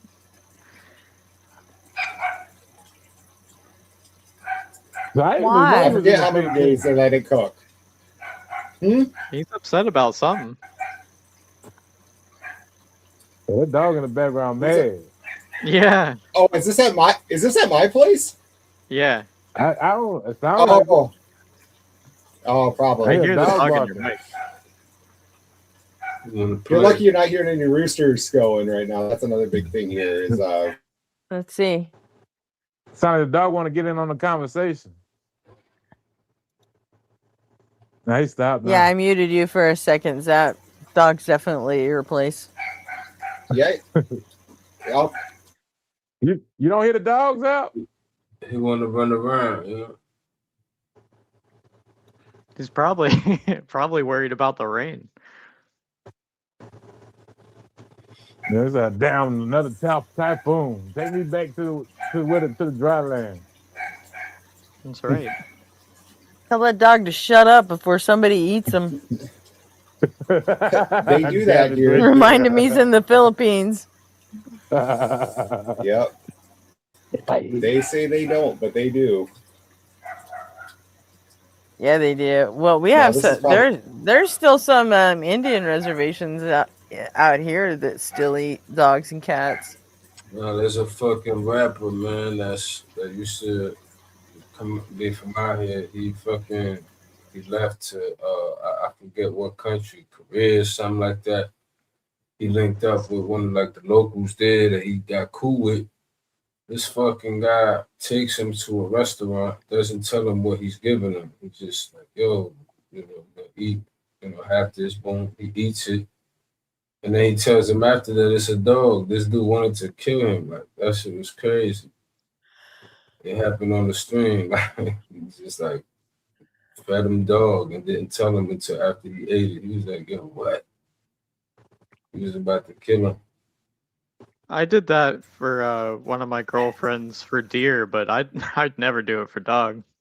Some dude named China Mac. It wouldn't be my first option. But in a survival situation, that dog is not gonna make it. But I wouldn't do it first. Yeah, if there's a zombie outbreak, he ain't coming along. I met that dude China Mac, and then he ends up going out there and they like beat that dog. I'm like, what? That's crazy. They still kind of do it here, but it's mostly in the out in the provincial areas, more out in the jungly areas, not so much in the city. They don't eat dog as much. What is that? So since you've been out there in the Philippines, what is the best meal plate that they cook that you like the most out there? The best meal they cook is probably adobo. Probably their version of adobo is pretty good. I'm trying to think what other ones I like. There's what is that one? It's a type of pancit. Pancit is like a noodle dish, and they have like 50 versions of it. I think it's pancit malabon, it's called. I like that one. That's pretty good. But then they got a lot of weird food. Thing you ate that you thought was weird but ended up liking it, like any surprises? There's one that is called I tried it and was like, oh, this is good, and then they're like, that's pork blood, right? And I was like, eh. You can't no take backs on that. You can't call no take back. Yeah, so exactly. You like it. Another weird food they have, which wasn't as bad as I thought, but I don't think I'm going to have again, is a day-old chick, is what it's called, and that's literally what it is. It's day-old chickens that they put on barbecue skewers and then barbecue. So the beak and all, you're supposed to eat the whole thing. That shit, yeah, I seen a documentary one time on the Philippines. That shit broke my heart, man. It fucking got some shit called pag, man. Like, oh yeah, the pag. Yeah, it's nasty shit. What is that? Man. It's literally they yeah, he can tell you. They dig through the trash. McDonald's, yeah, and then they clean out the food, like the stuff you didn't eat and threw away, that little last bite, that little last French fry that you tossed out. They retrieve that from the garbage, clean it out, boil it again, just clean it out as much as they can. You know what I'm saying? And then they repackage it and sell it to you straight from the trash. You see what I'm saying? They go to Sound the like trash. meal loaf in prison. Say what? You ever heard of meal loaf in prison? When they just take a whole meal and they just cook it together into like a meatloaf or thing, they call it meal loaf. Nah, these dudes going in the garbage though. Bro. Yeah, I got you, but prison food ain't that far from garbage. ain't no preparedness about it. Like they're going into the garbage and just boiling the shit and just taking all. Well, they boil it. Yeah, but boil it should clean it, kill the germs. Hell I wouldn't recommend you do it, but it should kill the germs and get the nutrition. Oh hell no, it doesn't. You're telling me that shit's gonna kill every single germ that's in all that trash that was on it. Like hell no. Maybe, but I don't know. Most of them, I don't know what kind of germ can survive in 212 degrees Fahrenheit boiling water. I mean, listen. I know this. I'm pretty sure they It's are food. some, but It's food from the garbage that probably been yeah, there I for got long. you. The rest of it, you understand? You don't know how long all of it been there. You understand what I'm But saying? shit. They retrieving that, they repackaging it and selling it like dirt cheap, like big bags of that shit to the people for dirt cheap, and they call it pag. You got some people that they prefer it now. Like now they like not even doing so bad that they gotta buy, but they like, yo, this is what I fuck with. I'm like, oh my gosh, like To each his own. I mean, I'm sharing Doom if anybody wants to watch. I'm sorry. Go ahead. So I'm repeat that, sharing Jack. Doom if any. I'm sharing Doom if anybody wants to watch. It's gonna be on the screen, or you got to go to something else. Yeah, I'm sharing it in StreamYard. Okay. But that's a poverty thing. Don't get it twisted. It's not like that's just what they want to do. Like they going through it. You Like, guys they're not, really? Does anybody really want to fucking see that? I Who's fucking that? hate watching people play video games, but I mean, I'm whatever you. I'm like whatever you allow. I Me tried to personally. connect my game earlier, but I figured you ain't want to see it. That's why you ain't plug it in. But I was gonna play Satan's Guide to the Bible. That's pretty good. That's a good I haven't video. seen it. I haven't seen it like since it came out, so I'm curious to see what I think of it now. Because Apologia. that's like what 2-3 years old, something like that. I thought it was older than that, but yeah.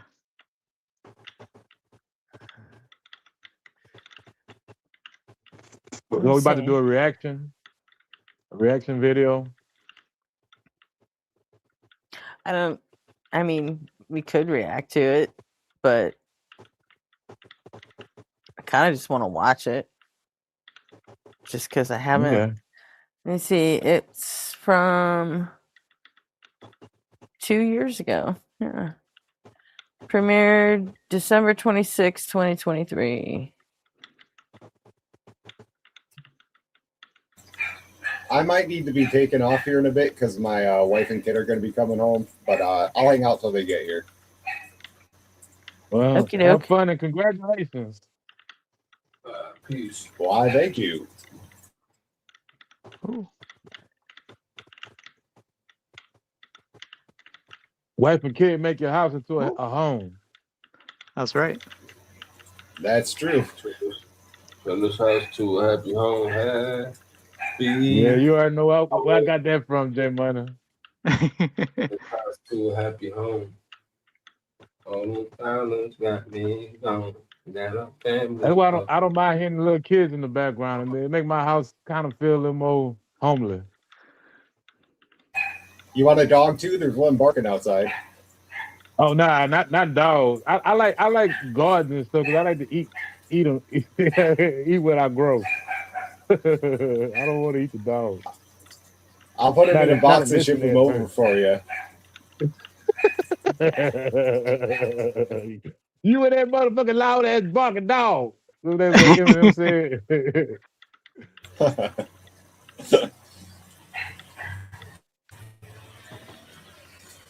Well, we're now about to watch Satan's Guide to the Bible, brought to you in part by Async Network. Well, we async what you think.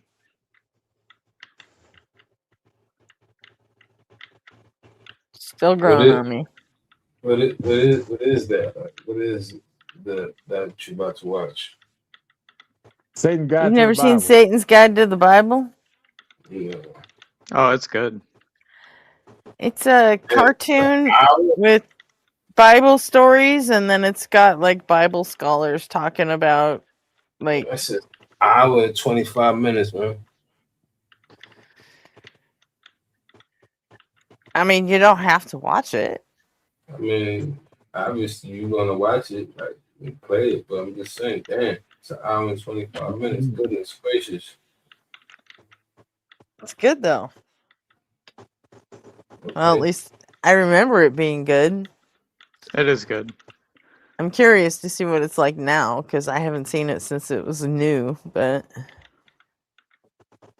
what are your thoughts about us doing like Maya Atkinson and do like a Bad Sunday reaction? Find some wacky ass conspiracy theories out there and just cut his damn video up to pieces and stuff and just make fun of him. You know, if you want to think about doing that, Gretchen? What do you mean?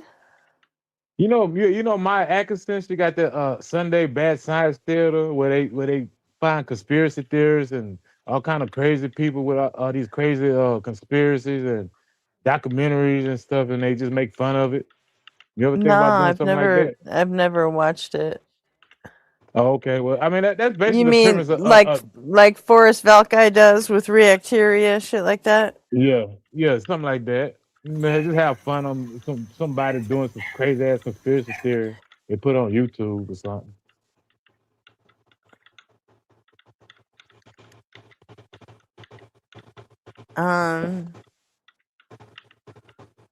Yeah, come up with some possibilities. We could do that. I don't know it. I don't watch that type of stuff, so I won't have no That idea. could be fun. Well, But you you hear know, that, I Chad? tend to let the people who know what they're doing take care of that format, you know? Yeah. Like Well, we could Professor find somebody Dave and Milo Rossi, and Milo Rossi is hilarious. I love Milo. I'm pretty sure they got somebody on there that we could find that claims are so outrageous that even we can prosecute it and show the unreasonableness in their stance with our limited knowledge. We can just beat their ideal on practicality alone. This shit is unreasonable, stupid, and impractical. Well, if you find anything What I like haven't- that, let me know. Because I don't All right. typically, like cruise YouTube for shit that I Me don't neither. fucking agree with, you know? I mean, if I do that, it's in a political context, you know? Like, my algorithm is so 'cause I don't fucking do it cooked either. with Ben Shapiro and Nick Fuentes and all that. But then, you know, now that the Dark Brandon channel got taken down, like, I don't have shit to do. I don't have to do Yeah, I that don't watch anymore. that shit So neither. I definitely am not going to go looking for it if I don't have to, you know. Well, Chad, it's up to you, Chad. If you want to see that, you're gonna have to make it happen. Please give us some ideas on some whack ass conspiracy theories we can make fun of and rip their ideas to pieces. All right, guys, I'm gonna dip out. Thanks for having me up. All right, Zap. Catch you later. Have a good one. Don't make that Hey, happen. let me say something. I'm going to say something in Tagalog. Watch me butcher it if there's a Filipino listening to laugh. I'm going to say, Maraming We're not going to know salamat, the magandang difference. gabi. Okay, that's what I'm hoping. That was perfect Maraming Tagalog. salamat. Maraming salamat. Magandang gabi, bayan. Sounded like perfect That Tagalog means to me. That means thank you very much and have a great night. So peace out, everybody. All right, you do the same. See ya. Later, Zap. Yeah, I don't want to know what I was saying in Tagalog. I don't know what I was saying in Tagalog, to be honest with you. That was the first thing I learned in Tagalog. Sip, sip, and go, teach you go. All right.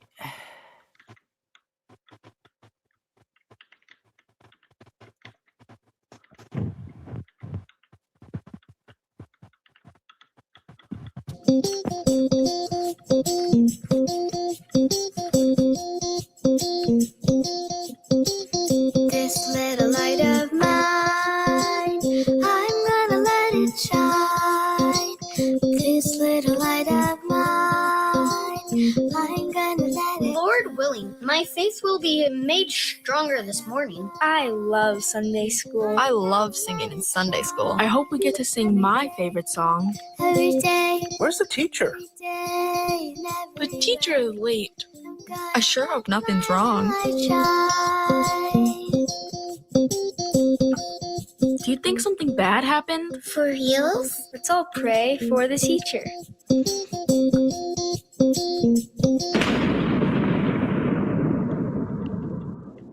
Whoa. For reals? It can't be. Oh my gosh. Is that?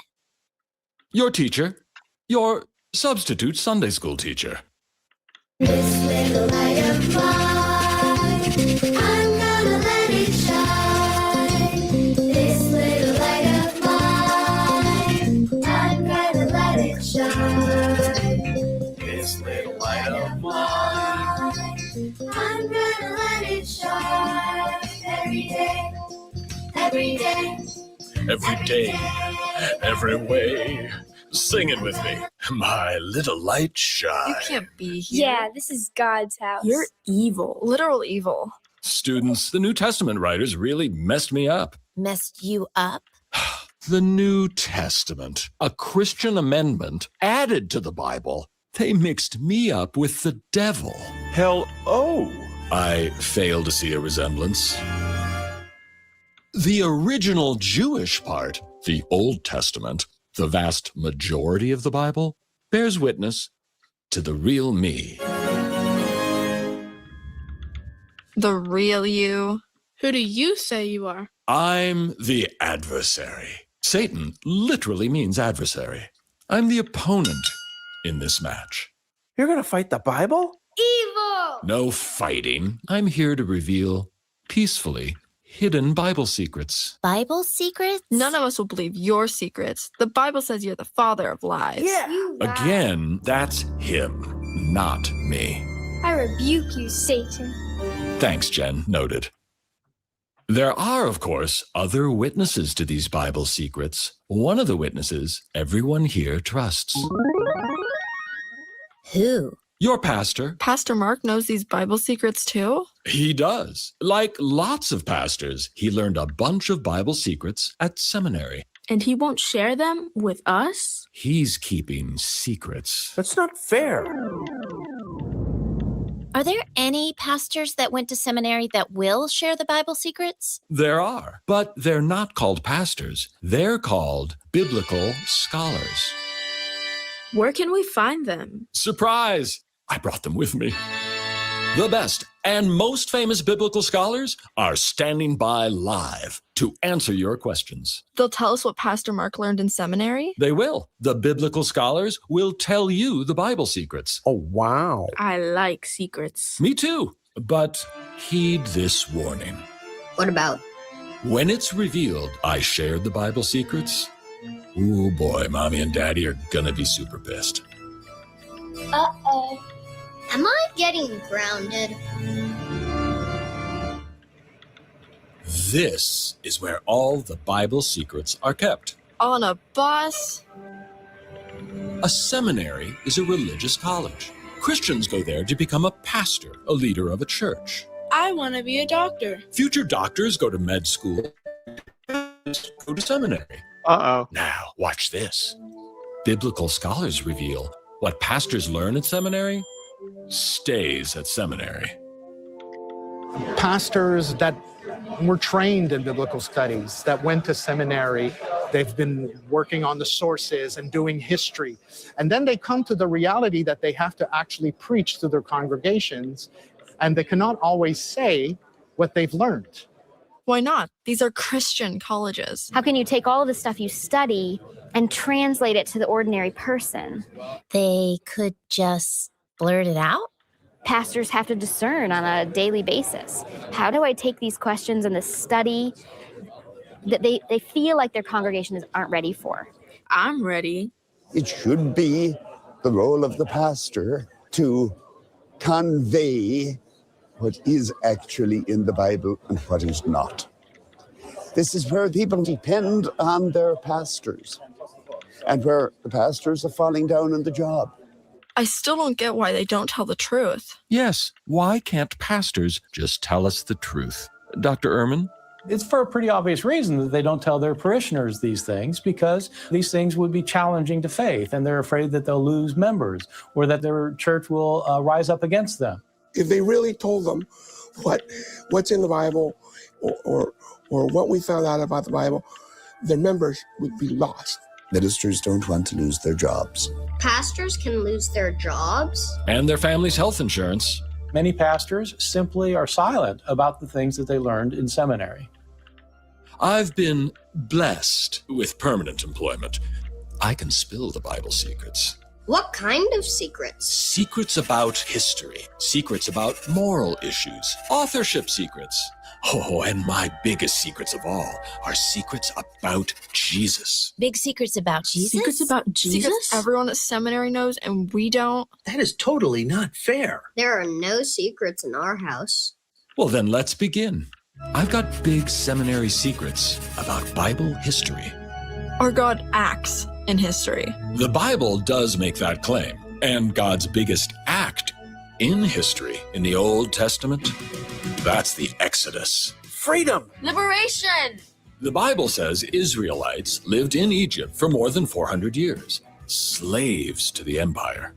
The Bible tells about a great man. Moses! That's Moses. Moses takes on Pharaoh and his empire. When Israel was in Egypt's land, let my people go.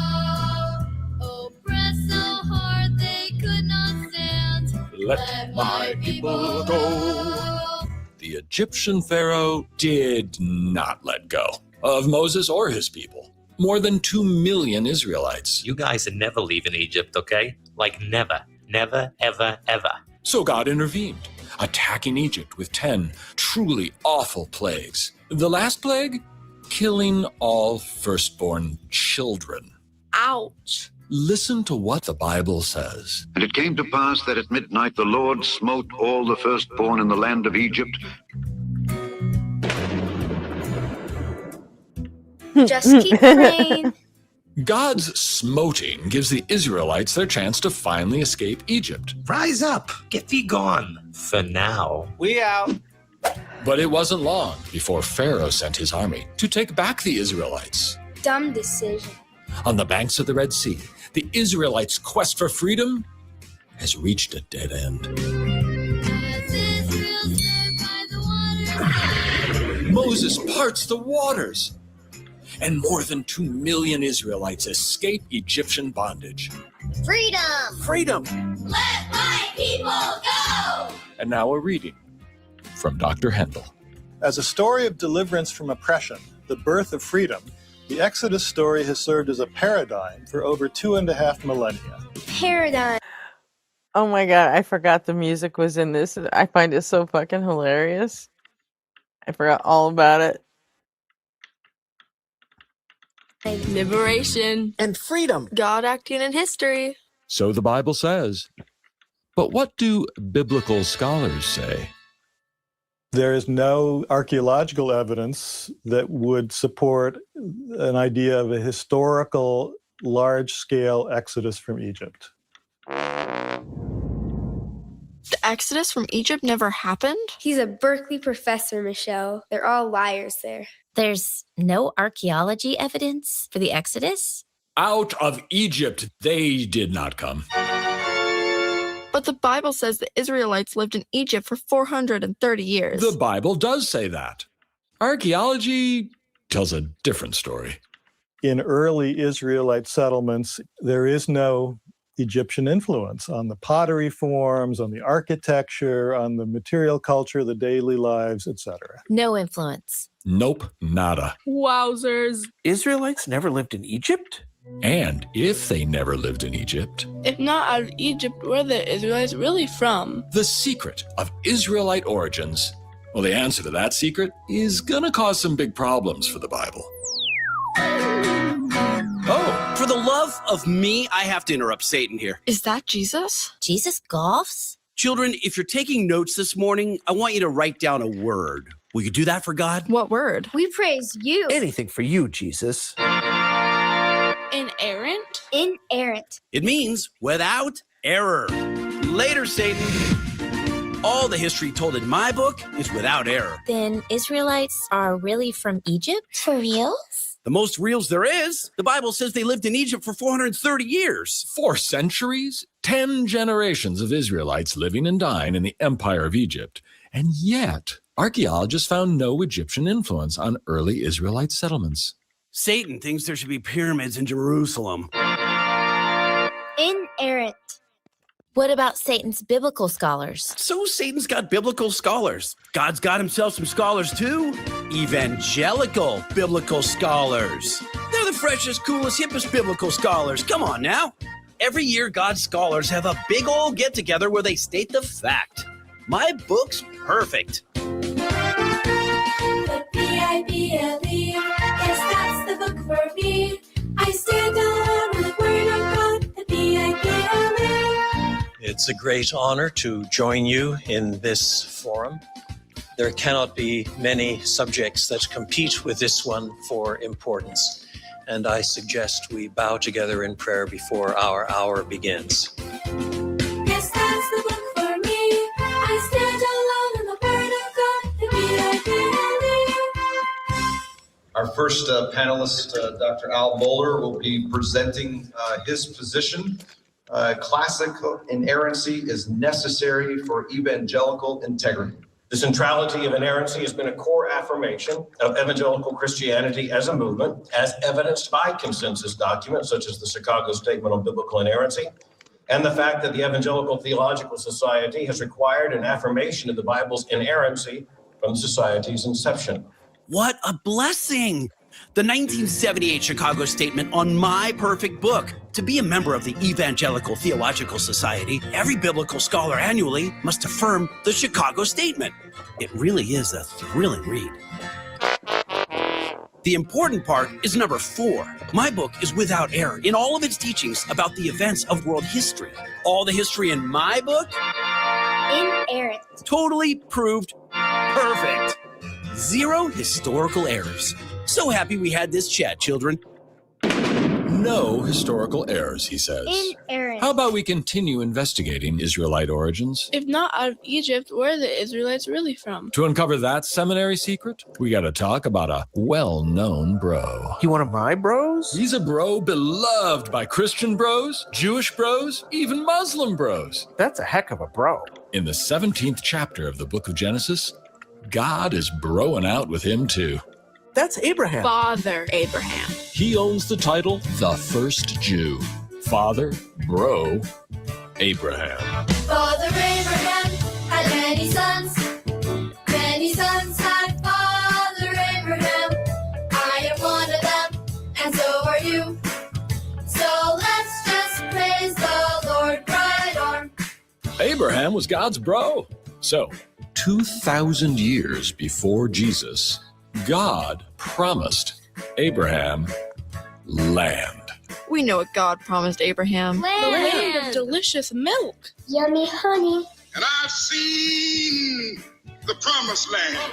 In Genesis, God says, For all the land that you see, I will give to you and to your offspring forever. Look, bro, I don't want to seem ungrateful, all right? You're insane, but aren't you forgetting something kind of major?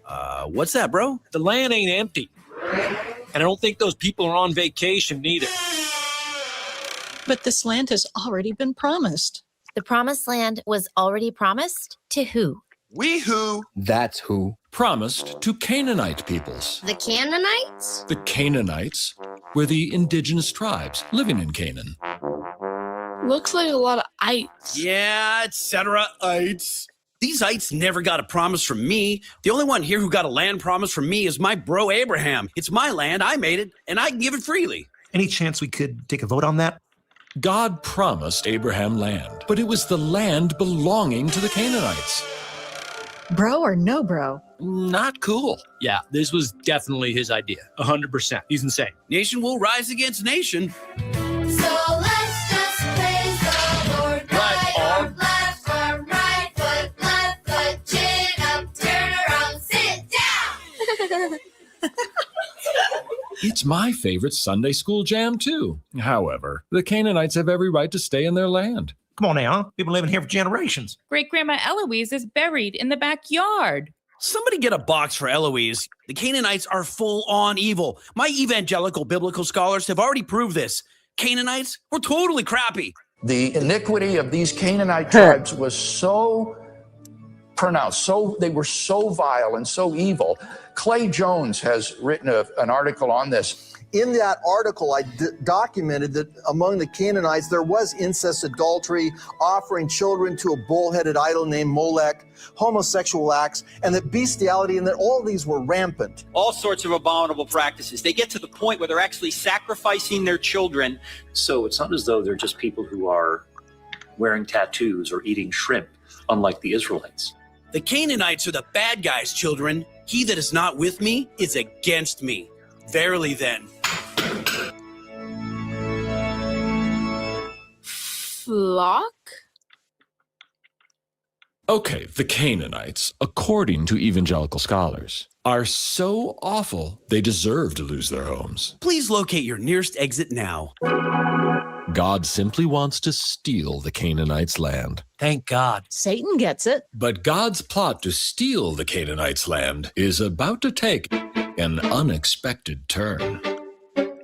Think back to the ites of Israel. If Moses and the Israelites never came from Egypt, If not out of Egypt, where are the Israelites really from? Where did they come from? For reals. So when the archaeologists look at the material culture of early Israelite villages, they're continuous with the material culture of Canaanite culture. It's the same culture. What? Aren't Canaanites the bad guys? Hebrew is a Canaanite language, and the early writings from the Bible show a clear continuity with older Canaanite literature, with Canaanite poetic forms, literary forms, people's names, people's language. This is all native Canaanite stuff. early Israelite settlements left archaeologists with native Canaanite stuff. One of the names of God in the Bible is El. And El, we know, was also the name of the chief god of the Canaanite pantheon. Evidence that Israelites worshipped the Canaanite god El is written into the name Israel itself. It is? Including the name Israel itself, which originally meant something like El rules. El rules? Who rules? The Canaanite high god, El. El rules. Now watch this. So the combination of archaeological evidence and textual and linguistic evidence makes it seem pretty obvious that the early Israelites were Canaanites. Whoa. Gosh. Can it be? The Israelites are another group of ites from Canaan. You little fibber, you. Egypt my ass. Israelites are Canaanites? The archaeological conclusion is that these are the same people. Israelites cannot be Canaanites. That would make a dirty diaper of the entire Bible story. Hello? Anyone with a brain available? Like, duh, Israelites can't be from the promised land. Because later in my book, they still gotta enter the promised land. This guy, all right? I already entered, okay? Why lie about escaping Egypt? Inventing fantastic origin stories is what everybody did. Every schmuck has an origin story. That's what I'm trying to say. We all got them, okay? Israel is right. John Collins explains it. The peoples of the ancient Near East engaged in what might be called competitive historiography to show how their national heroes outshone the heroes of other peoples or were the true and most ancient founders of culture. You're saying all this Bible history was just made up to impress the neighbors? Is that really all it is? There's no need to minimize the power of story. The original function of the story was to initiate people into an identity of being Israelite. The Bible calls the first Israelites a mixed multitude. From a mixed multitude of Canaanites into a unified, connected group of Israelites who were in the process of crystallizing into the people of Israel. In other words, the story, in a way, makes the people into the people. The story makes the people into the people? The story makes the people into the people. So, no Egypt. And no escape. No entering the promised land. Israelites are from the promised land. Just more ites. From Canaan. Now, this new group of ites, the Israelites, entered the world stage 500 miles east of Egypt, sometime around 1200 BC. That's way later than what the Bible says. You guys are just a bunch of Johnny-come-latelys. I'm right on time. Get hip, huh? Yeah, we're hip to your lateness. Perhaps, as Amos Funkenstein suggests, Israel's conviction that it was God's chosen people was a compensation. Isn't it always? For its awareness of its belatedness on the historical scene. Amos Funkenstein suggests? Funkin' whatever. Satan's scholars are just being mean. I mean, they're super meanies. Satan's biblical scholars are critical scholars. Critical and criticizing. Yeah, critical doesn't mean being mean. It's not like I'm criticizing you for not cleaning up your room. It's clean. It goes back to the Greek word kritike, which is Greek for a bunch of atheists undermining the Bible. Yeah, not quite. And if you say atheist biblical scholars, you're looking at one of the, maybe there's 4 or 5 that I can think of. Then who's the biblical scholars? How do we recognize them? What do they look like? What does a biblical scholar look like? You can pan the camera around here and you'll see all sorts of examples.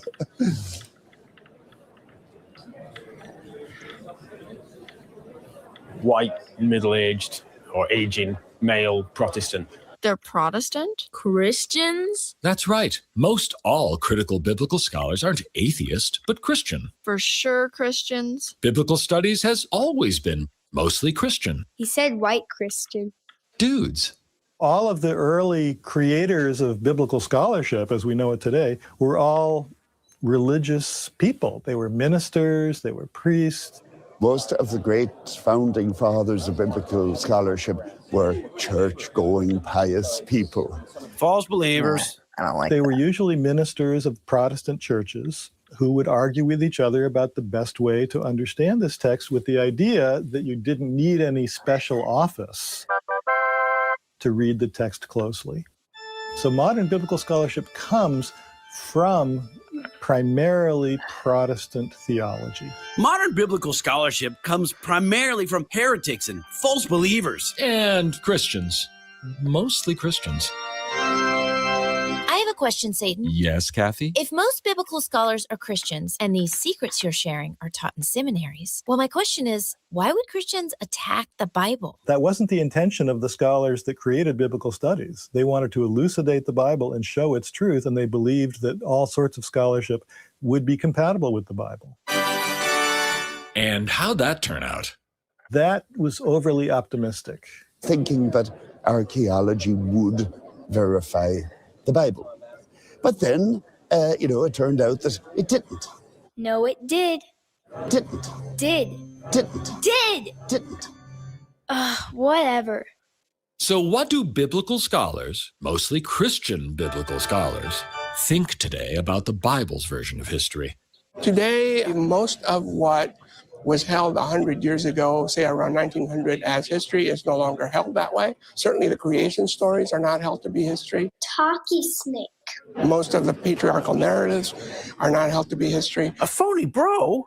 Moses is not held to be mostly historical. Demon lies. The Exodus is either minimized or not held to be what is depicted in the Bible. The biblical texts are not historically reliable accounts of early Israelite history. Says who? The more history we learned, turns out that a lot of the biblical history was simply wrong. You guys are not exhibiting the kingdom mindsets. Wrong does not compute with perfect. Inerrant. The Bible's perfection is crucial for preachers. Inerrancy is a crucial component for the preacher to be able to say, this is the word of God. Whose word? Your word. Your perfect word, Jesus. Word up! Scram, Satan! Perfect Jesus. Perfect book.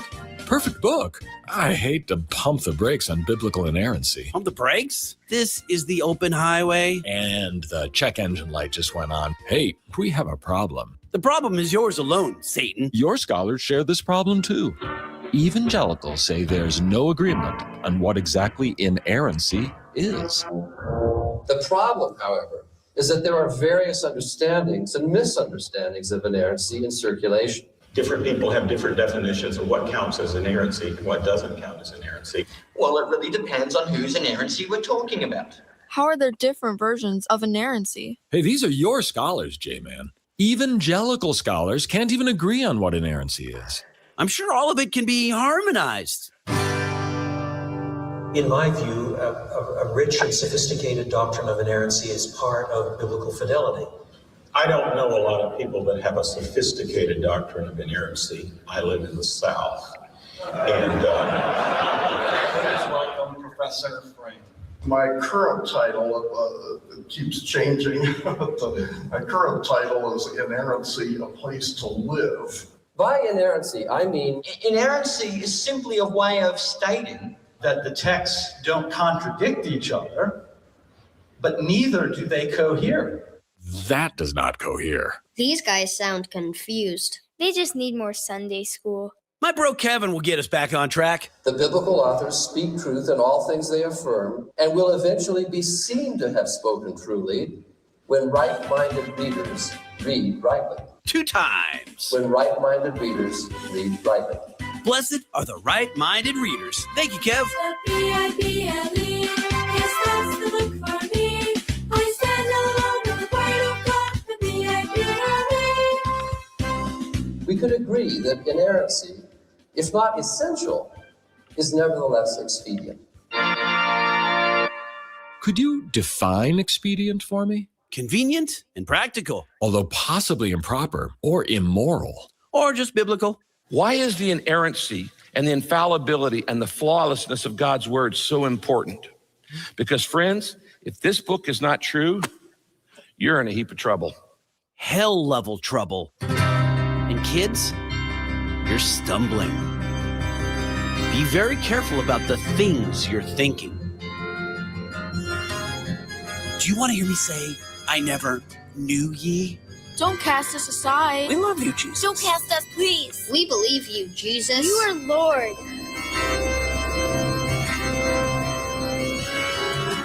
Well, okay then. I want everyone here to pray. Pray on this word. Ask me.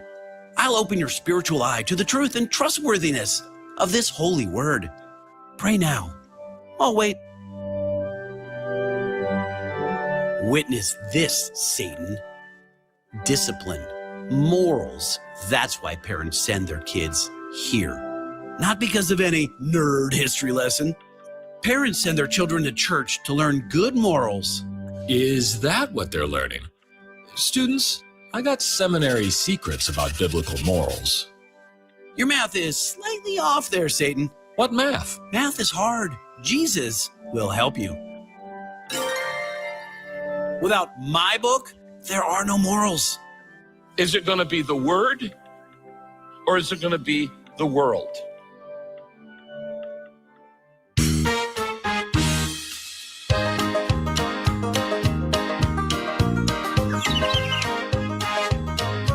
There's that beautiful psalm. Psalm 137, Mrs. Reichel. Doctor.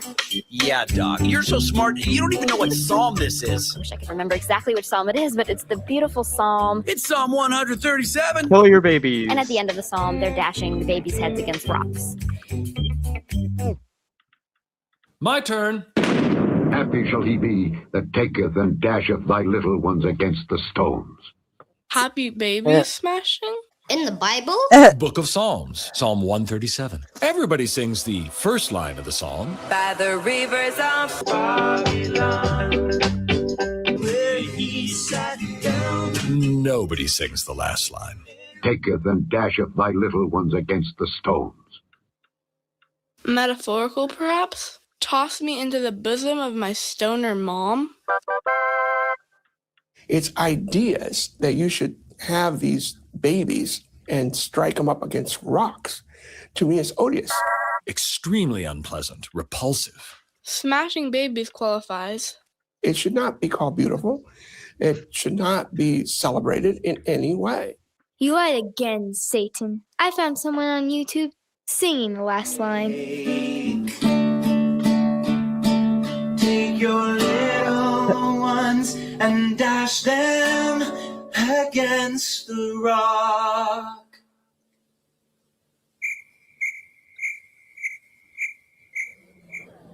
And so we just tend to repress or ignore those aspects of the Bible. But I think it would be more interesting to engage them.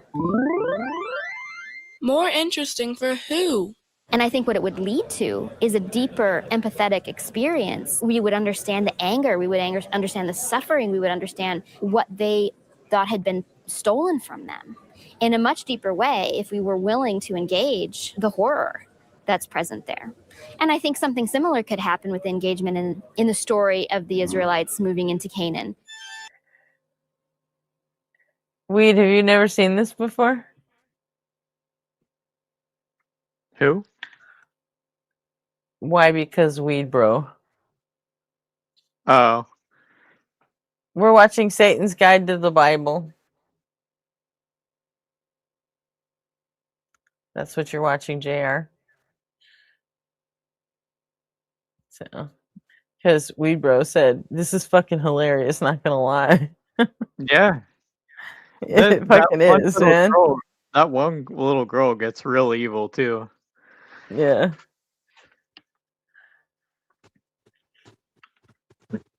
I have Yeah, I haven't seen it in years, and I was like, you know what, I'm gonna watch that again. And see. The fucking music is hilarious. Well, I'm glad they got Canaan on the screen now, so I can see how to spell Canaanite. So I had a hard time trying to remember how to spell Canaanite. 2 A's in the middle. Yeah. That's how you spell it. Serious horror fans, stay tuned, okay? A story filled with extreme horror. Next.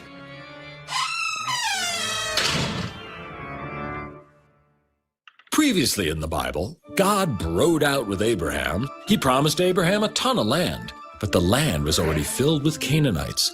Does a good God try and steal land? My ways are higher. If by higher you mean more violent? Hardly. You saw me. Didn't I ask y'all nicely to pack up and leave? I offered them many peaceful ways out. North, south, east, west. I don't even have to be nice about it. In fact, you know what? The time for my mercy has ended. You don't want to vacate the land? It's your fault, Canaanites. You asked for him. You deserve him. So, Josh, when it comes to mass murder, what's your take? I will leave nothing undone.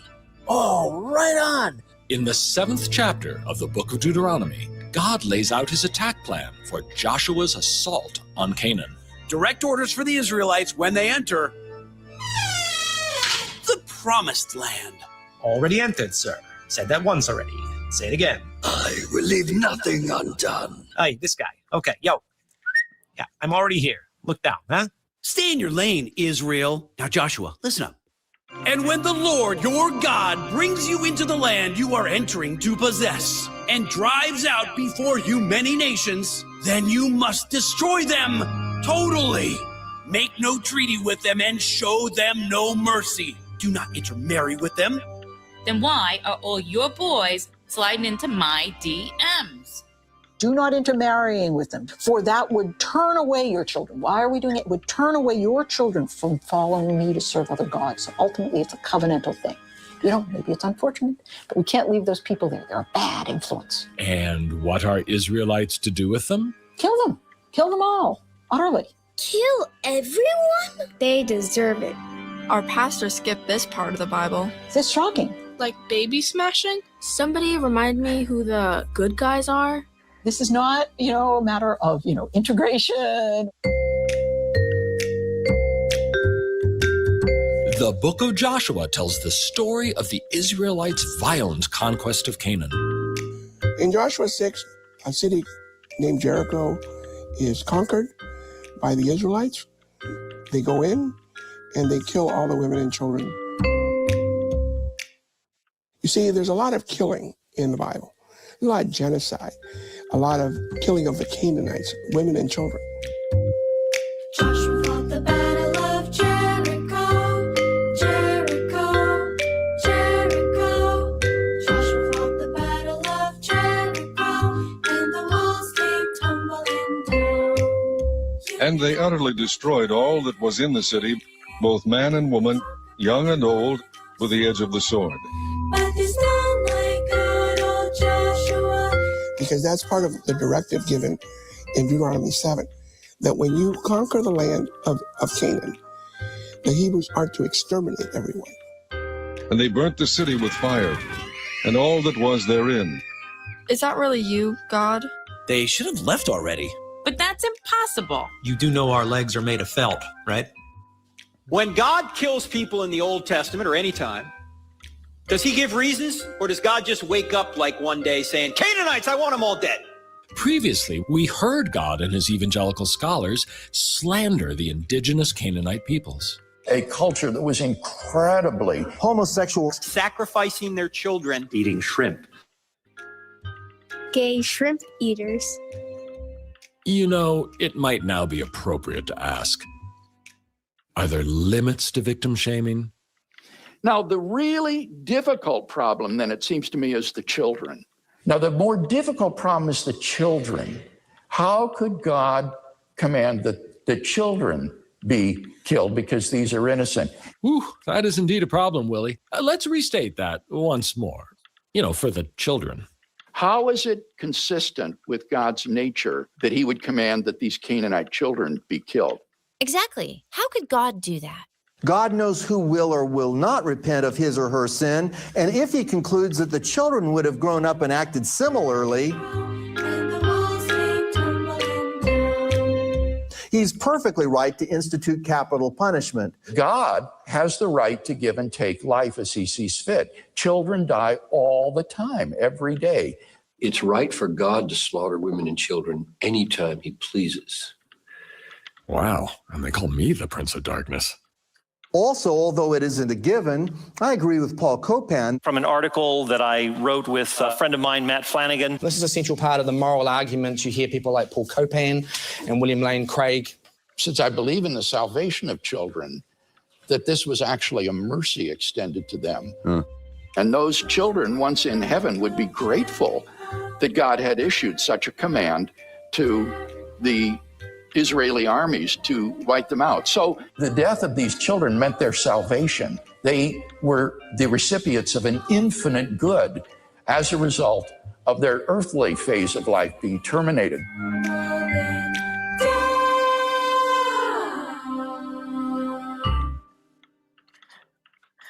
Music is fucking diabolical, man. It is.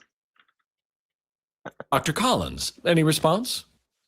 One hopes that the Canaanites appreciated the honor. That was horrible. Doesn't bother me. Is this part over? Joshua's conquest of Canaan is only now ramping up. And the Lord said unto Joshua, You shall do to Ai and its king as you did to Jericho and its king. You shall do to Ai and its king as you did to Jericho. And so it really, as I read this with you, I've never thought of this before, it becomes a kind of building thing. 12,000 men and women fell that day, all the people of Ai. 12,000 men, women, and children. Why doesn't God put a stop to it? Please, God, save the children. God has a plan. There's certainly, at the very least, a sign of approval on God's part, and then a saying, okay, do it to them again. Again? They totally destroyed them, not sparing anything that breathed, and he burned up Hazor itself. Really? Unfortunately, yes. God is in total command here. You are to hamstring their horses and burn their chariots. Does God say stuff? I don't think in those terms. I think I'm thinking in terms of what do human beings understand God to be expecting of them. I will leave nothing undone. Joshua destroyed them utterly with their cities. Neither left they any to breathe. God, you really did that? They could have exited east, west. North and south were options too. It's terrible. As the Lord commanded Moses his servant, so did Moses command Joshua, and so did Joshua. He left nothing undone of all the Lord had commanded Moses. So they are truly assuming that this is what God expects of them. So Joshua took the whole land according to all that the Lord said unto Moses. And Joshua gave it for an inheritance unto Israel according to their divisions by their tribes.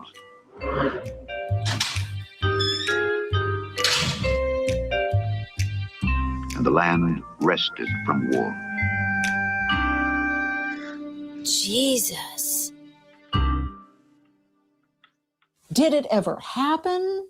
I wanted to ask that. The archaeological evidence does not support the view that the marauding Israelites actually engaged in the massive slaughter of the Canaanites. I knew it. Our God is an awesome God.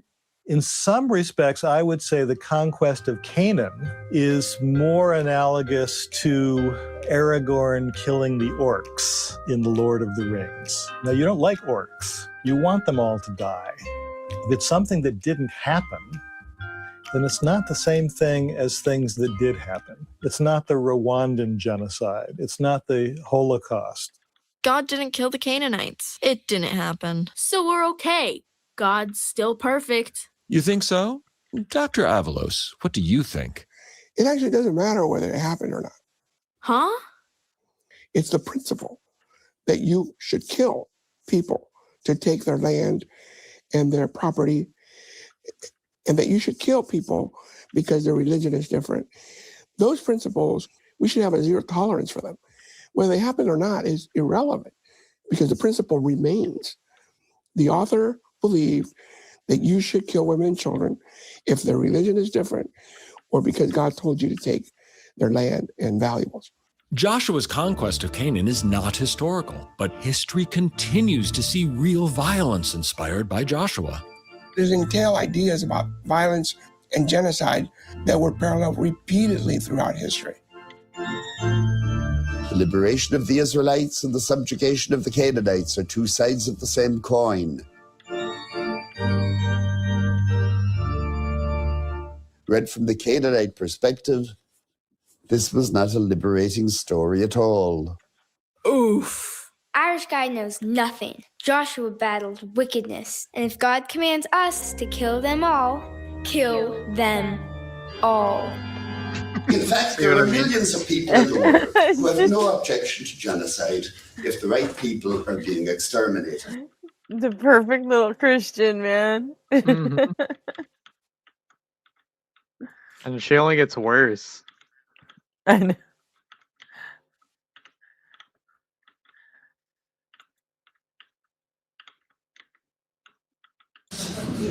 So I think it is worthwhile to take a few minutes to reflect on why we think genocide is wrong in the first place. It's not wrong if I command it. You seem quite fond of commanding it. My will be done. We also have narratives portraying genocide as actually undertaken under God's command, as in 1 Samuel 15, 1-3. Not more genocide.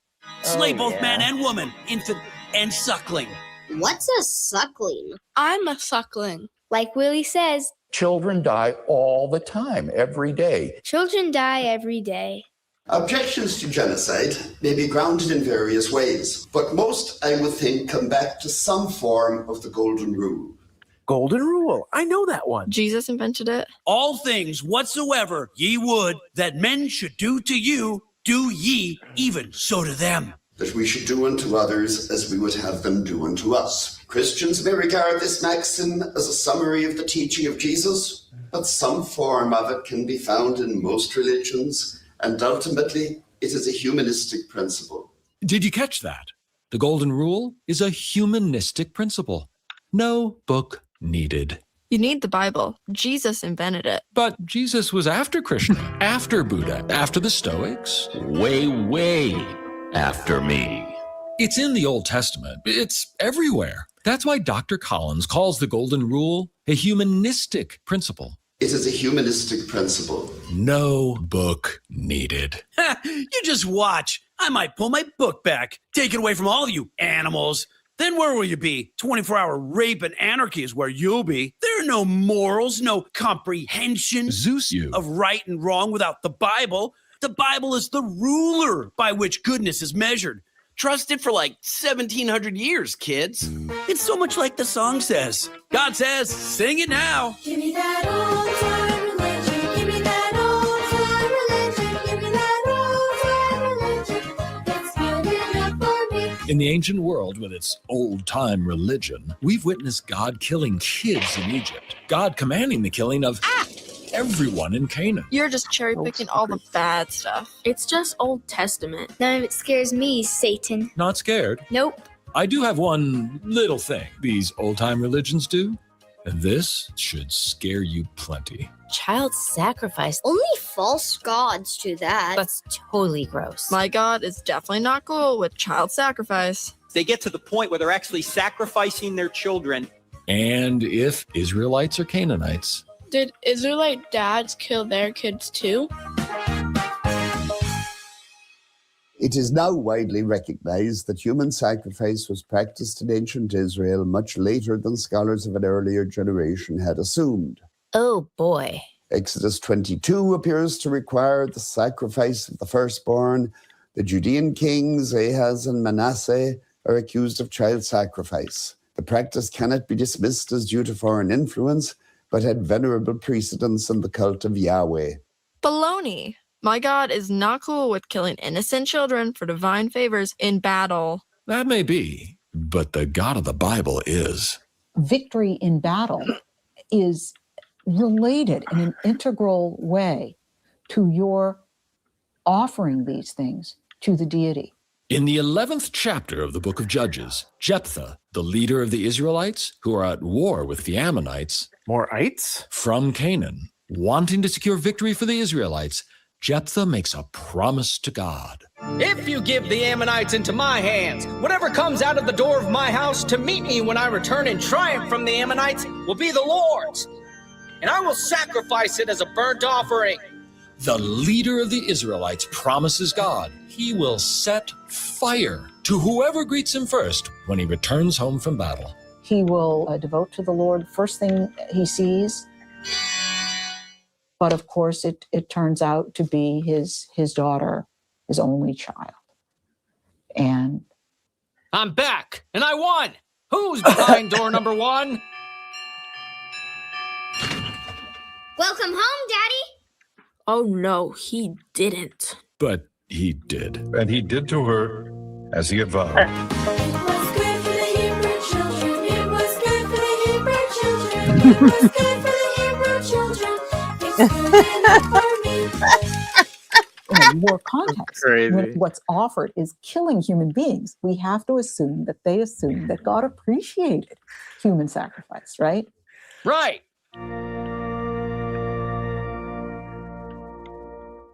Okay, that's not good, but everything you're cherry picking is from the Old Testament. Yeah, we already know the Old Testament God is the mean God. But the New Testament God is the loving God. Uh-huh. Dr. Avalos? The New Testament is far more violent than the Old.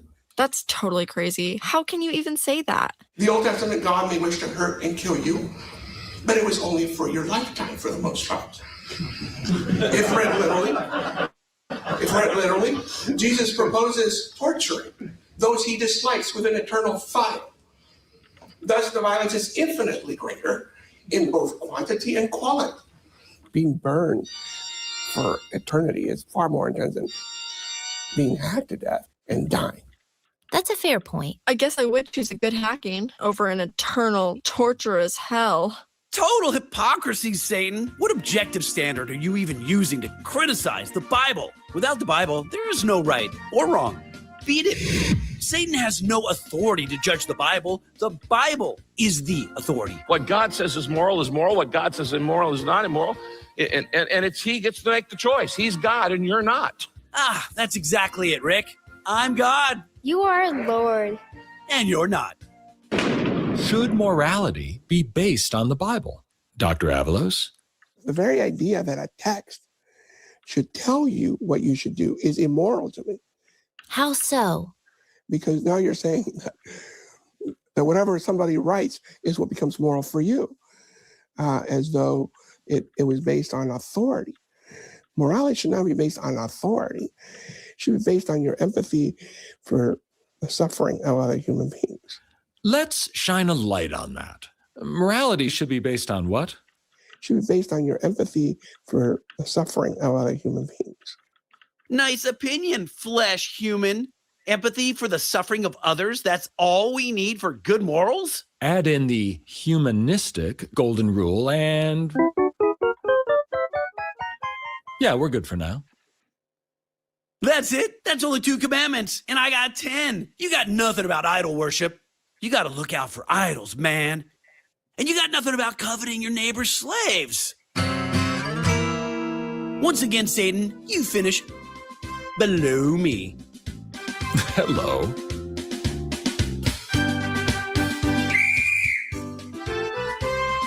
Get back to me when you've authored 8 more.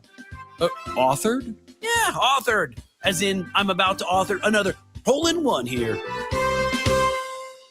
Students, you already know I've got seminary secrets about Bible authors.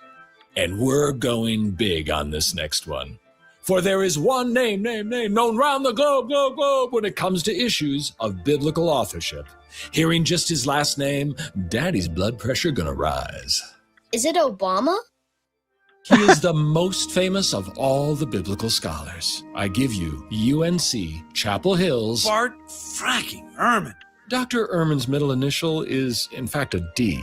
Bart Denton Ehrman. And Christians on YouTube, they're in a total tizzy about his books. You got people like our good friend here, Big Bad Bart Ehrman. Yeah, you know Bart. He's been on Comedy Central.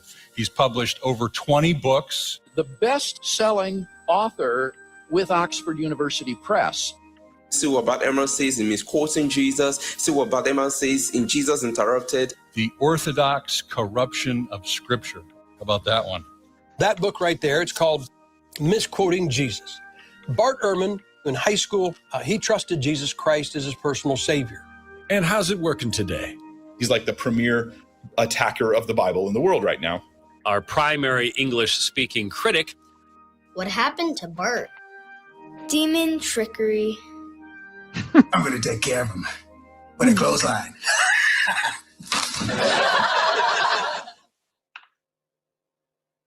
The kinds of critical scholarship that I promote in my books, those are things that seminarians learn when they're training for ministry if they go to a mainline Protestant seminary. They're teaching Bart stuff to everyone? Anyone who has gone at least through, I would say, a master's level would be well aware of every argument that Bart Ehrman has ever presented. It's standard stuff. This is standard stuff that people are taught in all the mainline Christian theological seminaries across the country and in Europe. And yet most pastors who've gone through that training don't tell their congregations what it is that they've learned. Seminary secrets. Yep. Health insurance is super important. If Pastor Mark wants to tell the truth and he loses his health coverage, we could do a bake sale to pay the bill. Yeah, if his kid breaks a bone, we'll do a bake sale. Well, that is beautiful. And a whole lot of pie. Yummy. Get hurt. Here's seminary standard stuff about the book of Daniel. Standard stuff about authorship and predicting the future. Prophecy! Daniel was stupendous. A total winner. Daniel made many predictions about the future that came true. Proof the Bible is a godly book. Admit it, Satan. Daniel did predict all those things that came true. Yeah. I wonder how Daniel did it. By pretending to be someone living in the distant past, an author could predict the future. Huh? Pretending? Like doing impersonations? Excellent, Betty. You are right on target. The book of Daniel, allegedly written by the great wise man of the 6th century BCE, BC me, was actually written in the judgment of almost all critical scholars some 400 years later. What the Whoa, fuck? Liar. If the book of Daniel was written 400 years later, then that would mean Daniel did not author the book of Daniel. His name is on the book, Bart. The reality is that the author wasn't living in the 6th century BCE. He's only claiming to live then. He was actually living in the 2nd century, 400 years later. You have a span of time in between. And the book of Daniel can predict those events very accurately. No wonder Daniel could predict the rise of the Persians and the Greeks. The author of these prophecies lived after they had taken place. After? This will happen, this will happen, this will happen, that will happen. He knew those things were going to happen because he was living after they happened. So he's not actually predicting the future. He's pretending to be somebody in the past predicting the future.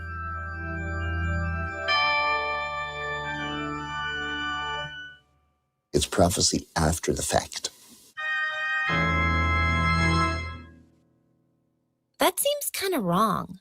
Why pretend like that? It's all a big setup. Who's the mark? The reader. Your reader reads it and realizes you've been right all along. Everything you've predicted, in fact, has happened. So that then if you go on to predict what's going to happen very soon, it seems like that's also going to happen because everything else you said has happened. If the predictions are known to have been accurate down to the present, then they are likely to be reliable for the future too. All the after-the-fact prophecies build the reader's confidence in the very last prophecy. What was the last prophecy? That an enemy king, Antiochus Epiphanes, would die in Israel. Did he? Where did he die? Was it in Israel? Nope, not in Israel. And then the real prediction wasn't actually fulfilled. A failed prophecy in my book? In fact, the concluding prophecy of the death of the king was not fulfilled. That's not right-minded reading, Johnny. Right-minded readers read rightly. Just because the very last prophecy did not happen only means that it will eventually happen. And will eventually be seen to have spoken truly. Daniel will eventually be seen to have spoken truly. It I can won't still hold my breath. happen. Yeah. Now, we're all waiting on that one, Jesus. Let's go. What are you waiting for? seems very odd why a text should focus on events from the 2nd century BC and then skip the next 2,000 years of history. So most critical scholars figure the book was actually written after the last event that was accurately predicted. Somebody impersonated the ancient celebrity Daniel. And it wasn't Daniel. I should write 2nd Daniel.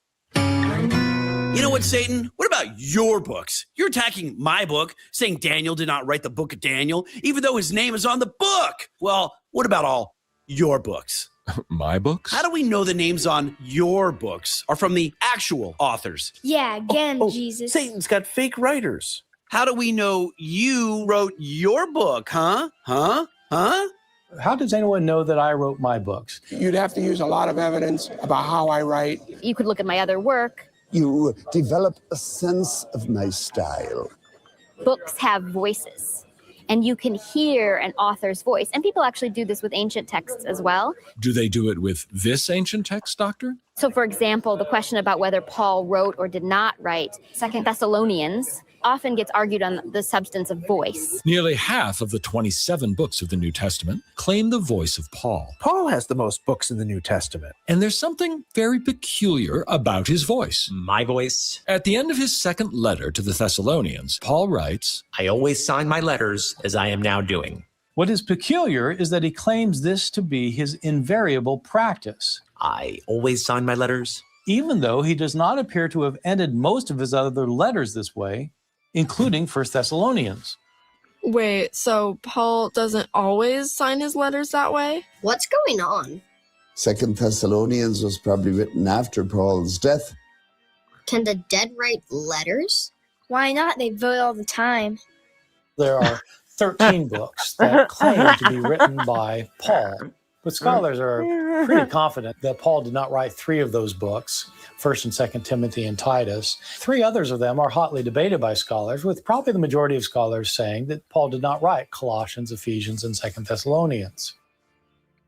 Of those 13 letters in the Bible that claim Paul's voice, only 7 are really from Paul. Ooh, only 7? 7, remember, is the number of perfection. And if you're talking about authorship, Satan, nothing's more perfect than eyewitness accounts. The Bible is primarily eyewitness accounts. What's more real than real eyewitnesses? Eyewitnesses, Satan. Yeah. My apostles saw me do stuff. They wrote it down like perfect journalists, perched at the rim of Jesus Canyon. My apostles saw it all. John was an apostle, and he was with Jesus. John was also an illiterate fisherman. And he wrote the Gospel of John. And in Greek, a foreign language. Did the apostles go back to school after Jesus died, overcome years of illiteracy by learning how to read and write at a relatively high level, become skilled in foreign composition, and then later pen the Gospels? Yep, that's exactly how it went down. Most scholars consider it somewhat unlikely. Somewhat unlikely? But not impossible. And I got impossible covered too. Hey, Jesus, over here. It's me, Peter. Jesus' first follower, another illiterate fisherman, has his name on 2 letters in the Bible. Help me, please. I'm drowning. You don't have any Bart Ehrman books back at home, do you?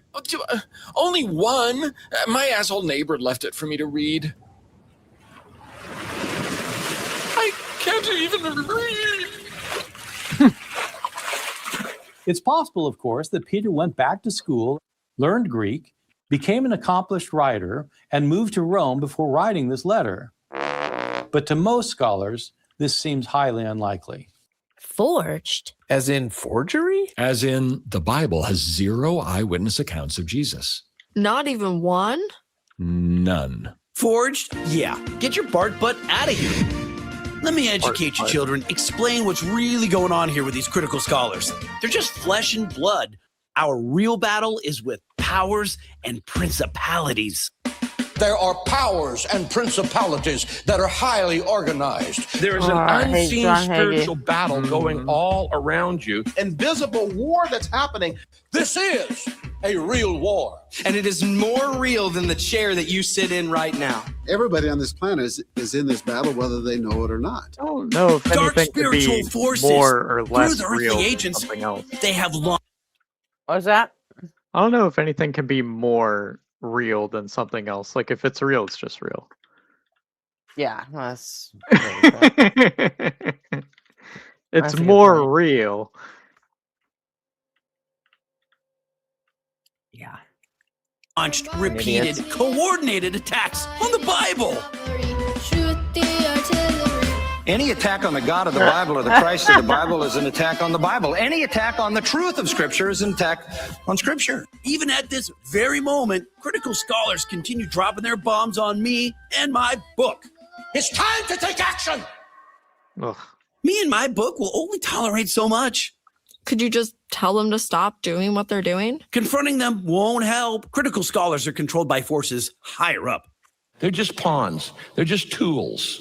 They're just weapons. You're just a tool of the enemy, but he needs your arms and mouth and lips to bring that about. And a lot of times they don't even know, most of the time, they don't even know they're being used. But the real issue is the spiritual warfare. You can't win it by just rationally arguing, for instance, or something like that. That doesn't really work. This truly is a spiritual battle.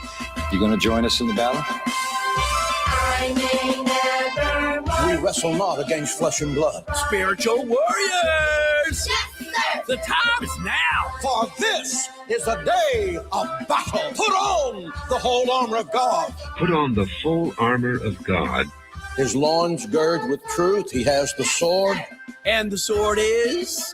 There is only one thing with which we can fight back. The only offensive weapon to engage in spiritual warfare. Reading the Bible. It's what carries the power. The sword of the Spirit.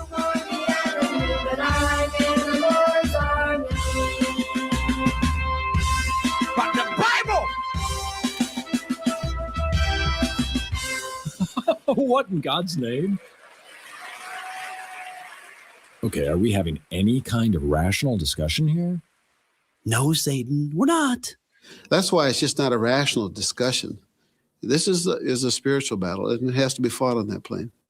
My God, Satan, get it through your felt skull. You're wasting your time. How so? In war, it all boils down to one thing.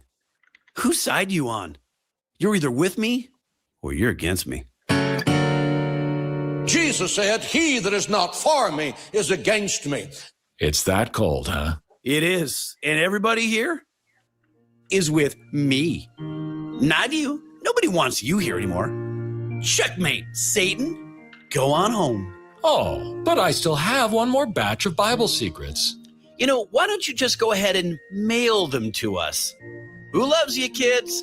Jesus loves me, this I know, for the Bible. That's a little sharp, Eddie. You are gonna want to hear these secrets. Am I? These secrets all revolve around you. Gossip and rumors. Big, big, big Jesus secrets. You bore me, Satan. Yes, Jesus loves Oh, Eddie, volume down 5 dB, please. Jesus loves Listen to the right hand.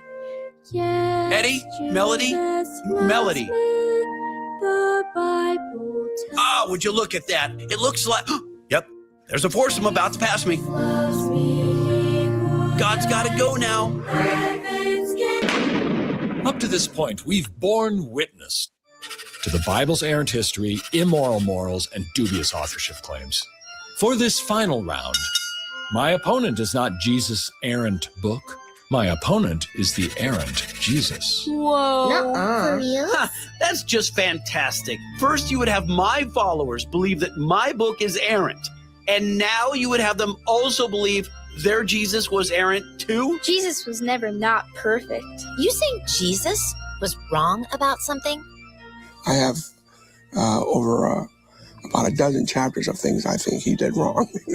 I got a dozen chapters on that guy going straight to hell. Fry him. Silencing Dr. Avalos will end to an errant Jesus. Crazy. Seminaries have long taught a Jesus who was wrong. What about the cemeteries? For 100+ years, Christian seminaries have been teaching an errant Jesus. The cemeteries say I'm wrong? Spectacularly wrong. Where? What subject?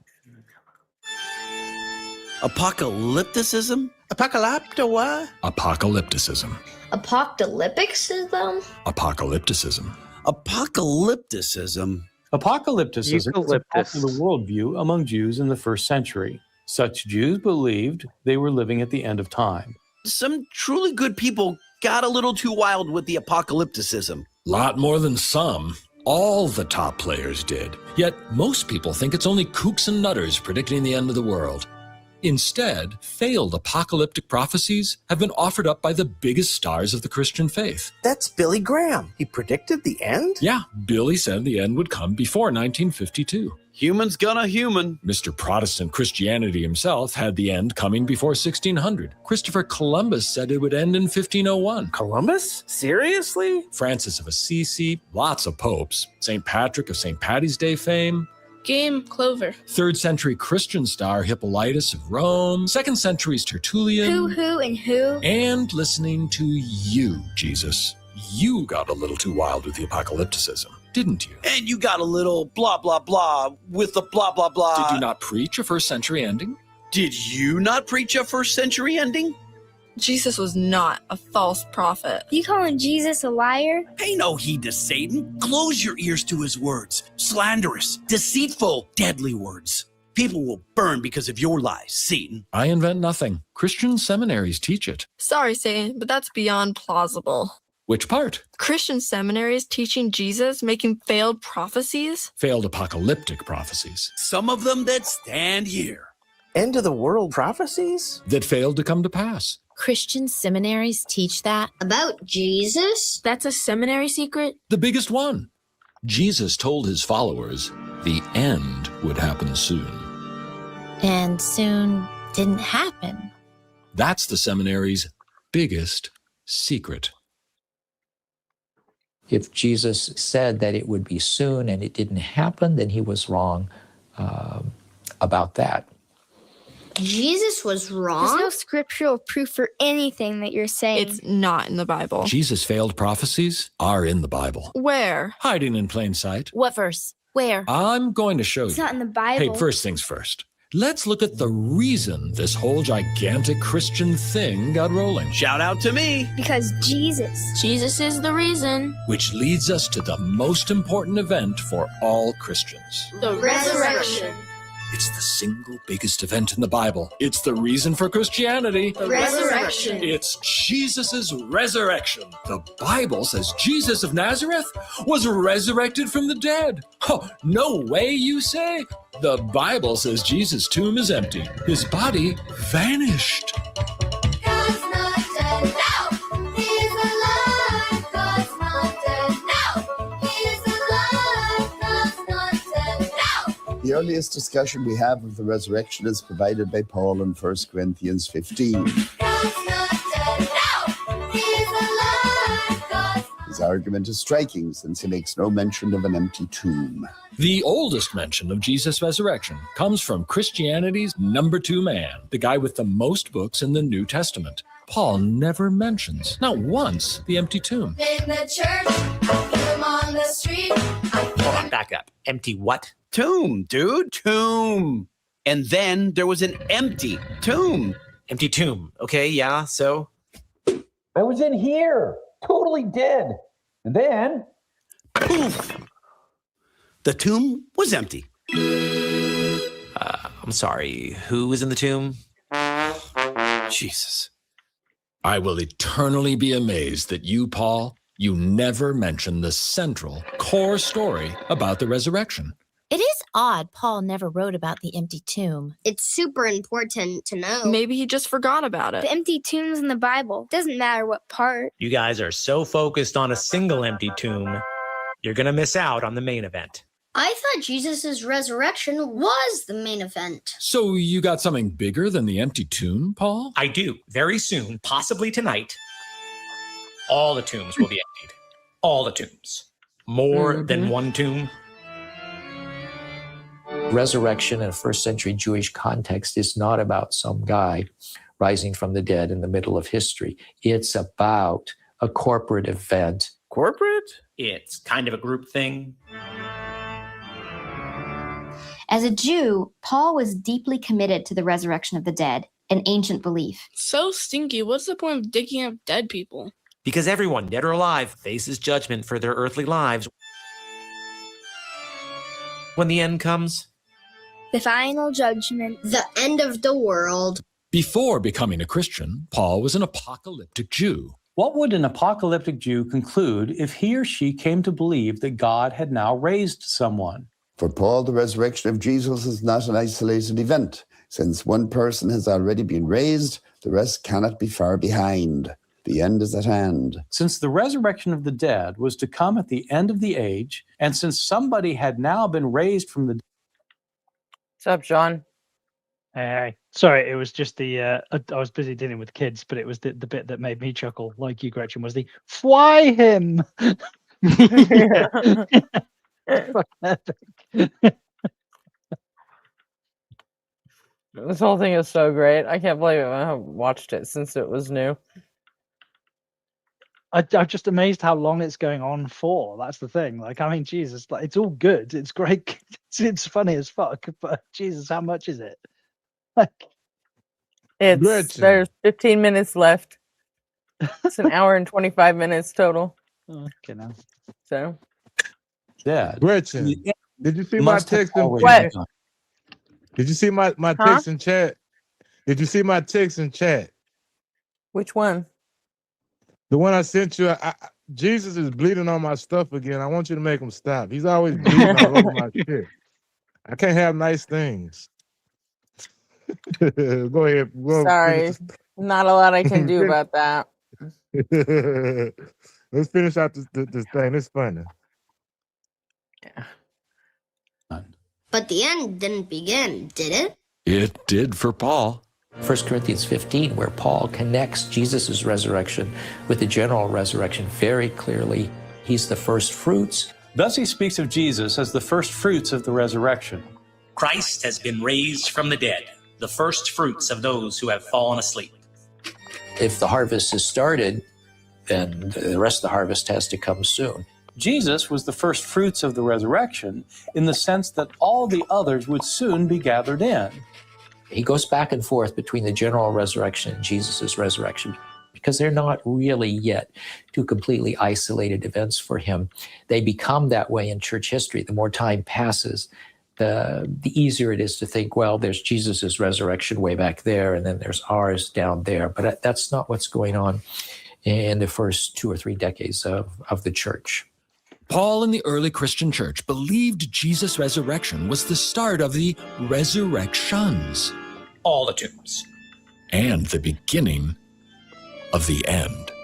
The end could come tonight. Like really tonight. Tonight was a long time ago, Paul. Undoubtedly, Paul felt that this world would pass soon, even in his own lifetime. Wow. That would mean Paul was wrong about the end? Wrong a lot, in multiple letters.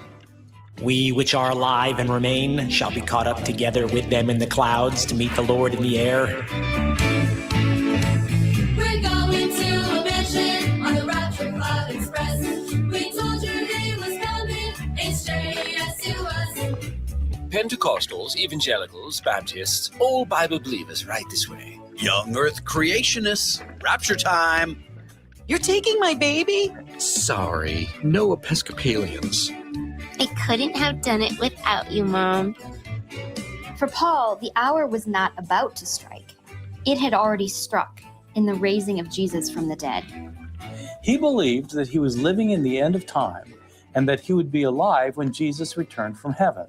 Yep, looks like we're getting left behind. Don't worry, we'll feed your cats.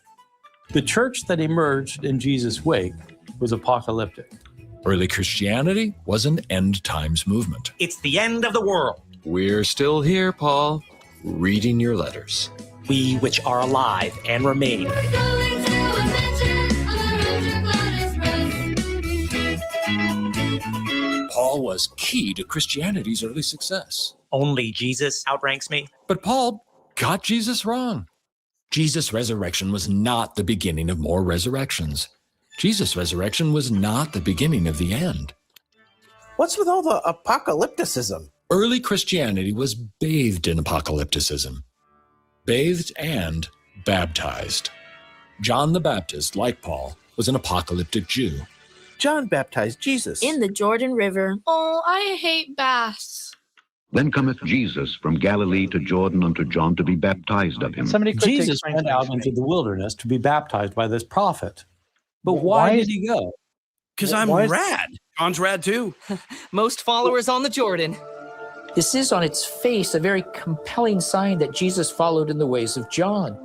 Did not the former submit to the latter's baptism because the former believed what the latter taught? He must have gone to John instead of to someone else because he agreed with John's message. What is your message, Baptist? The axe is laid unto the root of the trees. Judgment is imminent. The axe is at the root of the tree. The axe is laid at the root of the tree. In other words, the lumberjack is ready to start chopping now. Is that good? Can't say the lumberjack thinks it is. I never got to use this stupid axe. Weren't all the apocalypticists wrong? First century Jewish apocalypticists expected a first century ending. So, yes? So what? So there's a lot of apocalypticism going on with early Christianity. Now watch this. The only connection between the apocalyptic John and the apocalyptic Christian church was Jesus himself. I do bring people together. How could both the beginning and the end be apocalyptic if the middle was not as well? It would be surprising indeed if there were no continuity. Jesus himself must have been a Jewish apocalypticist. An errant Jewish apocalypticist. Oh, sure. Why not? I mean, when you pair me with errant humans, of course you're going to get an errant Jesus. You are the only one that connects the two wrong apocalypticists. Two wrongs making me right. John was wrong. The axe is laid unto the root of the trees. Paul, wrong again. We which are alive and remain shall be caught up to meet the Lord in the air. And you too, J-Man. Your book has you saying the end would happen in the first century. Bull Pucky. The Bible says no such thing. You said you had Bible verses, Satan. Yeah, show us. The Bible verses, Satan. I bet the seminary guy from Princeton has them. He just might. Dr. Allison, could you show us Bible verses where Jesus makes failed apocalyptic prophecies? Well, one is Mark 9:1, which says, there are some standing here who will not taste death until they see the kingdom of God has come with power. There be some of them that stand here. Standing where? Standing here. Zip it, Satan. Keep it down. Okay, what about us? Some of you shall not taste of death till they have seen the kingdom of God come with power. Ooh, and what happened next? As would become something of a pattern for Christian people going forward, nothing happened. The kingdom of God did not come with power. My study Bible says the kingdom of God did come with power. Wow, how did I miss that? Was it invisible? Well, yeah, kinda. The Holy Ghost coming to earth for the first time. That was the kingdom of God. When some of Jesus' first followers were still alive. And now for us Christians today, the kingdom of God is heaven. Where Jesus is. My papu's in heaven. Many people today think that the kingdom of God refers to heaven, that you die and your soul goes to heaven, and so that's the kingdom of heaven, which is the kingdom of God.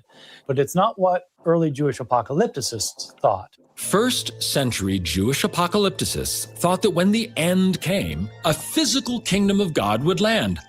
Plop, here on earth. Heaven on earth? We still get to fly? Early Jewish apocalypticists, such as the author of the book of Daniel, the book of Revelation, Jesus himself, thought that the kingdom of God was an actual kingdom. A restoration that would be earthly, not heavenly. Inhabited by the dead come back to life. Did Daddy's battle end all war? Yeah, that's cute, kid. Very cute. Jesus talks about people eating and drinking in the coming kingdom of God. And I will not drink henceforth of this fruit of the vine until that day when I drink it new with you in my Father's kingdom. Jesus talks about people being admitted into the kingdom of God, people being thrown out of the kingdom of God. When ye shall see Abraham and all the prophets in the kingdom of God, and you yourselves thrust out. It's the place here on earth where God actually is the ruler. So, no bird sushi? Do you want to be thrust out? Maybe. That's harsh. Jewish apocalypticists thought the kingdom of God was a physical kingdom. And for Jesus, the kingdom was coming soon. It is pretty evident that Jesus and those around him lived with what we may fairly call a millenarian vision or apocalyptic scenario. There's also the famous saying in Matthew 10:23, you will not have finished going through all the cities of Israel until the Son of Man comes. But when they persecute you in this city, flee into another. For verily I say unto you, ye shall not have gone over the cities of Israel till the Son of Man be come. Before going through all the cities of Israel, the end will come? How many cities does Israel have? Gotta be a couple billion. Mark once again has Jesus predicting the end is near during his testimony before the Supreme Council. And ye shall see the Son of Man sitting on the right hand of power and coming in the clouds of heaven. Wait, the right hand of what? The Son of Man sitting on the right hand of power. And doing what exactly? And coming in the clouds of heaven. Okay. The court recognizes Professor Allison. The kingdom of God did not soon come, and no one saw the Son of Man upon the clouds of heaven. He's right. I never saw nobody riding a carpet of clouds. And my eyes never closed. Like John the Baptist. Yeah, Garp, I was just thinking the same thing. I was wondering if like the guys that made this video or like if they ever watch Justin and they'll like kind of pat themselves on the back every once in a while. Apologia? Mm-hmm. Apologia Is that who made this video. Yeah. Did he really? Yeah, look it up. Look. I didn't know that. Is that who made it? Like it's definitely his Yeah. like It's like his voice. his narration. Yeah, style. Yeah. It's on his channel. No, Well, also Yeah, Paul Gill, knowing Paul, he's a he writer for definitely Star had a- Wars. he definitely had it when he's talking about like coming repeatedly again and again and again. Like he definitely had like a. I had no idea that was him. I don't really You're watch playing him. the So video. I He's didn't. pretty Yeah, good. but it's on its own channel though. Yeah, It's not. I'm not playing it. I'm not playing it from Oh, his you're channel. playing it I'm. from that. But yeah, Yeah. Apologia on a separate video said Christian YouTubers versus Satan, and he said that he helped make it. So Yeah, I'm pretty sure he knows his way around producing a video and stuff because he worked for George Lucas with Star Wars. No, I had no idea. I've only ever seen, I think, Apology on maybe 1 or 2 episodes of The Line. he's pretty good. Like,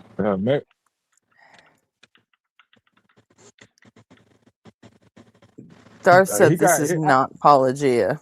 It is 100%. Okay, well, Oh, you I guys don't know can how fucking fight. Even if it isn't, Fight, his fight, style, it's definitely his style.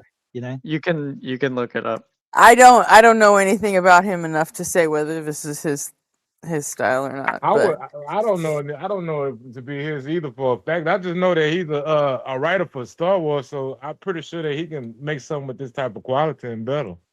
There was like 2 or 3 people that made this video together, but Apologia was like the main narrator. one of and- them? Yeah. And he helped out tremendously. So It wouldn't like, surprise me. in my opinion, he made it. To be honest with you, this is kind of too low of a value to say Pauly G had his name on. I expect him to. I mean, it ain't bad, but I expect him to be better. Like Well, I production mean, it value was a few wise. years ago. Yeah.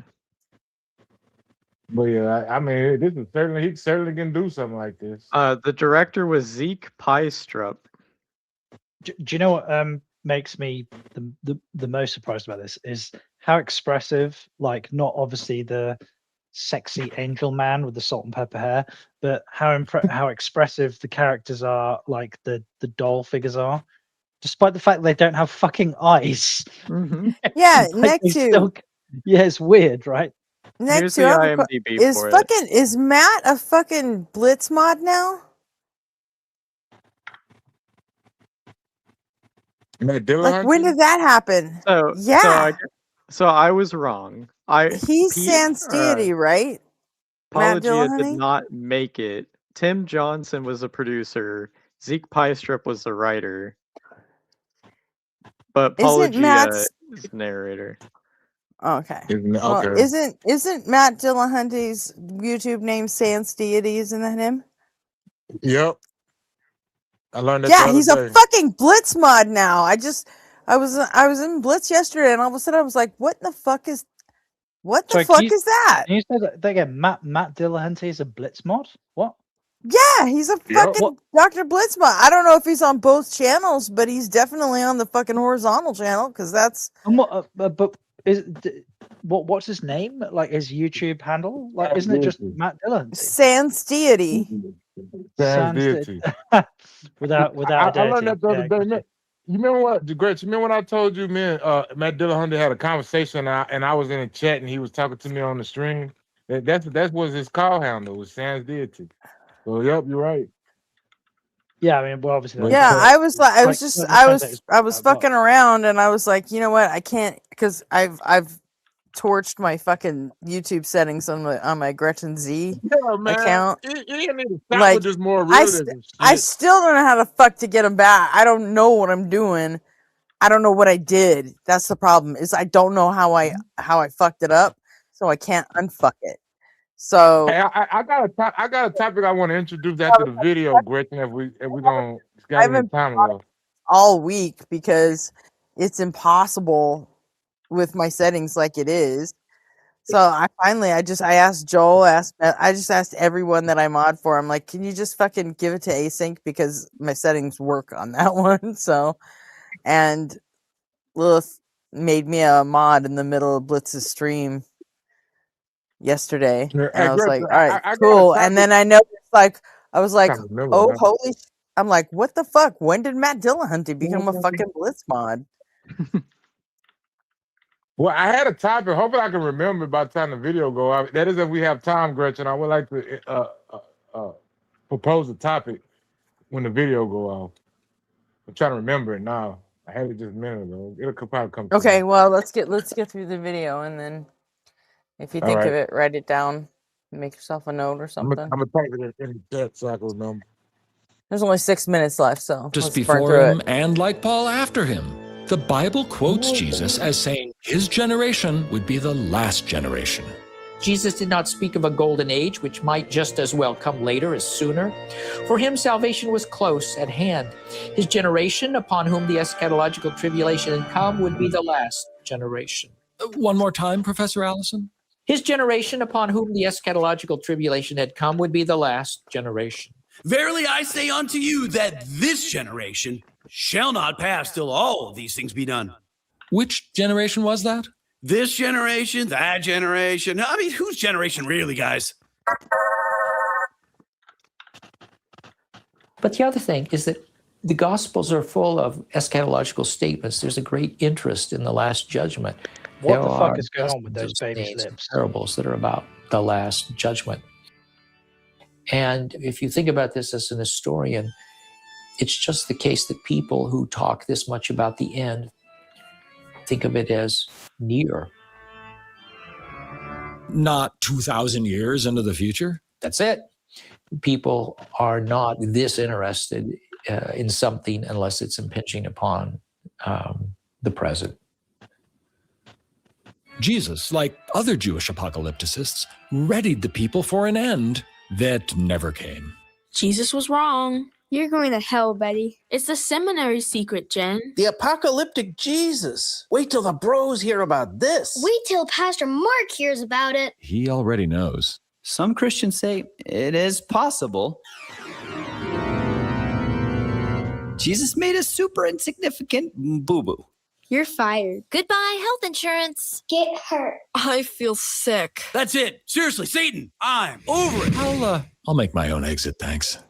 Students, the honor has been all mine, and I leave you now with 4 crucial words. 4 and go, Satan. Run for the hills. Did you say run? Run for the hills? Why? What are you trying to say? I'm for sure getting grounded. Look, kids, I can read your minds, and it grieves me how easily Satan was able to shake your faith. Satan sows doubt. That's his gig. He said so himself. He's against us. So why are you thinking what you're thinking? Out with it. No more secrets. Bobby, you first. Did the Exodus really never happen? Well, remember Chicago?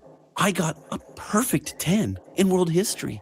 Were Israelites just Canaanites? Eidschmites. Did the Canaanites need to be exterminated? Yeah, that was a little unfortunate. How about all those forgeries in your book? Forgery is such an aggressive word. Were you cool with human sacrifice? Hell yeah, like, hello! Did you really pick out that shirt for Willie? No one can say to God, you should have let me live longer. Am I allowed to ask God why? Because I totally thought you were all about morals. Great moral teachers were not crucified. Apocalypticists were. Could you nix a couple of lines about baby smashing? And all of Joshua. Because genocide is wrong, right? Right-minded readers But what about read Daniel being wrong? And not even being Daniel. For real. How can there be fake Paul letters in the Bible? And how can Paul be wrong about the time of the John end? the Baptist too. Come on, were you here for any of this? But your book quotes you as being wrong. About a dozen chapters of things he did wrong. Were you wrong about the time of the end? Did you think the world was ending? This generation shall not pass. Maybe you didn't say that stuff. Is it really true that you were errant? Oh, that's my phone ringing, kids. It's my attorney. Your phone is not yeah. Were you on. errant, Yeah. Jesus? Hey, kids, I got to bounce, and good times later. Jesus, who was wrong. It's right for God to slaughter women and children anytime he pleases. You think those fishermen really learned how to write Greek? Children die all the time. I'm going to take a stab at writing 2nd Daniel. Oh, please. Out of the Midwest will arise a 6-time champion. He's perfectly right to institute capital punishment. His fame will extend to footwear. Smashing babies, so unnecessary. If the good book is bad, How do we be good? how do we be good?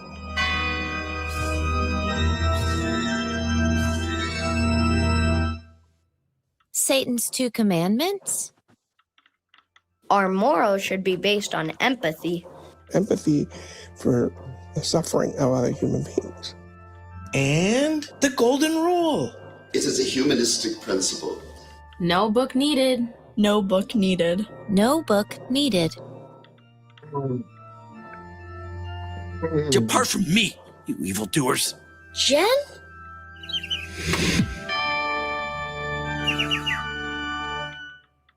I never knew you.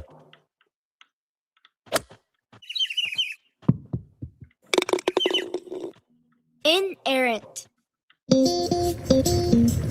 We should have ran. For the hills. For the hills. We should have ran for the hills. For reals. This little light of mine, I'm gonna let it shine. This little light of mine, I'm gonna let it shine.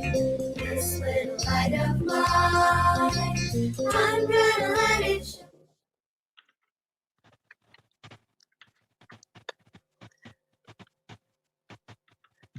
That was good. The best bit Really good. is like when it's like the The Bible doesn't really call for human sacrifice, does it? Hello. That's right. I got it. I don't want to bring the topic up and piss you off because it might pull us back into the overall argument. I don't want to have that argument. I just want to know if we should concede it to the people on the other side that's atheists, because it really don't fucking matter to me. Right. Yeah, zero. You see my that post, my last post, Gretchen? Your last post? Yeah. Should subjective moral fuck hell concede to objective atheist moral argument to get past pointless debate?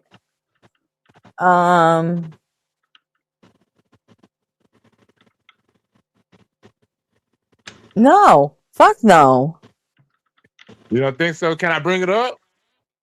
You want to talk about it? Do you guys want to talk? I don't want to get into that debate between subjective and objective morals. I just think. Clearly, well, then why are you bringing it up? Clearly, you do. I'm talking about our strategy moving forward with them people, with people like RP and Ian and such. But McTime, have you ever heard the distinction between a stated preference and like a revealed preference? So there's a distinction between like the stated preference is I don't want to get into this, but the revealed preference is that you clearly want to get into this. No, I don't. I want to talk about taxes moving forward. How do we reconcile this? This is a pointless debate to me, because I feel that subjective morals tells me that people's morals are subjective, so that is expected for them to think that they have objective morals. It's expected from my worldview, and so I don't care. They can have that shit. I'm just saying they can just have a win and just say objective is moral. That's fine. A moral is objective, whatever. I don't care, and let's move on to something more pertinent. That's what I'm getting at. Our tactics and strategies moving forward. Let me just ask. What's more pertinent? Gretchen, do you want another philosophical debate on morality? How do you feel about? I mean, how do you feel about philosophical debates, Gretchen? Just remind me. I fucking hate philosophical debates. She hate that shit. I'm talking about strategies moving forward. Should we just down that hill and let them have the land and be like, fuck it, objectives, morals are objective as long as the atheist morals, fuck it, I don't care. And then we'll no, until those fucking moral ass realists have a fucking answer for fucking psychopaths and how they fucking fit into objective morals, then they don't fucking have it. They can't fucking have it. I'm sorry. All right, but if it's objective, it's supposed to be for everybody, right? And I'm sorry, but there are just too many fucked up people in the world that it's just, I'm sorry. Well, you can't have your fucking moral realist framework without taking into account basic fucking human psychology. I mean, it's really fucking, neurology if you really want to get down to it. Obviously, God wrote their morals. God wrote his morals on those psychopaths' hearts. You know what I mean? Yeah. So clearly, it's objective. Yeah, definitely. God, we're going down that hill. God wrote moral law loads of guns and let's go to war. Pumps, we call hearts. So, that's right. Now, where we go, Captain? Go to war. The next time Arpy has the fucking stomach to go at the shit again with me. I mean, he likes to say, well, no, my definition of subjective isn't, or my definition of objectives isn't independent of a mind. It's stance independent. Well, once you take into account any stance, you're talking about subjectivity. Also, stances are mind dependent. So, yeah, exactly. Stances are mind dependent. Stances are subjective. So basically what you're telling me is that your objectivity is subjectivity independent. You can't fucking define shit like that. That's a fucking circle. But so I'm placing a bounty on. Look at me, I'm getting all up, and he's not even here. But Gretchen, is RP a moral objectivist or a moral realist? He's a moral objectivist. Realist. He's a moral. He's a fucking coerced, killed. him and Nobody on Fire, they're all fucking Ian pilled, Geworth pilled morons. All of them. There are enemy Yeah, of I the know they're state probably wanted, listening. I don't care. I don't even care. wanted dead or alive. All more realists are wanted dead or alive. So there you go. There's a bounty placed on Ian and all the more realists. We know we got our marching orders. We're going down this hill. God damn it! I mean, I've lost track of the number of times that I've had this conversation with people, and it always, without fail, even those people. It's okay, man. I'm building my team. I'm building my fucking team. You guys can go ahead and have your philosophical arguments. I'm building my fucking team. Me and Beard of Empathy and Dr. Joe Catch. And I'm putting together the fucking Psych Bros, and we're gonna fucking go to battle against the fucking Phil Bros. All of you.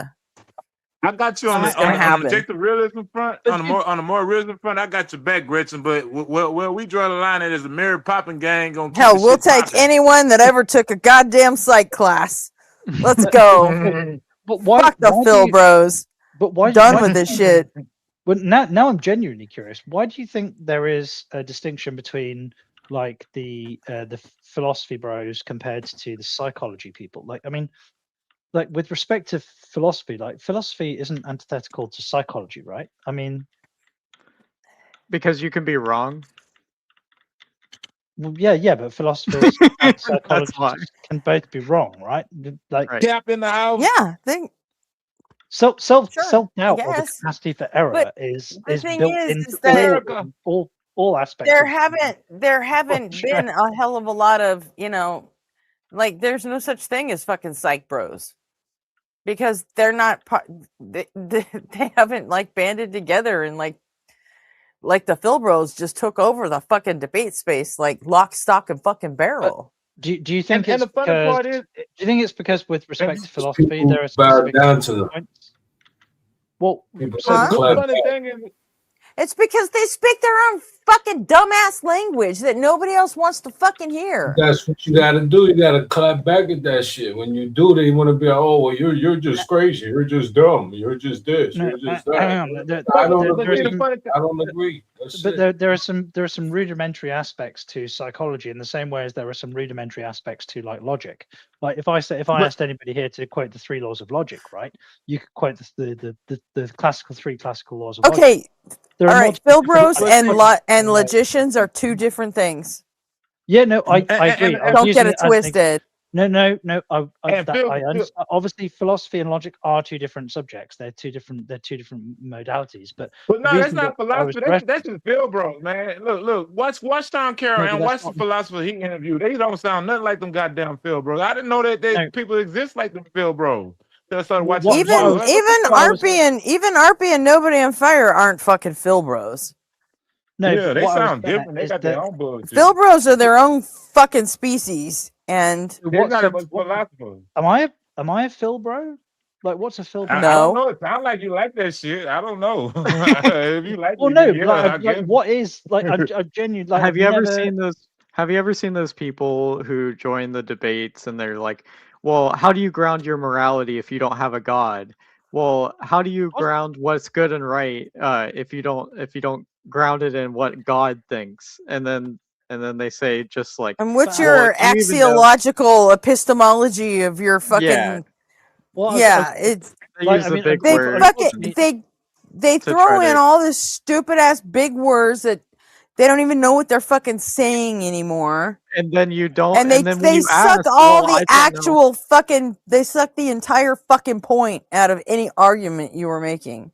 You say, well, I don't know what you mean by that. Can you explain it? They're like, well, you're so dumb you can't even know what this means. And then they don't want to engage in actual argument. They want to engage in word games. That's exactly what I tell them. Exactly.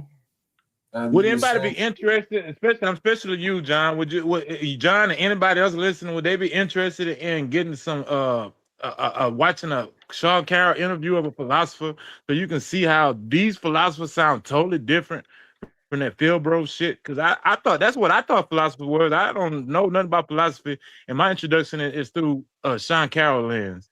And when I started watching these down.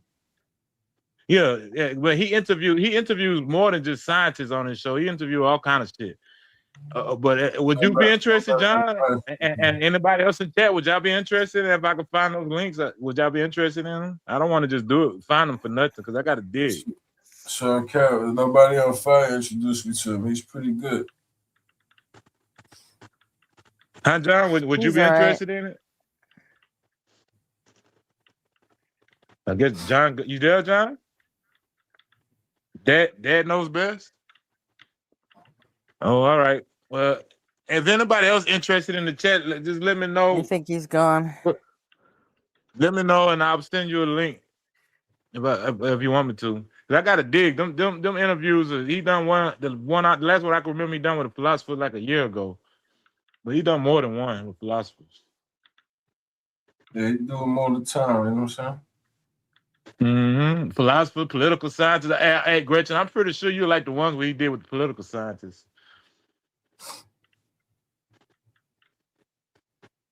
But yeah, I think we got our marching I'm orders just from the not the capital. biggest Sean Carroll fan. That's all. I understand, and I'm not gonna push them off on you if you don't like it. You don't like it. But I think you gave us our marching orders for async stance on the objective subjective moral debate. Lock and load, ladies and gentlemen, your position is war. We're gonna go to war with them motherfuckers. No, that's my whole psych bro thing that I'm doing. But as far as your question, do I think that we should grant them that? No, don't fucking grant anything you don't agree with ever. Like fucking ever. But I mean, that's a bullshit Andrew Wilson trick. Why would you do that? Why would you just grant something just to get past it so you can what? Pull your own little fucking stunts and games like they do? Exactly. No, fuck that. Sometimes for sake of argument. It coincides with my worldview anyway, because I think everybody's subjective, so they're gonna have their own bullshit, and they bullshit. They think they're objective, so fuck it. That's what y'all think. I think you're subjective. That's why you can have that bullshit as worldview. When I grant somebody something on this for the sake of argument, it's to prove that their point doesn't matter with what they said that justifies it. So, like, for example, saying, oh, like well, what? Do you believe that Jesus is real? And then I could say, well, I believe that maybe he could exist. Let's say, for example, he does exist. Like, let's grant that he does exist. Does that make him the son of God? No. I mean, and it's still not working my foreskin. You're not getting my foreskin. I need a foreskin reason to give up a foreskin. He could have just as well be a first century rabbi. Like, it doesn't mean that he's the son of God. I don't think it's a silly word game, Equinox, but I mean, that's why I'm putting it forth, because I got my own thoughts and opinion, and sometimes I know they're wrong and they can be improved upon. So I just put them out there and see what the feedback I get. I'm gonna have to go. My daft ass son just fell into the carp pond. I'll be back in. Well, I might be back. I might not. It depends how upset he is. Go take care of your business, man. Go take care of your business. Keep that happy home. Later, John. Please. Feed him to the chickens. Get lots of eggs. And man, damn unwashed eggs. They're rotten. And that's another thing we're going to go against. People who don't wash eggs. We don't like people who don't wash eggs.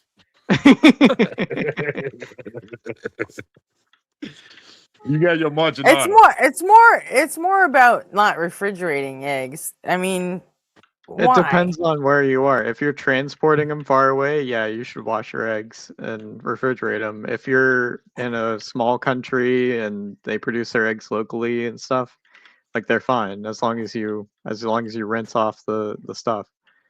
But like brown eggs versus white eggs, there is no actual difference. I know there's no difference. I know. I'm just playing on that one. You and your dirty eggs. Brown eggs are dirty because they brown. That's what Gretchen says. You like brown rice. You like brown rice. That's dirty. I like too. brown rice. They actually put the brown back on the rice. It's why do they take the brown wheat. off the rice, man, and then put it back on, and then sell it to you at a more exorbitant rate? Yeah, they put the brown on the rice. That's what they No, do. but they take it off though. They take the brown off first, and then they put it back on. They take it off and put it back on. Yes, we went through that earlier. They researched it and found out I was telling the truth. I used to work at a rice mill. I know. Well, I mean, I will put it like this: the rice mill I worked at, because they probably all got different practices and policies, but the one I worked at, we took the brand off the rice, and then when they got ready to distill some brown rice, they put the brand back on it. And What is the brown? Explain to me what the brown is. The It's brand, brand. B-R-A-N. Oh, brand. I thought you said brown. I was like, they take the brown what- off and they put the brown Well, on. I did say brown. I did say brown and brand. I was using interchangeably so that way people can understand what I'm talking about if they didn't know. It's just such the a brand is. similar word that I couldn't hear the difference. I guess you wasn't here for when we debated that topic earlier, but brand is like I suspect that it's the stuff they used to make brand flakes because it looks like it tastes like it, and it's similar, but I never seen them do it. Yeah, I don't want to just I suspected though. Yeah, and they use it to make dog food. It's highly nutritious and it's very good for you. I used to go in and just get a handful of it and just eat it out of the damn little thing. Sir good. Equinox, yes, green eggs are okay.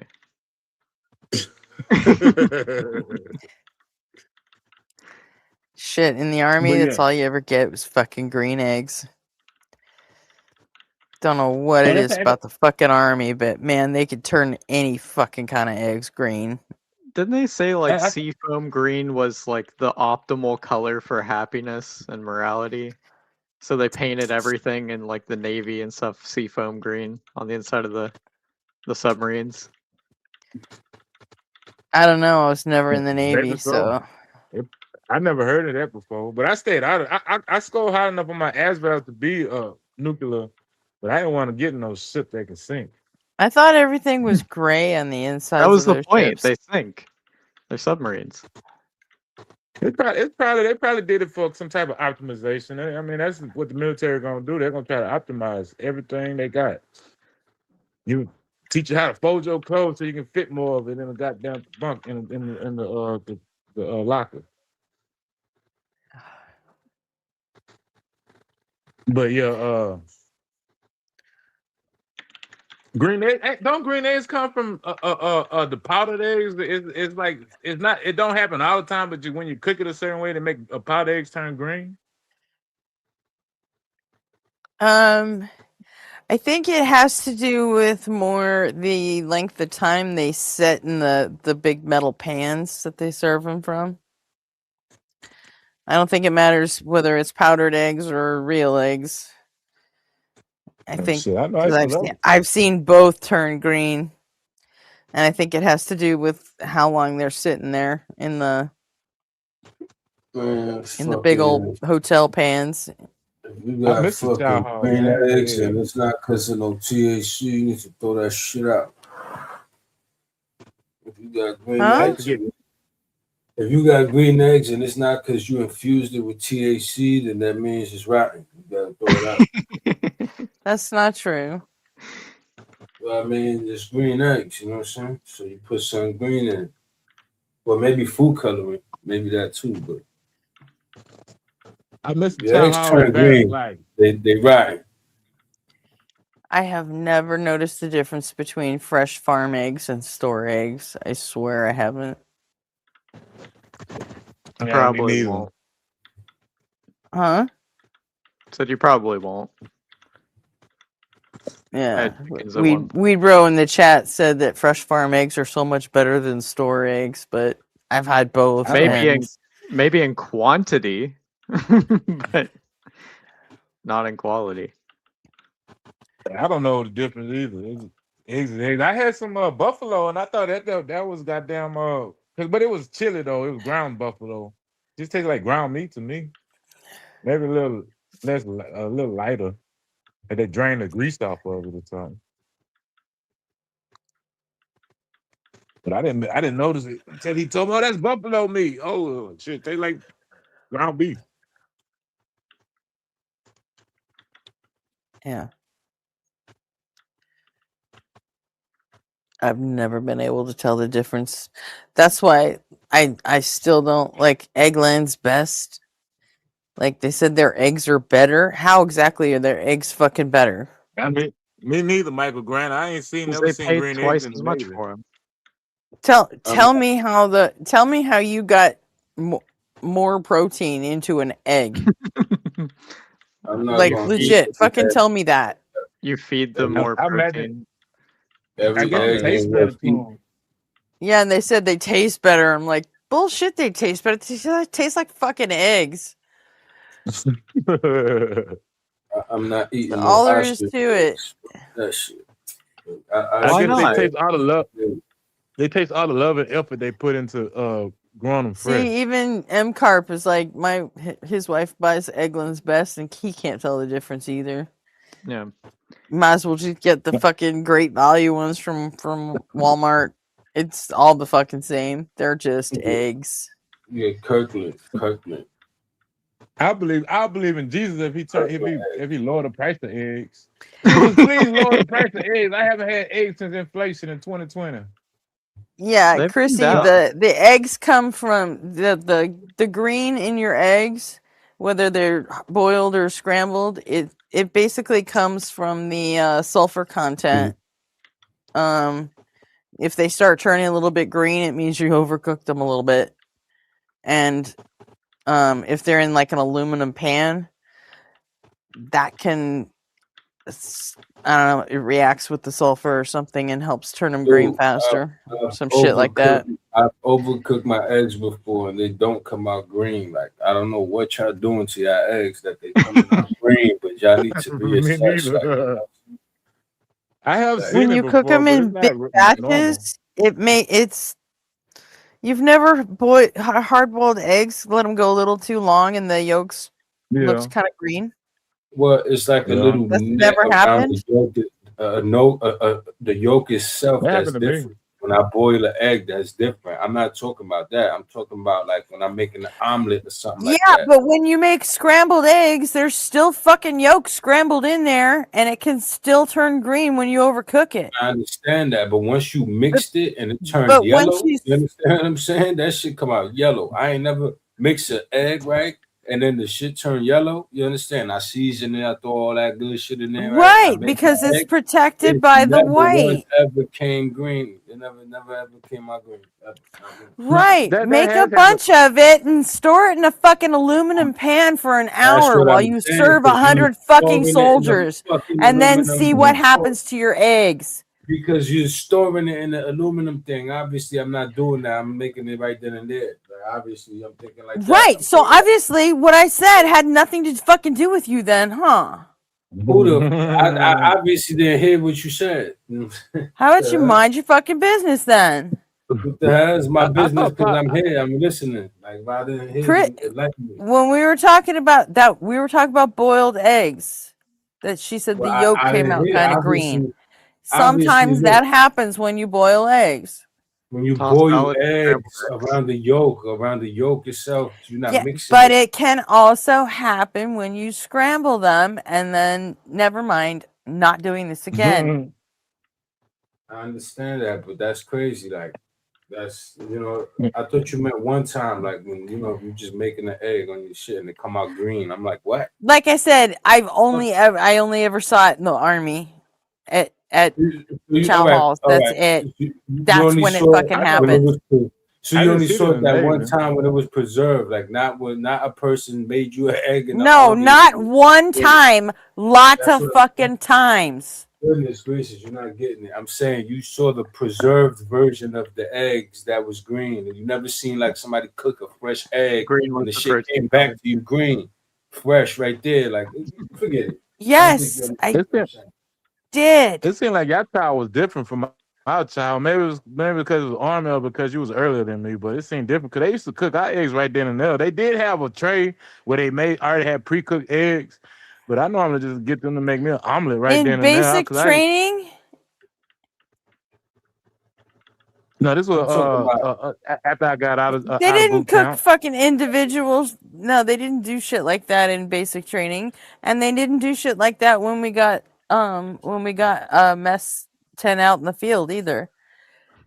But they It did was that for us in the you Navy. get what you get.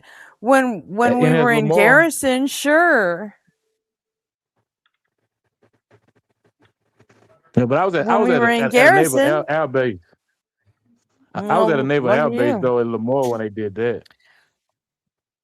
Yeah, if we were out in the field and they came out and we actually got like hot food, nobody fucking cares. We'll eat green eggs. That's fine. It's better than another fucking MRE. That's what I'll tell you that much. I will eat green eggs all fucking don't like day the if I don't chili have to mac? eat an MRE that day. You don't like chili mac MRE? No, I didn't like any of them. Favorite. Oh, Have you had the God. new MRE that you had got out? The new one's pretty good since they have since Iraq.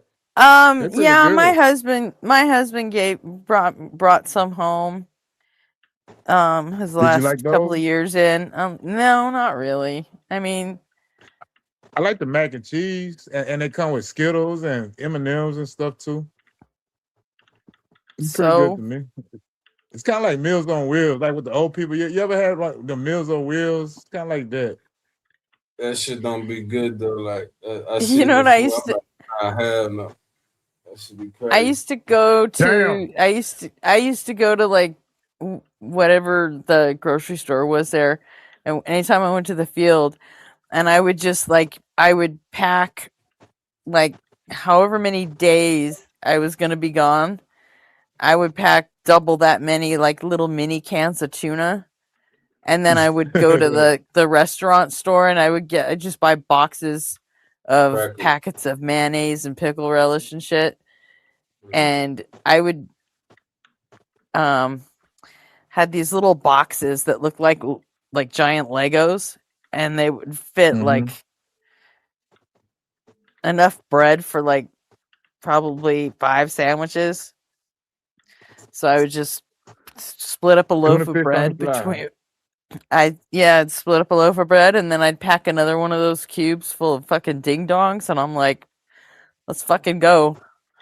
I'm ready. Tuna sandwiches and ding dongs for 4 days. Let's do this.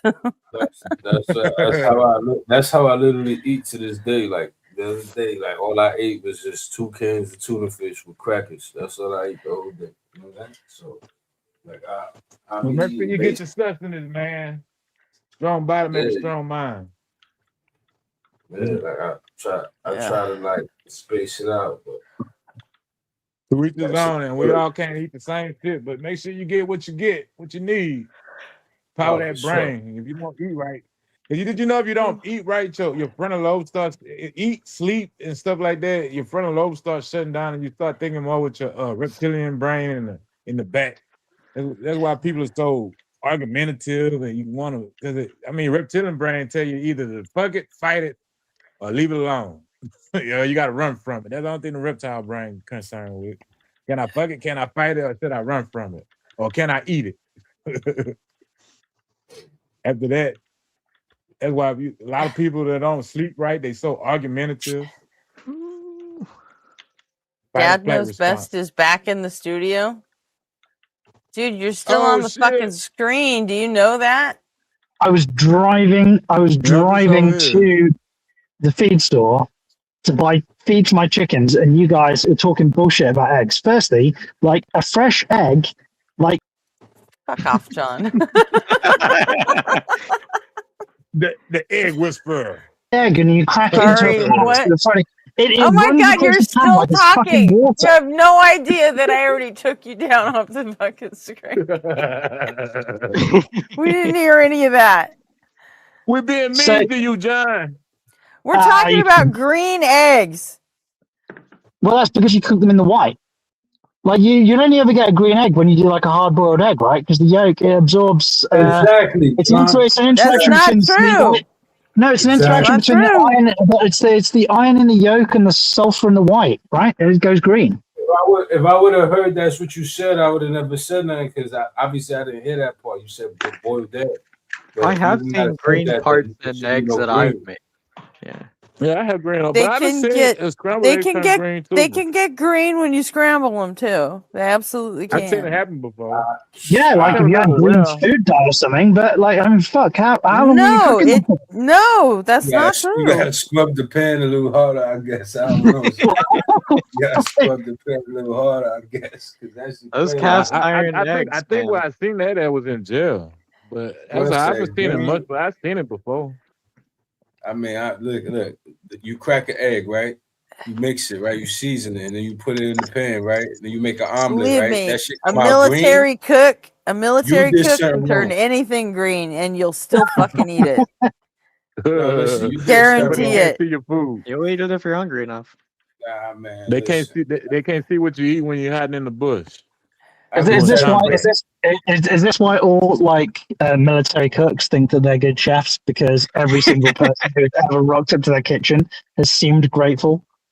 Probably. No, they get an unrealistic expectation of their ability to please.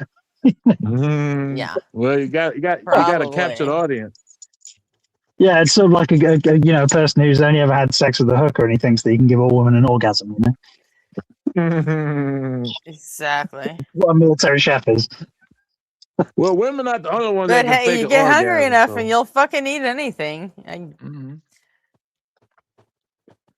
Some of the True. worst shit I Right, ever ate in my fucking life was in the army. Yeah, I don't know about that. yeah. Right, well, I'm literally outside the feed store. It was just that. It was the egg bullshit that I wanted to do it because that was fucking nut scratching. Like, there's You and your definitely a fucking difference. eggs. Don't eat the There's brown definitely- ones. They're rotten. There's definitely a difference between an old egg and a new egg. And anybody who has chickens in their house or like on their land who tries to do like a fried egg with an old egg, it like the white runs across the pan, whereas a fresh egg, like if you hold the chicken over the pan, so to speak, like that fried egg, it sits up in the pan. The white sits together, and whilst the protein content is the same, the eggs do behave differently. Like when we make scrambled. Yeah, no, there is a difference. Like if we're going to do scrambled eggs, then we'll try and make scrambled eggs with slightly older eggs, like at least a week or maybe 2 weeks old. Again, none of them are refrigerated, Gretchen, you fucking lunatic. They don't refrigerate them. That's why your eggs don't last very long. That's why you gotta cook Well, them. our eggs last for weeks and weeks on their own. I've got like 6-week-old eggs on the side of the counter on the counter in the kitchen. Yeah, right you now. don't wash the cuticle off, but they don't last No, for no. weeks. Yeah, of course they do. Egg. You dirty egg, mom. Hey, John. Do you notice a difference in taste between fresh and older eggs? Not really. Like if you get like if you get like an eggy smell when you crack the shell, that is probably an egg that is old or has been washed. You shouldn't like this quintessential eggy smell that we get is a product of like commercialization around eggs. You really shouldn't get that with like a fresh egg. They don't really smell like anything at all. But they taste delicious. Like a fresh egg is I would describe it as slightly creamier than probably a shop bought egg, but that's about it. The best bit about like fresh eggs, especially when you've got your own chickens, is the prospect of a double yolker when you're making scrambled eggs. You get a couple double yolkers when you're making a scrambled egg. Fuck me, they're good. Yeah, they're excellent. Yeah. But that's why I quite like bantams, because the yolks between bantams and like full size chickens, the yolks are the same size. The bit that's smaller is the white that sits around the egg. So when you're doing scrambled eggs, if you've got bantams, you use the bantam eggs to make the scrambled eggs because then you get more yolk with proportion to white. So you get like a yellower, richer scramble. Damn. So, well, I guess I've been desensitized to the taste of fresh eggs because I don't know there's no difference in taste or texture. I just swallow it. Barely chew it. Just, I don't know. Take a couple of chews and I swallow it. I swear I'm going this time. I mean it. I'm going this time. I'll see you later. Yep, go buy your feed. Go to your feed store. Buy your fucking feed for your chickens, so you We'll can see you have when you fucking go. dirty ass eggs. Don't eat the brown ones. They're rotten.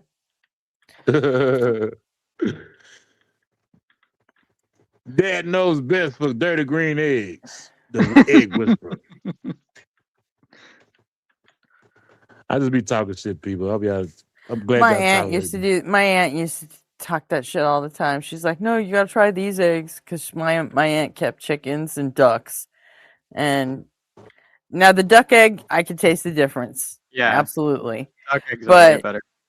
but chicken eggs, I'm like, I can't tell the difference between this and store-bought eggs. I'm sorry, I just can't. I'm like, they're fucking eggs. I wonder if you can make a cake with duck eggs. Yeah. How would it taste? Huh? I mean, cake? like, you know how you use Probably pretty bake a similar. cake. You know how you use some Yeah, you eggs. can. Use duck eggs. Yeah. You can. Would it taste different? Probably not. Not really. It just kind of adds to the richness of it. I'm gonna try that one of these days. What about ostrich eggs? I wouldn't mind trying that too. Are you talking about baking a cake with them? Just cooking it, period. That's a big fucking egg. Yeah. I'll eat an ostrich egg. Might take me a little I bit would longer. try it. I I don't think the know. Grecians would Ostrich eggs are fucking weird because those are just like emu eggs, right? Because like those are black. I'm not sure. I'm not. They look like the same type of animal. don't I mean, think they all ostrich birds, eggs but are black. same type Emu of eggs bird. are because I have a couple of carvings of like carved emu eggs that they took all the crap out of them, and my aunt carved these like landscapes in them because emu eggs are black on the outside, and then once you get past the outer shell, the outer layer of it, it's like a powder blue, and then the inside of it is white. Okay. Didn't know that. So, what y'all didn't eat the egg? What you mean? You just keep calling it landscape. They made like a jack-o'-lantern with them or something? No, they didn't eat them. Oh. Well, at least I don't think they ate them. They just poked a hole in the bottom of the egg and then just shook it till all the shit came out. What? That is My aunt didn't raise the emus. One of her neighbors did. My aunt raised horses, so that sounds like a waste. But she's an Right? artist, so huh? Seems like a waste of an egg. Well, they ran a fucking emu farm, so I mean, I'm pretty sure they weren't hurting. I think it takes a lot longer for emus. Not emus, but ostriches. But I'm not sure. Maybe it takes longer for emus. I don't know they had emus and ostriches there, so I never actually asked them. Because otherwise, we'd just be eating ostrich eggs. I just thought the eggs were neat, so my aunt gave me a couple of them. Because they certainly are I wonder larger. if the ancient Greeks ate a lot of ostrich eggs. Ain't that where the word ostracize come from when they would vote against the people they was going to kick out of the society and ostracize them? They would vote on ostrich shells. Huh? I'm pretty sure that's what. Yeah, I'm pretty sure that the ancient Greeks, when they would ostracize somebody, they would use ostrich shells to make their votes. And I'm pretty sure I remember. I'm pretty sure that fact right there, but I'm not entirely sure. And I wonder if they ate the ostrich eggs, and that's why they had all them ostrich shells. Negative. The etymology of ostracize is the ancient Greek practice of voting to banish potentially dangerous politicians by scratching their names onto broken pieces of pottery called ostraka. Oh, okay. I heard. I'm. Thank you for correcting me. I confused the ostraka with the ostrich eggs. I would love to own a fucking ostrich. As a fact, like an ostrich, bro, you can go to the backyard, twist up, you know what I'm saying, and just stare at that shit. That shit would be amazing. In the backyard, that certain animals, you know what I'm saying, exotic animals. If I could have a zoo, bro, I'll be on that shit. I'll live on my zoo. Like a tiger, like Mike Tyson. Hell yeah. I'll be, man, I would love that. Real, like, I'll be there with the penguins, man. All that shit. I love penguins, man. I don't want to pay to feed a tiger. That's gonna be a lot. I don't know. That's what I would spend my millions on. If I had millions like that, I'd buy a fucking zoo. I know there was I know there was a thing about white elephants, as where the term came from. There was a king in India that if he didn't like somebody or he felt disrespected or something, he would gift them a white elephant, and they had to keep it alive. So they would go bankrupt trying to feed this elephant and keep it alive. It's crazy. Well, I know I heard that there are reports that there are more tigers and lions in the state of Texas than there are in the wild. It's people pets and stuff. I mean, has anybody else heard anything similar to that? Not really. It's not surprising. It's not. Money talks, you know. It just hearsay until without verification. Yes, experts estimate there are more tigers in Texas living in backyards, private zoos, sanctuaries than the entire global population of wild tigers. It's wild. There are approximately 3,000 to 5,000 tigers kept in captivity in Texas, compared to the roughly 3,900 to 5,500 tigers estimated to be living in the wild globally.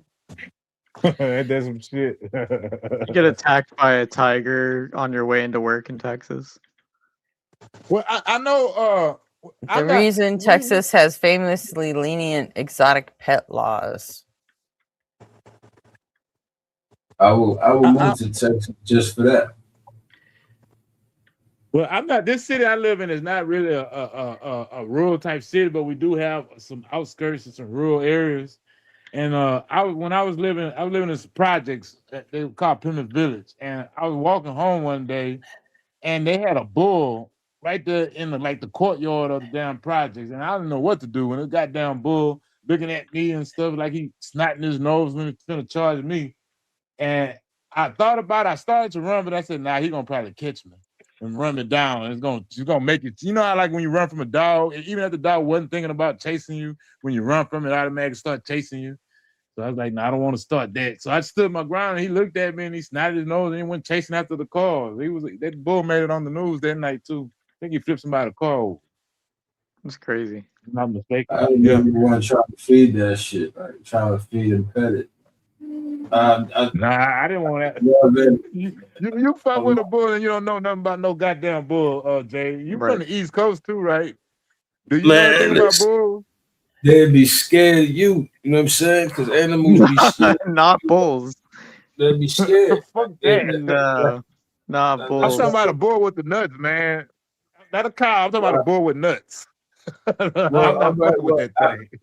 I mean, no, I dig it. I mean, I'm not saying you should have did it or something. I'm just saying me seeing it, like if there was any situation where I could go and pet that shit or feed it or something, I'm gonna do it.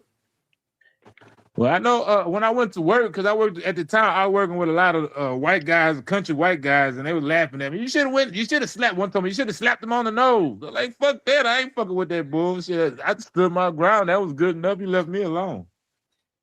Yeah, animals, they are big and shit, but they be scared. Like unless they like extra hungry and shit, like a bear, you could just like, you know, like act like you about to swing at that shit and that shit will run away, man. Hey, Gretchen, can you guess the person name? Can you guess the person name that told me I should have slapped the bull on the nose when he was when we had our standoff? Just take a wild guess and tell me. Can you guess his name? I bet you're gonna. When I tell you, you're gonna laugh. Somebody what? It's a white guy. It was a white guy, country white guy, was telling me how to handle a bull. Me and a bull had gotten in a standoff, and I was telling this story. I thought about running from the bull, but then I figured the bull was gonna chase me. You know, start that predator reaction when you run from an animal. So I said, well, I'm gonna just stand my ground. And the bull looked at me and he ran off. And I was telling the guys at work like the next day, it was a country white guy. I just want you to take a stab at a duck and guessing this guy's name. who was telling me you should have slapped the bull on his nose and all this shit like a rodeo clown or something. I had no idea. His name was Coon Dog. That was his name. It was the guy that they used to hire to go fight the coons that go get under people's house. He would go underneath the house and fight a coon with no weapons. How the hell was I supposed to guess Coon Dog? I just wanted a reason to say his name. That's all. Coon Dog. I think that's just so funny. But you was one of the coolest people For I know. future reference, you could have just said it. You didn't have to make me guess it. I just wanted. I was gonna say, I don't know, Cupper. Like what? Well, you're not that far off. Both start with a C. Bubba's what I guessed. What'd you say, Bubba? Yeah. They just had my called him Bubba too. muted. I would have said They called Cupper. him Bubba. Just because Cupper's that dumb, that fucking dumb. I don't know They why, all call but each other Bubba. that name, I don't know why, but that name made me think of moon pies. And now I want a moon pie. Moon pies are from my state of Tennessee. Coon Dog, he was a short, bald-headed guy, and he had a beard and mustache like Yosemite Sam. But that guy, he was cool, man. That was one of my best friends. I used to go out there in they had a town, Lumberton. It's about a 20-30 minute drive from here. And they are getting better, but it has that racist reputation. Yeah. And the police still fuck with you to this day.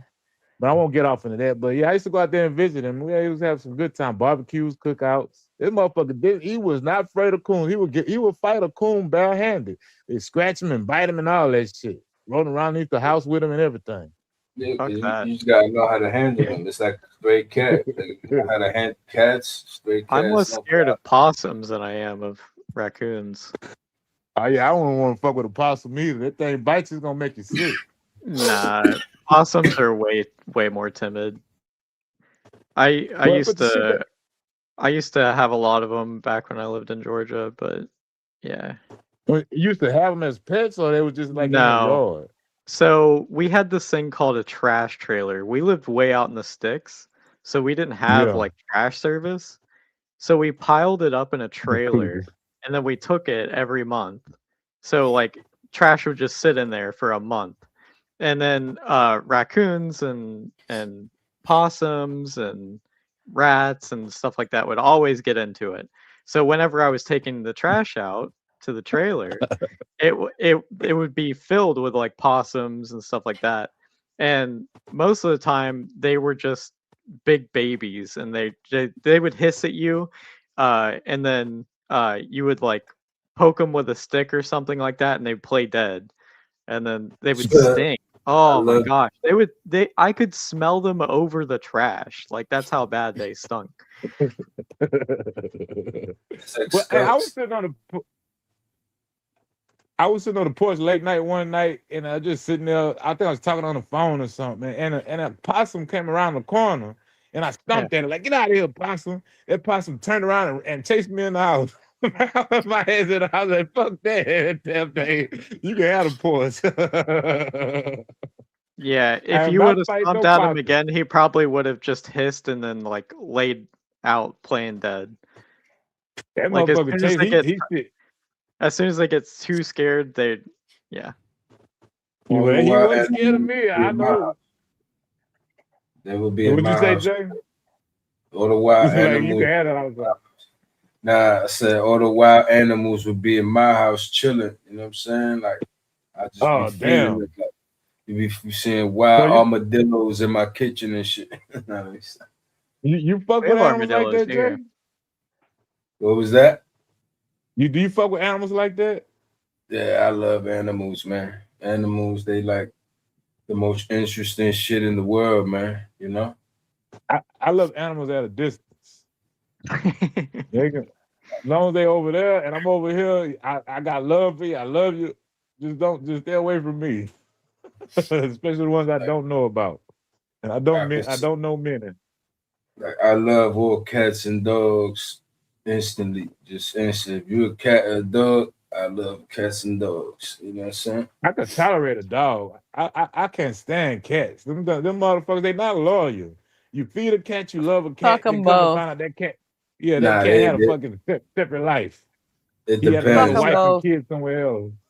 It depends. You know, it depends how. 'Cause my cats is close to me. Like they be wanting my attention. You know what I'm saying? Like I be feeding them. They be rubbing up on me. Like it depends, man. My I like babies. cats I and grew up dogs, with but I can't have cats around me because I'm like deathly allergic. You like them though? Yeah, and they love Oh, that's me. what's Like I up. always leave them alone, and then they come up to me and want petting and rubbing on me and stuff like You that. probably allergic to it. Let's go kill him.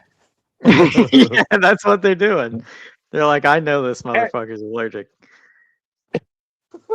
Hey, I was in Central Park in New Orleans. I don't know if I told y'all this story. I was in Central Park in New Orleans one time. I was eating some Chinese food, and they had something that like some mirror cats. They came out of the bushes and they scared me, and I jumped up.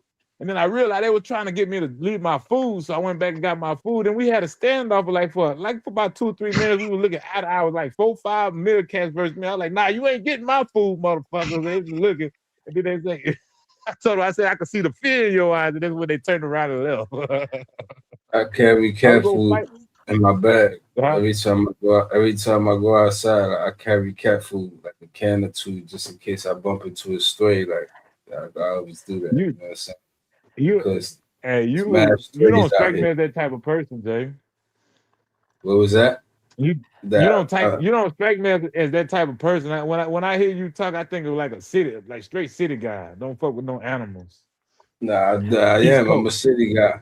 I'm a city guy. Saying this not you're not wrong, but I just love animals, man, because they just make everything better. You know what I'm saying? And my father was from Philadelphia. He's from the East Coast too. So I know y'all surprised me. Y'all don't just do what we think, what we see on TV and stuff. Nah, I don't. I mean, I do like giving animals, you know what I'm saying, a little something extra, like rocket, you know what I'm saying? Help an animal that's good, that's worth it, you know what I'm saying? I'll be doing shit like that. Like I'll rescue a bird if I could, you know what I'm saying, take it to the bird hospital. I've saved pigeons, but not saved. They probably kill them shits once you take them. Now I feel you're a better man than me, Jay Money. I don't like you anymore. Nah, you don't brother, like anybody better than you. But it's an animal thing, brother. It's about loving animals. Like some people don't feel that way for animals. Ain't that wrong? Now I know I down so don't. I mean, what I would do before I get an animal is grow me a garden. I've done that several times. I had she used to be a friend of the family, and she used to be a babysitter and stuff. Miss Duda, rest in peace, Miss Duda. And she would always come and well, Matt, you need to go and get out there and do what I taught you and get you a garden started. So I got to start tilling that soil after around Easter time and getting ready for the freeze to stop. Start planting my stuff. I used to every garden I grew since she passed is in dedication to Miss Duda. I have Beard's coming out with a video soon of my interview with him, and we touch on the subject of animals too. Should be tomorrow, right? You to share? Yeah, it should be. Did they put them up on Sundays? Yep. Yeah, I'll let you guys watch the video. See, okay, no see for spoilers. yourself. I won't spoil it. Yeah. I don't know if I want to watch yours. Why? I heard enough. Yeah. Oh no, I go a little bit more in good detail. enough for me. Yeah. I don't So need any more than that. What's the symbol, Jack? What's that symbol about? What that What's mean? the symbol? Yeah, like that thing, that group, like. Oh, my picture? Yeah. That's a goat, ain't it? Yeah, it's a little baby Baphomet. So it's No, I know that. I'm saying like that's a group you represent. That's some shit you know. no. What is it like? That's the logo to the crew. Like, what is it? Like? No, I don't roll with the Satanic Temple, but I do support what they do. So the Satanic Temple, one time, I forget where it was, but some school was going to allow like pastors or something, or Christian pastors to replace school counselors, and like they were gonna pay these pastors to provide counseling at the school. And the way that it said, it was faith leaders who were hired by the school can be paid and whatever for the children. So the Satanic Temple was like, well, you can't discriminate between religions, so we're gonna apply. And so they said no, and I think actually I'm getting the ones mixed up, but this did happen. And the Satanic Temple is gonna have their priests or whatever go in, and so they stopped the whole program entirely and just did normal counselors. But they had a after school program that pastors were preaching to kids to go to and stuff like that. And there was one program where you could leave school early and go and do this like seminar or whatever, and then come back. Because legally they're not allowed to like preach at the school. So that's kind of how they were getting around it. So the Satanic Temple made the Hellion Academy of Independent Learning, so that people could pay to go to their schools instead. So basically, it's just a troll. Like it's like it's a big troll. But it's also it's not a troll. Like with respect, It's to a the troll, Temple. but there's a point behind it. Like Right. if you're Well, going to use it's public money, I get it, but it's a troll though. It's still a troll. Like, No, because the reason it's not a troll is because there is only one option available when the general consensus is X, right? Right. No, I know, but like out of like all the other you know how like when you get these arguments where people go, well, if you don't like our institutions, create your own institutions. Well, that's exactly what the Satanic Temple have done. They've created their own secularized institutions, but whilst it is technically secular, they've branded it in as an opposing religious organization, and then you get to use the religious organization's arguments for why they should get to, like, basically propagandize to school kids. Then a secular person gets to use the same argument. So it, like, whilst I understand it is, I can understand why it would be viewed as a troll. It is also providing a legitimate, actual second option that isn't religious. No, I understand it, and it is. The problem is it doesn't actually work. There could be It options. did. They got rid of the program. It got rid of the program. Yeah, they got rid of the program because they couldn't discriminate.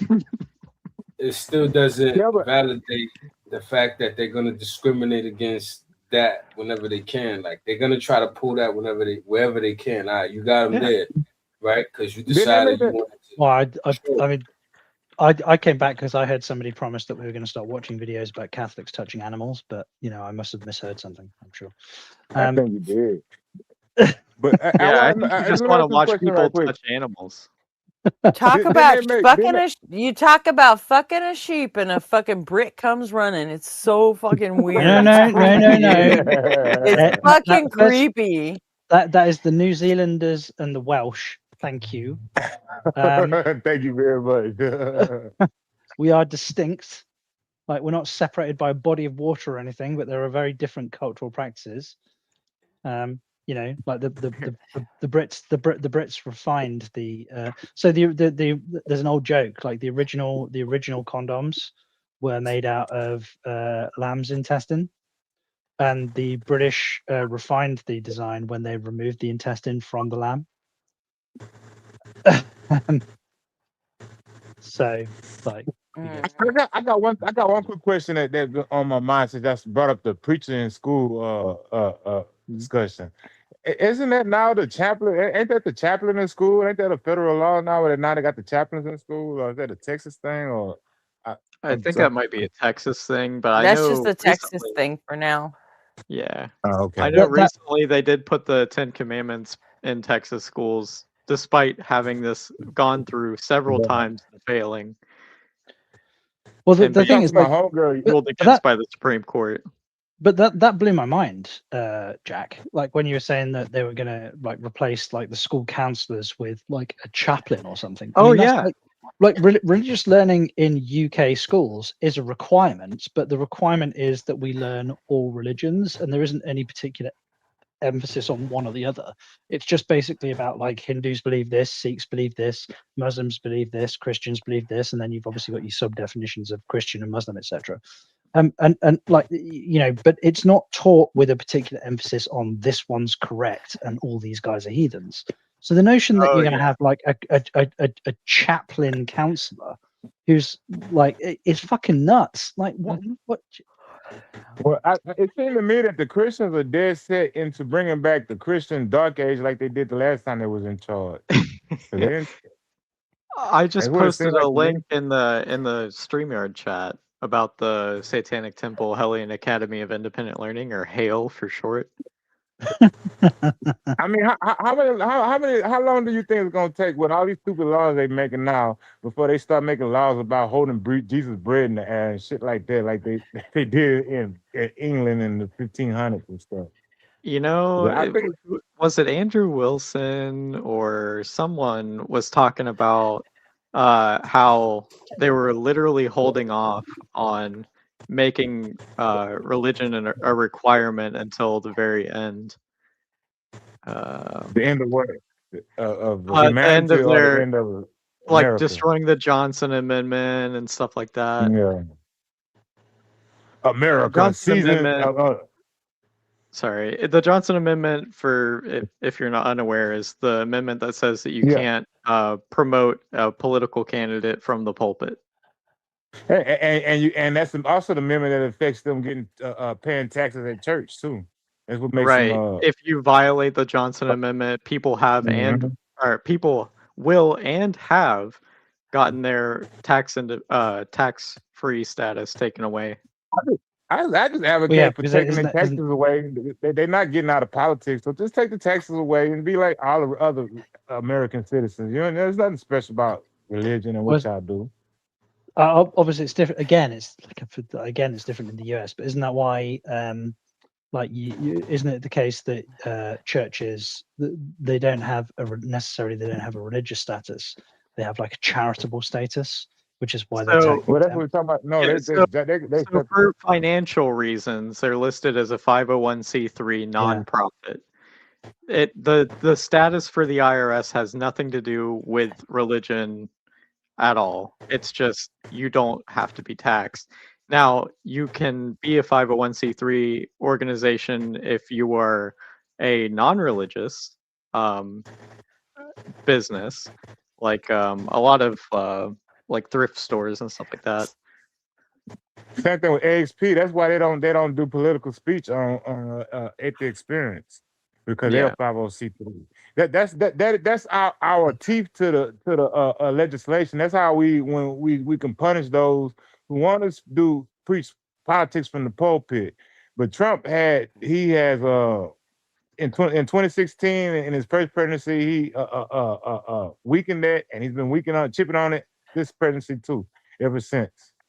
Actually, a So, couple and- weeks ago, the Religious Liberties like group or whatever he made came out and said that they wanted to get rid of the Johnson Amendment, and that the separation of church and state isn't actually in the Constitution.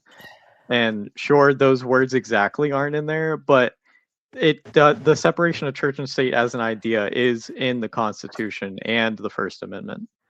Yeah, well, Well, I mean, if you want to, for the group that is arguing for repealing the argument between the separation of church and state because it's not explicitly laid out in the Constitution, probably should reread the Second Amendment, right? Because I think those two groups are going to have a bit of an issue. is that Jack? Are you do you know if this group is doing the separation of church and state and the Johnson Amendment, or are they doing either or what's your understanding of it? Let me see if I can find the video of it, but basically, yeah, it's the same. They're talking about both of them. They say both of them in the same interview or same press release. Okay, because the Johnson Amendment, I mean, I don't really care about the Johnson Amendment. If they just pay their fucking taxes, then you can do like any other citizen that pay taxes, and you can endorse candidates. No, they're basically saying continue to make them tax free and remove the Johnson Amendment. Yeah, they want to have their cake and eat it too. That's the part that pissed me off with them. And they're not special. I mean, they not no special to anybody else out there who think they have a message for somebody to hear.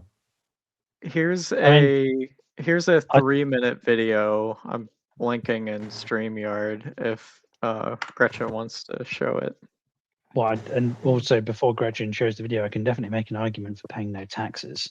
I don't need to be a religious institution for that to be fucking it. I can make a compelling argument. You're a selfish bitch, though. Nobody cares about whether you want to pay taxes or not. That might not be. It's an agreement. It's a contract and agreement. That's not the right one.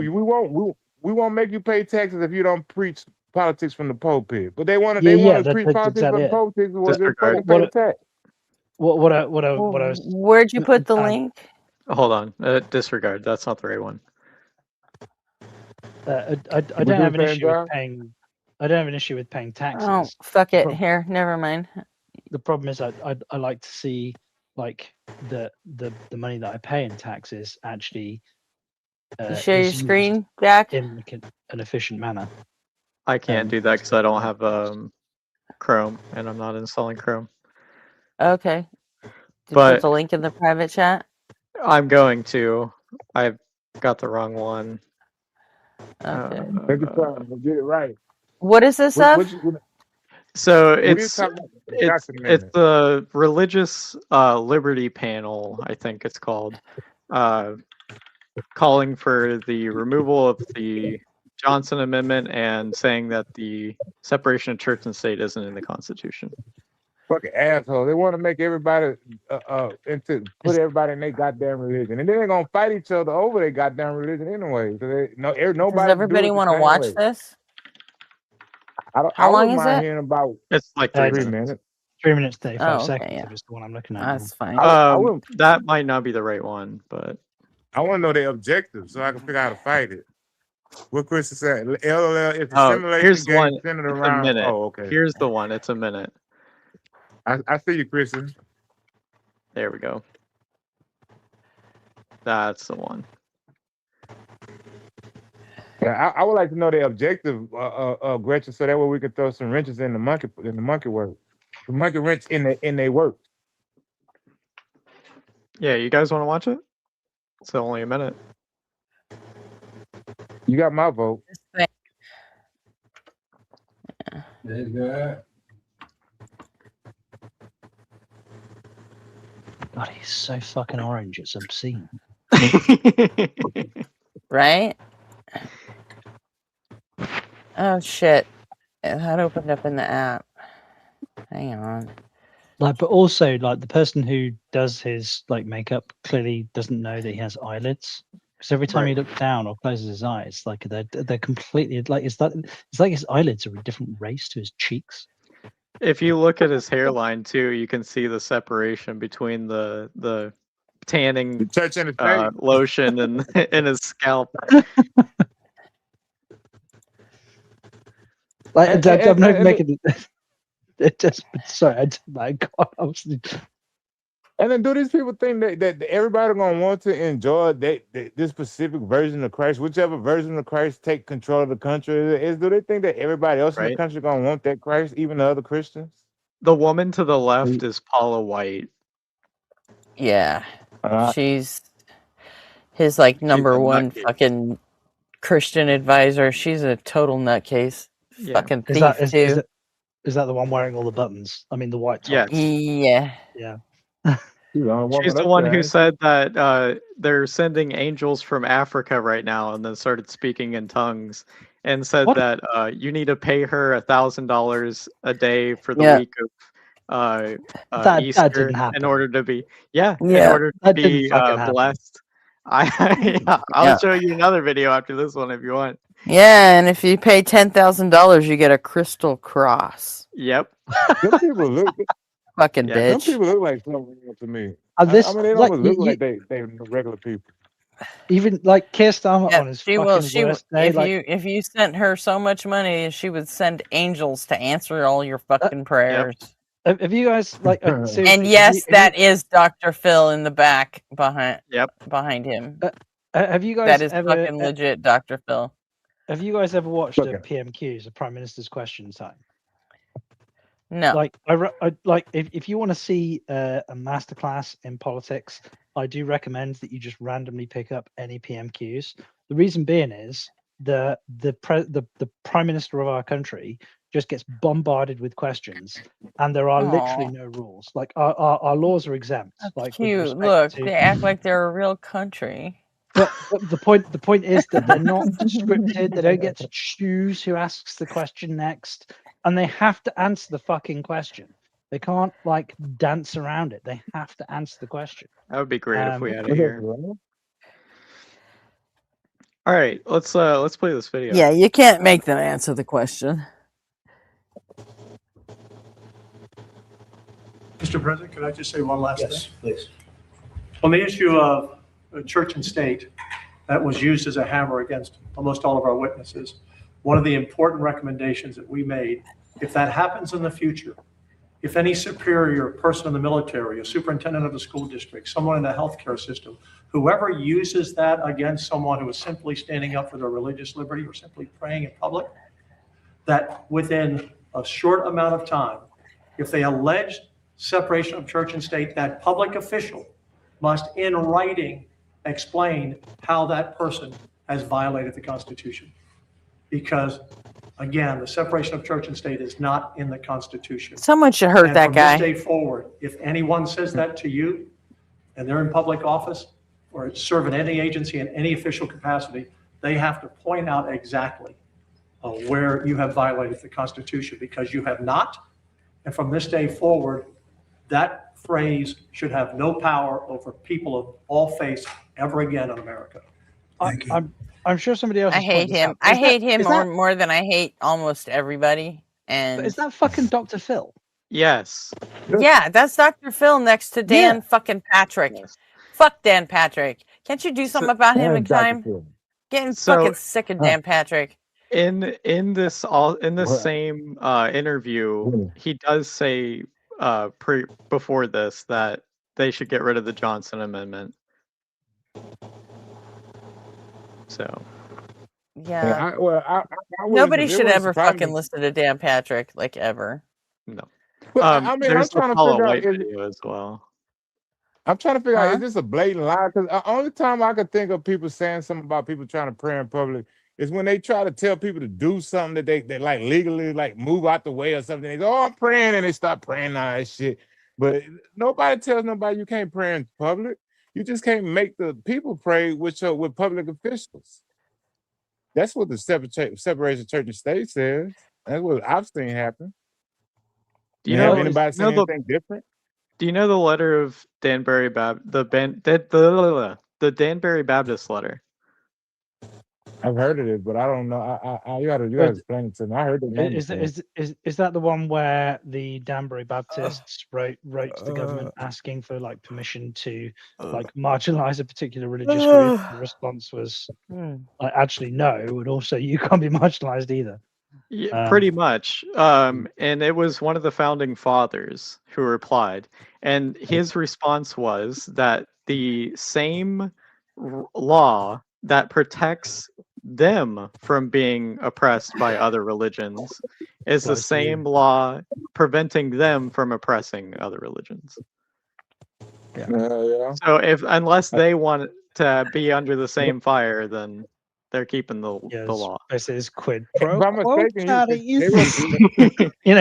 I'm not mistaken, they wrote that to Andrew Jackson, right? And Andrew Jackson was the one that responded. Yeah. You refreshed my memory. I heard of it. Yeah. So. And also, the Treaty of Tripoli states explicitly that the United States was in no sense of the word founded on Christianity. And that was under the that was a direct response to the Barbary Pirates, though, which I can understand why that would have been the case. So right. No, but it's still president for the country for the next 200 years, and now it's president trying to change. with the Supreme Court talking about we're going to use the original intent when they talking about this original intent bullshit to change the law. And I'm telling you, they are trying to create a two-tier system where atheists can't religiously object out of their stupid ass laws. But they can religiously object out of our laws. Like they don't have to bake no cake for the gay couple. They fucked up our health care. They can religiously object out of everything, fuck up everything for us, but we can't religiously object out of their bullshit. But that one, that case I actually found quite interesting. Like, obviously, I'm generally speaking, I'm pro gay marriage, but I did find it interesting, like with respect to like if a gay couple, what? Yeah. So the reason that I say generally speaking is, do I think that there should be some legal protections that are afforded? Should there be some kind of legal mechanism that allows same-sex couples to get married? Absolutely. There is no rational reason why I think that heterosexual couples should be provided the benefits of marriage that should be precluded from homosexual couples or gay couples. Okay. I thought when you said that you were the opposite of that stance. No. Okay, but that's not what we're talking about, though. We're talking about a private business being able to discriminate based on that. I'm absolutely going to get there. So, but with respect to should the state protect that right? Yes.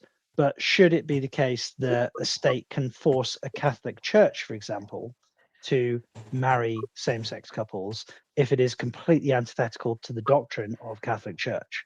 So is it incumbent upon the state to legally recognize both? No, the state does not force churches to do shit like that. So my next question is, why should it be the case? Like, if a gay couple walked into a bakery and said, "Hey, we want to buy a cake," and the bakery said, "No, fuck off, you're gay, we're not serving you," then yes, I would absolutely think there's an issue there. But if like the gay couple is essentially commissioning a piece of artwork that endorses their relationship, and that somehow is antithetical to the values of the person who is required to produce the piece of art, is there a bit of a gray area there? In the same way as is there a value? No, there isn't. So I think there is. If you were contractually obligated to provide a product, then you should be able to enforce that contract. Yeah, but a contract is something that, like, if you're an employee of the bakery, yes, but this is the bakery itself. Yeah, if the customer comes in and says, "I want a cake and here's all the stuff," and then the bakery agrees to make the cake for you, and then later finds out that you're gay and it's a gay wedding cake, then doesn't provide you the product on the basis of religion. Did they provide a refund? They should at least give you a refund. Yeah, but I assume they didn't just, like, obviously if they just pocketed. No, it doesn't fucking matter. You know what? The guy could be the head of the fucking local KKK, and he can't refuse service to a black man just because he wants to buy fucking cake. Okay, so I'm sorry, but it's the same thing. It's the same thing. Like, does the principle apply in the other way? If the local chapter of the KKK rocked up to a black-owned bakery and said, "Hey, I want you to make me this cake that says that," then they gotta make the fucking. Then they gotta do it. Yes. I think. I think you have the right to refuse service, but I mean, it doesn't mean that it's right. You know what I mean? I feel like I missed my larger point, but I'm gonna take the because I might make some enemies on this one here, but I agree with your intention, the intent, Gretchen. But I think the bigotry and that racism, that should be allowed up to the extent, like on petty shit like that, not shit that where people's lives are involved, but petty shit like baking a cake. We should correct that by not spending money at those places. But the larger point I was getting at is the carve out in the law, which creates precedents for them to expand this law to create a two-tier society where you can opt out on religious objections. That is the larger point that I'm making. What is the fucking point of having discrimination laws then? What's the point of having protected classes? What's the fucking point? If you're not going to fucking use them. Yeah, you're right. is I'm that sorry, they- but the person that protect owns a that certain area. bakery, he pays fucking taxes, and whatever that government that he's paying taxes to, that he gets to use their roads and use their tax-paying fucking customers to make money off of. You know what? Fuck you. Whatever our laws say is a fucking protected class and you don't discriminate against them, then you don't fucking discriminate against them. Or go the fuck out of business, you fucking... But that Ugh. isn't that No, that's your fucking choice. You know what? Follow our fucking rules or take your fucking business somewhere else where they think it's cool for bigots to do whatever the fuck they want. Go to Well, now they Texas. got a I don't car know. lot. Maybe it's cool there. But They got, you now know they got, what? I'm No. not saying I'm that. sorry. I If your don't- local government has made it fucking legal for gay people to get married and now they're a protected class under the discrimination laws, then no, you're fucked. You have to serve them. You have to Right, find so- a legitimate, valid reason not to refuse service to them. It can't just be because they're gay and you're a goddamn Christian. So just for clarification, then that does mean that you are pro forcing Catholic churches to marry same-sex couples. No, churches are a different fucking thing. Why, Gretchen? Like, why are you ring fencing? First of all, they're tax exempt, so they're not party to the same fucking laws that other people are. But they're tax exempt. but That's they why. also- That's why Catholic fucking hospitals don't have to provide Hang on, fucking Gretchen, contraceptive services to but patients. Gretchen, they're tax exempt, but they are also able to adjudicate over, like, not only religious but also state binding contracts between men and women, right? So they can't be like, it's not like you can make the claim that they're not like integrated with the state, right? Just because they're No. tax exempt doesn't give them some kind of moral carve out. We're not talking about like their legal state. We're talking about their fucking moral What state. we're talking about forcing a Catholic church to, no, because you don't have to get married in a Catholic fucking church. True. And you don't have to go to that bakery to buy that fucking cake, do you? So again, I'm totally like your argument is not consistent here, Gretchen. Like even a little bit. It totally is. No, it's not. If you're not a religious person, if you're not a religious person, a church is a churches business. can just in the say same way no. as a We fucking won't bakery fucking is a marry business. you because you're not one of our fucking church members. That's a why totally they- why different they thing. Bakeries don't have fucking memberships. What are you talking about? Some do. But yeah. What other things can their religions opt out of now? 'Cause they didn't Do expect they? a lot of That's other fucking things. Yeah, weird. Publix has a membership. A bakery membership? I'm pretty sure there's I'm fairly yeah, certain you I'm can pretty get sure donuts there's on like subscription. I'm Like, making a joke, and that's obviously, but the you fattest know what I mean. nation on earth, or the representative of the fattest nation on earth. Not that you're fat, Gretchen. Obviously, I don't know what your weight class is, but you know, like, I'm Okay. fairly sure that I'm fairly certain that there will be a bakery somewhere in the United States where you can get donuts on subscription. So maybe the membership argument probably isn't the thing that should be Right. made. My point here is that if Okay, you're but not, you know what I if you- mean. but my point you is know that what I mean. I view churches as a business. Now, just because the people that subscribe to the business, I think, are gullible idiots, doesn't mean that it's not a fucking business, right? And just because it's tax exempt doesn't give it a special moral And status. getting married in the church doesn't mean that they're presiding over a fucking contract. That's the marriage license. You get that straight from the state. It has no fucking. It has no bearing on where you get the marriage ceremony performed. But you That is are- straight. are- That is strictly a contract between you and the state you got married in. Period. Yeah. But Fucking like, period. so again, I'm confused here with respect to the distinction between the church and the cake maker. Like, firstly, there is no right granted to you in the state that you have a right to have cakes made. But if there was a right to have cakes made, then I would expect you to go down to the local county council office and have like some state-sponsored cake Right. maker, We don't have which you any don't freedom have. of fucking bakery law. We do have So- freedom of religion, though. Yeah, fine. But But, that's not the but only thing, though. What- you understand what I'm getting at, though, Gretchen. Like, apparently, No, I church- don't. I don't fucking No, I- understand what you're getting at. So a church, for like, you have a right. Do you not to have be- discrimination laws in your country? No, we do. Do you But understand what I'm a protected class is? Yeah, of course I understand what a protected class is. But the point that I'm getting at is here, it's the distinction between said protected class and what the state should protect and what private businesses don't have to protect. And That's you the seem to biggest have, part. It's a private business. yeah, but You're the at you're distinction you're between, saying that private businesses and so fucking and here's the thing. actual like official So religions are the same thing because they're not. there is a state enshrined right for state enshrined right for couples to get married, right? And because there are Right. institutions, there are private institutions that can marry They couples. could do it at City fucking Hall. Yes, agreed. Yeah, Now there is no state enshrined No one at City Hall can turn them away. But Gretchen, there is no state enshrined right for you to have cakes made. So because there is no state enshrined right for you to have cakes made, but you're prepared to dictate to a private business, but because there is no state enshrined, there is a state enshrined right for you to get married, and there is this thing called There's no state enshrined hang right for on. black people to go eat at Hang on, fucking Gretchen, Chili's can I- either. can I- But if but a can I- fucking racist owned it, they could turn them away.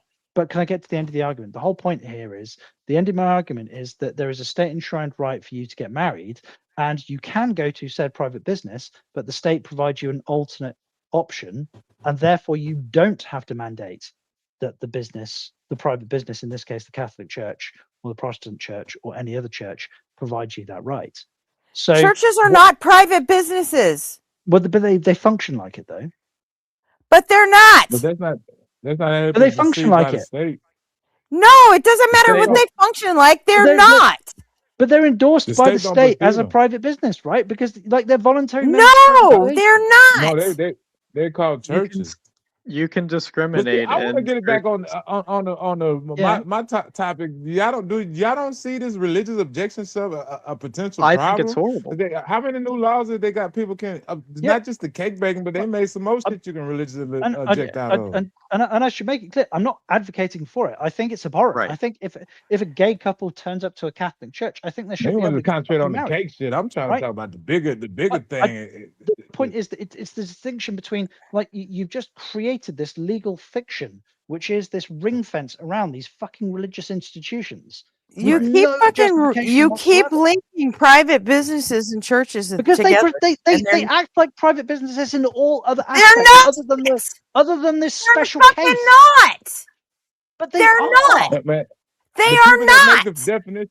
Hey, John, on that, the people that make the definitions define churches differently than private. That's how they define it, Right. and this is the definition we have to work on because they're the ones that.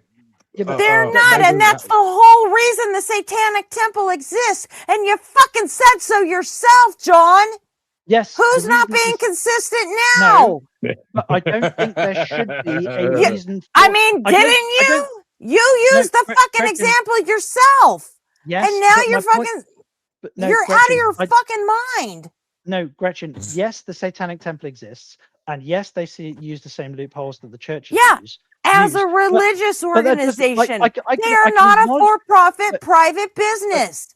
But Gretchen, I can acknowledge the fact that the Satanic Temple uses the same like loopholes that the churches use, and also at the same time go, you know what would be best if the fucking churches. That doesn't didn't mean get a to use those bakery in loopholes. fucking bumfucked Indiana gets to use the same fucking loopholes.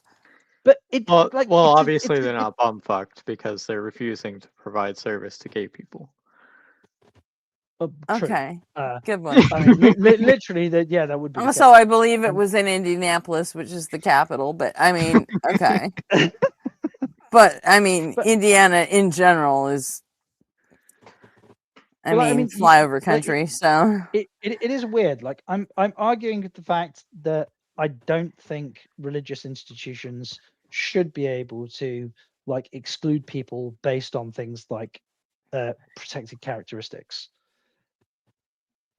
But if churches do get to exclude then people what are based you on fucking protected arguing for? No, my point is that if churches, because there is no real meaningful distinction between a church and a private business, which is Yes, my there contention. is. There's a No, huge, meaningful distinction. there's- Maybe there's- not in there's a your le- country, but in our there's- country there is. There's a legal distinction, but there is no practical one. It's an institution that it's a membership organization that a voluntary membership organization that gets to exclude people, right?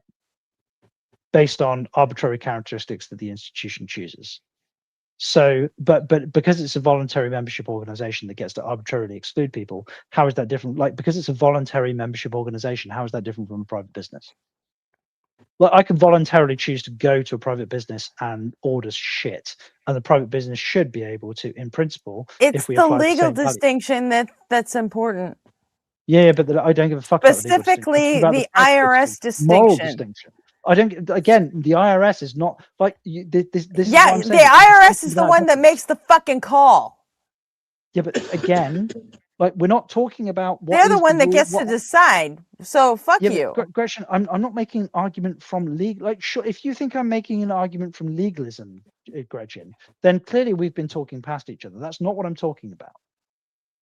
You are the one that has. Yeah, been you want things to work Gretchen, the way Gretchen, they work in your head, and that's I'm just the not the way agnostic. things are.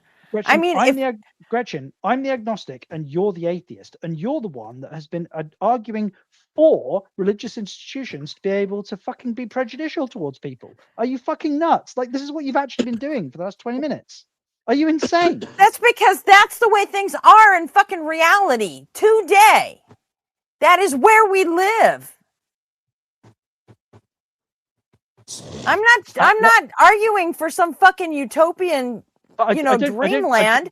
I'm arguing based on what the laws are where we live right now. Gretchen, I don't need you to describe the way the world works to me. I was talking about what I would like to see.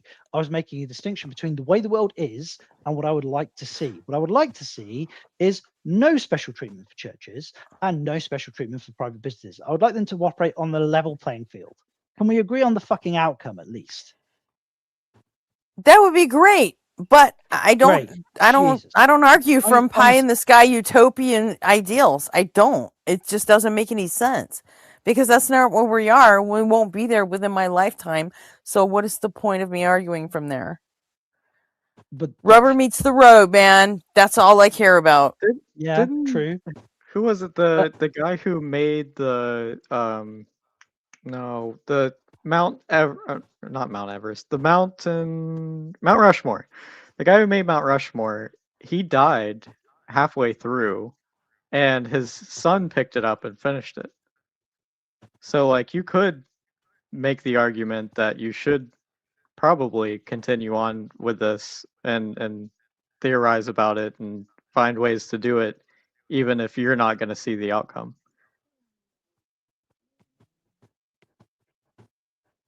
I don't care about Mount Rushmore either.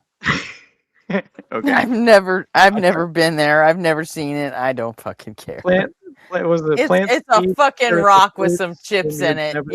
Come on. Plant seeds are the future, the fruits you'll never see, or something like that. That's my kid's job. So I just want to know. I just want to get nobody here is worried about the religious. Well, I mean, seriously, I've spent fucking most of my life fucking fighting for shit, and I'm done. You're not done until you're done.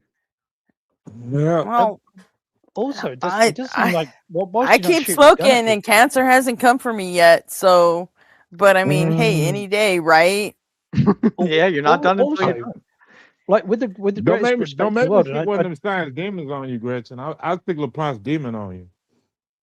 But every great again, man in science has a demon. I'll have Paula White send angels to your house. Gretchen, like you say, you're not Angels fighting. won't come here. But you say you're not fighting. My address is California, you- where angels fear to tread. You are still fighting for what you believe in. Like, you're not shooting a gun at people. You're not like wearing armor or Kevlar. But like, isn't the thing that you're doing right now, like, this is fighting, right? This is a cultural. No, this is arguing.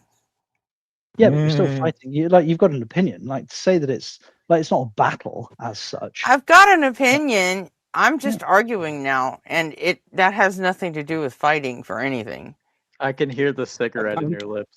I just want to share my concern. I mean, don't anybody see this as they keep expanding this a religious objection law? I predict a two-tier society where atheists are second-class citizens. They'll be able to opt out of any law, and we won't have that option. And I don't really much care about the cake baker. I think there's a bullshit, and I agree with really both of y'all. I think that maybe we can meet some middle ground on that. But I'm looking at the laws. They got the ability to say, well, I don't want to follow that law, so I'm not going to follow it. Religious objection. They can just make shit up. I spent years of my life working for not only LA but the California Democratic Party, running campaigns. I put up lots of years of fight. That's after serving my country and working for the VA. So you know what? I've done my part. Now I'm just fucking arguing.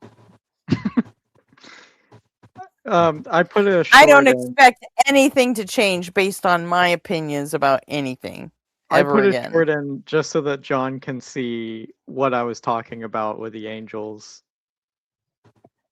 Paula White. So is I'm about to get kicked off. Why? Oh, never mind. I hit a button and I thought it was gonna kick me off. Oh, sorry. I'm gonna mute. Well, he was right. He got kicked out. But yeah, that's So. short if you want to watch it, John. But yeah, you can't. There's no way. I'm just watching right now. The link that you posted, I assume it's like a GIF where she's like very expressive with her hands and the glasses on the bridge of her nose. Is that the one? Yeah, it's not a GIF, it's a full video, but yeah. Is it? It's 18 seconds. Okay, yeah, fine. Is it her ad for the angels and the crystal cross? And No, it's her like actual preaching at her church. I mean, where she was calling for the angels. The crystal cross was a different one. Despite the fact that she's obviously got these very energetic hands and she's wearing this very, very baggy top, I do get the impression that the boobs underneath that are quite perky. Like they're dancing around quite a lot, really. Oh yeah, they're fake as shit. Yeah. All that talk about Paid for by her kind Christian donors. Slice of cake, vanilla ice cream. What, Jay? Jay, you kind of low, man. Can you move the mic? Shit. Man, let me get closer to the I'm on mic. the phone. Yeah, I'm on the phone. I can barely hear you. Closer to the mic. Yo, what's up? Thank you, sir. Kind sir, thank you very much. Know what I'm saying? All that talk about cake, man, makes me hungry for a slice of cake with some vanilla ice cream. You know what I'm saying? I thought you wanted moon pies. I wanted that. I want that too. I got the munchies. What the fuck is a moon? Coon dog moon pies. So what is a moon that don't pie? sound good at a all. moon pie is moon a slice pie, of cake with marshmallow in between, and then another slice of cake, and then it's dipped in chocolate. Yeah. So let's say we call them wagon wheels. Okay. Because they're round, so it's like a giant wagon wheel. So yeah, you got 2 layers of biscuit, and there's a huge layer of marshmallow and jam in the middle, and then the whole thing is covered in chocolate. Yeah, we call them wagon wheels. The moon pie, the quote unquote, the like actual moon pie, the company that makes them, I think, is Little Debbie, but they started in Tennessee. I like it. I love it. Clockwork said he's gonna religious out of paying taxes. You know, I'm not sure we even have those in California. We had the company that makes them in the UK when I was a kid progressively slightly shrunk them, and the reason that I know they shrunk them is because over the 4 years or 5 years I was in junior school, they used to fit perfectly in the slot in my lunchbox because it was like a segmented lunchbox, and then it started rattling around in said lunchbox, and I'm pretty sure the lunchbox didn't fucking increase in size because it was the same damn thing. And then eventually they brought out the 25% extra large one that you paid more money for. And that coincidentally perfectly fit in the same fucking lunchbox. Wow. Yeah, we just ate ding dongs here. I'm gonna repeat it. I'm trying to get some concern for it, but nobody seemed to care. I'm gonna say it one last time. Clockwork Rick says he want a religious opt out of paying taxes, and I agree. We're gonna start a 2-tier whether we can choose